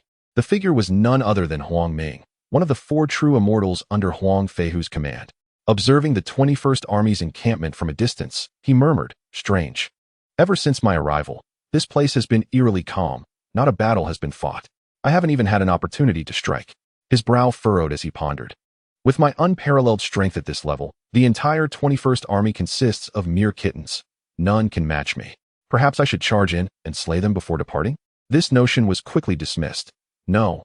The Martial King has cautioned that Nezha possesses some skill. Should I fail to kill him, I would alert the others, making future attempts even more challenging. I must be prudent. After further contemplation, he mused. What if I employed my divine soul to stealthily attach to my flying sword for a surprise attack? Yet, he negated this as well. No. The Martial King advised that it is best to wait for an opportunity when they are engaged in battle before striking. This approach is far more secure. I must remain cautious. He shook his head and chuckled at himself. How ironic it is that I, a formidable true immortal, find myself hesitating here, needing such caution to slay a mere child. Should this become known, I would surely be the subject of laughter. No, Huang Ming once again refuted. The King Wu seeks vengeance for the murder of his brother, demanding absolute certainty. We must proceed with utmost caution. For this is the secret to my grand achievements and the reason for the King Wu's trust in my sagacity. Ultimately, Huang Ming resolved to await the opportune moment, refraining from hasty actions.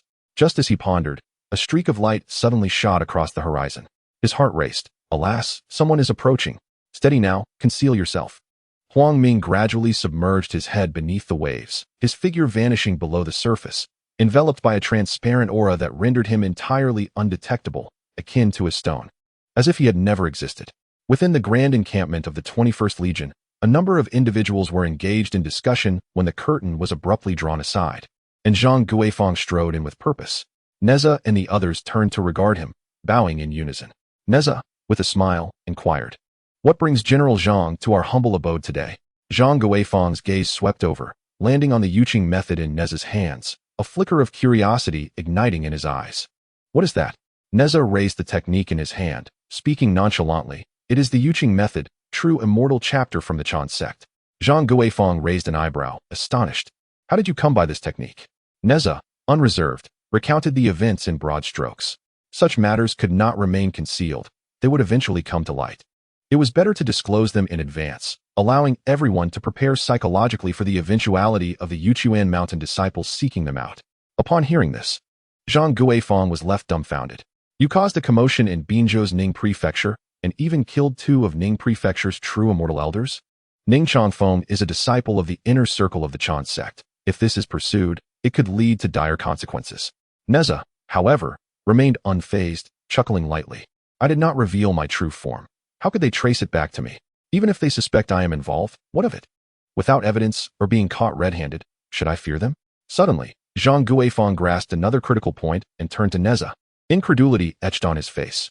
"You claim to have faced 4 opponents of the same realm and emerged victorious, killing 2 while escaping unscathed?" Nezha scratched his head, offering a dry laugh, then shifted the conversation, asking, "Pray tell, General Zhang, what brings you here today?" Zhang Guifeng, noting Nezha's reticence, did not press further. He glanced at those around him and, with a hint of embarrassment, smiled slightly. "To be candid, I do have a matter of request." Chapter 54. Exchange of techniques. "Feel free to speak," Nezha encouraged, gesturing for him to take a seat. Ma Yuan poured a cup of tea for each of them. Zhang Guifeng lifted his teacup, pondering for a moment before speaking, the fiery technique that brotherly demonstrated in the military camp last time. That was indeed the true fire of samadhi, was it not? It is truly formidable, leaving one in awe. I possess an ancient secret technique, which is the very one I employed against brotherly. Nezha's heart stirred, realizing he referred to the technique known as summoning the fallen horse. On the eve of the function, Zhang Guifeng had made a name for himself with this move, vanquishing numerous fierce generals of Shiqi, earning great renown. Zhang Guifeng continued, "This secret technique of mine is called soul snatching, a treasured secret I have kept hidden. Today, I have mustered the audacity to approach you, brotherly, to discuss the possibility of exchanging my soul reaping technique for your profound samadhi, true fire cultivation." Upon hearing this, Nezha maintained an outwardly impassive demeanor, yet internally he was taken aback. Soul reaping? Such a name sounds even more formidable than the technique of summoning spirits, exuding an air of supremacy. "Surely, you did not concoct this yourself?" After a moment of contemplation, he responded with a hint of reluctance. "General Zhang, to speak candidly, the samadhi true fire is the essence of my primordial flame. It is not that I am unwilling to impart this knowledge, but rather that I am incapable of doing so. You are likely aware that I am the reincarnation of the spirit pearl, and this fire is the core power of the spirit pearl within me. Without an extraordinary comprehension of fire's essence, one cannot glean this flame from the principles of the great Tao. For you, General Zhang, this endeavor would likely prove quite arduous." Nezha's words, though delicately phrased, implied, "It is beyond your grasp." Upon hearing this, Zhang Guifeng could not conceal his disappointment and shook his head in resignation. His yearning for the samadhi true fire was profound, yet Nezha's words made it clear that such a flame was beyond his control. Undeterred, he inquired, "Then, brother Nezha, would you consider exchanging your formidable technique of the 3 heads and 6 arms? That skill is indeed quite powerful." Nezha let out a bitter laugh and shook his head. "This technique, I fear, you too would find unattainable. Although it is not my life's ultimate skill, it derives from an ancient, fragmented scroll. Each character within that scroll embodies the profound truths of the great Tao, and one must consult the original to truly comprehend its meaning. Unfortunately, the original lies in the possession of a certain adept, who has not permitted me to disclose their identity, and thus I cannot elaborate further. I hope for your understanding, General Zhang." Zhang Guifeng promptly waved his hand. "No need for concern. I merely asked out of curiosity. If that is the case, I shall take my leave and not impose further." As he turned to depart, Nezha instinctively called out, "General Zhang, please stay a moment." Turning back, Zhang Guifeng regarded him with curiosity. Nezha felt a stir of interest in Zhang Guifeng's soul-reaping technique, a desire to experiment bubbling within him. After a brief contemplation, he spoke, "General Zhang, Might you have any interest in the text titled Supreme Clarity and Jade Purity Method? Upon hearing this, a flicker of intrigue flashed in Zhang Guifeng's eyes, and he settled back into his seat. Oh, I would like to hear more. Zhang Guifeng returned to his chair, his gaze fixed intently on Nezha. Nezha smiled slightly and continued. Although the teachings of expounding and the teachings of interception are two distinct doctrines, their methods may appear contradictory. Yet I have discovered boundless nuances while concurrently practicing both. To be frank, if these two methods are cultivated to a profound level and are thoroughly integrated, what seems to be a clash of water and fire is, in essence, a harmony of yin and yang, capable of mutual blending. However, the principles and techniques contained within these texts are exceedingly intricate, and mastering them is no small feat yet, once harmonized. The fusion of these two methods would undoubtedly elevate your strength to an entirely new echelon. Upon hearing this, Zhang Guifeng felt a stirring within. As a capable aide to Wenzhong, he had followed him in numerous campaigns and, naturally, had acquired the teachings of the Interception School from Wenzhong himself. However, although he is a true immortal, he has only practiced the heavenly immortal sutra of the. It is not that Wenzhong is unwilling to impart more profound techniques, but rather, as A.O. Bing has stated, without a thorough comprehension of the heavenly immortal sutra, hastily pursuing the true immortal sutra could disturb one's state of mind and be detrimental to cultivation. Even with the heavenly immortal sutra, Zhang Guifeng has only selected a few practical or intriguing spells to practice, failing to master the entirety. At this moment, upon hearing Nezha's words, Zhang Guifeng could not help but ponder. Merely mastering the heavenly immortal sutra of the is already beyond my grasp. The thought of integrating this with the of the to achieve mastery seems an endeavor that may take an eternity. Contemplating this, he found himself admiring Nezha even more. This young man has managed to harmonize the teachings of both and, truly pioneering a new path. What remarkable insight must this require? Nezha has only practiced for a few years. If given more time, his future achievements are simply unimaginable. Perhaps he could become a legendary figure akin to General Kong Xian of the Three Mountain Pass. Zhang Guifeng, filled with emotion, clasped his hands toward Nezha, his tone tinged with humility.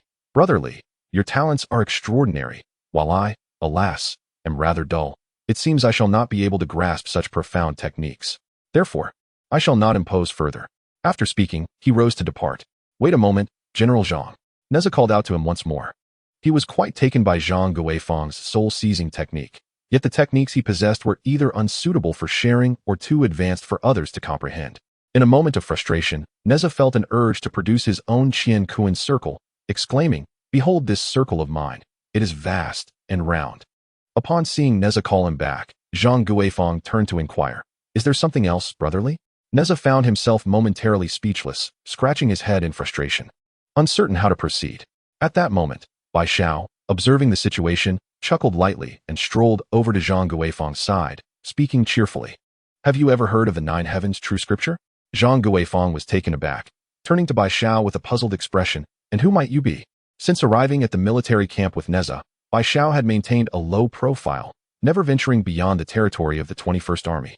Nor had she made her presence known within the camp. Naturally, someone of Zhang Guifeng's stature would not have noticed her. Just as Nezha hesitated over whether to reveal Bai Xiao's identity, she nonchalantly introduced herself. "I am Bai Xiao of the Three Immortal Island. As for my presence here, there is no need for further inquiry, and I implore you not to spread this." She paused, continuing, "I possess a body-refining technique, the power of which rivals that of the 9 turns profound art, created by my sister, the fairy Yun Xiao. I can teach you 2 layers of it in exchange for your soul-seizing technique. You would certainly not regret it." Recognizing Nezha's keen interest in this technique, Zhang Guifeng felt a spark of curiosity igniting within him. Indeed, this was the way. Seeing Bai Xiao extend her assistance, Nezha stepped forward in agreement, saying, "This technique is indeed profound. Even I have only managed to practice 1 layer. My prowess is somewhat known to General Zhang, and the 9 Heavens True Scriptures has been immensely beneficial to me." Upon hearing this, Zhang Guifeng was profoundly astonished. He was acutely aware of Nezha's formidable strength. Upon his arrival in the North Sea, he swiftly vanquished the Dragon King, who was also a formidable being of the true immortal realm, within mere moves. His curiosity regarding Nezha's extraordinary encounters had long been piqued, yet out of respect and the instructions from Master One, he had refrained from inquiring. Now, seeing Nezha mention it himself, he carefully scrutinized Bai Xiao. The young maiden before him appeared to be merely 17 or 18, whimsical and charming. He had not anticipated that she was actually Bixiao, one of the three heavens. Although Zhang Guifang had never laid eyes on the three heavens, their names were already resounding in his ears. As an inner disciple of the Chan Sect, the renown of the three heavens was universally acknowledged within the sect. He promptly clasped his hands in reverence and said, "I did not expect to encounter you, Taoist Bixiao. I am truly honored." Bixiao grinned mischievously, waving her hand dismissively. "I am but a secret here. Do not speak of it outside." Zhang Guifang quickly nodded. "I would not dare." Bixiao turned her gaze to Nezha, offering him a triumphant look, as if to say, "In critical moments, it is still I who must assist." Subsequently, her tone towards Nezha became more assertive. "Little Li, you have nearly mastered the first layer of the nine heavens true scriptures. You may now impart it to General Zhang. When General Zhang teaches you to seize souls and spirits, remember to call for me. I wish to assess whether this technique merits the transmission of the second layer." Recognizing the significant favor Bixiao had bestowed upon him, Nezha naturally accorded her due respect, responding earnestly, "I shall obey the command of the esteemed immortal." This declaration brought Bixiao immense joy, and she smiled proudly. "Very well, you two converse. I shall head to the seaside for fishing." With that, she turned and departed. Zhang Guifang, watching her retreating figure, felt a surge of emotions. He then turned to Nezha and said, "Brotherly, in that case, let us exchange techniques. I hope that the nine heavens true scriptures will lead to my breakthrough." Nezha nodded with a smile. "Rest assured, General Zhang, this technique shall not disappoint you." In the days that followed, Nezha practiced the nine heavens true scriptures with Zhang Guifang daily. Teaching and learning are distinctly different experiences. In the process of imparting knowledge, Nezha discovered a deeper understanding of the nine heavens true scriptures, although the primordial jade plate had already familiarized him with every move and technique. Conveying these to Zhang Guifang himself brought forth a fresh epiphany. Meanwhile, the Yuqing Law of True Immortal chapter, which Nezha had recently acquired, was being comprehended autonomously by the primordial jade plate. Although Zhang Guifang was also a person of exceptional talent, the profundity of the nine heavens true scriptures posed challenges. Without the assistance of the primordial jade plate, he could only gradually familiarize himself with the mental methods and techniques before slowly integrating them. He could not help but feel astonished once more at Nezha's innate gifts, such an intricate technique, and Nezha could grasp it. Seemingly without taking much time. Was this truly within human capability? Zhang Guifang, during his studies, gradually perceived the extraordinary and formidable nature of this martial art, coming to understand its invaluable essence. To express his sincerity, he took the initiative to summon Bixiao during a break, meticulously explaining the soul-snatching technique to both of them.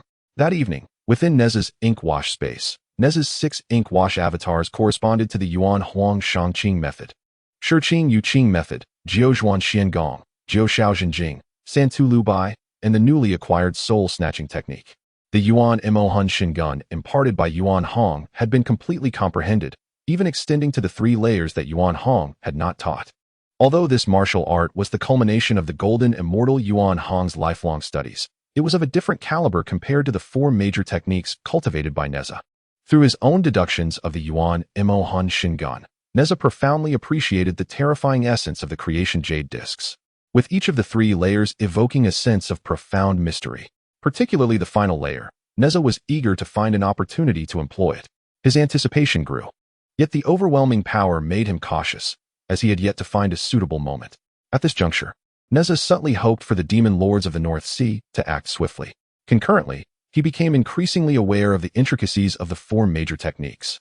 Possessing the complete secret manual of these techniques, the prolonged time required for mastery illustrated the ease of learning contrasted with the difficulty of achieving proficiency. However, Nezha was delighted to observe that the 4 major techniques were slowly merging each day. Although the speed of integration was not rapid, the effects were remarkably significant. Nezha could distinctly feel his cultivation advancing at a terrifying pace each day. In Binzhou, at the Ning residence, the head of the family, Ning Changfeng, sat solemnly in the main hall, facing 2 venerable elders of the true immortal realm. After hearing their accounts, Ning Changfeng slammed the table in anger and stood, exclaiming, "The scoundrel deserves death. While I was at Yuchuan Mountain to listen to teachings, he dared to cause turmoil in my Ning residence. Not only did he capture the traitor from my house, but he also killed 2 of our esteemed elders." Turning to the other 2 elders, he assured them, "Do not worry, I will uncover the truth. No matter who the scoundrel is, I shall rend his body to pieces." Ning Chuan, standing nearby, expressed his concerns. "Though the scoundrel is of the true immortal realm, His strength is formidable, seemingly possessing a dual cultivation of martial arts and mastery over techniques we have never encountered before. I propose we report this matter to the headmaster of Yuan Mountain for his judgment. Judgment by the headmaster? Ning Changfeng scoffed. What the two elders do not know is that during my visit to Yuan Mountain, I became acquainted with the headmaster's direct disciple, Yang Jian. Once I ascertain the identity of the scoundrel, I will invite senior brother Yang Jian to assist in apprehending him. Upon hearing the name Yang Jian, the two venerable elders were momentarily taken aback, then their faces lit up with joy. They, too, had been inner disciples of Yuan Mountain in their early years and were well aware of Yang Jian's illustrious reputation. Their entire clan had consistently sent generations of outstanding disciples to study at Yuan Mountain.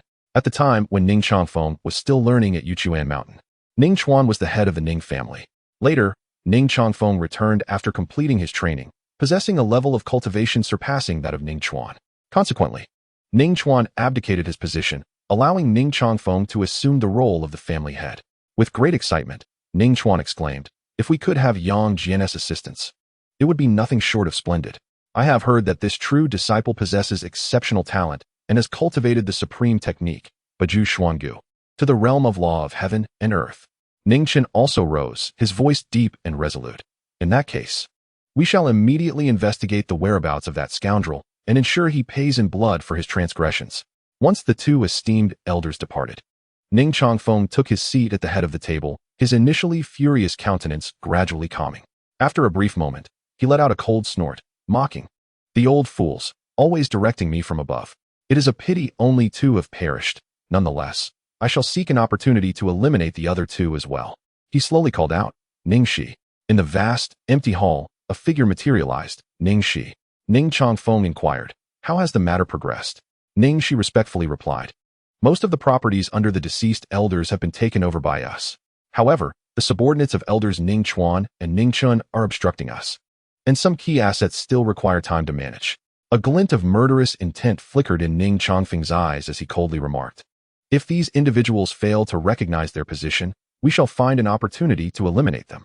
Previously, I was cautious due to the Four Elders Alliance. With 2 dead and 2 severely injured, it is time they comprehend who truly holds authority in the Ning household." "Yes," Ningxi responded, then quietly vanished. Ning Changfeng rose and exited the room, surveying the heavily damaged Ning estate with no sorrow in his heart, but rather a sense of relief. His extraordinary talent indicated that achieving the status of a golden immortal would not be a challenge. Immortal and undying, he stood firmly behind the teachings of the Chanjiao, free from calamities. As for his descendants, there would be plenty in due time. Regarding the assailants of the Ning estate, Ning Changfeng had known from the outset who was responsible. Although merely an inner disciple, his status was average. However, the recent incident at the Ning estate allowed him to glean certain insights and secretly devise a plan. Had it not been for his covert instigation, Chi Feng would never have escaped the Ning estate, let alone inform Nezha in the North Sea. He had intentionally vacated the Ning estate to lure Nezha, with the dual purpose of rescuing Song Yu through Nezha's intervention and creating an excuse to later summon Yang Jian to capture Nezha. Additionally, this would allow him to consolidate control over the Ning estate while avoiding blame. Furrowing his brow, he contemplated, according to his master's plan, once brother Yang Jian apprehended Nezha, it would then be time for Uncle Taiyi to make his move, after which the matters would no longer concern him. However, how could he ensure that Nezha would conveniently eliminate the other 2 old fools as well?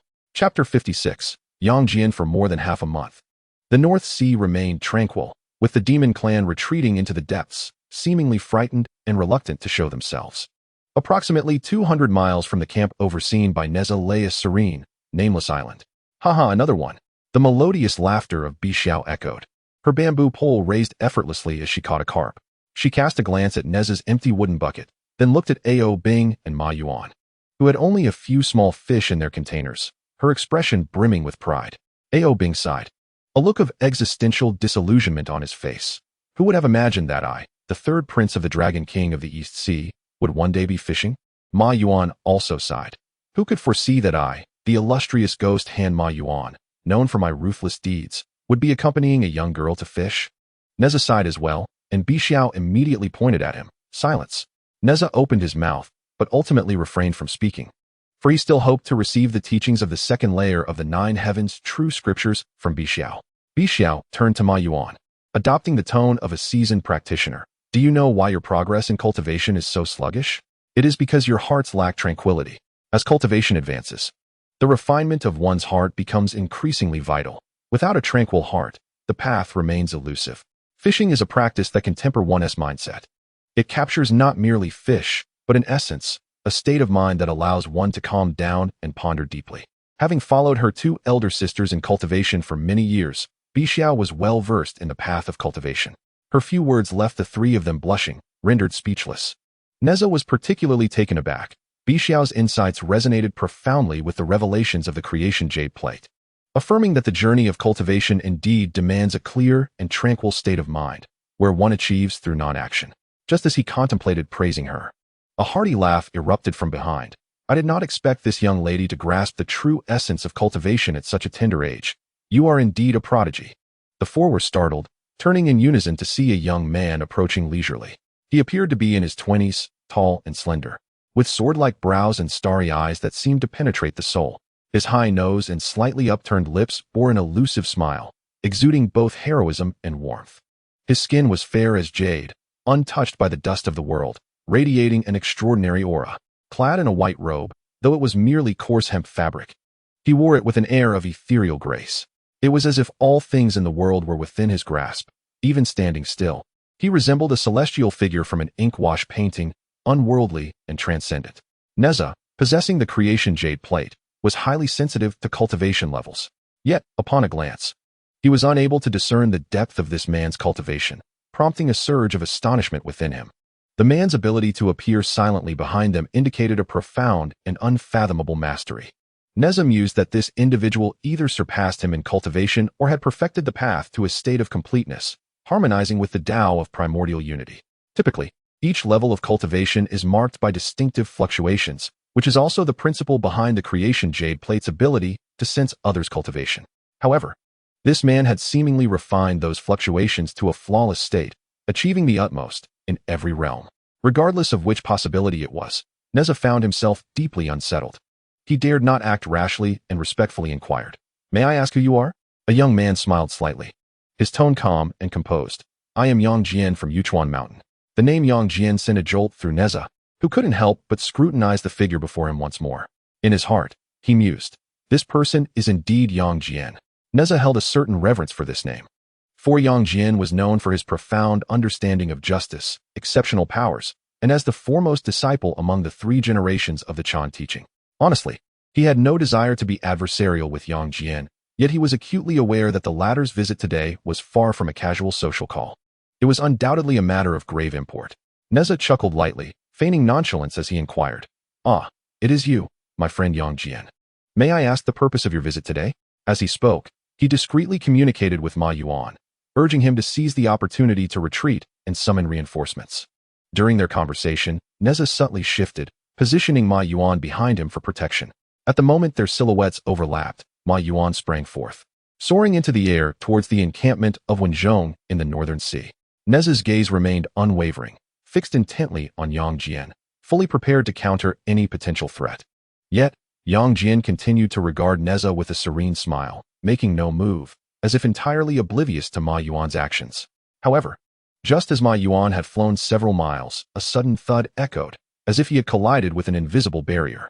Instantly, a thin, intangible barrier materialized before them. When was this barrier set?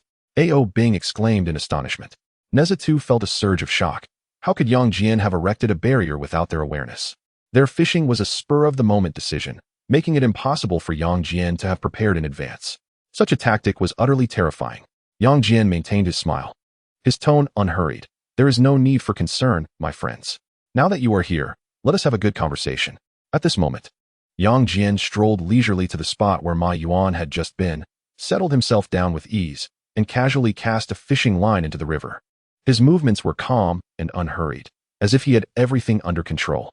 "You incited my external elder, Song Yu, to steal the inner sect's technique, the jade clear method, from the Ning residence. This is a secret of our Chan teaching." Yang Jian's voice was steady, devoid of anger, merely discussing matters concerning outsiders. "Moreover, as I understand it, Junior Brother Li could have taken Master Taiyi as his mentor, but has repeatedly declined. Now, seeking distant paths while forsaking the near. Engaging in thievery, since I am here today, I must ask Junior brotherly for an explanation. Upon hearing this, Ao Bing scoffed. On the path of cultivation, one must kill and seize treasures. It is a contest of fortunes. What need is there for an explanation? Have you, Yang Jian, never taken a life or coveted an opportunity? Nezha gestured for Ao Bing to remain calm. He turned his attention to Yang Jian, his tone composed. Why would I forsake the near for the distant? I wish to inquire, do you know why your master took you as a disciple? Yang Jian pondered for a moment before responding. When my master accepted me, he spoke of a great calamity looming in the future. Fearing for his life, he promised to impart all his knowledge to me, so that I might descend the mountain to resolve the karmic ties and navigate through the impending catastrophe. Upon reaching this juncture, Yang Jian appeared to experience a moment of enlightenment. You are acting this way because your master, Taiyi, has also urged you to undergo tribulation. And you are unwilling, is that correct? Yang Jian's words left Nezha momentarily bewildered. He incredulously inquired, if you are already aware of this, why then do you seek to become a disciple? Are you not cognizant that anyone undergoing tribulation faces the possibility of death? Yang Jian replied earnestly, indeed. I am fully aware, yet my circumstances differ from yours. My life has been fraught with adversity since childhood. Had I not encountered my master, I might have perished long ago, let alone cultivated to my current level. My master is in distress. Even if he does not explicitly ask for my assistance, I would still feel compelled to shield him from this calamity. Chapter 57. Nezha versus Yang Jian. Nezha let out a cold laugh. Are you aware that this grand conflict is a calamity instigated by your master, the primordial heavenly sovereign, in order to establish the function bang? If he succeeds, all beings in the three realms will be bound by fate from the moment of their birth, unable to change their destinies. Is this what you wish to see? Nezha's tone was severe, his gaze fixed intently on Yang Jian, eager to witness how this man, whom he viewed through a lens of admiration, would respond. Yang Jian's expression dimmed slightly as he spoke slowly. My master has indeed mentioned this matter to me. I possess some understanding of the function bang. He has previously articulated the pros and cons to our ancestral master, the primordial heavenly sovereign, but to no avail. My master has followed him in cultivation since childhood and has ascended to the status of a golden immortal. Though their views may now diverge, he would never resort to betraying his master or ancestors. Thus, he will continue to execute the plan for the function. As his direct disciple, I am similarly bound. While it is not my intention in principle, I must comply out of loyalty. My master has aided me greatly throughout my journey. Considerations of right and wrong are secondary to the bonds of friendship. If one day, someone finds themselves ensnared by the mandate of destiny, I will intervene to assist them. The tone of their conversation resembled that of old friends in casual discourse, yet the atmosphere around them was palpably tense. Ao Bing and the others felt a profound shock. Concepts of the function, calamity, and predestined fate made them feel as though they had been transported to another realm. Why had Nezha never mentioned such matters? Yet he seemed to possess an intricate understanding of them. The secret of the function had been veiled at Nezha's birth. But as disciples of the Chan Sect traversed the world, the truth gradually emerged. Some highly skilled immortals had already sensed an unusual aura. Nezha, at this moment, directly addressed Yang Jian. State your purpose plainly. What brings you here today? Yang Jian turned to Nezha, his tone resolute. I have come to take you away to Yuan Mountain to meet my master. And if I refuse? Nezha challenged, locking eyes with Yang Jian. The air thick with tension. Ma Yuan and Ao Bing furrowed their brows, their gazes fixed on Yang Jian's hands, apprehensive of any sudden movements. Meanwhile, Bai Xiao discreetly stepped back, her current incarnation being merely of human immortal rank, not wishing to reveal her identity. Yang Jian coldly declared, that is no longer for you to decide. Now that I have arrived, I possess absolute certainty in my ability to take you with me. Nezha chuckled lightly. Yang Jian, while I may not fully endorse some of your principles, I hold a certain respect for you. To be candid, I admire your character to some extent. Leave at once, and I shall spare your life. Upon hearing this, Yang Jian erupted into laughter, as if he had just heard the most amusing jest in existence. You won't kill me? Do you believe that by slaying 2 true immortals at Ning's residence, you have rendered yourself invincible today? Nezha replied calmly. So you wish to be the first to act? Do you? No, do not misunderstand. I have come solely to seek justice. Turning his head, Nezha smiled lightly. Bi Xiao, what are your thoughts? Since ancient times, there have been divergences in interpretation.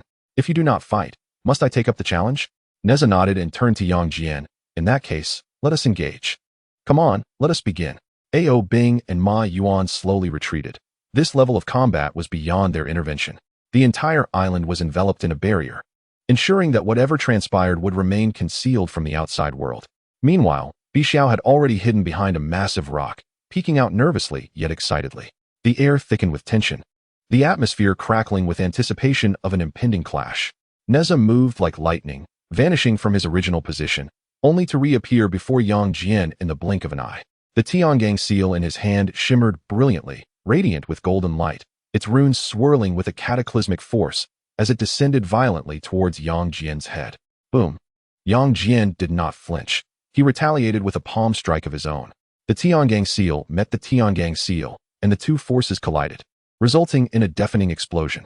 The golden shockwave expanded like a tidal wave, sending Ao Bing and Ma Yuan flying before they even comprehended the situation, crashing heavily to the ground and spitting out blood. In the distance, the boulder where Bixiao was concealed shattered under the residual force, transforming into countless fragments that scattered across the ground, prompting him to exhale a sigh of relief. That was close. He quickly retreated a few steps, producing a glass bottle-like artifact to shield himself. With another wave of his hand, a grilling rack appeared before him, upon which he placed the freshly caught fish. He then snapped his fingers, dimming the transparent barrier overhead to block the sunlight, allowing him to leisurely observe the duel unfolding before him.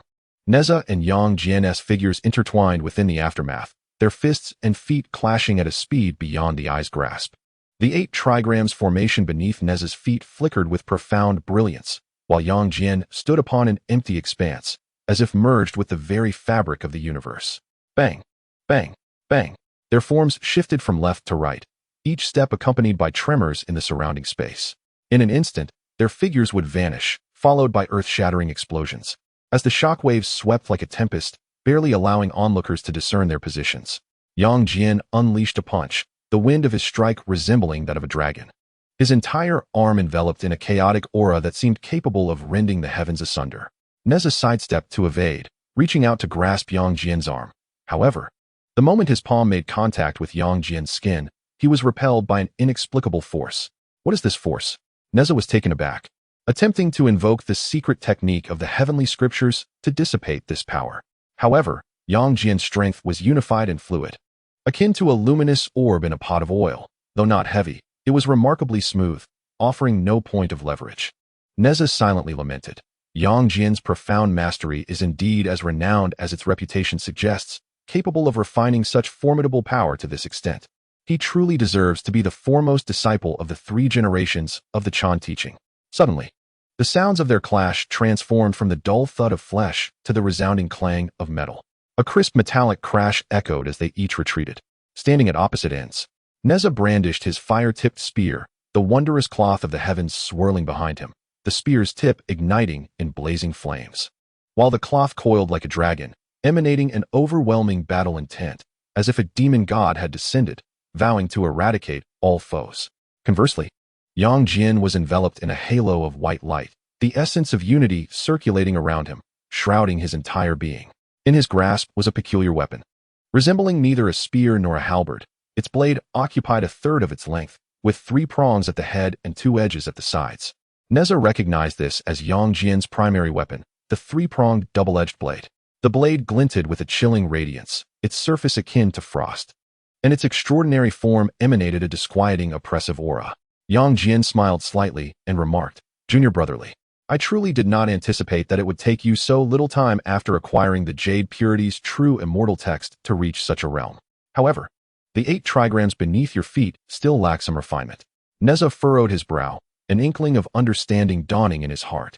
Yang Jian continued, "The 8 trigrams of the universe were derived through the principles of Tao by our esteemed master. All things in the world are manifestations of the Tao. A drop of water, a grain of sand, are the foundations of the trigrams. You have manifested the Tao with your spiritual power, creating an independent realm. Yet it cannot be sustained indefinitely, nor can it timely sense crises, opportunities, or insights into the laws." Nezha's heart quaked. He finally understood why Yang Jian, despite standing on nothing, could still contend with him. However, one point remained perplexing. The technique he practiced originated from the creation jade disc, which might lack some flexibility in application, but there could be no doubts concerning comprehension. The sole explanation was that Yang Jian had integrated the 8 trigrams into all worldly things, achieving the pinnacle of the true immortal text. At that moment, A dragon's roar erupted as a colossal frost dragon lunged toward Yang Jian. Without even turning his head, Yang Jian waved his hand, and a beam of white sword light sliced through the air, cleaving the frost dragon in two, scattering it into a sky full of ice shards. Ao Bing, do not engage, Nezha commanded coldly, his gaze unwaveringly fixed on Yang Jian. His voice was as frigid as frost. The playful spirit he once possessed had vanished, replaced by a tone that resembled a command. Ao Bing hesitated, unwilling to advance any further.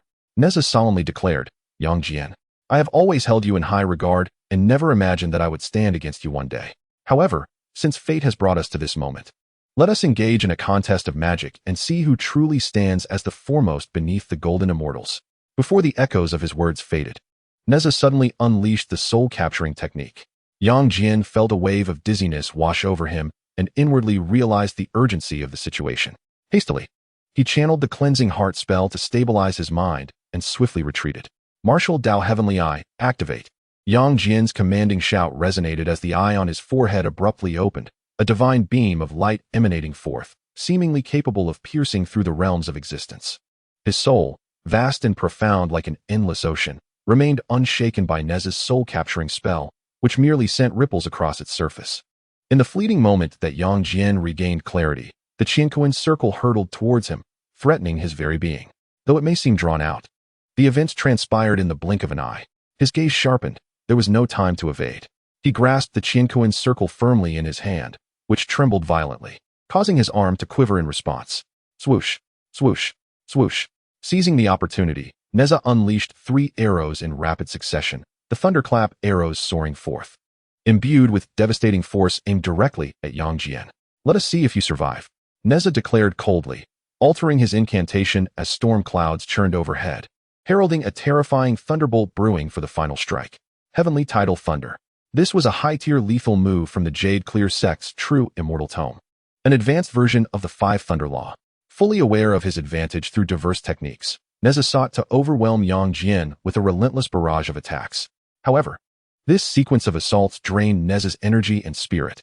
Gasping for breath, the primordial golden elixir surged within him, hastily restoring his spiritual and physical strength. This battle not only honed his cultivation, but also further activated the elixir's potency, bringing him to the cusp of the late true immortal realm. In the sky, the storm clouds roiled, thunder roaring like dragons, preparing for the final blow. Meanwhile, as 9 thunderclap arrows whistled towards him, a shadow erupted from Yang Jian's back like lightning. It was the celestial dog, the fierce black hound, with a menacing gaze and bared fangs, bit down on the Qianquan circle, hurling it violently aside. Witnessing this, Nezha extended his hand, summoning the misty tapestry to ensnare the celestial dog, preventing it from interfering further. Seizing the moment, Yang Jian freed his hand, and a flash of golden light revealed a golden bow and silver bullets in his grasp. This exquisite weapon, crafted by the esteemed Jade Cauldron Master, featured a bow made of pure gold and silver bullets formed from liquid silver, each infused with unparalleled divine power. Drawing the bow, the silver bullets soared through the air with formidable piercing power, effortlessly capable of breaching defenses, and each bullet possessed a homing ability, ensuring perfect accuracy. Swoosh, swoosh, swoosh.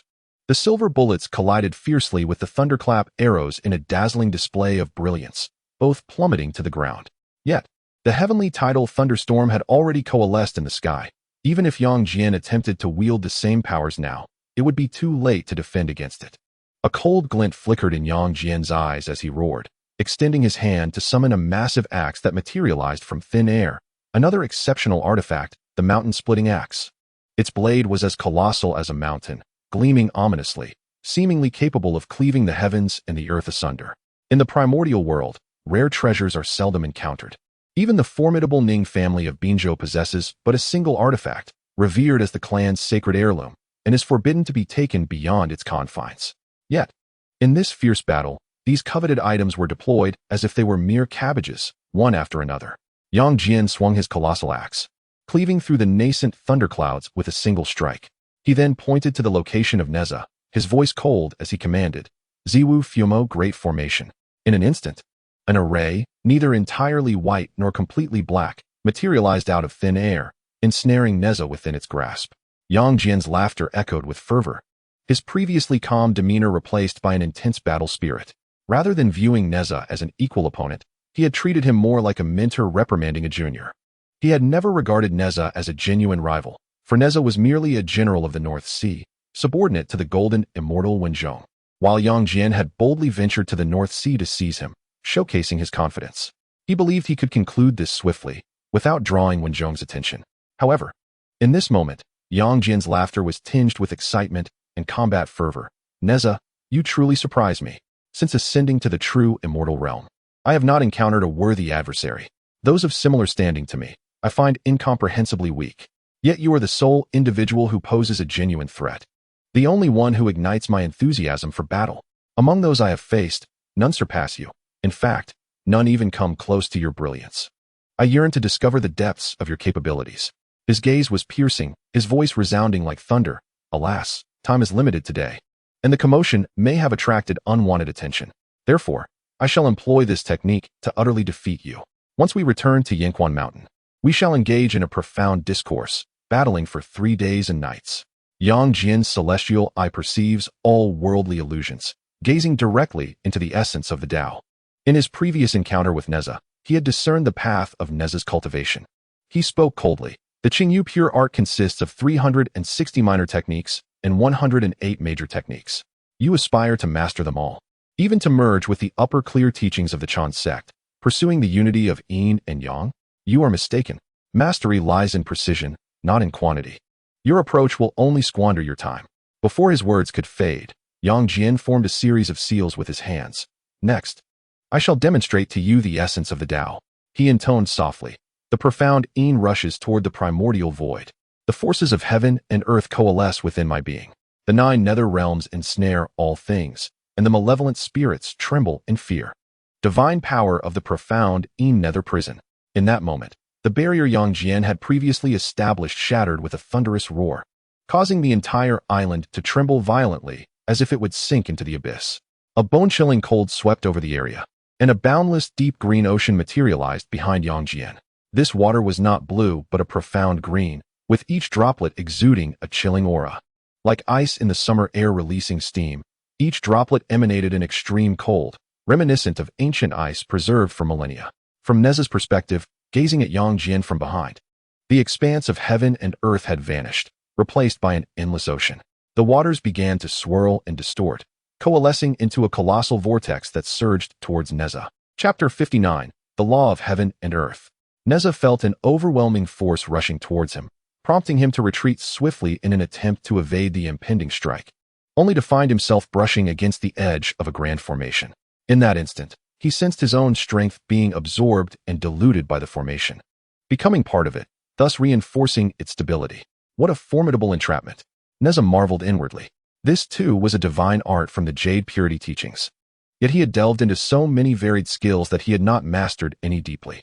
As Yang Jian had asserted, one could not possibly learn every technique. Such a path was futile. At this moment, ensnared within the formation, Nezha found it difficult to break free in the short term. Meanwhile, Yang Jian loomed above, poised to strike and decide the outcome. Nezha looked up at Yang Jian, who was surveying him from the sky, flames igniting in his eyes as he sneered. Indeed, you are the foremost disciple of the 3rd generation. You are powerful, but alas, I am a wall hanger. Since retreat is not an option, let us see who is stronger. In an instant, Nezha's aura surged dramatically, his form shifting into a divine manifestation of 3 heads and 6 arms. His cultivation skyrocketed to the pinnacle of true immortal, with 6 arms and 3 heads, flames raging in his eyes. The divine art of Samadhi, true fire. Nezha opened his mouth and unleashed a torrent of searing flames that erupted like a tsunami, clashing violently with Yang Jian's dark, cold prison. The heat and chill intertwining and spreading wildly in all directions. Run, quickly, Ma Yuan shouted anxiously. As the barrier shattered, Ao Bing and the others soared into the sky, fleeing far from this earth-shattering confrontation. In the heavens, flames and ice converged, as if the very fabric of the world were being torn asunder. The duel between Nezha and Yang Jian transcended the limits of true immortals, sending shockwaves throughout the northern sea. Meanwhile, far away in the northern sea camp, Wenzhong was engaged in military discussions with his generals when suddenly, a frown crossed his brow, a gleam of brilliance flashing in his eyes. In a blink, he had appeared in midair. The generals, perplexed, followed him out of the tent, only then sensing the terrifying energy fluctuations emanating from the distance. Given that Wen Zhong was already situated at some distance from Nezha's encampment, that nameless isle lay over 200 miles away from Nezha's location. Master, is that energy fluctuation indicative of a battle among golden immortals?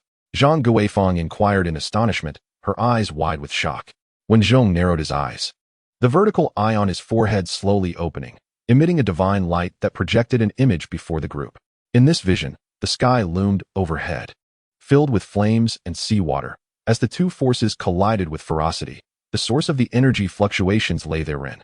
Is this truly a battle of true immortals? Deng Zhong gasped in disbelief. Yet, such might could easily be attributed to golden immortals in combat. Look, it's Nezha.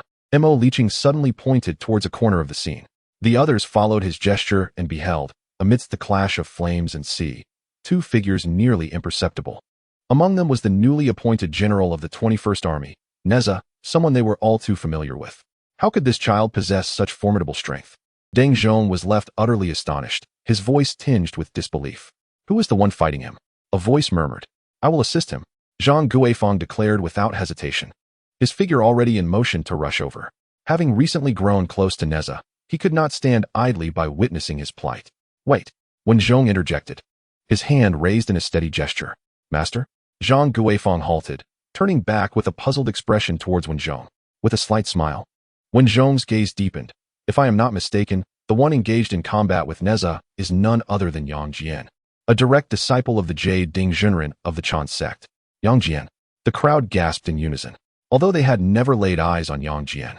The reputation of being the foremost among the third-generation disciples of the Chan Sect had long echoed in their ears. In these times, one's status was self-assumed. They believed that the Chan Sect was merely the tallest among the short. However, witnessing the reality before their eyes revealed the terrifying might of Yang Jian. The level of Taoist magic exhibited was beyond their capability to wield. If confronted, they would surely meet their demise. Should we offer our assistance? Mo Lihong inquired softly. Wen Zhong shook his head, his gaze still fixed on the distant clash. Zhang Guifeng has lately been residing almost permanently with the 21st Army. As the Supreme Commander of the North Sea, he is undoubtedly aware of the situation. Yet, he refrains from speaking, for as a commander, as long as the broader direction remains intact, he need not concern himself with trivial matters, such as which soldier ascended through connections or which general received an undeserved salary. He is aware of Nezha's visit to the Ning residence. After all, a river too clear harbors no fish, and since ancient times, coexisting harmoniously has been the way to govern an army. He did not articulate this explicitly, but stated, let us observe the prowess of this esteemed disciple of the Chan Sect. With my presence, Nezha shall not be harmed. Seize this opportunity to learn. Witnessing a true immortals battle of this caliber is a rare educational experience. Upon hearing this, the group nodded in agreement, their minds settling as they began to focus intently on the unfolding confrontation. Look, Nezha has changed his tactic, Deng Zhong suddenly called out. At this moment, Ao Bing and his companion had already distanced themselves, completely ignoring the charred fish that Bai Shao had neglected. Their eyes remained fixated on the battlefield, intrigued by the Chan Sect's divine abilities. As they observed, they offered their commentary. The clash of Taoist arts between Nezha and Yang Jian had escalated into a fierce intensity, with both sides expending their spiritual energy at an alarming rate. Yet, Nezha, with his 3 heads and 6 arms, was directly engaging Yang Jian with 2 hands while the other 2 hands were quietly forming seals. Primordial spirit might, White Tiger descends. With bloodlines as a conduit and the void as a sacrifice, the divine art of the White Tiger shattering the void erupted forth. A colossal white tiger materialized beside Nezha, its aura far surpassing that of the giant tiger previously conjured by the elder of the Ning residence. The white tiger opened its mouth, white light coalescing within. As a suffocating aura of death permeated the air, a white shockwave erupted, hurtling towards Yang Jian. Simultaneously, a towering golden warrior materialized to Nezha's left, wielding the Taiyi sword, and struck down with tremendous force. Yang Jian felt a jolt of alarm upon witnessing Nezha unleash the white tiger's sky-rending roar. He was already exerting all his might to counter Nezha's Samadhi true fire with his own Xian Yin underworld, drawing upon nearly depleted reserves of spiritual energy. At that moment, he found himself incapable of casting any further spells. In a dire predicament, he bit his tongue and spat out a mouthful of essence blood, his complexion flushed. Forcing himself to maintain the Xian Yin underworld with one hand, he swiftly formed a hand seal with the other. It was futile. Channeling spiritual energy single-handedly was excessively strenuous. Yang Jian lamented inwardly, casting his gaze into the distance, faintly sensing the presence of an observer. A weight settled in his heart. He understood that a swift resolution was imperative, or he would likely be trapped today. Mountain-cleaving axe, come, he called, summoning the axe back into his grasp. Without hesitation, he expelled a portion of his life essence, causing the axe to radiate with brilliance. He hurled the mountain-cleaving axe towards the white tiger's shockwave. Concurrently, his third eye opened at his forehead, unleashing a beam of white light that struck the golden warrior. The radiant beam penetrated the warrior's form, illuminating its core. The Bagua cloud light, and instantaneously sealing its spiritual essence. The golden warrior disintegrated like paper in fire, causing the Taiyi sword to drop to the ground. Yang Jian immediately withdrew all his powers, but his figure was soon engulfed by Nezha's Samadhi true fire. Nezha felt a surge of joy. Believing that Yang Jian had exhausted his spiritual energy and prepared to approach for a closer inspection. However, from within the flames came a low voice. Nezha, it's time to leave. A colossal hand emerged from the fire, reaching out toward Nezha. He brandished his spear in defense, but was thrown back by the immense recoil. What formidable power! Nezha marveled inwardly. From the flames, a giant, towering hundreds of feet, slowly rose, exuding an explosive aura. Yang Jian's ultimate move, the law of heaven and earth. Nezha, to compel me to use this technique is a testament to your prowess. Yet, it all ends here. I must take you away immediately. The giant's voice boomed like thunder. Nezha scoffed, wiping the blood from his mouth and retorting, you've already been beaten to the point of spitting blood, and yet you still pretend? He addressed the giant in the sky with unwavering confidence. Yang Jian, not only will you fail to take me today, but you shall also be defeated. Do you believe it? Chapter 60. Huang Ming takes action. He suddenly thrust the fire-pointed spear into the ground, expelling a mouthful of essence blood, causing the spear's flames to swell, engulfing his body in an inferno. Within the flames, Nezha's voice resonated like a mighty bell. In the primordial chaos, the Tao is revered. The essence of heaven and earth gathers within my soul. Today, I shall perform the celestial law, summoning spiritual might into my being. From the flames, Nezha clapped his hands, the ninth layer of the monkey demon's divine rod. The power to reverse the cosmos. The fire-pointed spear began to twist and transform, and Nezha's form gradually faded, replaced by a fire dragon forged from flames. The fire dragon soared into the sky, meeting Yang Jian's law of heaven and earth with equal grandeur, its presence undiminished. This technique, which Nezha had long comprehended yet refrained from employing, was rooted in the words of Yuan Hong, who had asserted that only by becoming his disciple could one be imparted with subsequent methods. Thus, despite the primal chaos Jade played autonomously deducing further techniques, Nezha had chosen not to utilize them. Now, pressed by necessity, he had no choice but to unleash this maneuver. At this moment, he truly grasped Yuan Hong's assertion that even the illustrious Taiyi Zhenren might not be his match. In the heavens, clouds billowed ominously as a colossal figure stood opposed to a fiery dragon, their combined aura threatening to rend the very fabric of the universe. Just as the confrontation between the giant and the dragon reached a crescendo, a sudden, piercing howl sliced through the air, accompanied by the rumble of wind and thunder. A dragon whip cleaved the sky like a bolt of lightning, embedding itself in the ground between the two combatants. Boom! The instant the dragon whip struck the earth, lightning surged forth, its body shimmering with a golden radiance that exuded an unsettling aura of the golden immortal. Once a cultivator breaks through to the golden immortal stage, their physical constitution and essence of life transform irrevocably. In other words, reaching the golden immortal stage signifies the pinnacle of cultivation. The distinction of the great Luo golden immortal merely lies in a deeper understanding of the Tao. The Hunyuan Wuji saint, built upon the foundation of the great Luo, manipulates a realm's laws of heaven, yet their essence remains that of the golden immortal. If we liken the laws of heaven to soldiers, the great Luo golden immortal serves as the commander. They possess authority over the troops, but lack ultimate dominion. The army ultimately belongs to the emperor.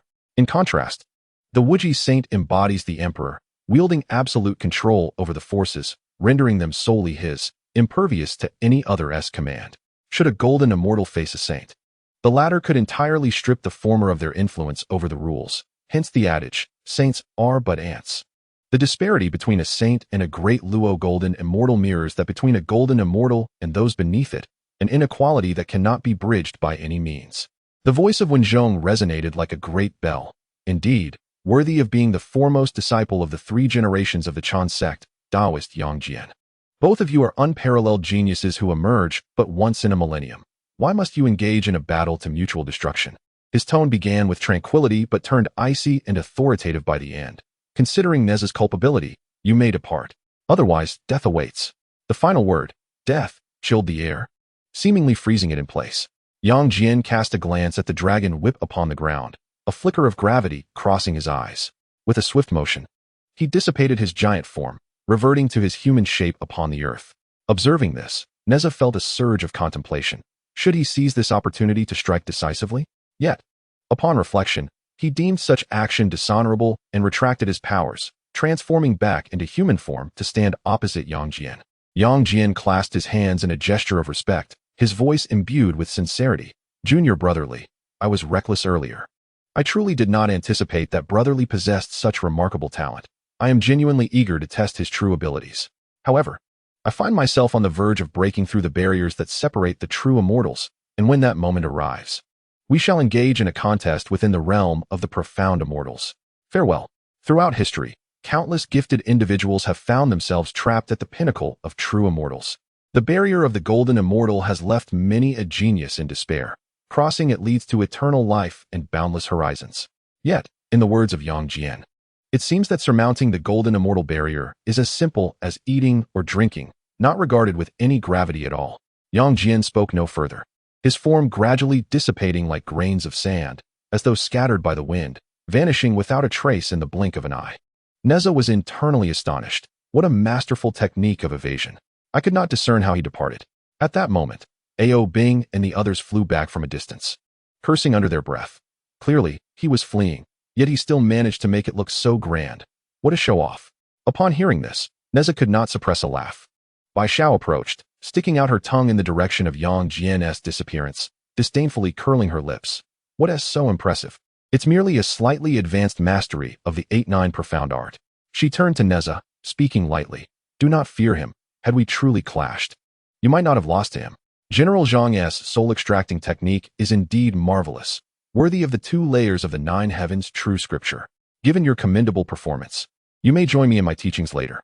Nezha gazed earnestly at Bai Xiao and said sincerely, Thank you. Bai Xiao playfully patted Nezha on the shoulder and replied, What are we to each other? No need for thanks. Nezha then addressed Ao Bing and the others. You should return to the army. I need to absorb the lingering essence of the law of heaven and earth here. Ao Bing replied, There is nothing much to do back home. I will guard you. Nezha, feeling grateful yet firm, shook his head. You should indeed return. I do not know how long I will be here, and your presence prevents me from finding peace. Nezha felt a bit awkward. Ao Bing hesitated briefly before finally nodding. All right, be careful then. With that, Ao Bing and the others transformed into streams of light, flying towards the 21st Army camp. At that moment, Nezha found himself alone on the small island. He sought a tranquil spot to sit down and closed his eyes in deep concentration. Though his cultivation talent may not be the pinnacle, he paused here to imprint the insights gained from the earlier battle and the aura Yang Jian exhibited while manifesting the law of heaven and earth. Perhaps these insights could assist him in accelerating his mastery of the 9 turns profound art. Yet, this required absolute tranquility, with too many people around.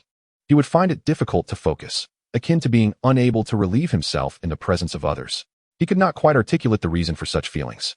He began by replenishing the depleting spiritual energy and tending to his injuries. Just as he immersed himself fully, channeling energy for healing, a sudden sharp pain pierced his brow. Instinctively, he shifted his body, and an invisible energy fist grazed his cheek, shattering a massive stone in the distance.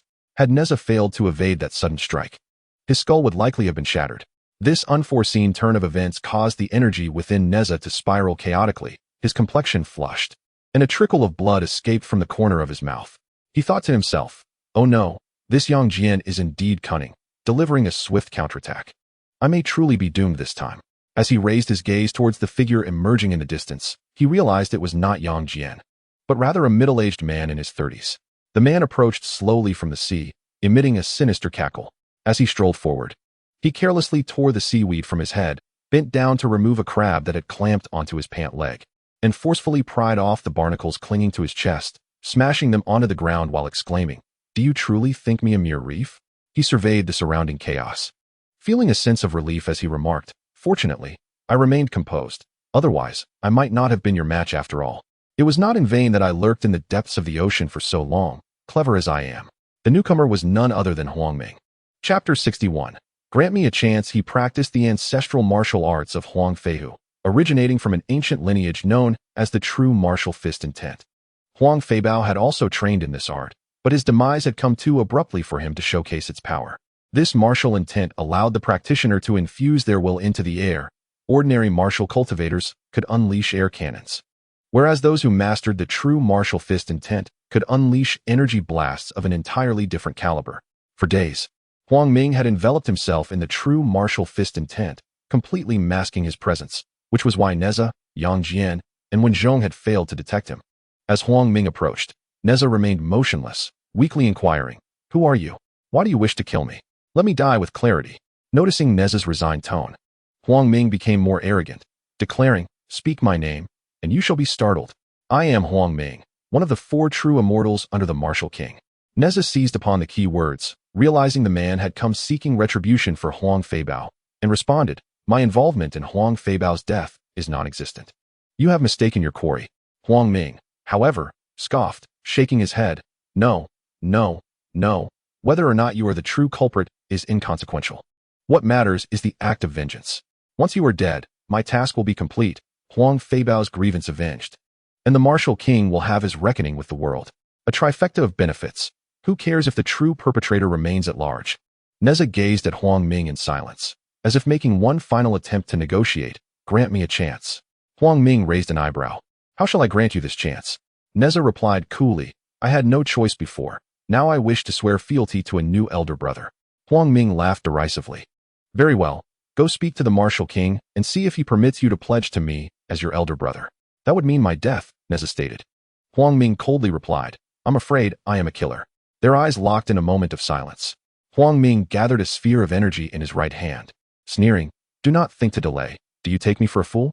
Before his words had fully settled, he raised his hand and struck fiercely towards Nezha. However, just as the wave of energy was about to reach Nezha, he swiftly sidestepped, evading the blow and simultaneously seizing Huang Ming's wrist. "What?" Huang Ming was taken aback, and upon glancing at Nezha, he found no trace of his previous lethargy. Instead, his eyes sparkled with mockery. He hastily attempted to withdraw his hand, only to discover that it remained utterly immobile, a sense of foreboding creeping into his heart. At that moment, the Tiangang seal in Nezha's hand had fully coalesced, and with a swift motion, he struck Huang Ming squarely in the chest. Huang Ming coughed up a mouthful of blood and was violently hurled backward, crashing heavily to the ground. In disbelief, he pointed at Nezha, exclaiming, You deceived me. You weren't injured at all." Nezha scoffed. "You're either not as foolish as I thought, or simply a bit dim. I did indeed experience a moment of disarray due to your sneak attack, but I quickly recovered. Everything thereafter was mere pretense, merely to ascertain your identity and intentions, and you fell for it entirely." Once more, Nezha summoned the Tiangang seal, coldly stating, "The one I despise most in life is the likes of you, thinking yourself a master and wasting so much of my sentiment."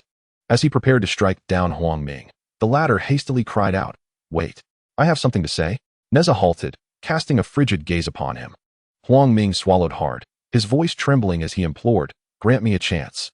"I cannot," Nezha flatly rejected. "If you have nothing significant to convey, perhaps you should contemplate what form you shall take in your next life." Huang Ming quickly replied, "I possess an ancient martial technique to offer to a hero. I beg for my life." Nezha raised an eyebrow, intrigued. "Oh, what ancient technique?" Sensing Nezha's interest, Huang Ming hastily elaborated, "This is the ultimate skill of the martial king, an ancient inheritance obtained by their ancestors, known as the true martial fist intent. It is the very technique that allowed me to elude all of you. It enables one to merge their consciousness with the air, far surpassing the ordinary martial cultivator's direct manipulation of the atmosphere in precision and power." Nezha's interest piqued. He nodded. "I shall inscribe a mark into your mind. Do not resist. Then, you will accompany me back to the military camp and transcribe the technique. If it is indeed as you claim, I shall spare your life." Huang Ming eagerly nodded in agreement. After this delay, the residual energy on the small island had thinned considerably, and Nezha lost interest in further contemplation, leading Huang Ming back to the military camp. Upon their return, Ao Bing and others noticed the unfamiliar figure and rushed forward with inquiries. Nezha succinctly recounted the events that had transpired. Once Huang Ming had transcribed the technique, Nezha seated himself at the head of the table, meticulously reviewing the manuscript, while Huang Ming knelt on the ground, visibly anxious, casting furtive glances around. His eyes landed on Ao Bing, and a thought struck him as he attempted to ingratiate himself. General Li's subordinates are indeed a talented bunch, with many promising individuals. Ao Bing's expression darkened. It would be better to execute him. Huang Ming trembled, suddenly realizing Ao Bing belonged to the Dragon Clan, and quickly amended. I fought against sea bandits in the East China Sea alongside the king of Wuqing. Those bandits relentlessly hunt the sea's demonic beasts. In summary, we have also contributed to the protection of the oceans, thus we can consider ourselves part of the family. Ma Yuan could not help but chuckle. Nezha paid no attention to their quarrel. Instead, he swiftly perused the contents of the martial arts manual. Although his innate talent for cultivation was not exceptional, he had encountered numerous remarkable techniques. At a glance, he discerned that this manual was extraordinary, certainly on par with the likes of the Monkey Demon's Divine Staff and the soul-seizing arts. This technique differed from the Yuqing method, which comprises separate chapters for each realm and was not structured in the 9 levels of the 9 transformations mystic arts. Rather, it presented a singular core outline focused on the cultivation of fist intent. There existed only an introductory method. The extent of one's cultivation thereafter depended entirely on one's grasp of the intent, a concept exceedingly ethereal. Nezha closed the book and remarked calmly, "This martial art is indeed commendable. It can exchange for your life. From now on, you shall remain in my army as a commander. Conveniently, my regiment is in need of a leader. As for the reason behind this need, you need not inquire." Huang Ming promptly bowed in gratitude, exclaiming, "Thank you, General Li. Thank you, General Li." In truth, Huang Ming was not lacking in strength. He claimed to be undefeated among the true immortals within Huang Feihu's ranks, a claim not made lightly. His cultivation had reached the late stage of true immortal, and he was unafraid even in direct confrontation with the elder of the Ning family. Alas, he encountered Nezha, a being whose actual combat prowess was entirely disproportionate to his cultivation level. After arranging matters with Huang Ming, Nezha prepared to visit Wen Zhong's residence. After all, Wen Zhong had saved his life, and it was only fitting to express his gratitude in person. Upon arriving at the conference hall where Wen Zhong resided, Nezha surveyed the surroundings and noted that all the generals were present except for Deng Chanyu. Curiosity piqued within him. Since the last assault on Longwei Island, he had not laid eyes on Deng Chanyu. Could it be that she had achieved enlightenment and broken through? Nezha speculated quietly. At that moment, the gazes of the 18 true immortal generals under Wen Zhong had shifted remarkably towards Nezha. Some wore smiles, others expressed envy, admiration, or neutrality, while a few harbored jealousy. Yet, notably absent was any semblance of disdain. Such contempt had been present when Nezha first arrived at the North Sea camp, but it had diminished significantly after he vanquished the Dragon King, and now it had entirely evaporated. Nezha fixed his gaze upon Wen Zhong, seated at the central position, and clasped his hands in greeting, "Master." Wen Zhong regarded Nezha with a beaming smile, taking the liberty to assess him from head to toe before instructing a guard. "Provide a seat." "Thank you, Master." After Nezha took his seat, Wen Zhong found him increasingly agreeable. "I witnessed your battle with Yang Jian," he began. "Initially, when Yuan Hong spoke of your extraordinary talent, I believed your cultivation was promising, yet required time to mature. However, it appears I underestimated you. Your prowess surpasses anything I could have anticipated." Wen Zhong paused before continuing. "Yang Jian was promoted by the Chan Sect to serve as their figurehead. And he is no ordinary individual. Not only does he possess outstanding talent and formidable divine powers, but the Chan Sect, in maintaining their Fade, would certainly not scrimp on magical artifacts. Nevertheless, even with all these advantages, he still could not defeat you." At this juncture, even Wen Zhong could not help but feel a slight tremor. "I have observed the essence of your final move. Should it truly clash with Yang Jian, it would only result in mutual destruction. Furthermore, to my knowledge, he possesses an additional trump card yet to be unveiled. I have other plans for you, and cannot allow you to sustain injury." Nezha was taken aback. He had not anticipated that Yang Jian, having already invoked the law of heaven and earth, still had an undisclosed ace up his sleeve. Curiosity piqued, he inquired, "May I ask, Master, what is Yang Jian's trump card? Should we encounter him again in the future, it would be prudent to be forewarned." Wen Zhong pondered for a moment before responding slowly. "As far as I know, the Chan Sect holds high expectations for Yang Jian and has bestowed upon him an exceedingly formidable treasure as a life-saving safeguard. This artifact, known as the Sword of Demon Slaying, was forged by the primordial supreme being from the fire of the stars. It It is a spiritual treasure that grants him the means to safeguard himself even against golden immortals. Nezha was secretly astonished. Yang Jian truly deserved the title of the foremost disciple of the third generation. Despite having cultivated numerous techniques and possessing several treasures, he had yet to acquire a single spiritual artifact. When Zhong continued, "It is precisely because of this consideration that I refrained from taking lethal action against him. Moreover, the most critical factor is that it would disrupt certain plans." He then raised his gaze towards the assembly, his tone tinged with a hint of lamentation. Since the war of the witch and demon, the human race has risen to prominence, seizing control of the vast wilderness. The Supreme Lord Laozi established the human sect, distancing himself from the mundane world, governing through non-action while suppressing the fate of humanity. The primordial supreme being founded the Chan Sect, advocating for order among all things, acting in accordance with the natural flow, elucidating the laws of the heavenly Tao. The Master of Heaven created the Jie Sect, asserting that the great Tao encompasses 50, the heavenly cycle encompasses 49, and seizing a sliver of hope. However, the heavenly Tao is capricious, changing instantaneously in myriad ways. Even the saints can only glimpse a fragment, making vague predictions. Thus, the Chan Sect aspires to establish the heavenly court to grasp the destinies of all beings. Should they succeed, the transformations of heaven and earth would become orderly and easily predictable. Yet, after being rebuffed by the human emperor, they remain undeterred, incessantly scheming in the shadows. When Zhong's tone grew cold, in truth, this may be a fortuitous development. The Chan and Jie sects are inherently at odds in their doctrines. For many years, they have maintained a facade of harmony while their hearts are discordant. A confrontation was destined to occur, and this presents a timely opportunity. The human emperor, appearing indifferent to the Chan sect's maneuvers, seeks to allow them to reveal their cards, at which point we shall emerge in unison. This is also the swiftest means to discern who aligns with the Chan sect and who with the Jie sect. Once the Chan sect believes it has amassed sufficient power and prepares to reveal itself, we shall strike decisively, annihilating them all, thus conserving our efforts. Therefore, I do not intend to continue entangling myself with the beasts of the North Sea. They have long concealed themselves in the depths of the North Sea. I am reluctant to launch a forceful attack that would result in excessive casualties. However, now that the Chan sect seeks to contest with my Jie sect, I cannot remain idle. When Zhong's gaze was resolute, his tone unwavering. In the coming days, I shall report to the human emperor and initiate a full-scale assault against the demon lords of the North Sea. Subsequently, I shall visit Nine Dragon Island and Golden Turtle Island to pay my respects to old friends. Once the opportune moment arises, I will ensure the demise of all 12 golden immortals of the Chan sect. The final words of Wen Zhong carried an icy tone, imbued with unparalleled confidence, a testament to his formidable strength. All the generals knelt on one knee in solemnity, declaring, "This humble one vows to follow the Grand Master unto death." The atmosphere within the council chamber was heavy and foreboding, as if an earth-shattering battle was on the verge of commencing.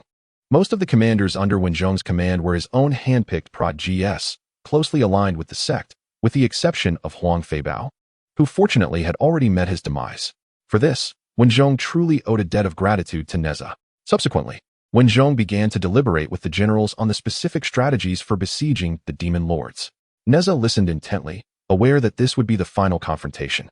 Following this battle, Wen Zhong would return to Chaoga, and the Grand War for deification would officially commence. He needed to achieve sufficient merit during this conflict to advocate for the recommendation of Zhao Gongming before departing from the army. If possible, he also wished to take Ao Bing with him. As for Bai Xiao, that would have to be addressed in due course. By the time Zhao Gongming descended from the mountain, everything would have been settled, and the aspirations of the Taiyi Zhenren would be rendered futile. At that point, Nezha would soar high like a bird in the sky, unrestrained and free. At Yuling Mountain, Yuding Zhenren and Taiyi Zhenren were currently gathered around a small formation. Taiyi Zhenren marveled, "Impressive. You have even managed to research the Samadhi True Fire." Yuding Zhenren, feeling a tinge of pride, replied, "My master once said that all things in the world are an evolution of the Great Tao. Since it is an evolution of the Great Tao, it can be deduced through specific means, and the Samadhi True Fire is no exception." He paused, then continued, "The Shangqing method of the sect and my Yuqing method are both referred to as supreme. Yet, to put it bluntly, while it may sound noble, it is a technique that defies nature and, in harsher terms, is but a sideline or minor path." He took a moment before adding, "I have recently been researching an ancient, long-lost technique known as the true martial fist intent.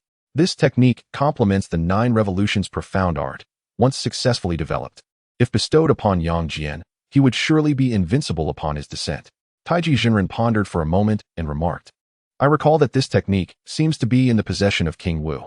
Brother Dao Da is currently engaging with him. Perhaps a conversation with him would spare you some effort. Yuding Zhenren waved his hand dismissively. There is no need for that. Requesting it from him would undoubtedly come at a considerable cost. Moreover, it is far more enjoyable to discover it myself. I am not in a rush. I will take my time. Taiyi Zhenren bit into a sizzling chicken leg and praised, Truly, the Samadhi true fire is remarkable. Even the bones are tender. Yuding Zhenren raised an eyebrow. Here I am discussing the great Tao, and you are stealing bites? Saying this, he reached out to snatch some. Taiyi Zhenren deftly retreated with a chuckle. No rush, no rush. Once Nezha's matters are settled, I shall personally venture to the East Sea to capture a dragon for you. And then we shall revel together. As he spoke, his brow furrowed slightly. Come to think of it, it is about time for Yang Jian to return. I hope nothing untoward has transpired. Yuding Zhenren laughed heartily at his suspicious demeanor. You, my friend, are only stirring the pot with your worries. What could possibly go wrong? With my esteemed disciple Yang Jian stepping forth, success is assured. As long as Nezha remains in the true immortal realm, he stands no chance against Yang Jian's prowess. I am not boasting. Throughout the vast expanse of the primordial world, I dare assert that Yang Jian is the preeminent figure beneath the golden immortal tier. Chapter 63. A bold attempt just as the jade Zhenren was expounding eloquently. A beam of white light soared from the distance, descending gracefully to reveal Yang Jian.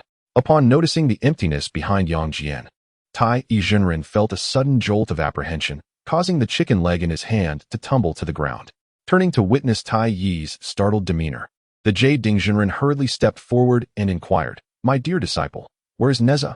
Yang Jian clasped his hands in salute. Master, uncle. After exchanging pleasantries, he continued, I regret to inform you that I was unable to bring Nezha back. What? The expression of the jade Zhenren shifted dramatically. Did you fail in combat? Even at that moment, he was reluctant to accept the reality. Could it be that you did not find the opportunity? Or were you discovered by Wenzhong on your way back? Yang Jian's countenance reflected a sense of shame.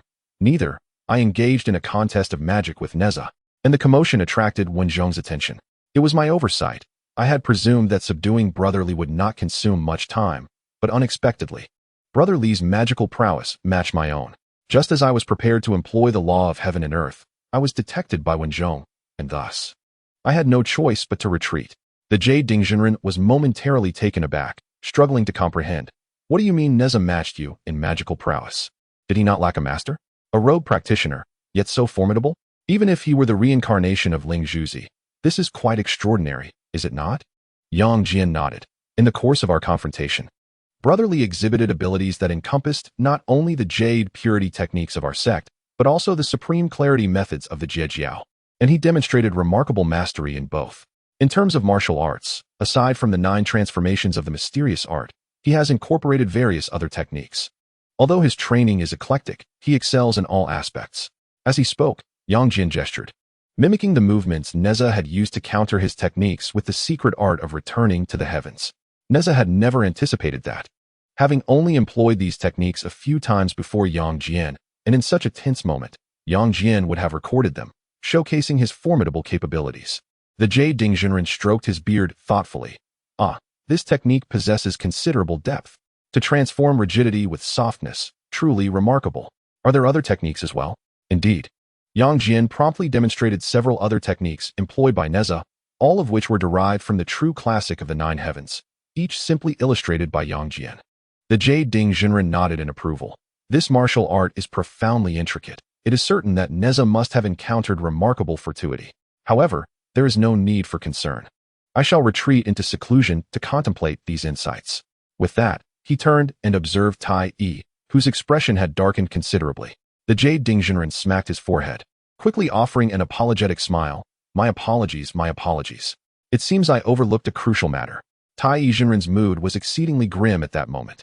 His original plan was to create tribulations for Nezha, only to intervene and rescue him, thereby establishing a causal relationship that would lead to an apprenticeship. Although simplistic and crude, it was effective. However, Nezha's rate of growth consistently exceeded his expectations. Now, even Yang Jian was no match for him. What should he do next? It would be rather abrupt for a celestial being to suddenly emerge, intent on bringing Nezha to ruin. only for him to appear out of nowhere to save him. That would be too jarring. If Nezha could not wholeheartedly accept him as a master, the causal relationship would not form, rendering their efforts to assist him futile. What was to be done now? For a moment, Taiyi Zhenren found himself at a loss. Yuding Zhenren, with a reassuring smile, comforted Taiyi Zhenren, saying, "Do not worry. There is still a chance for a turnaround. As the saying goes, when the younger ones are defeated, the older ones come forth. This is quite reasonable." He then calculated with his fingers, a glimmer of insight flashing in his eyes. "Ah, I have it. Based on my divinations, it appears that Yuan Fudong of the North Sea has exhausted his fortune. Yet, he has not met his demise. Instead, he will flee to the North Julu continent. I deduce that when Yuan Fudong escapes to the North Julu continent, Nezha, as a general of the North Sea Army, will undoubtedly engage in battle or intercept him, providing us an opportunity to fish in troubled waters." Indeed, that seems quite plausible. Yuding Zhenren stroked his beard and chuckled. "I shall have Yang Jian and my disciple Ning Changfeng assemble a team to search for Nezha's whereabouts in the North Sea. I will give Yang Jian one of my life seals. Upon encountering Nezha, he can shatter the seal, and I shall manifest to take him away. Subsequently, I will accuse him of stealing the core teachings of the Chan Sect and execute him. At a critical moment, you will appear to rescue him, creating some commotion, and then pay a certain price." As he spoke, Yuding Zhenren glanced at Taiyi Zhenren, cleared his throat, and added, "For instance, your 9-dragon divine fire cover would suffice. When Nezha accepts you as his master, it will no longer be deemed theft of the Chan Sect's teachings. Otherwise, we could simply eliminate him. And then you could take him away, nurturing a bond with him before allowing him to descend the mountain alongside Yang Jian to oversee the grand plan of canonization." "Yes, that appears quite reasonable." Taiyi Zhenren felt a spark of inspiration and suggested, "Why not directly deduce the location where Nezha is likely to appear? This would provide a more stable approach."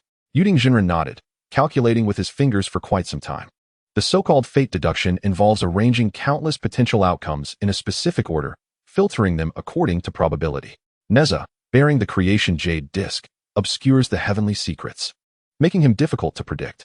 However, it merely presents numerous variations with equal probability, rendering it impossible to filter by likelihood, thus leaving uncertainty. After a while, Yuding Zhenren ceased his calculations, offering a dry chuckle. "The spirit pearl is a treasured artifact of Nuwa, as you well know.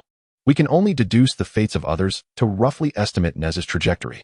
Taiyi Zhenren nodded, acknowledging that his divination skills paled in comparison to those of Yuding Zhenren. He then cast a peculiar glance at Yuding Zhenren, saying, "You only borrowed my 9-dragon divine fire for the sake of performance, right? You will return it to me, correct?" "Surely." Yuding Zhenren waved his hand dismissively, chuckling, "Would I dare to keep your belongings? Rest assured, I shall return it to you after a couple of days." Noticing Taiyi Zhenren's lingering skepticism, Yuding Zhenren cleared his throat and swiftly shifted the subject. "Do not worry. Even if Nezha is exceptionally formidable, he cannot bridge the gap between true immortals and golden immortals. If I cannot subdue him, then we are truly at an impasse. However, you need not fret excessively." He patted Taiyi Zhenren's shoulder, adding, "My direct disciple, Yang Jian, should be able to break through to golden immortal before descending the mountain. When the time comes, you can accompany him down. You merely need to play a supporting role. Should any issues arise, let him take charge. The odds of ascending the Fengshenbang are slim." Taiyi Zhenren hastily interrupted, "Do not speak further. Be wary of prophetic words." He gazed earnestly at Yuding Zhenren. "This should be our final opportunity. Let us take the plunge without excessive apprehension." At the foot of Yaoquan Mountain, Yang Jian descended, preparing to seek out Ning Changfeng of the Ning household to fulfill the task assigned by Yuding Zhenren. Upon reaching the base of the mountain, he noticed a massive boulder not far ahead. Pointing at it, the stone shimmered with golden radiance, transforming into a colossal gold boulder. The teachings of the Chan Sect prioritize the essence of their foundation. A stone remains a stone. The sorcery that transmuted the stone into gold could not be attributed to the Yaoqing methods of the Chan Sect, but rather to the Shangqing techniques of the Jie Sect. Subsequently, Yang Jian carelessly retrieved a handful of beans and scattered them. As they struck the ground, they swiftly took root and sprouted into humanoid forms, their feet lifting off the earth, fully becoming sentient beings. Such a violation of natural order was indeed a manifestation of Jie Sect's divine powers. Approaching the golden boulder, he gently pressed his palm against it. With a slight exertion, he reduced it to mere stone dust. He mused to himself, "If I were to delve anew into the Shangqing methods of the Jie Sect and master the entire true immortal scripture, how long would it take? A year? Or perhaps a decade? This would certainly impede my progress towards becoming a golden immortal. Yang Jin contemplated that if he chose not to break through at this juncture, but instead to study the techniques of the Jie sect, it would only prolong his cultivation. Were others to overhear this, they would deem him mad.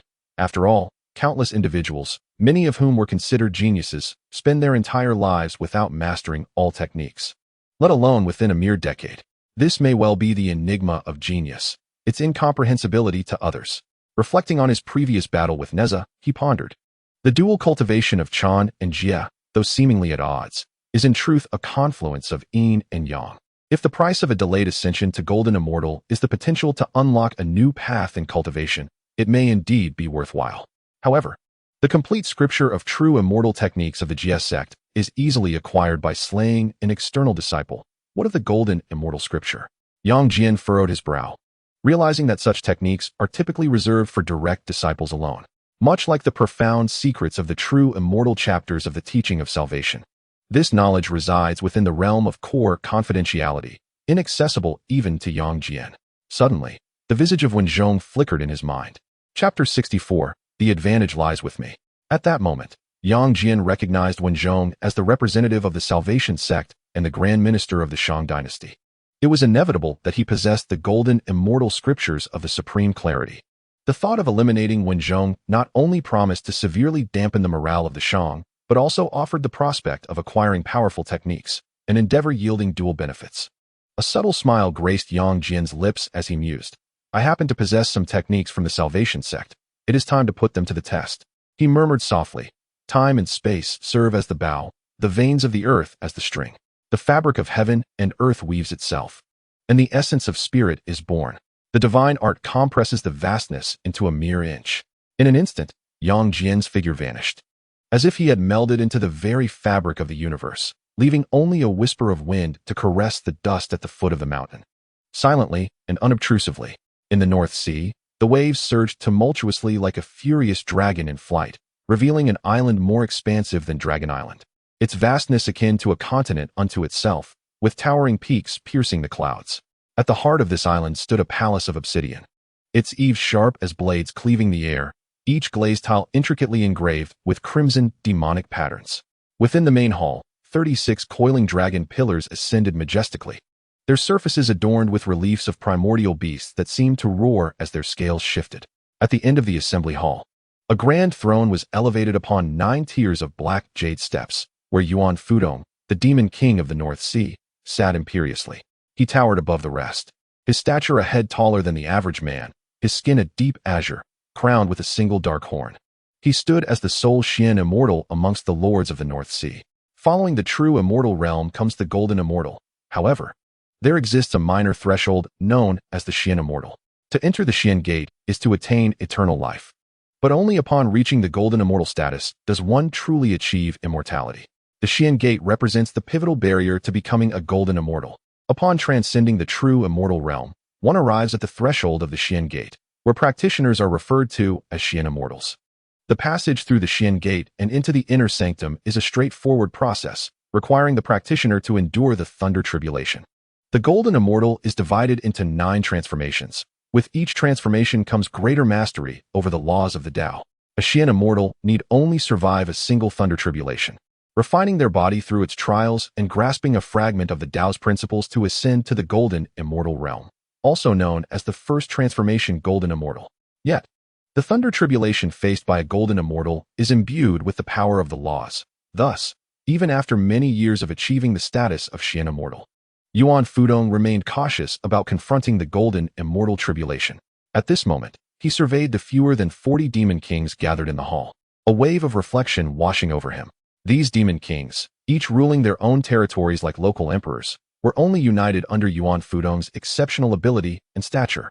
Now, with Wenzhong leading the North Sea forces into battle, poised for a fierce confrontation, many demon lords harbored a pessimistic outlook on the impending clash. Yuan Fudong steeled himself and addressed the assembly of demon kings. I fail to comprehend why there is such a fervent discussion regarding Emperor Jun being encircled by the demon court, as if the ancient battleground of the North Sea foretells our certain demise. 20 years ago, I embarked on a journey from the northern continent, initiating my second northern expedition. Wherever I went, the myriad of demons welcomed me with utmost sincerity, truly seizing the opportune moment. The vibrant vitality and the thriving essence of all things remain vivid in my memory. Yet, just 2 short decades later, has this place transformed into my final resting ground? Regardless of the circumstances, the battle forces, with 300,000 against 200,000, surely favor me. In the Hall of 9 Rooms at Chaoga, as the court assembly neared its conclusion, a guard hurriedly approached, proclaiming loudly, "The North Sea has received a report from Grand Master Yuan." Instantly, all gazes turned outward. Upon reaching the Grand Hall's threshold, the guard knelt on one knee, holding aloft a bamboo slip. With a gentle gesture from Zisho, the slip soared into the air, unfurling gracefully before him. The slip contained 2 pieces of information. First, Wen Zhong had resolved to engage in a grand battle against the Demon Lord of the North Sea, subsequently proceeding to Jinao Island and Jiulong Island to prepare for the ensuing conflict. Second, it offered a brief introduction to Nezha. Such military reports typically return only during fixed intervals or when significant strategic decisions are made. In over a decade, it had never occurred that a single individual was highlighted within such correspondence. Zisho examined the slip further, noting the information was straightforward. It mentioned that Yang Jian, the foremost disciple of the Chan Sect's 3rd generation, had arrived at the North Sea and engaged in a battle with Nezha, resulting in a stalemate. Although the specifics of the confrontation were not detailed, the mere mention of Yang Jian encapsulated everything. The report did not elaborate on the context. Yet it concluded with Wen Zhong expressing a desire for Nezha to be appointed as the chief vanguard of the North Sea Army.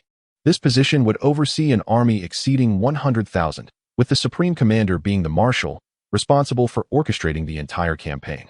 The chief vanguard would execute the specific maneuvers of the 2 armies in combat, ranking just below the marshal, serving as a senior military officer of the Shang dynasty.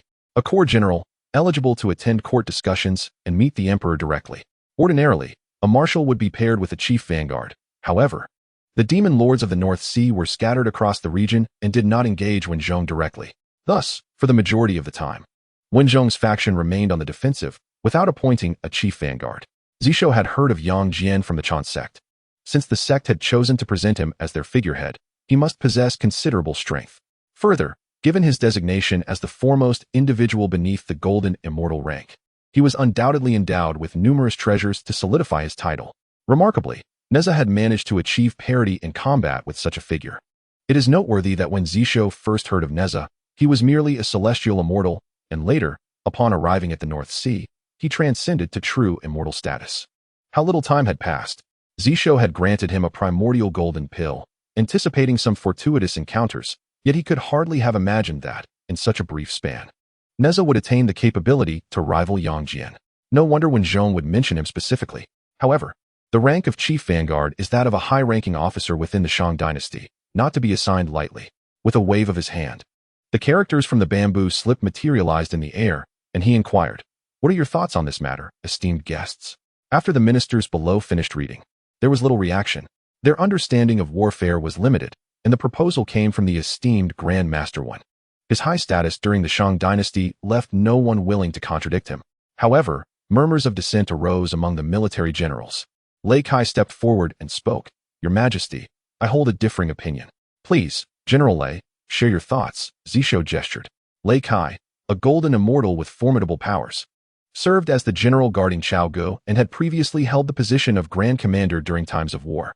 He began, "Since the establishment of the Great Shang, a true immortal has never been appointed as Grand Commander, and this is the first point.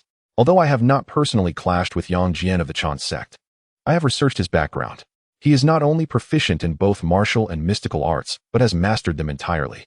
His martial prowess has reached the level of manifesting the heavens and the earth."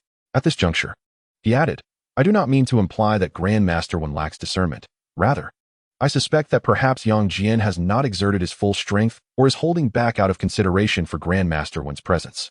Otherwise, should he unleash his ability to manifest the heavens and the earth, Nezha would stand no chance, which brings me to my second point. For these reasons, I believe this matter can be temporarily set aside. The bamboo scroll indicates that Grand Master Yuan is preparing for a decisive battle with the Northern Sea, and it is likely that victory will soon be his. I am also willing to journey to the Northern Sea to lend my support to the Grand Master. Upon his triumphant return to court, we may then conduct an assessment for Nezha as Grand Commander, which can be delayed without issue." Lei Kai's suggestion was somewhat self-serving. Should he head to the Northern Sea, he would naturally be appointed as Grand Commander. From his perspective, Having one more high-ranking general was preferable to having one less. Zisho nodded. General Laze speaks with reason. However, the Grand Master has toiled against the Northern Sea for over a decade, and I have never refused his proposals. At this juncture, to appoint a Grand Commander for the imminent decisive battle could also bolster morale. After victory, we may conduct the assessment. If it proves unsatisfactory, we can revoke the position. What do you think, General? Zisho's tone was calm, as though discussing with Lei Kai, yet Lei Kai sensed that Zisho was now irked. The use of your majesty indicated a shift in demeanor. Having served under Zisho for many years, Lei Kai understood his temper well. Typically, Zisho spoke in a friendly manner, never adopting an imperial air, always referring to himself as I. A change in terminology signified a change in attitude and mood. Though Lei Kai felt some dissatisfaction, he dared not speak further, simply responding, yes. He then retreated to his ranks. Shen Gongbao, Zisho called. Shen Gongbao stepped forward respectfully. Your Majesty. Chapter 65. Exquisite ingredients, Zisho said lightly. Yesterday, Yuan Hong sent word that the Master of Meishan perished during the 7th lightning tribulation of the Golden Immortal. Now, the Meishan clan is without a leader. You must return to compete for the position of Master of Meishan. Yanzhou is in disarray. You shall set forth immediately to Yanzhou, Xiaqiu City, to coordinate with Yuan Hong and temporarily assume the role of General of Yanzhou. Shen Gongbao lowered his head, his eyes gleaming with excitement. Although he held a respectable position in Chaoga, he was constantly constrained beneath the Emperor of Humanity. Once dispatched, he would enjoy the treatment of a local sovereign. Suppressing his exhilaration, he endeavored to keep his voice steady. Yes. In Beihai, high-quality ingredients often require the simplest cooking methods. After a flurry of activity lasting 2 hours, Master Bixiao commenced the preparation of fish balls. The first step involved meticulously selecting the type of fish, with firm-fleshed, low-bone varieties being the ideal choice. After cleansing the fish, the skilled Master Bixiao adeptly removed the bones, leaving only the tender flesh. This step demanded both experience and technique. Any misstep could compromise the texture of the fish balls. Next, the fish meat was placed on the cutting board, where it was finely chopped into fish paste. This process required both patience and strength. Each chop needed to be even and forceful to ensure the paste became smooth and delicate. Bixiao glanced at Ma Yuan nearby, expressing delight. Indeed, the speed with which 3 hands can chop fish paste is remarkable. Well done. Ma Yuan appeared disheartened. Alas, I, the illustrious ghostly hand Ma Yuan, who once took lives with ease, now find myself here chopping fish paste. Bixiao then approached Nezha, satisfied as he remarked, you must admit, the dishes prepared with the 3 flames are truly exceptional. You have worked hard as well. Nezha chuckled wryly. It is not arduous, merely a fate I must endure. At that moment, a voice from outside called, Brotherly, come out for a moment. Nezha's eyes brightened. He quickly stood. Fairy, I shall step out for a bit. Bixiao pouted, lamenting, leave your Hunyuan silk behind. I intend to use it to enhance the fish balls. Nezha, speechless, retrieved the silk, touched it lightly, and said, you have endured alongside me, before handing it to Bixiao, a single crystalline tear trailing down as he departed. Outside, Nezha inquired, General Zhang, what is the matter? Zhang Guifeng responded, the Grand Tutor seeks you. Nezha's brow furrowed slightly. Why summon me at this hour? He then nodded. Very well, we shall proceed at once. Nezha followed Zhang Guifeng into a modest chamber, unlike the usual venue for battle meetings. Upon entering, he discovered only 2 individuals, Wen Zhong and the long-absent Deng Chanyu. The room contained a table and 4 chairs, with Wen Zhong and Deng Chanyu seated on opposite sides. At the center of the table was a copper pot, with charcoal in the middle and boiling water encircling it. As Nezha entered, he witnessed Wen Zhong pouring raw meat slices from a copper plate into the pot. The scene before him was entirely different from what he had anticipated. Could it be that Wen Zhong had summoned him in the dead of night merely to enjoy a hot pot? Puzzled, he approached Wen Zhong and cupped his hands in greeting, Grand Tutor. Wen Zhong waved his hand with a smile, gesturing for Nezha to take a seat. Have you eaten? He inquired. Nezha hesitated for a moment before replying. Not yet. Wen Zhong nodded, his tone relaxed. After years at sea, I've grown weary of fish. This is the exquisite meat of a half-year-old deer, undeniably delicious and a must-try. Nezha took his seat and casually glanced at Deng Chanyu beside him. At this moment, Deng Chanyu appeared transformed, exuding an aura reminiscent of Wen Zhong. Wen Zhong was a true golden immortal who had transcended the thunder tribulation, while Deng Chanyu was evidently newly ascended, still a celestial being before fully entering the mystical realm. Upon noticing Nezha's arrival, Wen Zhong extended his hand and conjured a barrier, completely enveloping the room. At that moment, every word spoken here was impervious to eavesdropping. Once everyone was seated, Wenzhong confidently declared, "Our forces are fully prepared. Tomorrow marks the commencement of the grand battle. I possess absolute confidence in our ability to annihilate them entirely. Yet we must consider the overall casualties and strive to avoid a desperate struggle. As the saying goes, a besieged city must have its weaknesses, especially since Yuan Fudong is also a celestial being. Should it come to a life-and-death confrontation, he may take a few down with him, which is undesirable." He gestured, and a map materialized in midair, manifesting through his magical power. He pointed to a specific location on the map. "I will instruct Zhang Guifeng to drive Yuan Fudong to this point, compelling him to escape back to the northern Julu continent, making this place his inevitable path." He then indicated another area. "Tomorrow morning, you and Chanyu, along with 100 elite subordinates, will disguise yourselves as young masters from noble families, quietly taking a boat to circumvent the main battlefield and head to the outskirts of the northern Julu continent, where you will intercept and eliminate the fleeing Yuan Fudong. To maintain secrecy, do not engage with other fleeing demon lords if encountered, lest the plan be compromised. These true immortals are of little concern. The primary threat is Yuan Fudong. He is the principal orchestrator of this northern sea endeavor, a celestial being endowed with both cunning and ambition. Should he be allowed to escape, the consequences would be dire." As he spoke, he turned to Nezha and smiled. "I have already submitted a request to Chaoga. If you can slay Yuan Fudong, I shall appoint you as the Grand Vanguard Commander of the Northern Sea Army." Both Nezha and Deng Chanyu clasped their hands in response. Nezha was indifferent to the title of Grand Vanguard Commander. His thoughts revolved around leveraging the merit of killing Yuan Fudong to advocate for Zhao Gongming with Wenzhong. Once he resolved to depart, the Fengshan War would not yet have truly commenced. The Shang dynasty held a distinct advantage. Whether he gained or lost an ally mattered little. The situation should not prove difficult, and when the tide of battle turned unfavorably, calling upon Zhao Gongming would be a matter of timing. By then, Taiyi would likely have descended to assist, rendering the question of apprenticeship inconsequential.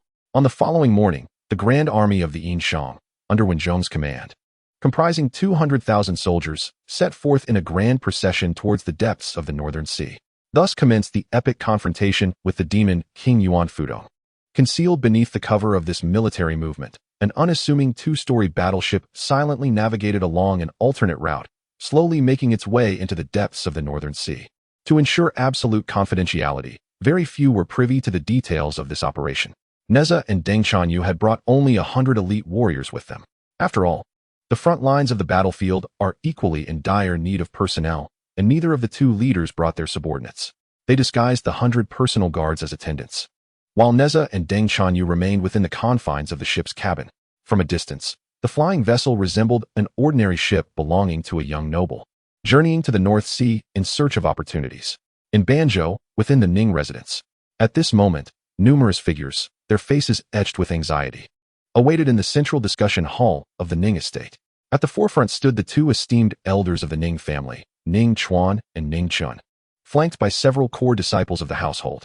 As the crowd simmered with impatience, Ning Chongfeng strode through the door with purpose.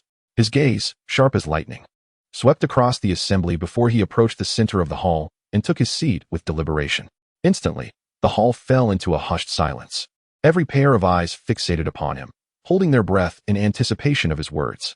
Chapter 66. The edict against the thief. Ning Chongfeng surveyed the room once more, noting the stillness that had settled, and then spoke slowly. "As you have all witnessed, this occasion marks the personal visit of Yang Jian, a direct disciple of the esteemed master of Yuchuan Mountain, which underscores the gravity with which they regard this incident.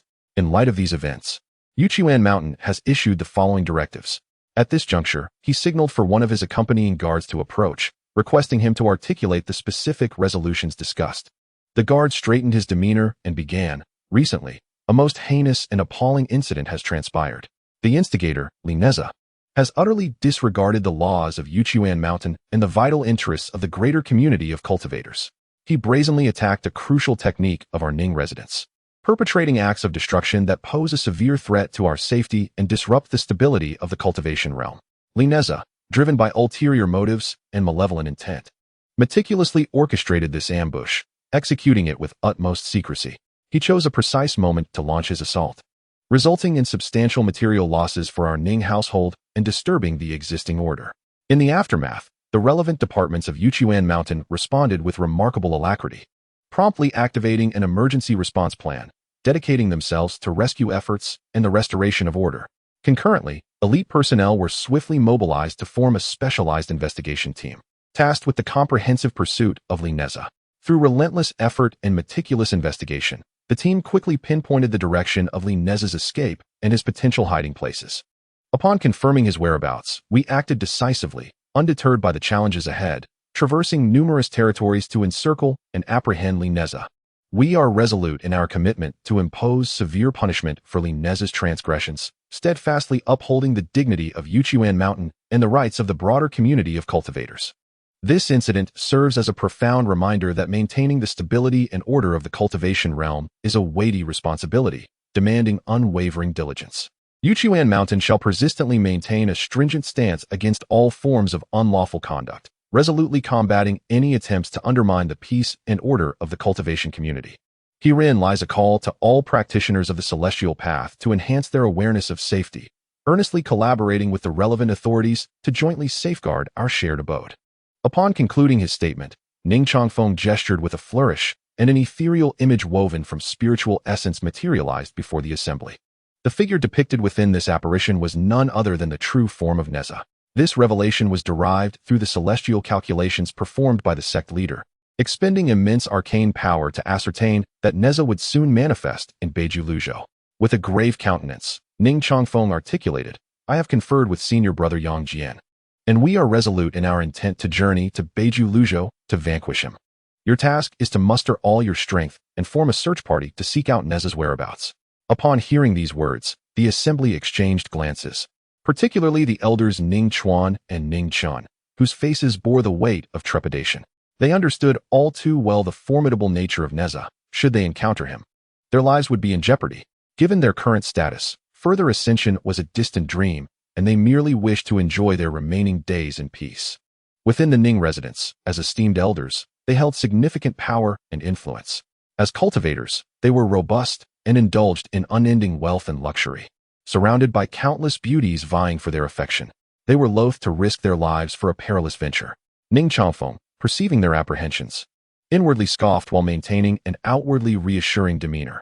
"Gentlemen, there is no need for concern," he said, as he affixed his life seal to a jade cocoon and presented it to Ning Chuan. "You need only pursue Nezha's trail, should you make any discovery. There is no requirement for direct confrontation. Simply shatter this life seal to buy some time, and senior brother Yang Jian and I shall arrive post-haste. Your lives will remain secure. The ensuing battle shall be our responsibility." Upon hearing Ning Changfeng's assurances, the two elders felt a measure of relief wash over them. Previous encounters with Nezha had left them deeply unsettled, and the thought of facing him again filled them with dread. With hands clasped in salute, Ning Changfeng proclaimed, "This battle concerns the reputation and honor of the Ning family. I earnestly entrust this task to you both." Ning Chun and Ning Chuan, stirred by Ning Changfeng's fervor, responded solemnly, "We shall not fail the family head." Once the two elders had departed, the righteous facade on Ning Changfeng's face swiftly faded, replaced by a smirk of cold calculation. Yang Jian had indeed requested that he dispatch personnel from the residence to search for Nezha in the North Sea, and upon hearing this news, he recognized it as a splendid opportunity to eliminate the two elders. Without hesitation, he readily acquiesced. In the waters of Binzhou, a magnificent three-tiered warship loomed over the sea, resembling a colossal leviathan, exuding an aura of formidable power. This vessel was crafted from the rare Xianhai divine wood found deep within the North Sea, its wooden grain shimmering with mysterious luminescence, exhibiting unparalleled resilience, impervious to the slightest harm from ordinary treasures. Upon the hull, intricate and ancient runes were meticulously engraved. Ascending the broad staircase of the deck, one arrived at the second level of the warship. This area served as a sanctuary for a group of cultivators, lavishly adorned with opulent furnishings.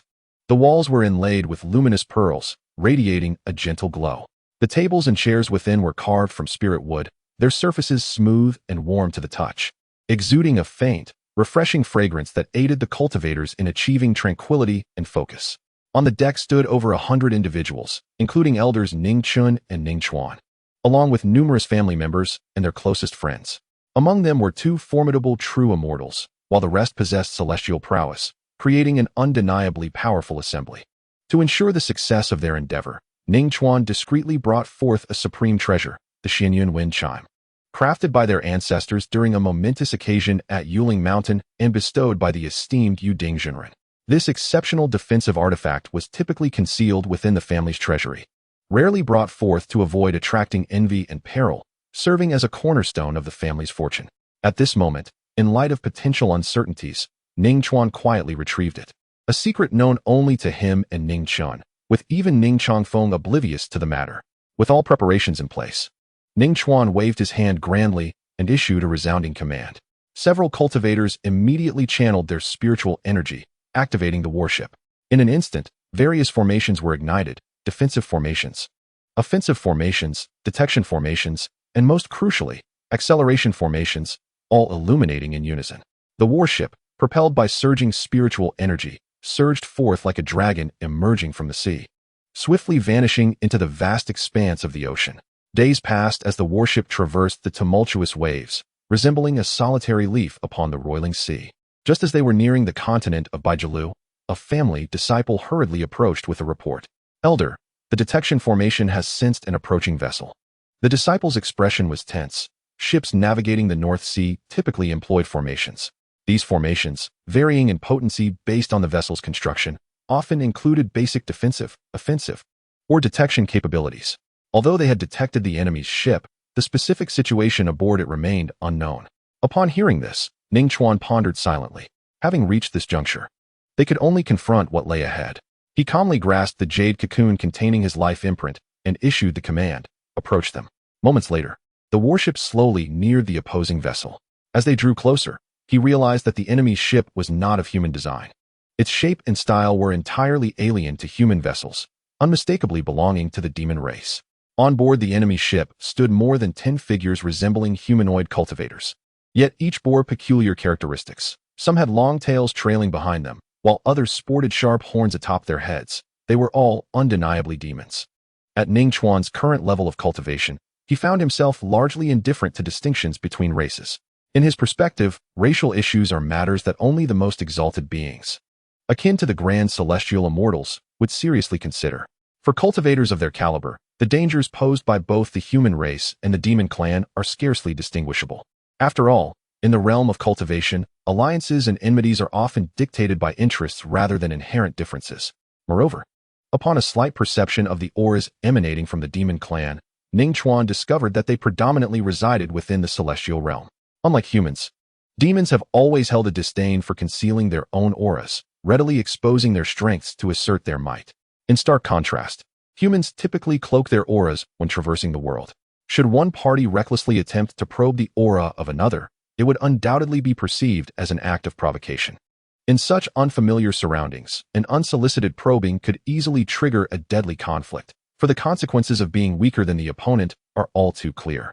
Naturally, if one's cultivation level surpasses that of another by a significant margin, one could discern the other's prowess. Conversely, if the opponent possesses a higher cultivation level, one would remain oblivious to their true capabilities. In such scenarios, a careless attempt to investigate, only to find oneself unable to ascertain anything, would be tantamount to signing one's own death warrant. Thus, in the world of cultivation, the casual probing of another's strength is a rare occurrence. Ning Chuan observed the dozen or so celestial realm demon cultivators, a smirk curling at the corners of his mouth, his hands clasped behind his back, and his head held high. Dressed in a flowing gray robe that billowed gracefully in the wind, he exuded an air of ethereal elegance. "Who is the one in charge? Step forward and respond," he called out, his voice resonating like a thunderous bell across the surface of the sea. One of the demon cultivators, noticing Ning Chuan's vessel approach and recognizing it as belonging to the human race, was inwardly astonished, yet chose not to show it. After all, the northern continent had always been home to humans. Prior to the war of witches and demons, humans were merely vassals to the demon clan. However, with the outbreak of the war, humans seized the opportunity to rise, proliferating across the 4 great continents. The remnants of the witch and demon forces were left to shrink back into the northern continent. Although this land is now dominated by demons, humans have also established their roots here, albeit without holding any real power. "What does it matter to you who is in charge? Who do you think you are?" The demon cultivator retorted with scorn.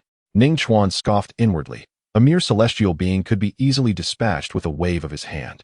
With an air of arrogance, he He proclaimed, "I am Ning Chuan, the esteemed elder of the Ning clan from Binzhou." Binzhou? Esteemed elder? I've never even heard of such a place. The demon cultivator scoffed derisively. At that moment, Ning Chun, his expression darkened with fury, approached and bellowed, "You insolent brat, cease your arrogance." The young demon turned to Ning Chun, sneering, "And who are you? I won't heed your words. What can you do about it? You disrespectful wretch." Ning Chuan shouted angrily. And suddenly, a flying sword materialized beside him. The sword spun sharply in the air before unleashing a fierce sword aura that shot forth like a bolt of lightning towards the opposing group. The sword energy reached the opposing warship, only to be thwarted by an enigmatic force. At that moment, 5 members of the demon clan emerged slowly from the ship's cabin. Each of these demons possessed skin tinged with crimson, their hair a fiery red, and 2 robust horns protruding from their foreheads. Their muscular physiques coiled like dragons. Each one at the level of true immortals. Ning Chuan gasped in astonishment. No wonder that diminutive demon had been so audacious. Hastily, he retracted his flying sword and clasped his hands in greeting, saying, "Fellow cultivators, I harbor no ill intentions. I merely wish to inquire about a matter." The leader of the red-haired demon clan fixed his piercing gaze upon their formation, scrutinizing it with intensity. He then summoned his magical powers to probe the cultivator's abilities. In an instant, he discerned the strength of those aboard the ship. Ning Chuan felt the invasive scrutiny, and his expression darkened, demanding, "What is the meaning of this?" The leader of the demons grinned maliciously, revealing sharp fangs as he replied, "While you bear no malice, I certainly do." He then pointed a finger at Ning Chuan and his companions, growling, "Kill them." A cacophony erupted on the deck as the lesser demons shrieked and brandished their claws. Preparing to pounce, Ning Chuan's face paled, and he urgently shouted, "Flee." Without needing his reminder, the cultivator controlling the warship was already ashen-faced, immediately channeling all their energy into the vessel. The ship jolted violently, akin to a startled beast, as it accelerated away into the distance. The Demon King clenched his fist, a pale white vortex of true energy rapidly coalescing in his palm. With a powerful swing of his arm, he hurled it towards the direction of Ning Chuan's escape. The vortex, imbued with overwhelming force, tore through the sea like a cannonball, churning the waters as it passed. Standing at the stern of the ship, Ning Chuan's expression grew grave. As he saw the impending attack, he swiftly formed hand seals and uttered a soft incantation. In an instant, a shimmering defensive array materialized behind the warship, successfully absorbing the tumultuous assault. The vortex collided with the array, resulting in a thunderous explosion that rocked the ship violently. Beads of sweat trickled down Ning Chuan's forehead, but fortunately, the array held firm. He glanced up and noticed that the group of demon cultivators had not pursued them, allowing him to exhale deeply and relax his taut nerves. On the demon warship, another red-haired demon king turned to the leader and inquired, "Brother, shall we pursue them?" The leader of the red-haired demons smirked dismissively, waving his hand, "No need. They are nothing but vermin, merely a diversion for our amusement." After escaping the danger, Ning Chuan's ship continued to traverse the vast ocean for several hundred miles.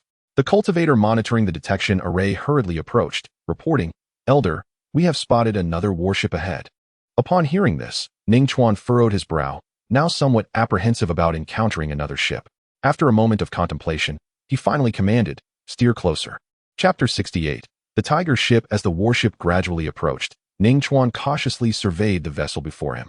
This warship exhibited a style distinctly different from the demon race ships he had previously encountered, yet it was not of human design either. On the deck stood over 10 cultivators, their physiques similar to those of humans, but their skin tones and features revealed marked differences, while not resembling demons. Drawing upon years of accumulated experience and knowledge, Ning Chuan immediately recognized them as members of the Witch clan. He further sensed that these individuals on the deck were merely at the level of celestial immortals. However, the cabin was shrouded by a formation, obscuring the specific conditions within. Having learned from prior lessons, he refrained from exhibiting any carelessness this time. With an air of politeness, he clasped his hands and inquired, "Might I ask if you have seen any other human vessels pass through this area?"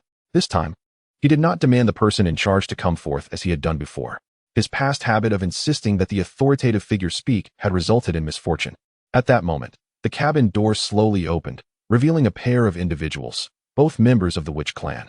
The man was handsome, while the woman possessed striking beauty. Her eyes were like mysterious pools, deep and enigmatic. Beneath her elegantly arched brows was a delicate, straight nose, perfectly set upon her petite face. Her lips, naturally tinted a rosy hue, were as inviting as ripe cherries, and despite her witch lineage, she exuded a distinctive exotic charm. Ning Chuan and several others on the ship could not help but hold their breath slightly at the sight. The witch man, noticing their reaction, returned the gesture with a bow. We are here for training and exploration. A few days ago, we indeed saw a human vessel heading eastward. Ning Chuan's eyes suddenly brightened. Given the scarcity of human ships in these waters, it was quite possible that this was the vessel they had been desperately pursuing. Ning Chun, standing nearby, remarked, "It must be the one. We should hasten our pursuit." Yet, Ning Chuan remained rooted in place, motionless, his gaze fixated on the witch woman, and a wicked smile curled at the corners of his mouth. "Please wait a moment. I intend to seize a prize." In the vast expanse of the sea, only these two ships faced each other. Standing at the bow, Ning Chuan's demeanor abruptly shifted. His flying sword coalesced into a formidable sword energy that radiated with brilliance, akin to a bolt of lightning. With a sweep of his arm, the sword energy, imbued with immense power, surged down upon the witch warship. With a resounding crack, the defensive formation of the witch warship shattered under this fierce strike, the radiance dissipating to reveal utter chaos. Ning Chuan had already discreetly communicated with his comrades aboard, and in the instant the formation crumbled, he leaped forth, his figure darting like lightning, swiftly landing upon the opposing deck. He extended his hand and pointed, the flying sword transforming into a glimmering cold light, which instantaneously pierced through the chest of one witch. The witch did not even have the chance to utter a cry of despair before collapsing into a pool of blood. The flying sword surged forward relentlessly, wielded once more under Ning Chuan's command, its sword energy radiating in all directions. With his formidable strength as a true immortal, aboard this Wu clan warship, he resembled a fierce tiger among a flock of sheep, unstoppable and overwhelming. The Wu clan members, witnessing this, were thrown into disarray. Among them, a man and a woman displayed expressions of alarm. The man questioning, "Friend, why unleash such slaughter? We bear no enmity towards you." Ning Chuan replied with a cold sneer, his gaze filled with disdain, "Barbarians of the wasteland, they all deserve to be exterminated." No sooner had the words left his mouth than he vanished from sight, appearing instantaneously before the man. His hands swiftly performed a spell, and a killing formation rose beneath the man's feet in an instant. The seven-star sword formation unleashed numerous sharp sword arrays from all directions, enveloping him in the blink of an eye. On the vast sea near Beijuluzhou, a human warship glided smoothly through the waves. Within the cabin, Nezha appeared relaxed, a faint smile gracing his lips, exuding an air of tranquility. Across from him sat Deng Chanyu, her expression grave, her beautiful eyes fixed intently on Nezha, brimming with caution. Clad in snow-white attire that resembled the ethereal clouds stretching across the sky, her garment was adorned with intricate golden thread patterns. A delicate golden crown rested upon her head, intricately carved with lifelike phoenix designs, each detail showcasing the artisan's exceptional craftsmanship, the crown securing her long hair, while the remaining strands cascaded down her back. This attire, originally meant for a man, accentuated her unique charm. Her visage resembled finely sculpted jade, with brows like distant mountains, slightly arched, exuding both heroism and a hint of allure. Her bright eyes sparkled like stars, revealing cleverness and cunning in their depths. While it was evident she was a woman, her face carried an indescribable air of heroism.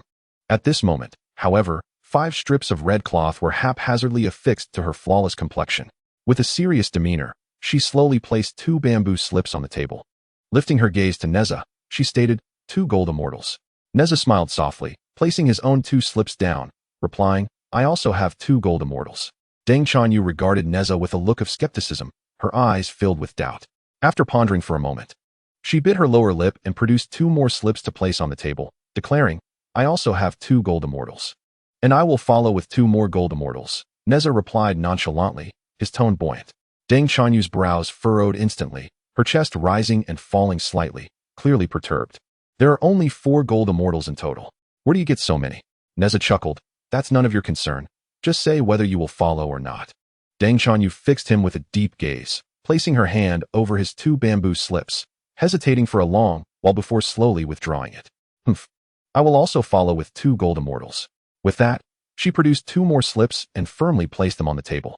"I will follow with 2 more gold immortals." Nezha insisted persistently. "Isn't this excessive?" Deng Chanyu was indeed somewhat irked, her voice unconsciously rising a few notches. At that precise moment, she let out a soft exclamation, her face displaying a look of astonishment. A warship was approaching. She sensed it through the detection array and voiced her observation. Upon noticing this, Nezha too abandoned his jesting demeanor, his expression turning grave as he hurriedly inquired, "Is it Yuan Fudong?" They had been at sea for nearly half a month. A few days prior, several demon kings had passed by, yet their cultivation levels were merely at the true immortal stage, clearly not Yuan Fudong, which they had disregarded. However, Nezha had made a significant blunder in his expedition from the North Sea. In the unexpected turn of events, driven by eagerness to achieve merit, he had inadvertently left the Hunyuan scarf in the possession of that young girl, Bai Shao, forgetting to bring it along in his haste. Deng Chanyu furrowed her brows in contemplation before gradually articulating, "It should not be them. The vessel is a warship, and it carries numerous individuals. If Yuan Fudong were fleeing from the siege of the Grand Master, it is likely they would be flying on swords or similar means. Moreover, the direction of this warship suggests it is coming from our human territory." As she pondered, she instinctively reached for the 2 bamboo slips that Nezha had just set aside. Rubbing her hands together in a thoughtful manner, her gaze inadvertently darting toward the bottom of the slips. Nezha observed this, and his expression darkened. "Sister Chanyu, is there truly someone there or not? Could it be that your array has misperceived?" Chapter 69. Trouble approaches. Upon hearing this, Deng Chanyu's brows shot up in indignation. Her voice tinged with anger. "Would I jest about such matters? They are about to arrive. Let us refrain from acting hastily and ascertain their intentions." The opposing warship was fortified with protective arrays, preventing both parties from discerning the situation within. After a brief moment, Ning Chuan and his companion's warship gradually approached. When Ning Chuan beheld the 100 or so individuals standing on the deck, he was astonished to discover they were all humans, each possessing true immortal cultivation. A sudden realization struck him. He subtly summoned the jade cocoon to his hand, preparing to strike, and called out, "Who is in charge? May I request an audience?" One soldier on the deck, hearing Ning Chuan's inquiry, responded with a dismissive demeanor, "Who are you? You think you can just demand an audience?" This time, Ning Chuan revealed his identity without hesitation. "I am Ning Chuan, the Grand Elder of the Ning clan." He thought to himself that since they were human, they should have at least heard of the Ning family, even if it was not widely renowned. Regardless of whether they were the individuals he sought, they would certainly recognize the name of the Ning clan.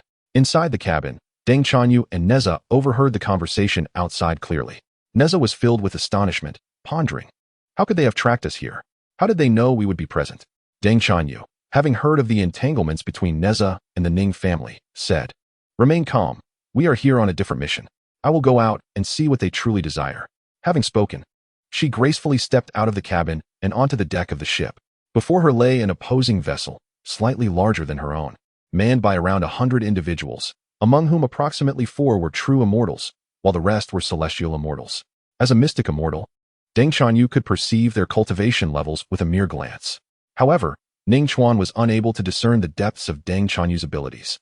He did not regard her as a mystic immortal, believing instead that she was of equal rank to himself, albeit without having yet employed his probing technique.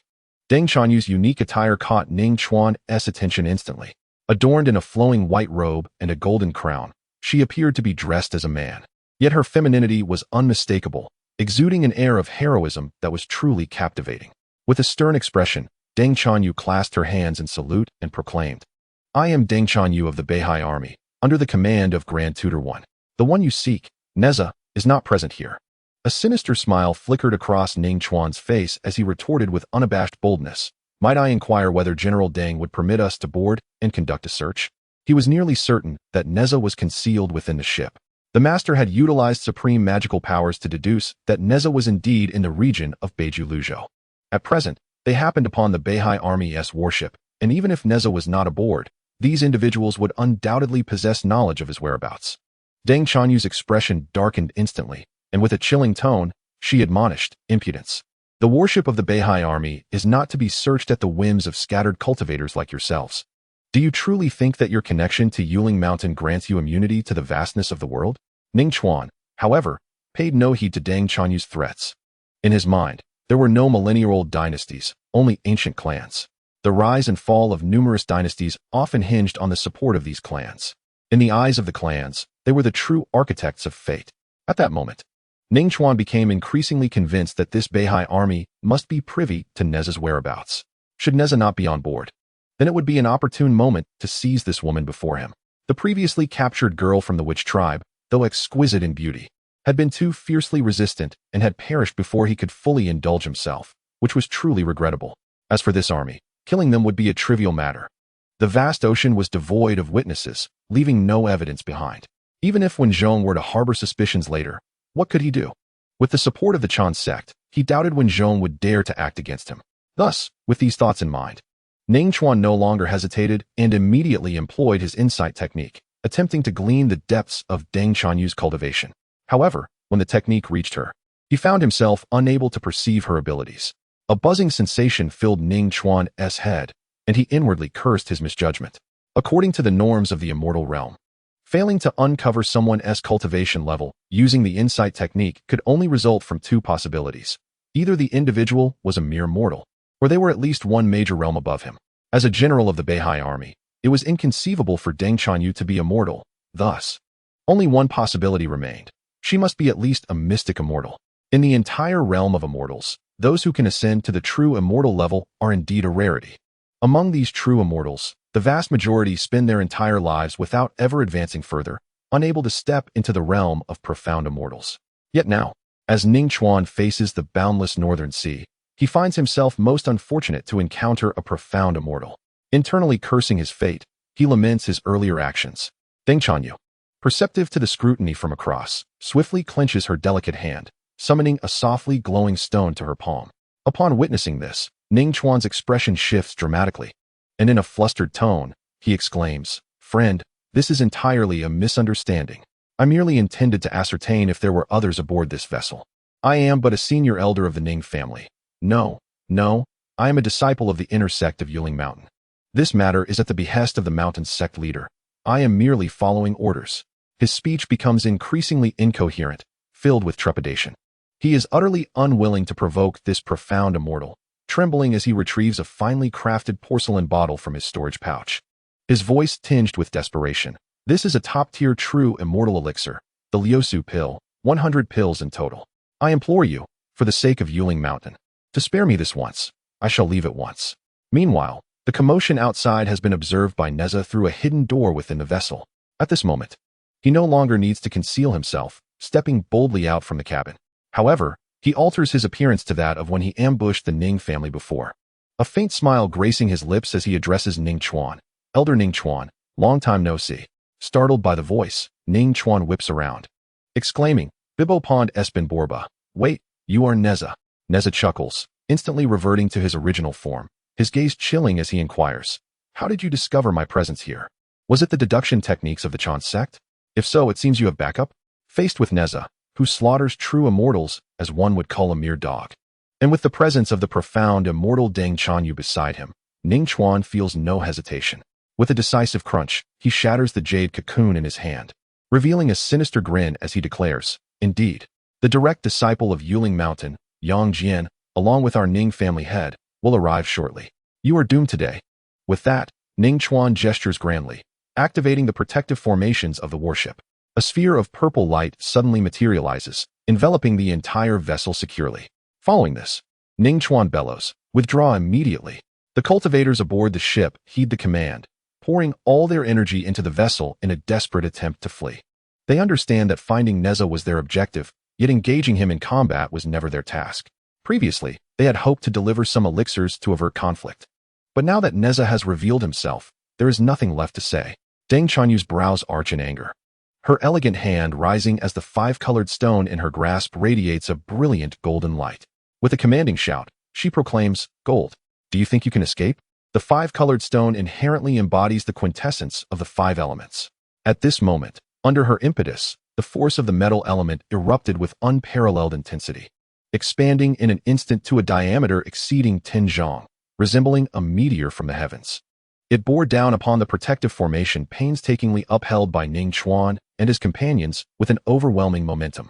The thunderous crash reverberated like the collapse of the heavens and the splitting of the earth. The entire protective array disintegrated under the terrifying weight of the five-colored stone, its radiant glow extinguished, leaving only a fragmented trace of runes. Simultaneously, Nezha moved with the swiftness of lightning, stepping into mid-air.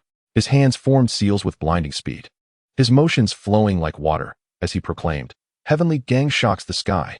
In an instant, the skies darkened, and a thunderbolt as thick as a barrel descended with the ferocity of annihilation.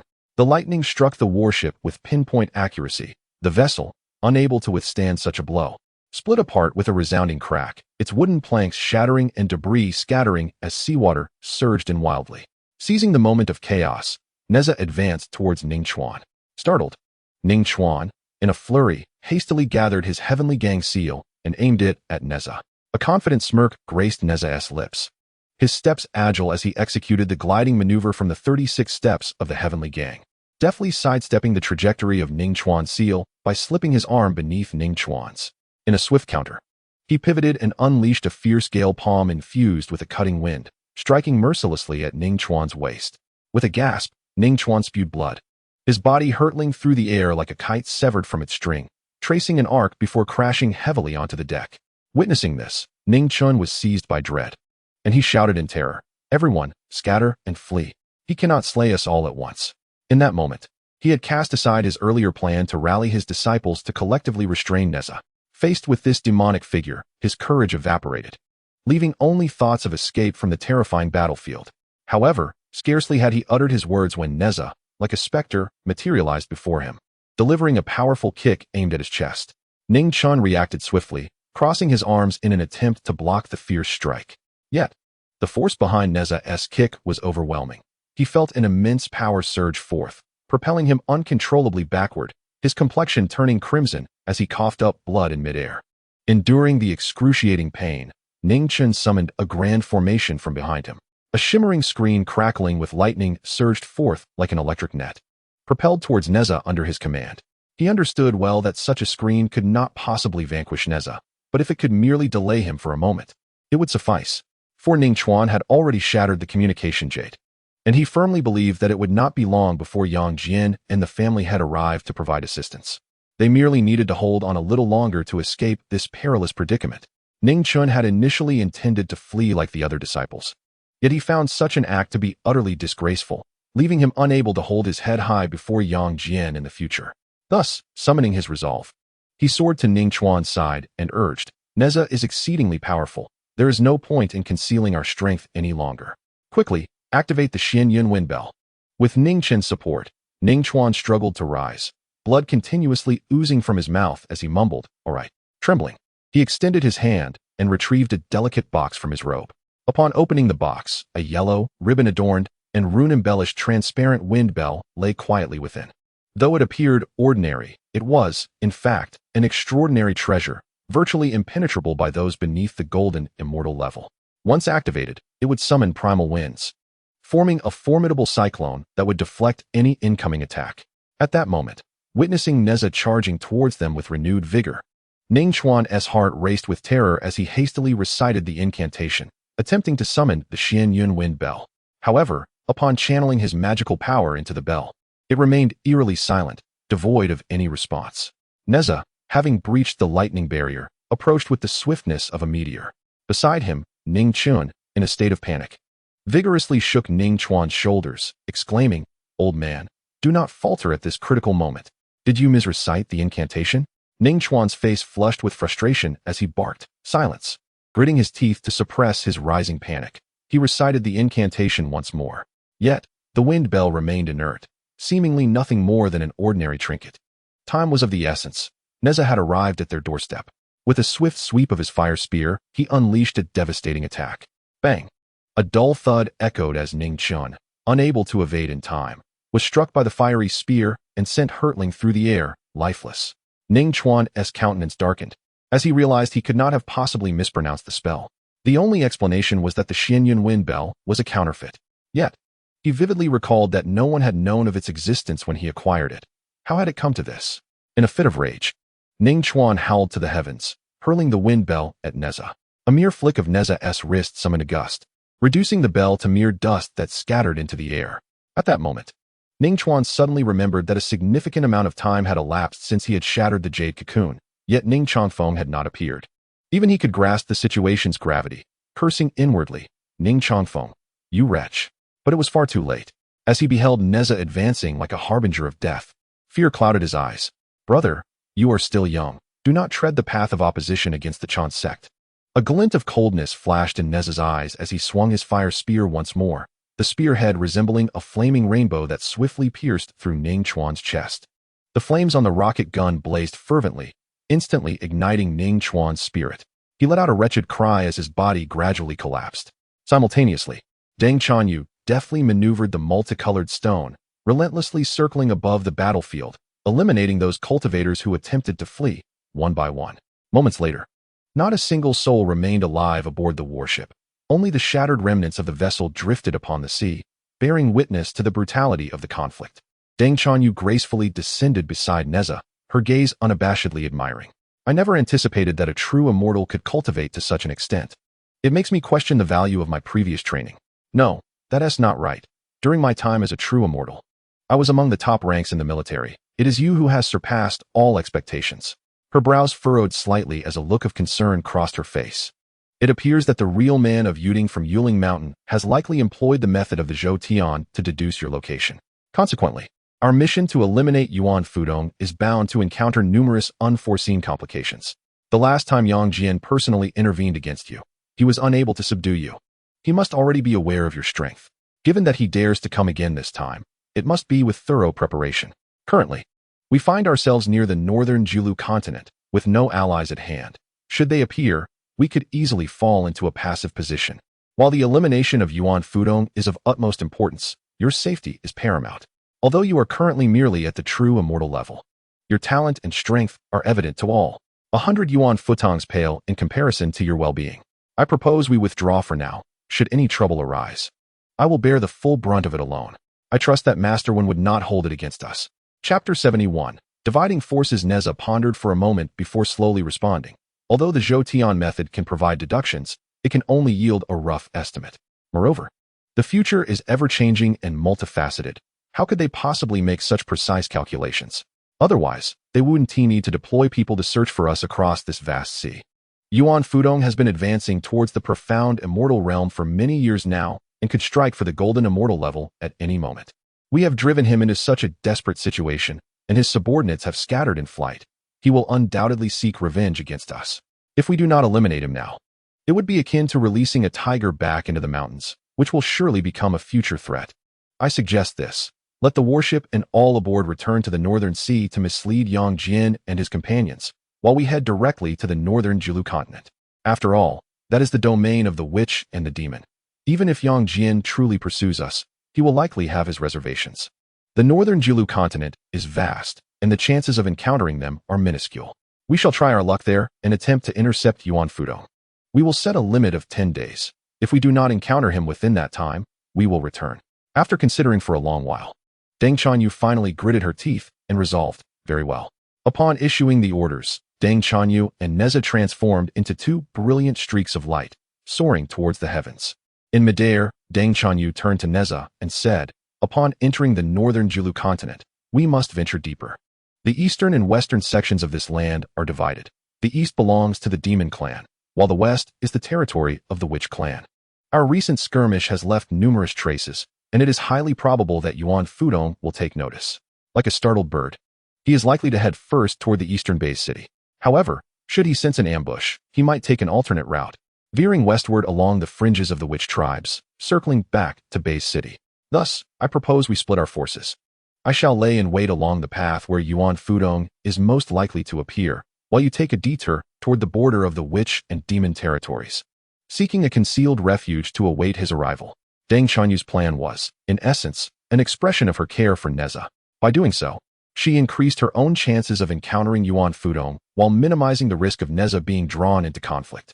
After all, in the unfamiliar northern Julu continent, should a battle erupt, the commotion could attract onlookers, placing Nezha in a perilous situation. Filled with gratitude, Nezha responded, "Understood, Sister Chanyu. Please take care. Let us set a limit of 10 days. If we have not encountered Yuan Fudong by then, we shall regroup at the location where we landed." Having spoken, they exchanged jade cocoons bearing their life signatures. Should either of them shatter the cocoon, the other would immediately rush to provide support. Deng Chanyu nodded slightly, and then the two parted ways, each hastening in a different direction. The northern Julu continent, a realm shrouded in mystery and rife with conflict, has long been inhabited by humanity. Reflecting on the past, when the witch and demon clans reigned supreme, humanity existed as a subservient faction to the demon clan, spreading across the vast expanse of land. The reproductive capacity of humanity far surpassed that of both the witch and demon clans, proliferating like wildfire. Eventually, as the war between the witch and demon clans came to a close, the remnants of their power were forced to retreat into the northern Julu continent, while humanity ascended to prominence, becoming the main actors in the unfolding saga of the world. Nevertheless, a portion of humanity chose to remain in the northern Julu continent, either in pursuit of opportunity or out of necessity. In this land, whether in search of fortune or compelled by circumstances, the competition for survival remains fiercely brutal. It is a realm governed by the principle of the survival of the fittest, where the strong thrive and the weak meet their demise. As for the nature of the adversaries, whether they be human, witch, or demon, there is little distinction to be made. It could even be argued that facing witches and demons is somewhat preferable, for most demons are straightforward in their demeanor. Once they recognize kindness, they are genuine, with far fewer instances of treachery. Conversely, humanity is far more convoluted, with hearts difficult to fathom. It is precisely for this reason that many humans continue to inhabit the northern Julu continent to this day. Currently, the northern Julu continent finds itself in a rather delicate situation. The human race, having ascended to the role of the principal actors on this celestial stage, is naturally reluctant to acknowledge its former status as a vassal of the demon clan. Conversely, both the demon and shaman clans unanimously believe that the humans have usurped the fruits of victory rightfully theirs, harboring an innate animosity towards humankind. Although the passage of time has dulled many grievances to mere echoes of ancestral teachings and legends, the mutual disdain between the two clans and the humans remains a prevalent reality. This explains why the demons showed no courtesy upon discovering that Ning Chuan belonged to the human race, and when Ning Chuan inquired about matters, their surprise was tempered by a lack of astonishment. After Deng Chanyu decisively struck down Ning Chuan and his companions, she vanished alongside Nezha into the vast, uncharted oceans. A full half-hour later, two streaks of light tore through the sky, swiftly approaching. The newcomers were none other than Yang Jian and Ning Chongfeng. They had not accompanied the two esteemed elders, but had instead opted to search separately for Nezha's whereabouts. At the moment Ning Chuan shattered the jade cocoon, Ning Chongfeng sensed the disturbance but chose to remain silent. He pondered privately. Given the strength of the esteemed elders, the ship carried over 100 individuals, fortified by protective formations and safeguarded by 4 true immortals. Even if Nezha were to confront them, it would be far from easy for him to slay them in such a brief span. Ning Chongfeng's primary objective was to take advantage of the situation to cleanse the estate of all esteemed elders, thereby fulfilling his own ambitions to truly control the family. As for capturing Nezha, it was merely a secondary consideration. In his eyes, whether he succeeded or failed in apprehending Nezha was trivial compared to his grand plans spanning millennia. Thus, when he received Ning Chuan's signal, he refrained from immediately informing Yang Jian. Instead, he feigned indifference, continuing his search leisurely for another half-hour. When he deemed the time ripe, he affected a demeanor of just receiving the signal and, with an urgent expression, exclaimed to Yang Jian, "Senior brother Yang Jian, we must hurry. Another team seems to have made a discovery. They just shattered the jade cocoon." Upon hearing this, a glimmer of excitement flashed in Yang Jian's eyes, and together with Ning Chongfeng, they transformed into 2 beams of light, racing towards the source of the signal. Upon arriving at the scene and surveying the chaos strewn across the ocean's surface, Yang Jian felt a moment of disorientation. From the time Ning Chongfeng had claimed to receive the signal to their arrival was scarcely the duration of a tea steeping. Yet how could the scene have transformed so drastically in such a brief interval? This was utterly illogical. A flicker of doubt prompted him to glance at Ning Chongfeng, who had already darted ahead like a streak of light, arriving swiftly at a shattered deck. There, on the deck, lay a lifeless body, the corpse of Ning Chuan, one of the esteemed elders. Ning Chongfeng enveloped Ning Chuan's body in his arms, succumbing to overwhelming grief as he wept bitterly. "Elder, it was I who brought you to this fate. I arrived too late. Had I come just a moment sooner, such a tragedy would never have transpired."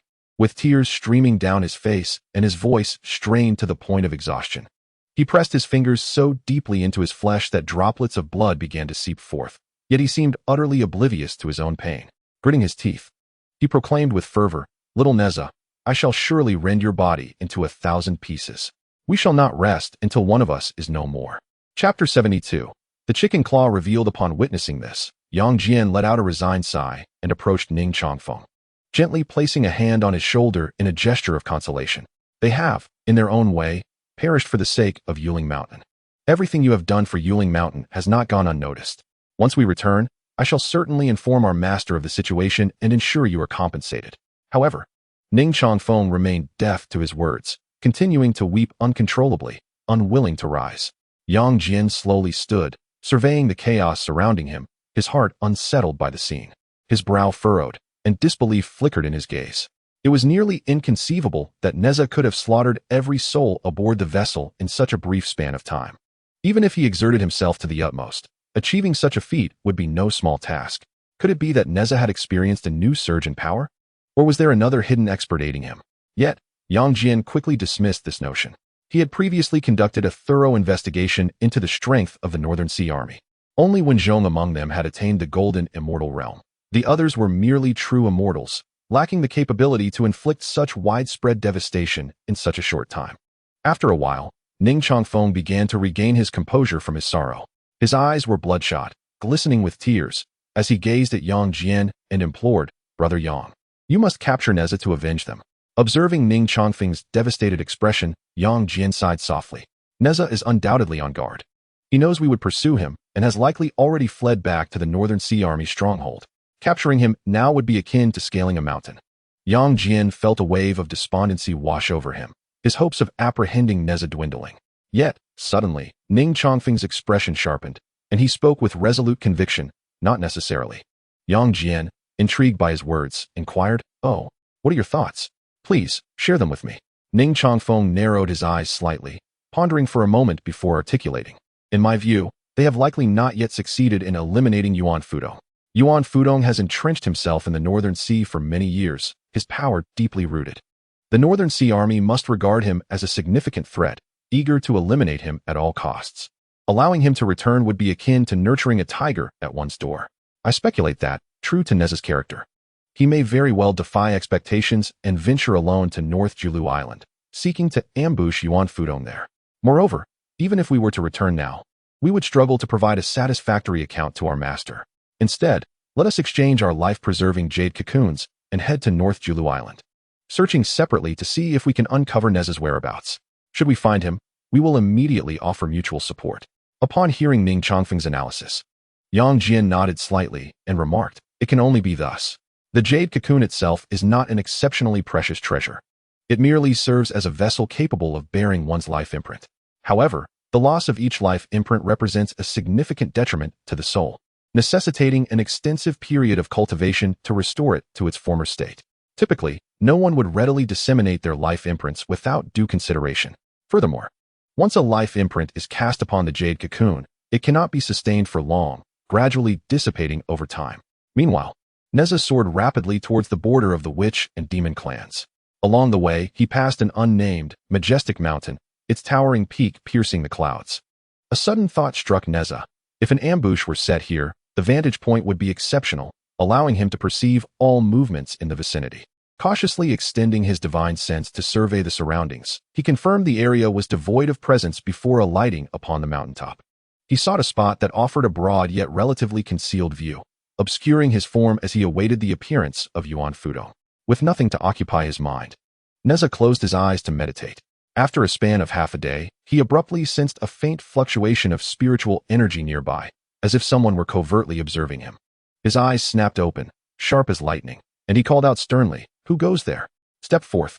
As the words left his lips, a figure emerged slowly from behind a large boulder not far away. The individual wore a snow-white robe, possessing a dignified countenance adorned with a benevolent smile.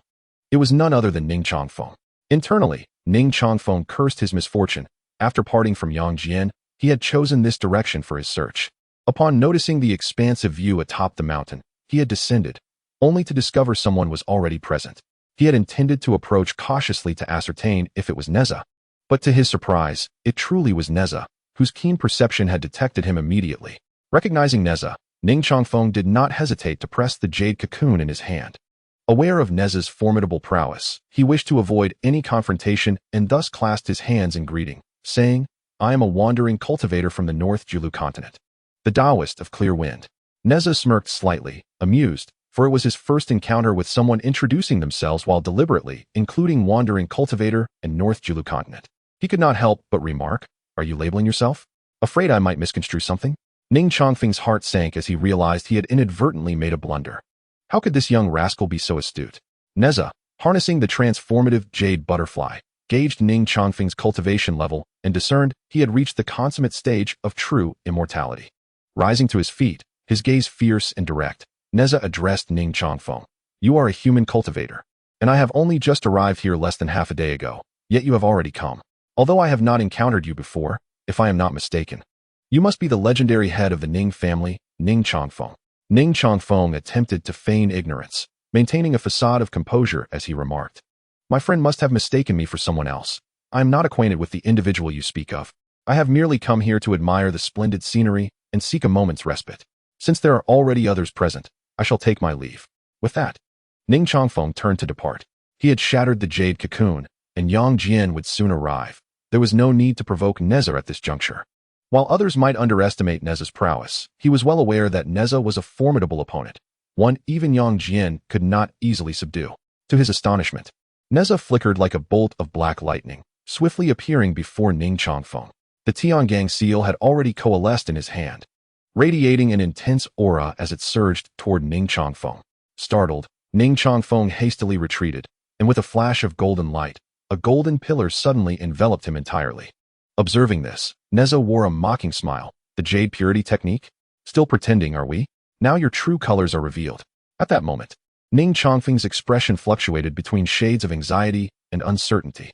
The distance from where he had parted ways with Yang Jian was not great, having previously shattered the jade cocoon. Yang Jian should have arrived by now. Yet, there was still no sign of him. Contemplating his earlier machinations against the two esteemed elders, Ning Chongfeng silently mused. Could it be? Yang Jian wouldn't betray me, would he? Such an act would bring him no advantage. Why is he still absent?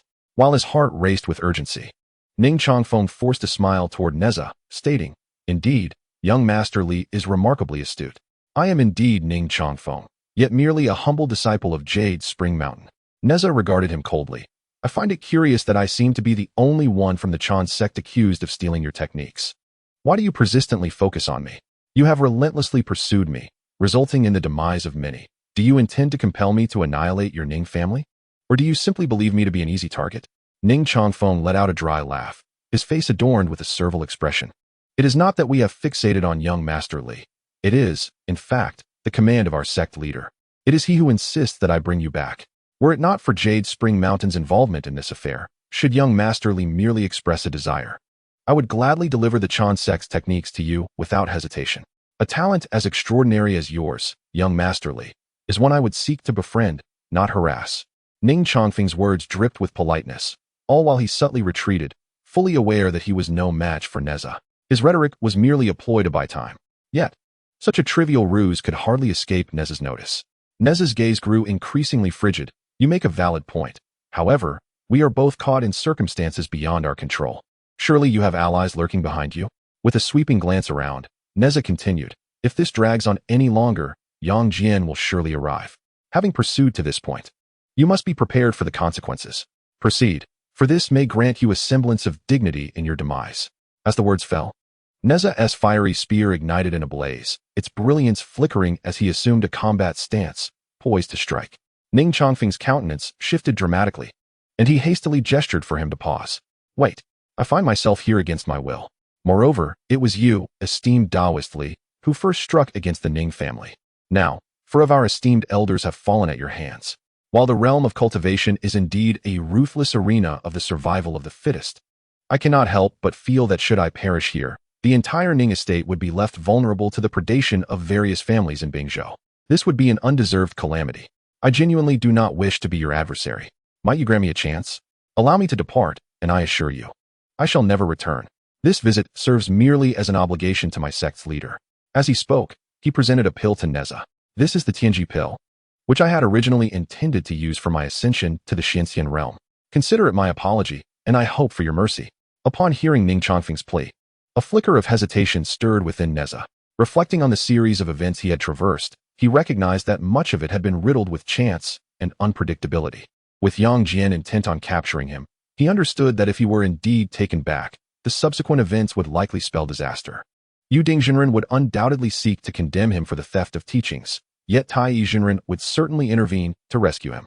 However, if he chose not to become a disciple, his physical form would be at risk, and ultimately, should Taiyi Zhenren resurrect him with a lotus body, all his prior efforts would be rendered a farce. Just as Nezha hesitated on whether to strike down Ning Chongfeng, he felt a sudden movement from the jade cocoon in his embrace. This was a signal from Deng Chanyu, indicating that she had encountered Yuan Fudo. Nezha turned to Ning Chongfeng and declared, "Very well, I shall grant you this opportunity. Consider yourself fortunate." With that, Nezha vanished in an instant, leaving no trace behind.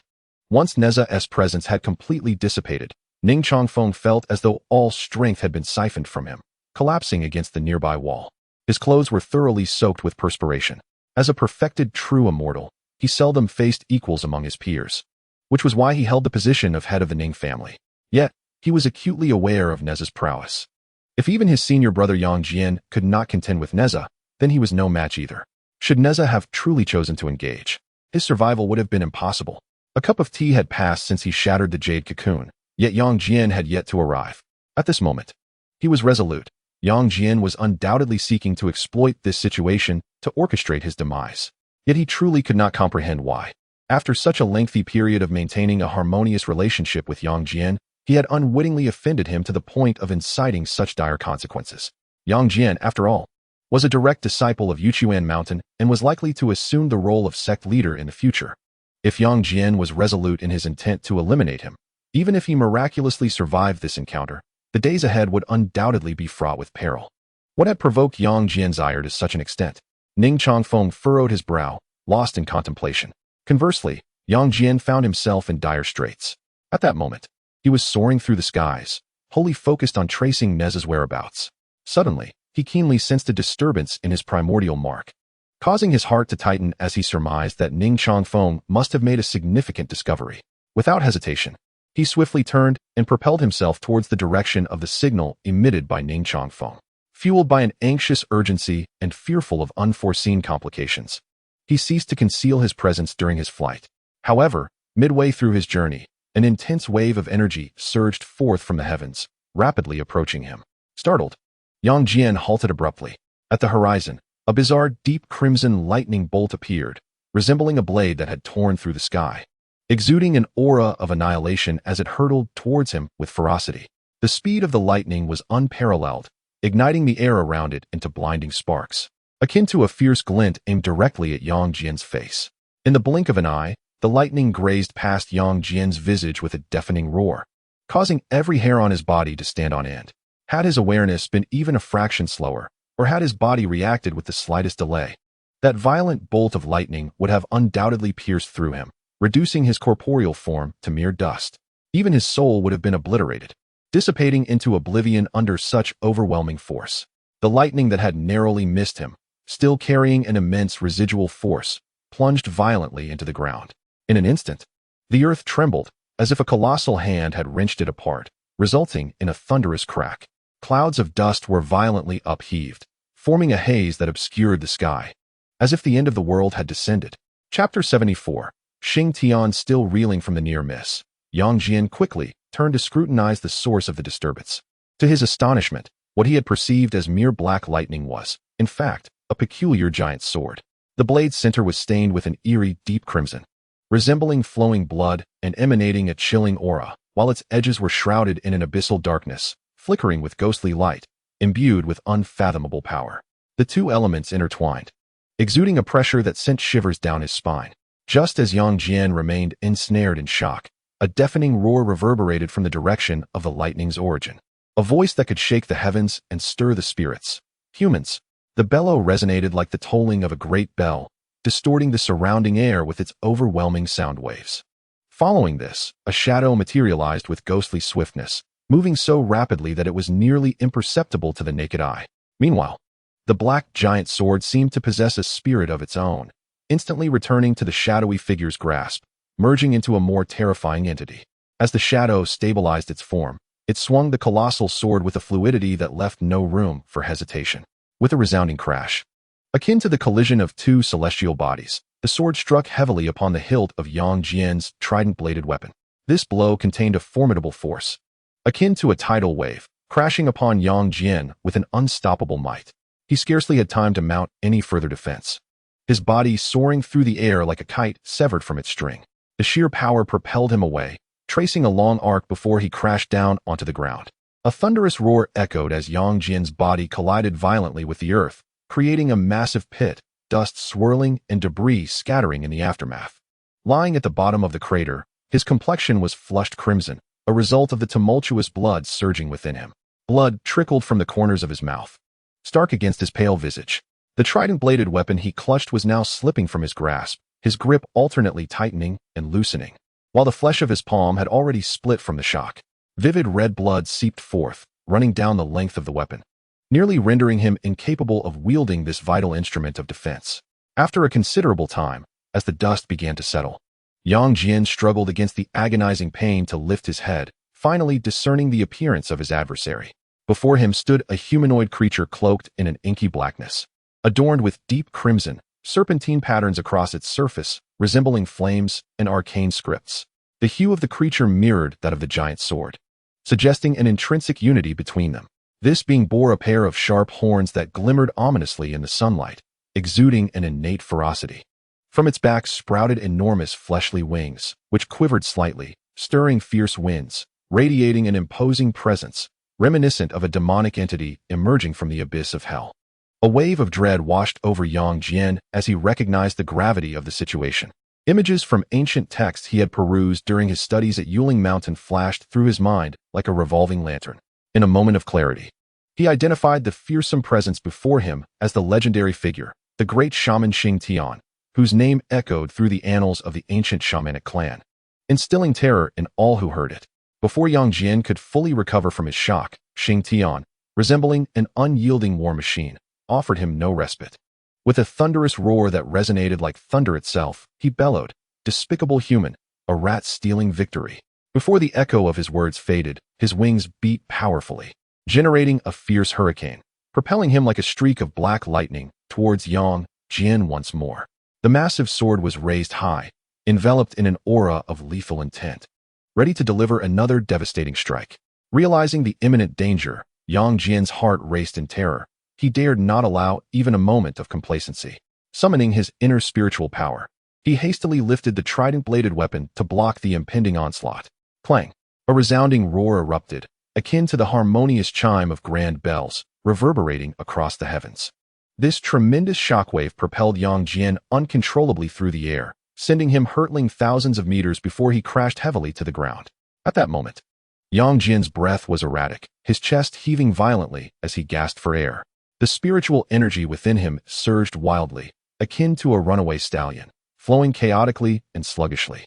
The two terrifying strikes from Xing Tian had profoundly impressed upon him the realization that this formidable adversary far surpassed his expectations. An opponent he was ill-equipped to confront at this stage. Faced with life and death, Yang Jian had no time for further contemplation. He decisively shattered the precious jade cocoon bestowed upon him by the Taiyi Zhenren. This cocoon was initially intended for use only in the presence of Nezha, but now, confronted by the godlike presence of Xing Tian, his life hanging by a thread, he could afford no such luxury. He understood clearly that if the Taiyi Zhenren did not intervene soon, his demise would be imminent.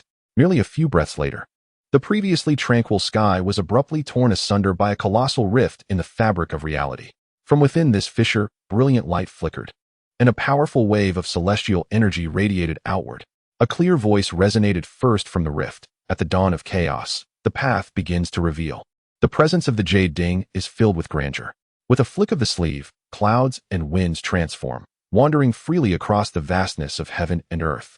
Following this, a figure clad in a Taoist robe gracefully emerged from the mysterious void, exuding an ethereal quality, as though a celestial being had descended upon the world. Pointing to the ground, he exclaimed, "Nezha, how dare you steal from my jade spring mountain?" Xing Tian, instantly recognizing the formidable opponent before him, he was taken aback. He swiftly extended his hand and murmured softly, and in an instant, spiritual energy surged throughout the cosmos, manifesting a colossal black and white formation that ensnared Xing Tian within its grasp. The Ziwu Demon Subjugation Array, imbued with potent powers to vanquish malevolence, once activated, could confine demons within its bounds, rendering escape nearly impossible. Subsequently, the Taiyi Zhenren flicked his wrist, and a torrent of celestial energy surged forth, a more expansive and enigmatic formation materializing behind him. Within this array, swords inscribed with runes, like resplendent meteors, blazed forth, propelled by fierce sword intent towards Xingtian. This was his formidable secret weapon, the Taiyi 72 sword formation, whose unmatched might could shred any adversary into fragments when unleashed in unison. In a flash, the Jade Dingzhenren appeared before Yang Jian, extending his hand to grasp him firmly, intending to swiftly extricate him from this perilous situation. However, none could have anticipated that Xingtian's defenses were astonishingly formidable. Countless flying swords struck against him, producing a cacophony reminiscent of relentless raindrops battering against solid stone. Yet Xingtian remained unscathed, as though forged from unyielding steel. Not only that, but a fierce glint also flickered in his eyes as he charged boldly towards the sword formation, his reckless audacity instilling a profound dread. As he reached the edge of the sword array, he raised his colossal sword and forcefully thrust it upwards. In an instant, a blade of sword energy, composed of deep crimson lightning, skimmed across the ground like a dark torrent, hurtling towards the Jade Cauldron Master with breathtaking speed. Wherever this sword energy passed, the earth was instantly torn asunder, creating a deep chasm, while the surrounding air warped and compressed, emitting a sharp, piercing howl. Upon witnessing this, the Jade Cauldron Master's expression altered dramatically. He was acutely aware of the sword energy's formidable might and dared not to be complacent. Swiftly invoking the golden light spell once more, he murmured incantations, his hands swiftly forming seals, and a brilliant golden light erupted from his palms, rapidly materializing into an indestructible golden barrier before him. However, the onslaught of the black sword energy was relentless, bearing the annihilating force of cataclysm, and it violently crashed into the golden barrier. With a resounding crack, akin to a thunderclap, the barrier forged from the golden light spell was instantly shattered under the terrifying impact of the sword energy, dispersing into countless golden fragments that vanished into the ether. The sword energy, undeterred, continued its relentless trajectory towards the Jade Cauldron Master. Chapter 75. I shall refine you today. The Jade Cauldron Master's countenance was grave as frost. He inhaled deeply and unleashed the Heavenly Gang seal with a powerful palm strike. A colossal golden seal, infused with potent celestial energy, erupted from his hand, colliding fiercely with the sword energy emitted by the gigantic sword. In that moment, it seemed as though the heavens and earth erupted in a violent explosion, with immense waves of spiritual energy cascading like a tempest from the point of their clash, spiraling outward. Rocks on the ground were violently hurled into the air. Trees were uprooted, and the very fabric of space contorted under this overwhelming force. Both the Jade Cauldron Master and Xingtian endured the brunt of this colossal energy, their bodies involuntarily retreating a few steps. Their feet carved deep furrows into the earth as they finally steadied themselves, facing off against one another, the atmosphere thick with tension, akin to a taut string on the verge of snapping. Xingtian regained his balance, his eyes widening to an alarming degree, revealing a ferocious light akin to two blazing ghostly flames. He then erupted with a thunderous roar. "Ants, you shall perish." The sound resonated as if it emanated from the depths of the netherworld, laden with infinite resentment and murderous intent, creating shockwaves that distorted the surrounding air. No sooner had he spoken than his form shot forth like a bolt of black lightning, tearing through the air and leaving behind a flurry of afterimages. His speed was astonishing, surging once more towards the Jade Cauldron Master in the blink of an eye. At that moment, the Jade Cauldron Master tightly cradled the feeble, pallid Yang Jian, whose complexion was ashen. Limited by his circumstances, he could not wield his spells with his usual freedom. In this critical juncture, he decisively conjured a talisman in midair, its runes shimmering with an enigmatic glow. With deft precision, he swiftly affixed the talisman to Yang Jian, then with a vigorous heave, propelled him skyward. Yang Jian's form soared like a kite severed from its string, ascending into the heavens. The Jade Dingzhenren's hands danced rapidly, fingers weaving intricate seals. As he bellowed, "Have we met? What are you fighting for?" Yet, Xingtian seemed oblivious, wielding his massive sword with a fierce wind, cleaving through the air as he cursed. "Wretched vermin, I shall slay you one by one." The Jade Dingzhenren, thoroughly incensed by Xingtian's brutish and unyielding demeanor, felt an inferno of rage ignite within him, akin to a volcano on the brink of eruption. He roared, "Do you truly believe I fear you? 9 heavens, heed my command. Vanquish the malevolent, cleanse the netherworld." Divine thunder of purple lightning. In an instant, the world transformed. The previously azure and serene sky was tumultuously stirred by an unseen hand. clouds swirling and churning with frantic energy. Above, heavy layers of thunderclouds piled high, resembling towering black mountains that pressed down, suffocatingly oppressive. Purple lightning darted through the clouds like enraged dragons, wreaking havoc and producing a deafening roar, as if intent on shattering the very fabric of existence. A bolt of purple thunder, as thick as a mountain, descended with cataclysmic force from the heavens, rending the sky asunder. Where the lightning struck, space itself appeared to be violently torn open, the void trembling with a cacophonous creaking. Time seemed to freeze in that moment, the world appearing suspended in a still frame. As the purple thunder dissipated, Xingtian's eyes glowed a blood-red hue, crimson veins slowly materializing around his body, resembling bulging arteries, or magma poised to erupt from within. He exhaled heated breaths, akin to a wounded beast growing ever more ferocious, slowly raising his gaze. His eyes glinting like a wolf's as he coldly regarded the jade Taiyi Zhenren, uttering, "Do you think you can kill me?" No sooner had he spoken than a surge of formidable energy enveloped him, rising like a tumultuous tsunami, propelling him to the jade Taiyi Zhenren's side in an instant. His massive sword sweeping horizontally. As the sword sliced through the air, it seemed to cleave the atmosphere itself, producing a sharp, piercing whistle. Even the void was rent by this overwhelming force. Clearly visible were the fragments of torn space swirling through the air. Behind the gaping rift lay an unfathomable abyss of darkness, resembling an endless chasm. A resounding clash echoed, the sound of metal striking metal causing a painful reverberation in the ears, followed by a silent, yet devastating tremor. This shockwave was unimaginably potent, as if a colossal hand had pressed down upon the earth, causing deep fissures to emerge across the terrain, akin to grotesque wounds upon the land. Before them, a long sword emanating a ghostly blue light clashed violently with the crimson giant sword wielded by Xingtian, the powerful impact distorting the surrounding air into bizarre shapes.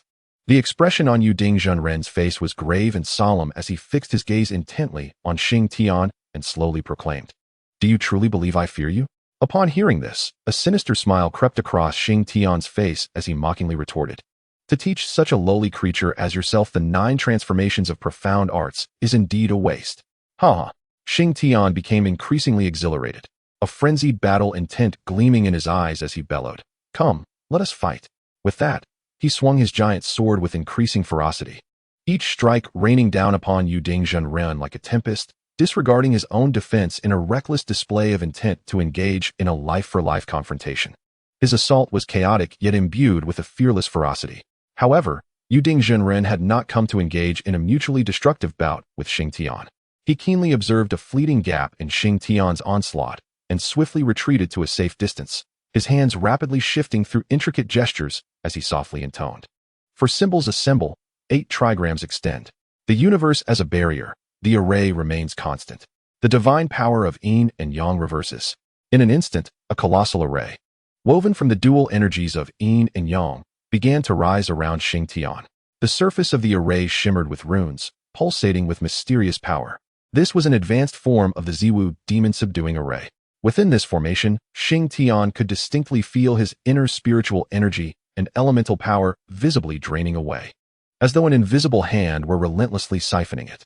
Without a moment's hesitation, Taiyi Zhenren altered his hand seals once more, striking the ground forcefully with one hand as he proclaimed, "The torrent of time, vast and boundless. The sun and moon follow their orbits, the stars shine brightly. The divine power of Taichu takes a breath."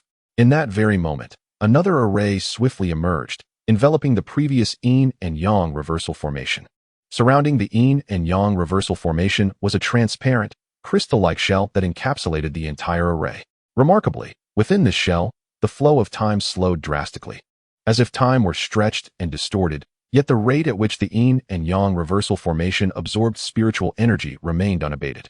The combination of these two formations complemented each other, causing the trapped practitioner to experience not only a continuous drain of spiritual energy and power, but also a deceleration in the speed of their remaining energies operation and their ability to launch attacks. Breaking free from this formidable array became increasingly arduous, akin to sinking deeper into a quagmire with each struggle.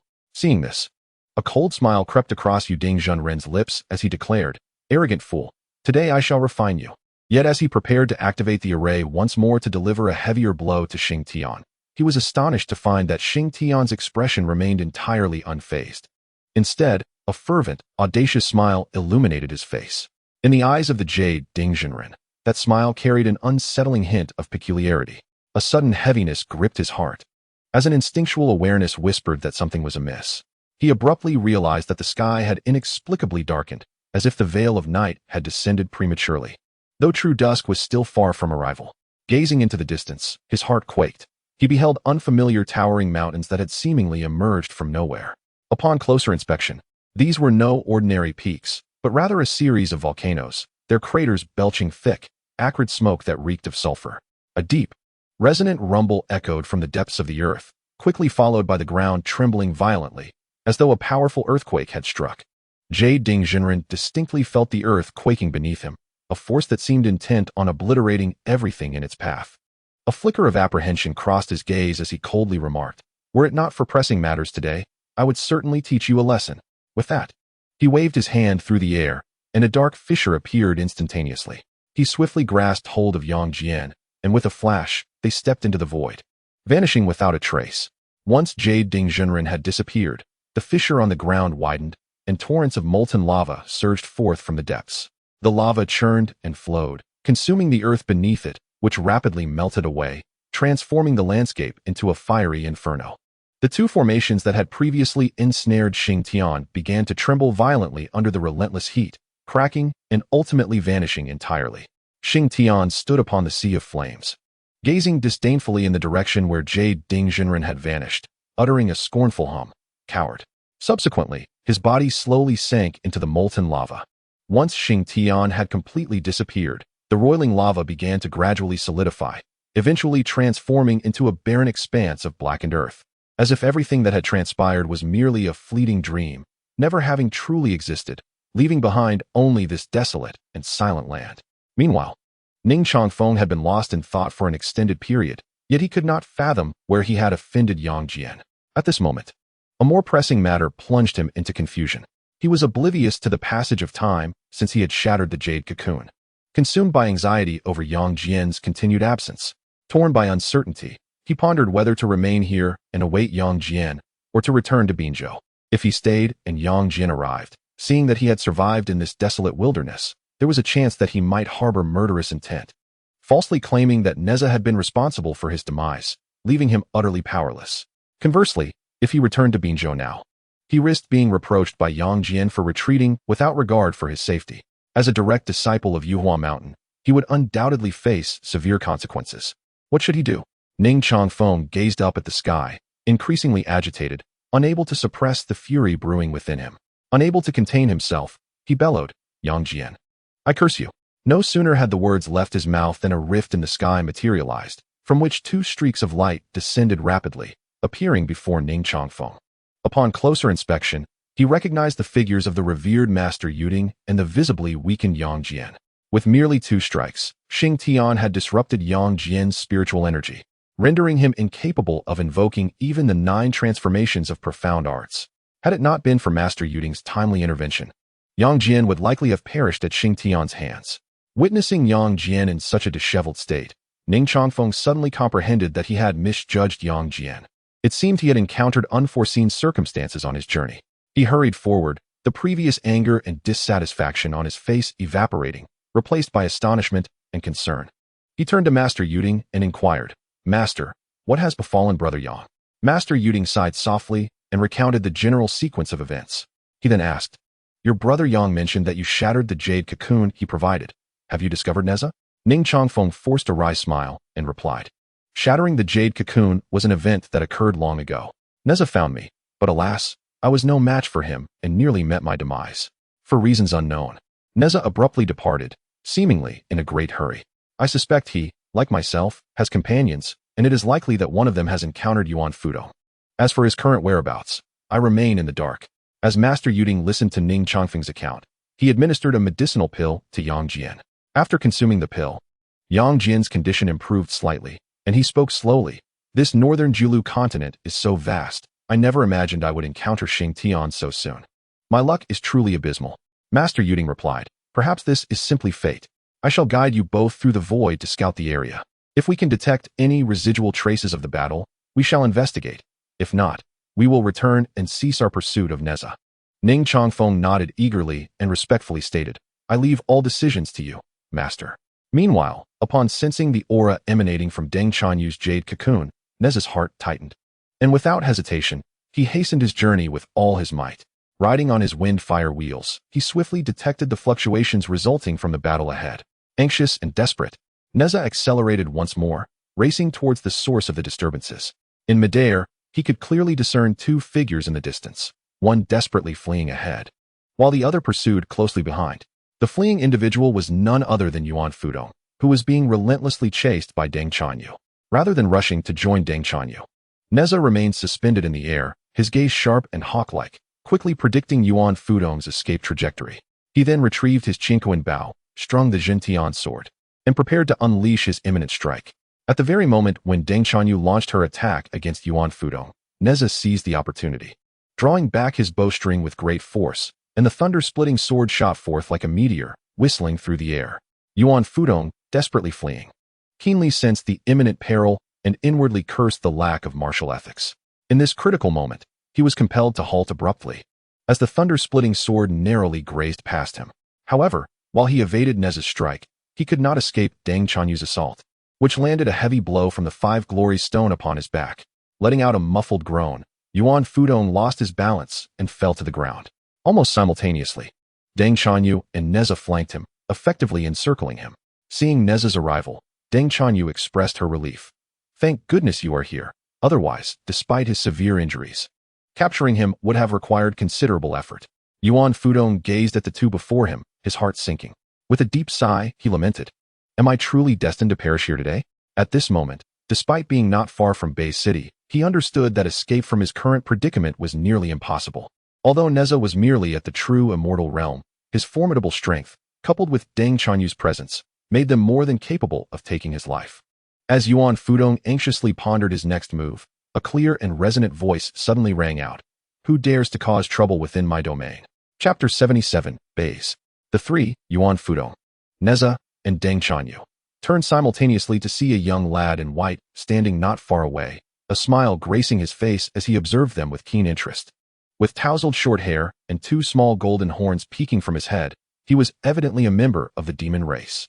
Yet, his crescent-eyed smile gave him an innocent appearance, reminiscent of an amiable neighbor boy. Though the youth stood merely 100 meters away, Nezha and Deng Chanyu felt a simultaneous heaviness in their hearts. The absence of anyone else during their fierce battle was stark, especially as Nezha had previously scanned the surroundings while launching the thunder-splitting arrow, finding the vicinity devoid of life. Yet now, this individual had appeared without warning, as if he had been there all along. Had he chosen to ambush them, his sudden emergence could have easily resulted in the demise of any one of them. As the saying goes, those who smile are often the most dangerous. Nezha regarded the boy's squinting eyes with growing apprehension. Quietly, he activated the transformative jade butterfly, attempting to sense the lad's cultivation level, only to be astounded by his inability to discern anything. It was clear that this individual was at least at the profound immortal realm, exuding an aura that seemed even more potent than that of Master One, indicating that he had surpassed the golden immortal thunder tribulation and likely transcended multiple layers. Moreover, the individual before them belonged to the demon clan, and Yuan Fudong was also of the same lineage. Could it be that he had come to rescue Yuan Fudong? Nezha pondered silently, feeling that the situation had become increasingly precarious. The silver-haired youth smiled as he regarded Yuan Fudong and inquired, Is this not Yuan Fudong? 20 years ago, he ventured to the northern sea, and how has he now fallen to such a state? Pursued by two young human juniors? Yuan Fudong looked at the youth, not daring to show any hint of negligence. He hastily clasped his hands in respect and replied, I pay my respects to Lord Bei's. Upon hearing this, both Deng Chanyu and Nezha felt a heavy weight in their hearts, silently cursing their misfortune. Nezha was well aware that before the rise of humanity, the witch and demon clans had been the sovereigns of the world. When the demon court still existed, Emperor Jun had 10 demon generals under his command, and Bei's was one among them. Although the witch-demon war had severely diminished the core strength of both clans, some ancient masters had survived, such as Bei's. In ancient times, Bei's renown had already echoed throughout the vast wilderness, instilling fear in all who heard his name. Bei's gently nodded, his smile unwavering. His gaze swept over Nezha and Deng Chanyu before finally settling on Deng Chanyu. His tone remained gentle, devoid of any hint of anger, as he asked, Is it not somewhat disrespectful for you two human friends to tread upon the land of the northern Jilu continent and slay my kin? Baze's words, though soft, enveloped the atmosphere in a stifling silence, rendering it almost suffocating. Observing the scene, Deng Chanyu promptly bowed and said, Yuan Fudong led 72 demon lords to commit heinous acts in the northern sea, resulting in countless innocent lives falling victim to his tyranny. We have come with the intention of eliminating him to protect the people. Baze shook his head slightly, a faint smile gracing his lips as he responded. The primordial world has always adhered to the principle of survival of the fittest, where the strong thrive and the weak perish. When he was powerful, he slaughtered you at will. Now that you are strong, you seek to kill him. Is it not laughable to argue about opportunities? You hypocritical humans. Now that you possess strength, are not content with merely driving Yuan Fudong away, but wish to pursue him to the northern Jilu continent for his complete annihilation. As a fellow demon, I cannot stand idly by while you humans massacre my kin. Now that I possess greater strength, I intend to kill you. I trust you have no objections? However, out of kindness, I shall grant you the opportunity to speak your final words. At this declaration, fine beads of sweat instantly appeared on Deng Chanyu's forehead. She opened her mouth, momentarily at a loss for words, and could only remain silent. The atmosphere once again descended into silence, with not a soul daring to speak. Meanwhile, Deng Chanyu communicated with Nezha through a spiritual stone, her tone remarkably calm. As if discussing an ordinary matter, Nezha, although your cultivation level is lower than mine, your innate talent far surpasses my own. Given time, you will undoubtedly become a formidable aid to Master One. Now is not the time for debate. Silence your tongue and depart swiftly.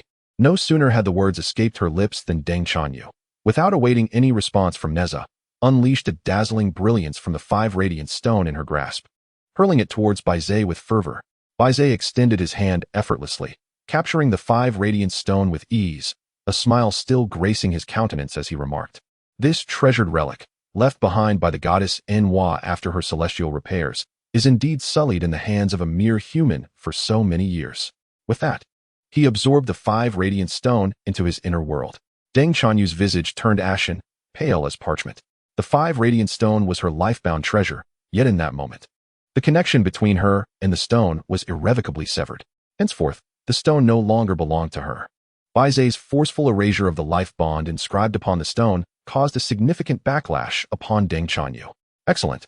Your actions signify that you have no final words to utter. Thus I shall usher you into the cycle of reincarnation, Baize declared, extending his alabaster hand and gently grasping the void before him. In an instant, the space behind Deng Chanyu seemed to collapse, the spiritual energy surrounding her dissipating as if sealed by an invisible force. A heavy sensation gripped her chest, and she coughed forth a mouthful of blood, rendered immobile. She was powerless to act or transmit her consciousness. Despair etched upon her features. Having one foot already within the gateway of transcendence, nearing the path of immortality.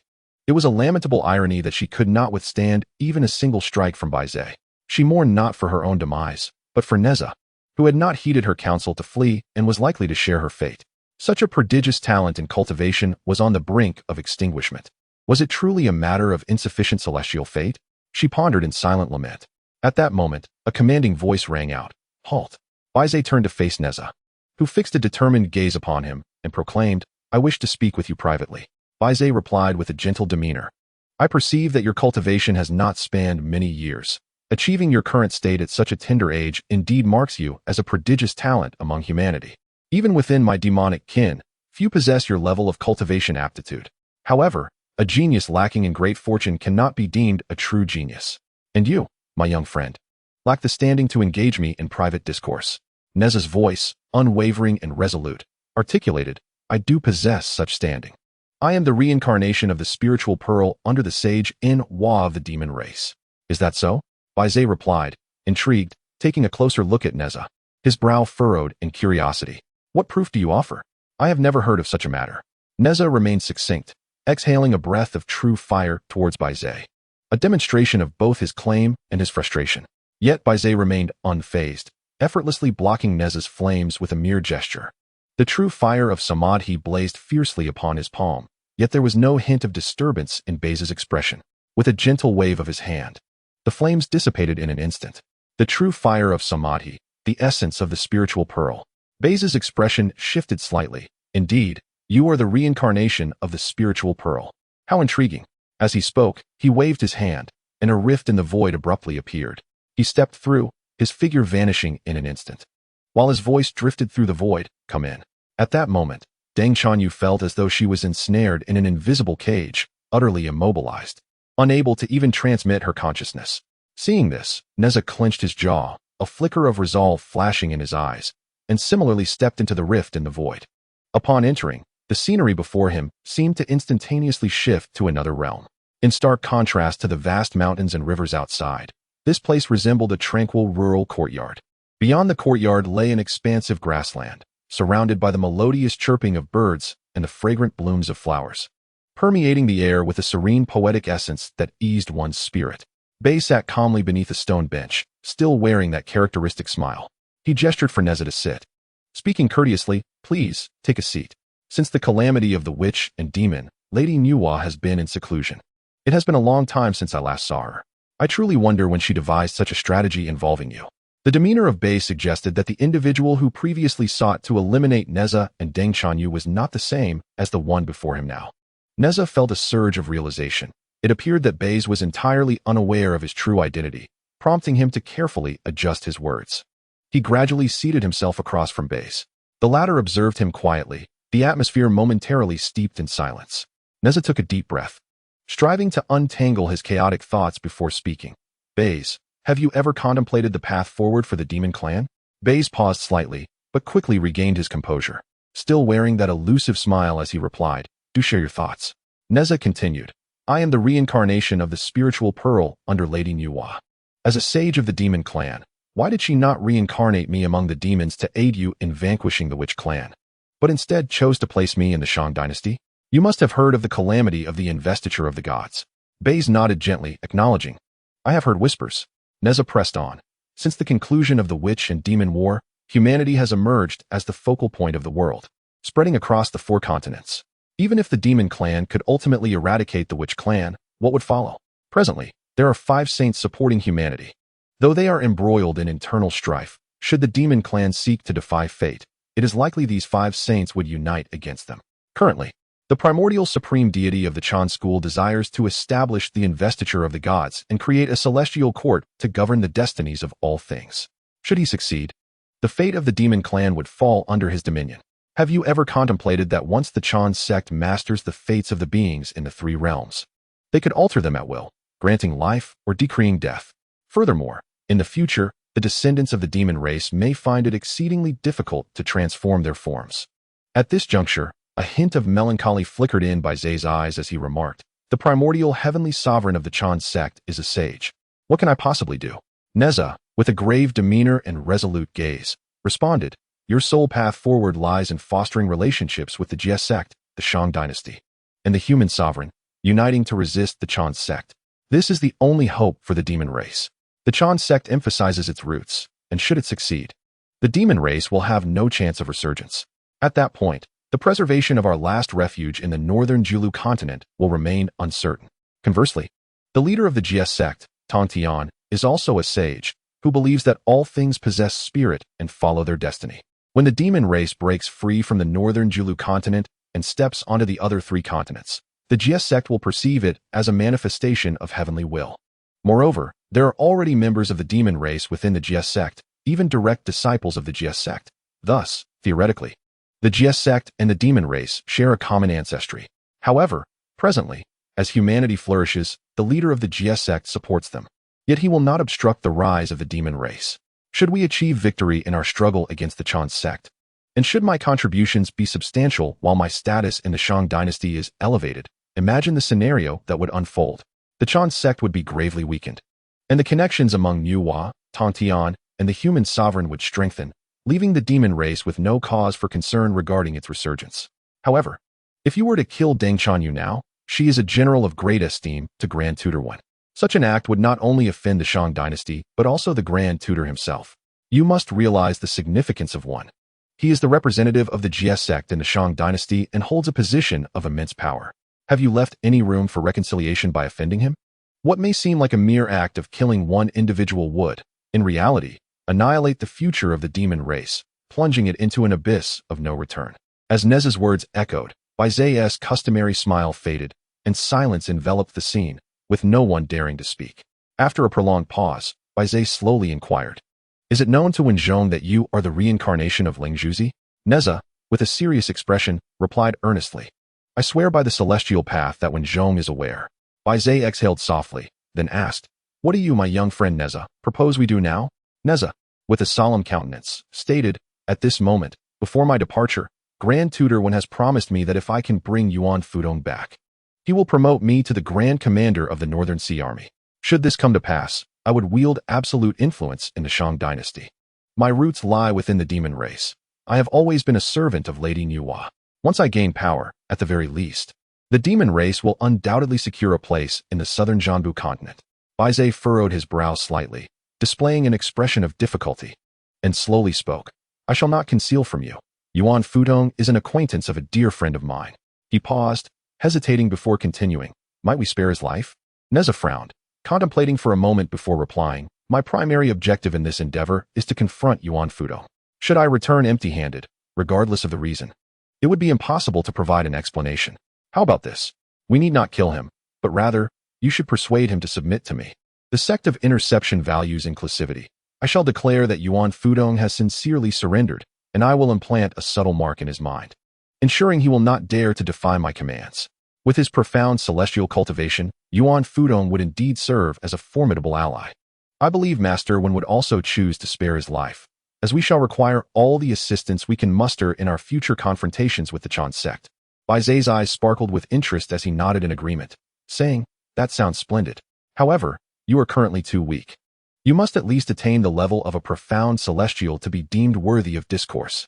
Subsequently, he produced a pill, stating, "I see you have dual cultivation in martial arts. Your physical limits have been reached. Without a potent elixir to enhance your body, a breakthrough in the near term is unattainable. This is a Qilin pill. Upon consumption, it will elevate your physical threshold." He then retrieved a porcelain vial, adding, "This is the golden crystal Taiyi Zhenren, which serves to augment your corporeal flexibility, allowing your form to gradually expand its limits even after reaching its peak."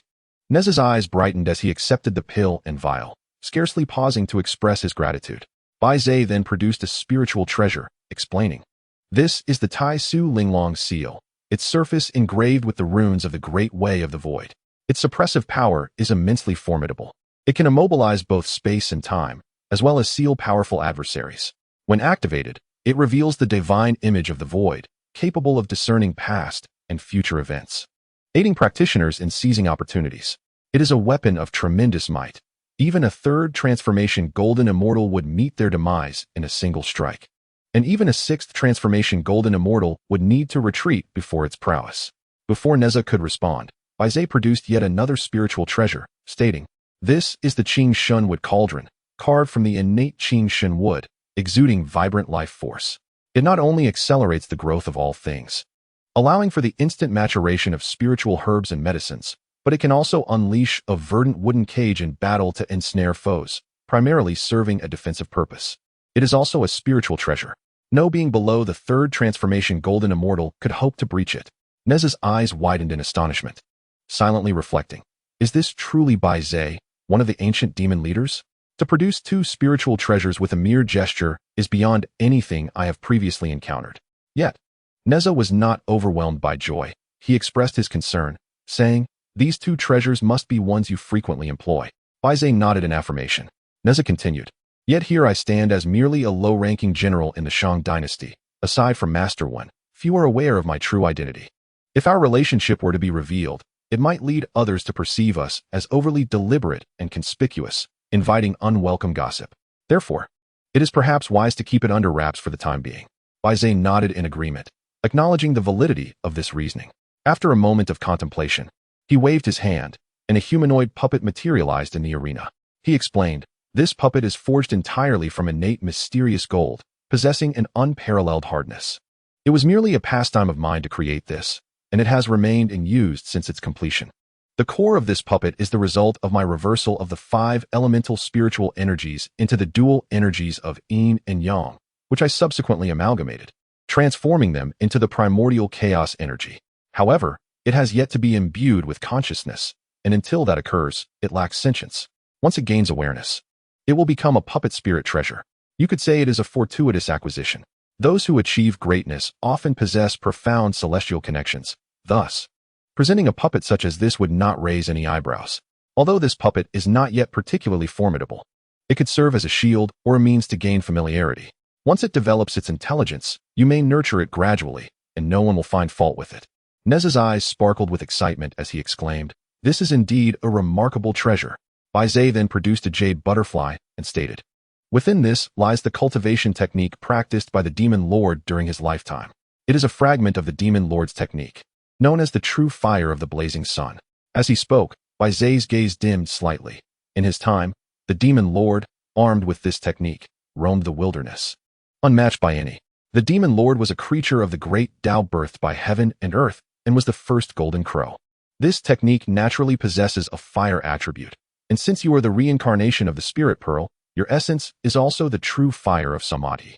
Thus, their combination appears quite harmonious and would evade detection. However, this technique is exceedingly difficult to master. You may take your time to contemplate it after returning. It rivals the true scriptures of the three teachings, and once you achieve mastery, you will be invincible in the wilderness, even without assistance from others. With a flick of his wrist, Bai Zhe pressed the jade slip into Nezha's forehead. Instantly, a surge of information flowed into Nezha's mind, leading him to realize that Bai Zhe's words were indeed true. This was an exceptionally profound cultivation method. Once everything was concluded, Bai Zhe returned to his previous cheerful demeanor. Yet his tone grew serious as he stated, "The path ahead must be traversed by you alone, but you must always remember the words spoken today and understand your roots. Should you ever betray the demon clan, unless you remain by the sage's side without venturing elsewhere, I shall be forced to slay you. Now, this matter is settled, and it is time for you to return." With that, he gently extended his hand, and Yuan Fudong instantly appeared before them. Yuan Fudong, looking bewildered, glanced between Nezha and Bai Zhe before respectfully bowing and saying, "Lord Bai Zhe." Bai Zhe nodded slightly and replied, "I have struck a deal with my young friend Nezha. He will spare your life, but from this day forth, you must obey his commands. Should you dare to harbor any treachery, there shall be no refuge for you in this world." Upon hearing these words, Yuan Fudong nearly dropped his jaw in astonishment, convinced he must have misheard. He never anticipated that after a brief conversation with Nezha, Bai Zhe would alter his stance and even invite him to accompany Nezha. He intended to inquire further, but upon raising his gaze, he found Bai Zhe's piercing eyes fixed upon him, causing the question to die unuttered on his lips. In the realm of cultivation, the law of the jungle prevails, and the demon clans have taken this principle to its utmost extreme. The strong embody truth. Thus, Bai Zhe's words instilled a profound fear in Yuan Fudong, leaving him with no option but to submit, fully aware that resistance would lead to certain demise. Moreover, the opportunity to ally with Bai Zhe, even if it merely granted him a modicum of favor, was a stroke of fortune he could scarcely hope to attain in his lifetime. Subsequently, with a wave of his hand, Bai Zhe caused Nezha to feel as though the very scenery around him shifted, and in the blink of an eye, they returned to their original location. At that moment, Deng Chanyu was seated on the ground, cultivating to heal her injuries. She neither fled nor displayed any signs of panic. Upon seeing the three emerge, she opened her eyes, remaining silent as she awaited the judgment of fate. Nezha hurried forward, supporting her gently, and softly reassured her, "It is over. Everything has passed." He discreetly conveyed through sound transmission, "Do not speak. Simply follow me." Bai Zhe returned the 5 radiant stone to Deng Chanyu, smiling as he addressed Nezha, "Safe travels. Young friend Nezha, should you require anything in the future, do not hesitate to seek me out in the North Julu continent." Nezha nodded, and, with a respectful gesture, replied, "Then, Brother Bai, we shall not delay further. We must return to the North Sea to report to Master One." Despite Nezha's prior admonition to Deng Chanyu to remain silent, she now felt as though her mind had been struck by thunder, leaving her utterly bewildered. She had originally believed that Nezha's entry with her was merely a ploy to buy time, and she considered it all futile. At that moment, her consciousness could not extend beyond her confines, yet she never imagined matters would unfold in such a manner. What had they discussed? She could not fathom, nor was it appropriate to inquire. Just as Nezha, Deng Chanyu, and Yuan Fudong prepared to depart, a rift in the void suddenly appeared in the distant sky.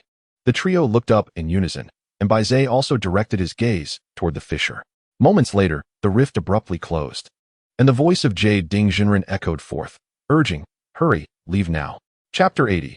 Xing Tian and Chi Yu. Bai Zhe scoffed derisively, "Mice." After bidding farewell to Bai Zhe, the The two immediately set forth on their journey homeward.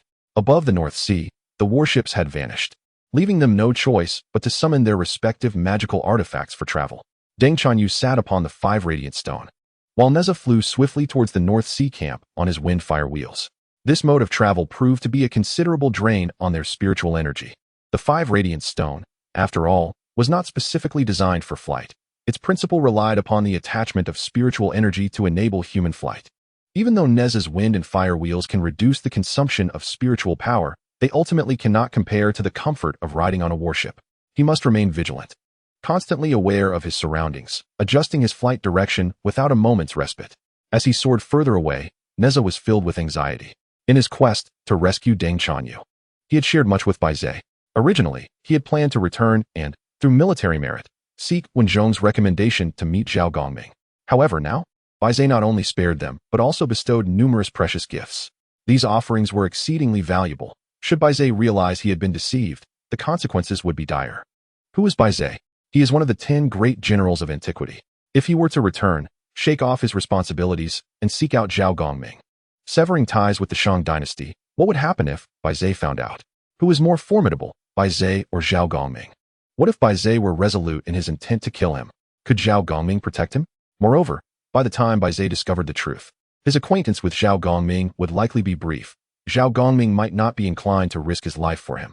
If Bai Zhe were to reveal their agreement, Zhao Gongming would be in a compromising position, and given his prideful nature, he might abandon him altogether. Just as Nezha's thoughts spiraled into chaos, Deng Chanyu's voice suddenly broke through. What exactly did you say to Bai Zhe? How could his attitude towards us change so drastically? As she accompanied Nezha towards the North Sea military camp, she noticed his persistent silence and troubled expression, prompting her to ask. Her inquiry also piqued Yuan Fudong's curiosity. He had initially thought they were doomed, but with Bai Zhe's appearance, the situation had taken an unexpected turn. Although unfamiliar with Bai Zhe, he could not fathom why he would choose to protect him, perhaps out of kinship. Yet, Bai Zhe had directly ordered him to submit to Nezha, leaving him utterly bewildered, questioning if he had misheard. What transpired during their conversation that led to such a sudden shift in circumstances?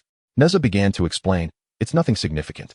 I revealed to him that I am the reincarnation of the spirit pearl, a servant of the goddess Nuwa, and I am also of the demon race. What? You are of the demon race, and a servant of the goddess Nuwa? Yuan Fudong exclaimed in astonishment. He struggled to comprehend. If you are of the demon race, why are you among humans? You are of the demon race, and I am too. You pursued me as if we had a mortal enmity. And why are you not cultivating among your own kind? Seeing the barrage of questions, Nezha cast him a sidelong glance. How about this? From now on, I will inform you of any decisions I make. Yuan Fudong chuckled awkwardly. That may not be necessary. Although he fell silent, a storm of thoughts surged within him. He could never have anticipated that Nezha would so deftly resolve the crisis, nor could he have imagined Nezha's connection to the goddess Nuwa. Nuwa is the saint of the demon race and its sole protector in the present day. No wonder Bai Zhe treated Nezha with such respect. If he were to genuinely follow Nezha, would he not ascend to great heights? Deng Chanyu had not contemplated such far-reaching matters and inquired. Is your statement sincere or merely a pretext to placate Baize? Nezha sighed deeply, his heart rife with conflict. In the face of imminent danger, he had indeed been evasive with Baize. Should he confess that the mother Nuwa had commanded him to align with the Chan Sect, yet he had disobeyed and fled? It was conceivable that the mother Nuwa might be cursing him at this very moment. If he were to disclose this, Baize would certainly not kill him, as he wished to capture Nezha alive and present him before the mother Nuwa. The current dilemma was that Baize had bestowed too many valuable gifts. Should he deceive him, life would become unbearable. Moreover, Master Wen was unaware of Nezha's intention to seek Zhao Gongming, leaving him puzzled about how to explain his actions upon returning. If he truly sought Zhao Gongming, how would he manage Yuan Fudong? Yuan had pledged allegiance to him, and it was untenable for them to seek refuge with Zhao Gongming together. Remaining in the army would also place him in an awkward position. Should Yuan Fudong report to Baize, Nezha would be utterly doomed. Contemplating this, Nezha instinctively cast a glance at Yuan Fudong, who immediately felt a tightening in his chest. Sensing a fleeting glimmer of malice in Nezha's eyes, Nezha then turned away, musing, even if we were to ally with the Jie sect to vanquish the Chan sect, it is improbable that we could achieve a union with the mother Nuwa, as I claimed to Baize. After all, the mother Nuwa has long been in league with the Chan sect, having entrusted me to Taiyi Zhenren. From the outset, this endeavor was flawed. The more Nezha pondered, the more his head throbbed. He never anticipated that reaching the true immortal realm would still bring him such anguish. Observing Nezha's continued sighs, Deng Chanyu softly consoled him. Your innate talent is exceptional, and your strength is formidable. In time, your cultivation will surely rival that of Bei's. Regardless of whether you wish to fulfill your words to him, as long as your power is sufficiently robust, the initiative will lie in your hands. Nezha, intrigued, asked, Do you know what level of strength Bei's possesses? After a moment's contemplation, Deng Chanyu articulated, When Bei's employed that technique against me, I felt as though I were transported to another realm. While I could see you, neither sound nor consciousness could escape. This suggests that he has cultivated his domain to the level of a world. To achieve such a world domain, one must possess at least the strength of a golden immortal at the 7th transformation. Upon hearing this, Nezha's headache intensified. Golden immortal at the 7th transformation. How could he deceive Bei's into believing he had reached such a level? Setting aside the feasibility of maintaining the ruse, the journey to attain the 7th transformation was daunting. Beyond the 6th transformation lies an insurmountable barrier. One must refine their own domain into a world. The concept of a thought manifesting a world is a feat even sages can accomplish by reshaping elements such as earth, fire, water, and wind. The chasm between these realms cannot simply be bridged by elixirs. If such potions could cultivate a golden immortal at the 7th transformation, the primordial heavenly sovereign would have already done so. Moreover, Bei's was a renowned demon lord of the 3 realms during ancient times, his strength surely exceeding the 6th transformation. He might have even attained the great Luo realm, a level Nezha could scarcely hope to approach. Nezha, overwhelmed with despair, sighed helplessly. I suppose I can only take one step at a time. The 3 individuals fell into a profound silence, channeling their magical energies with unwavering determination as they hastened towards the northern sea camp. The only sound accompanying them being the fierce rush of the wind that howled in their ears. Meanwhile, in his grand hall, Xing Tian lounged with an air of leisure, meticulously peeling the skin from grapes with the delicate touch of his fingertips. The plump, lustrous grapes appeared remarkably fragile amidst his rugged hands. Suddenly, a streak of light materialized before him without warning. The newcomer was an imposing figure, tall and robust, with a straight nose and a square jaw, his piercing eyes radiating an intimidating brilliance. It was none other than the great shaman, Qiyu.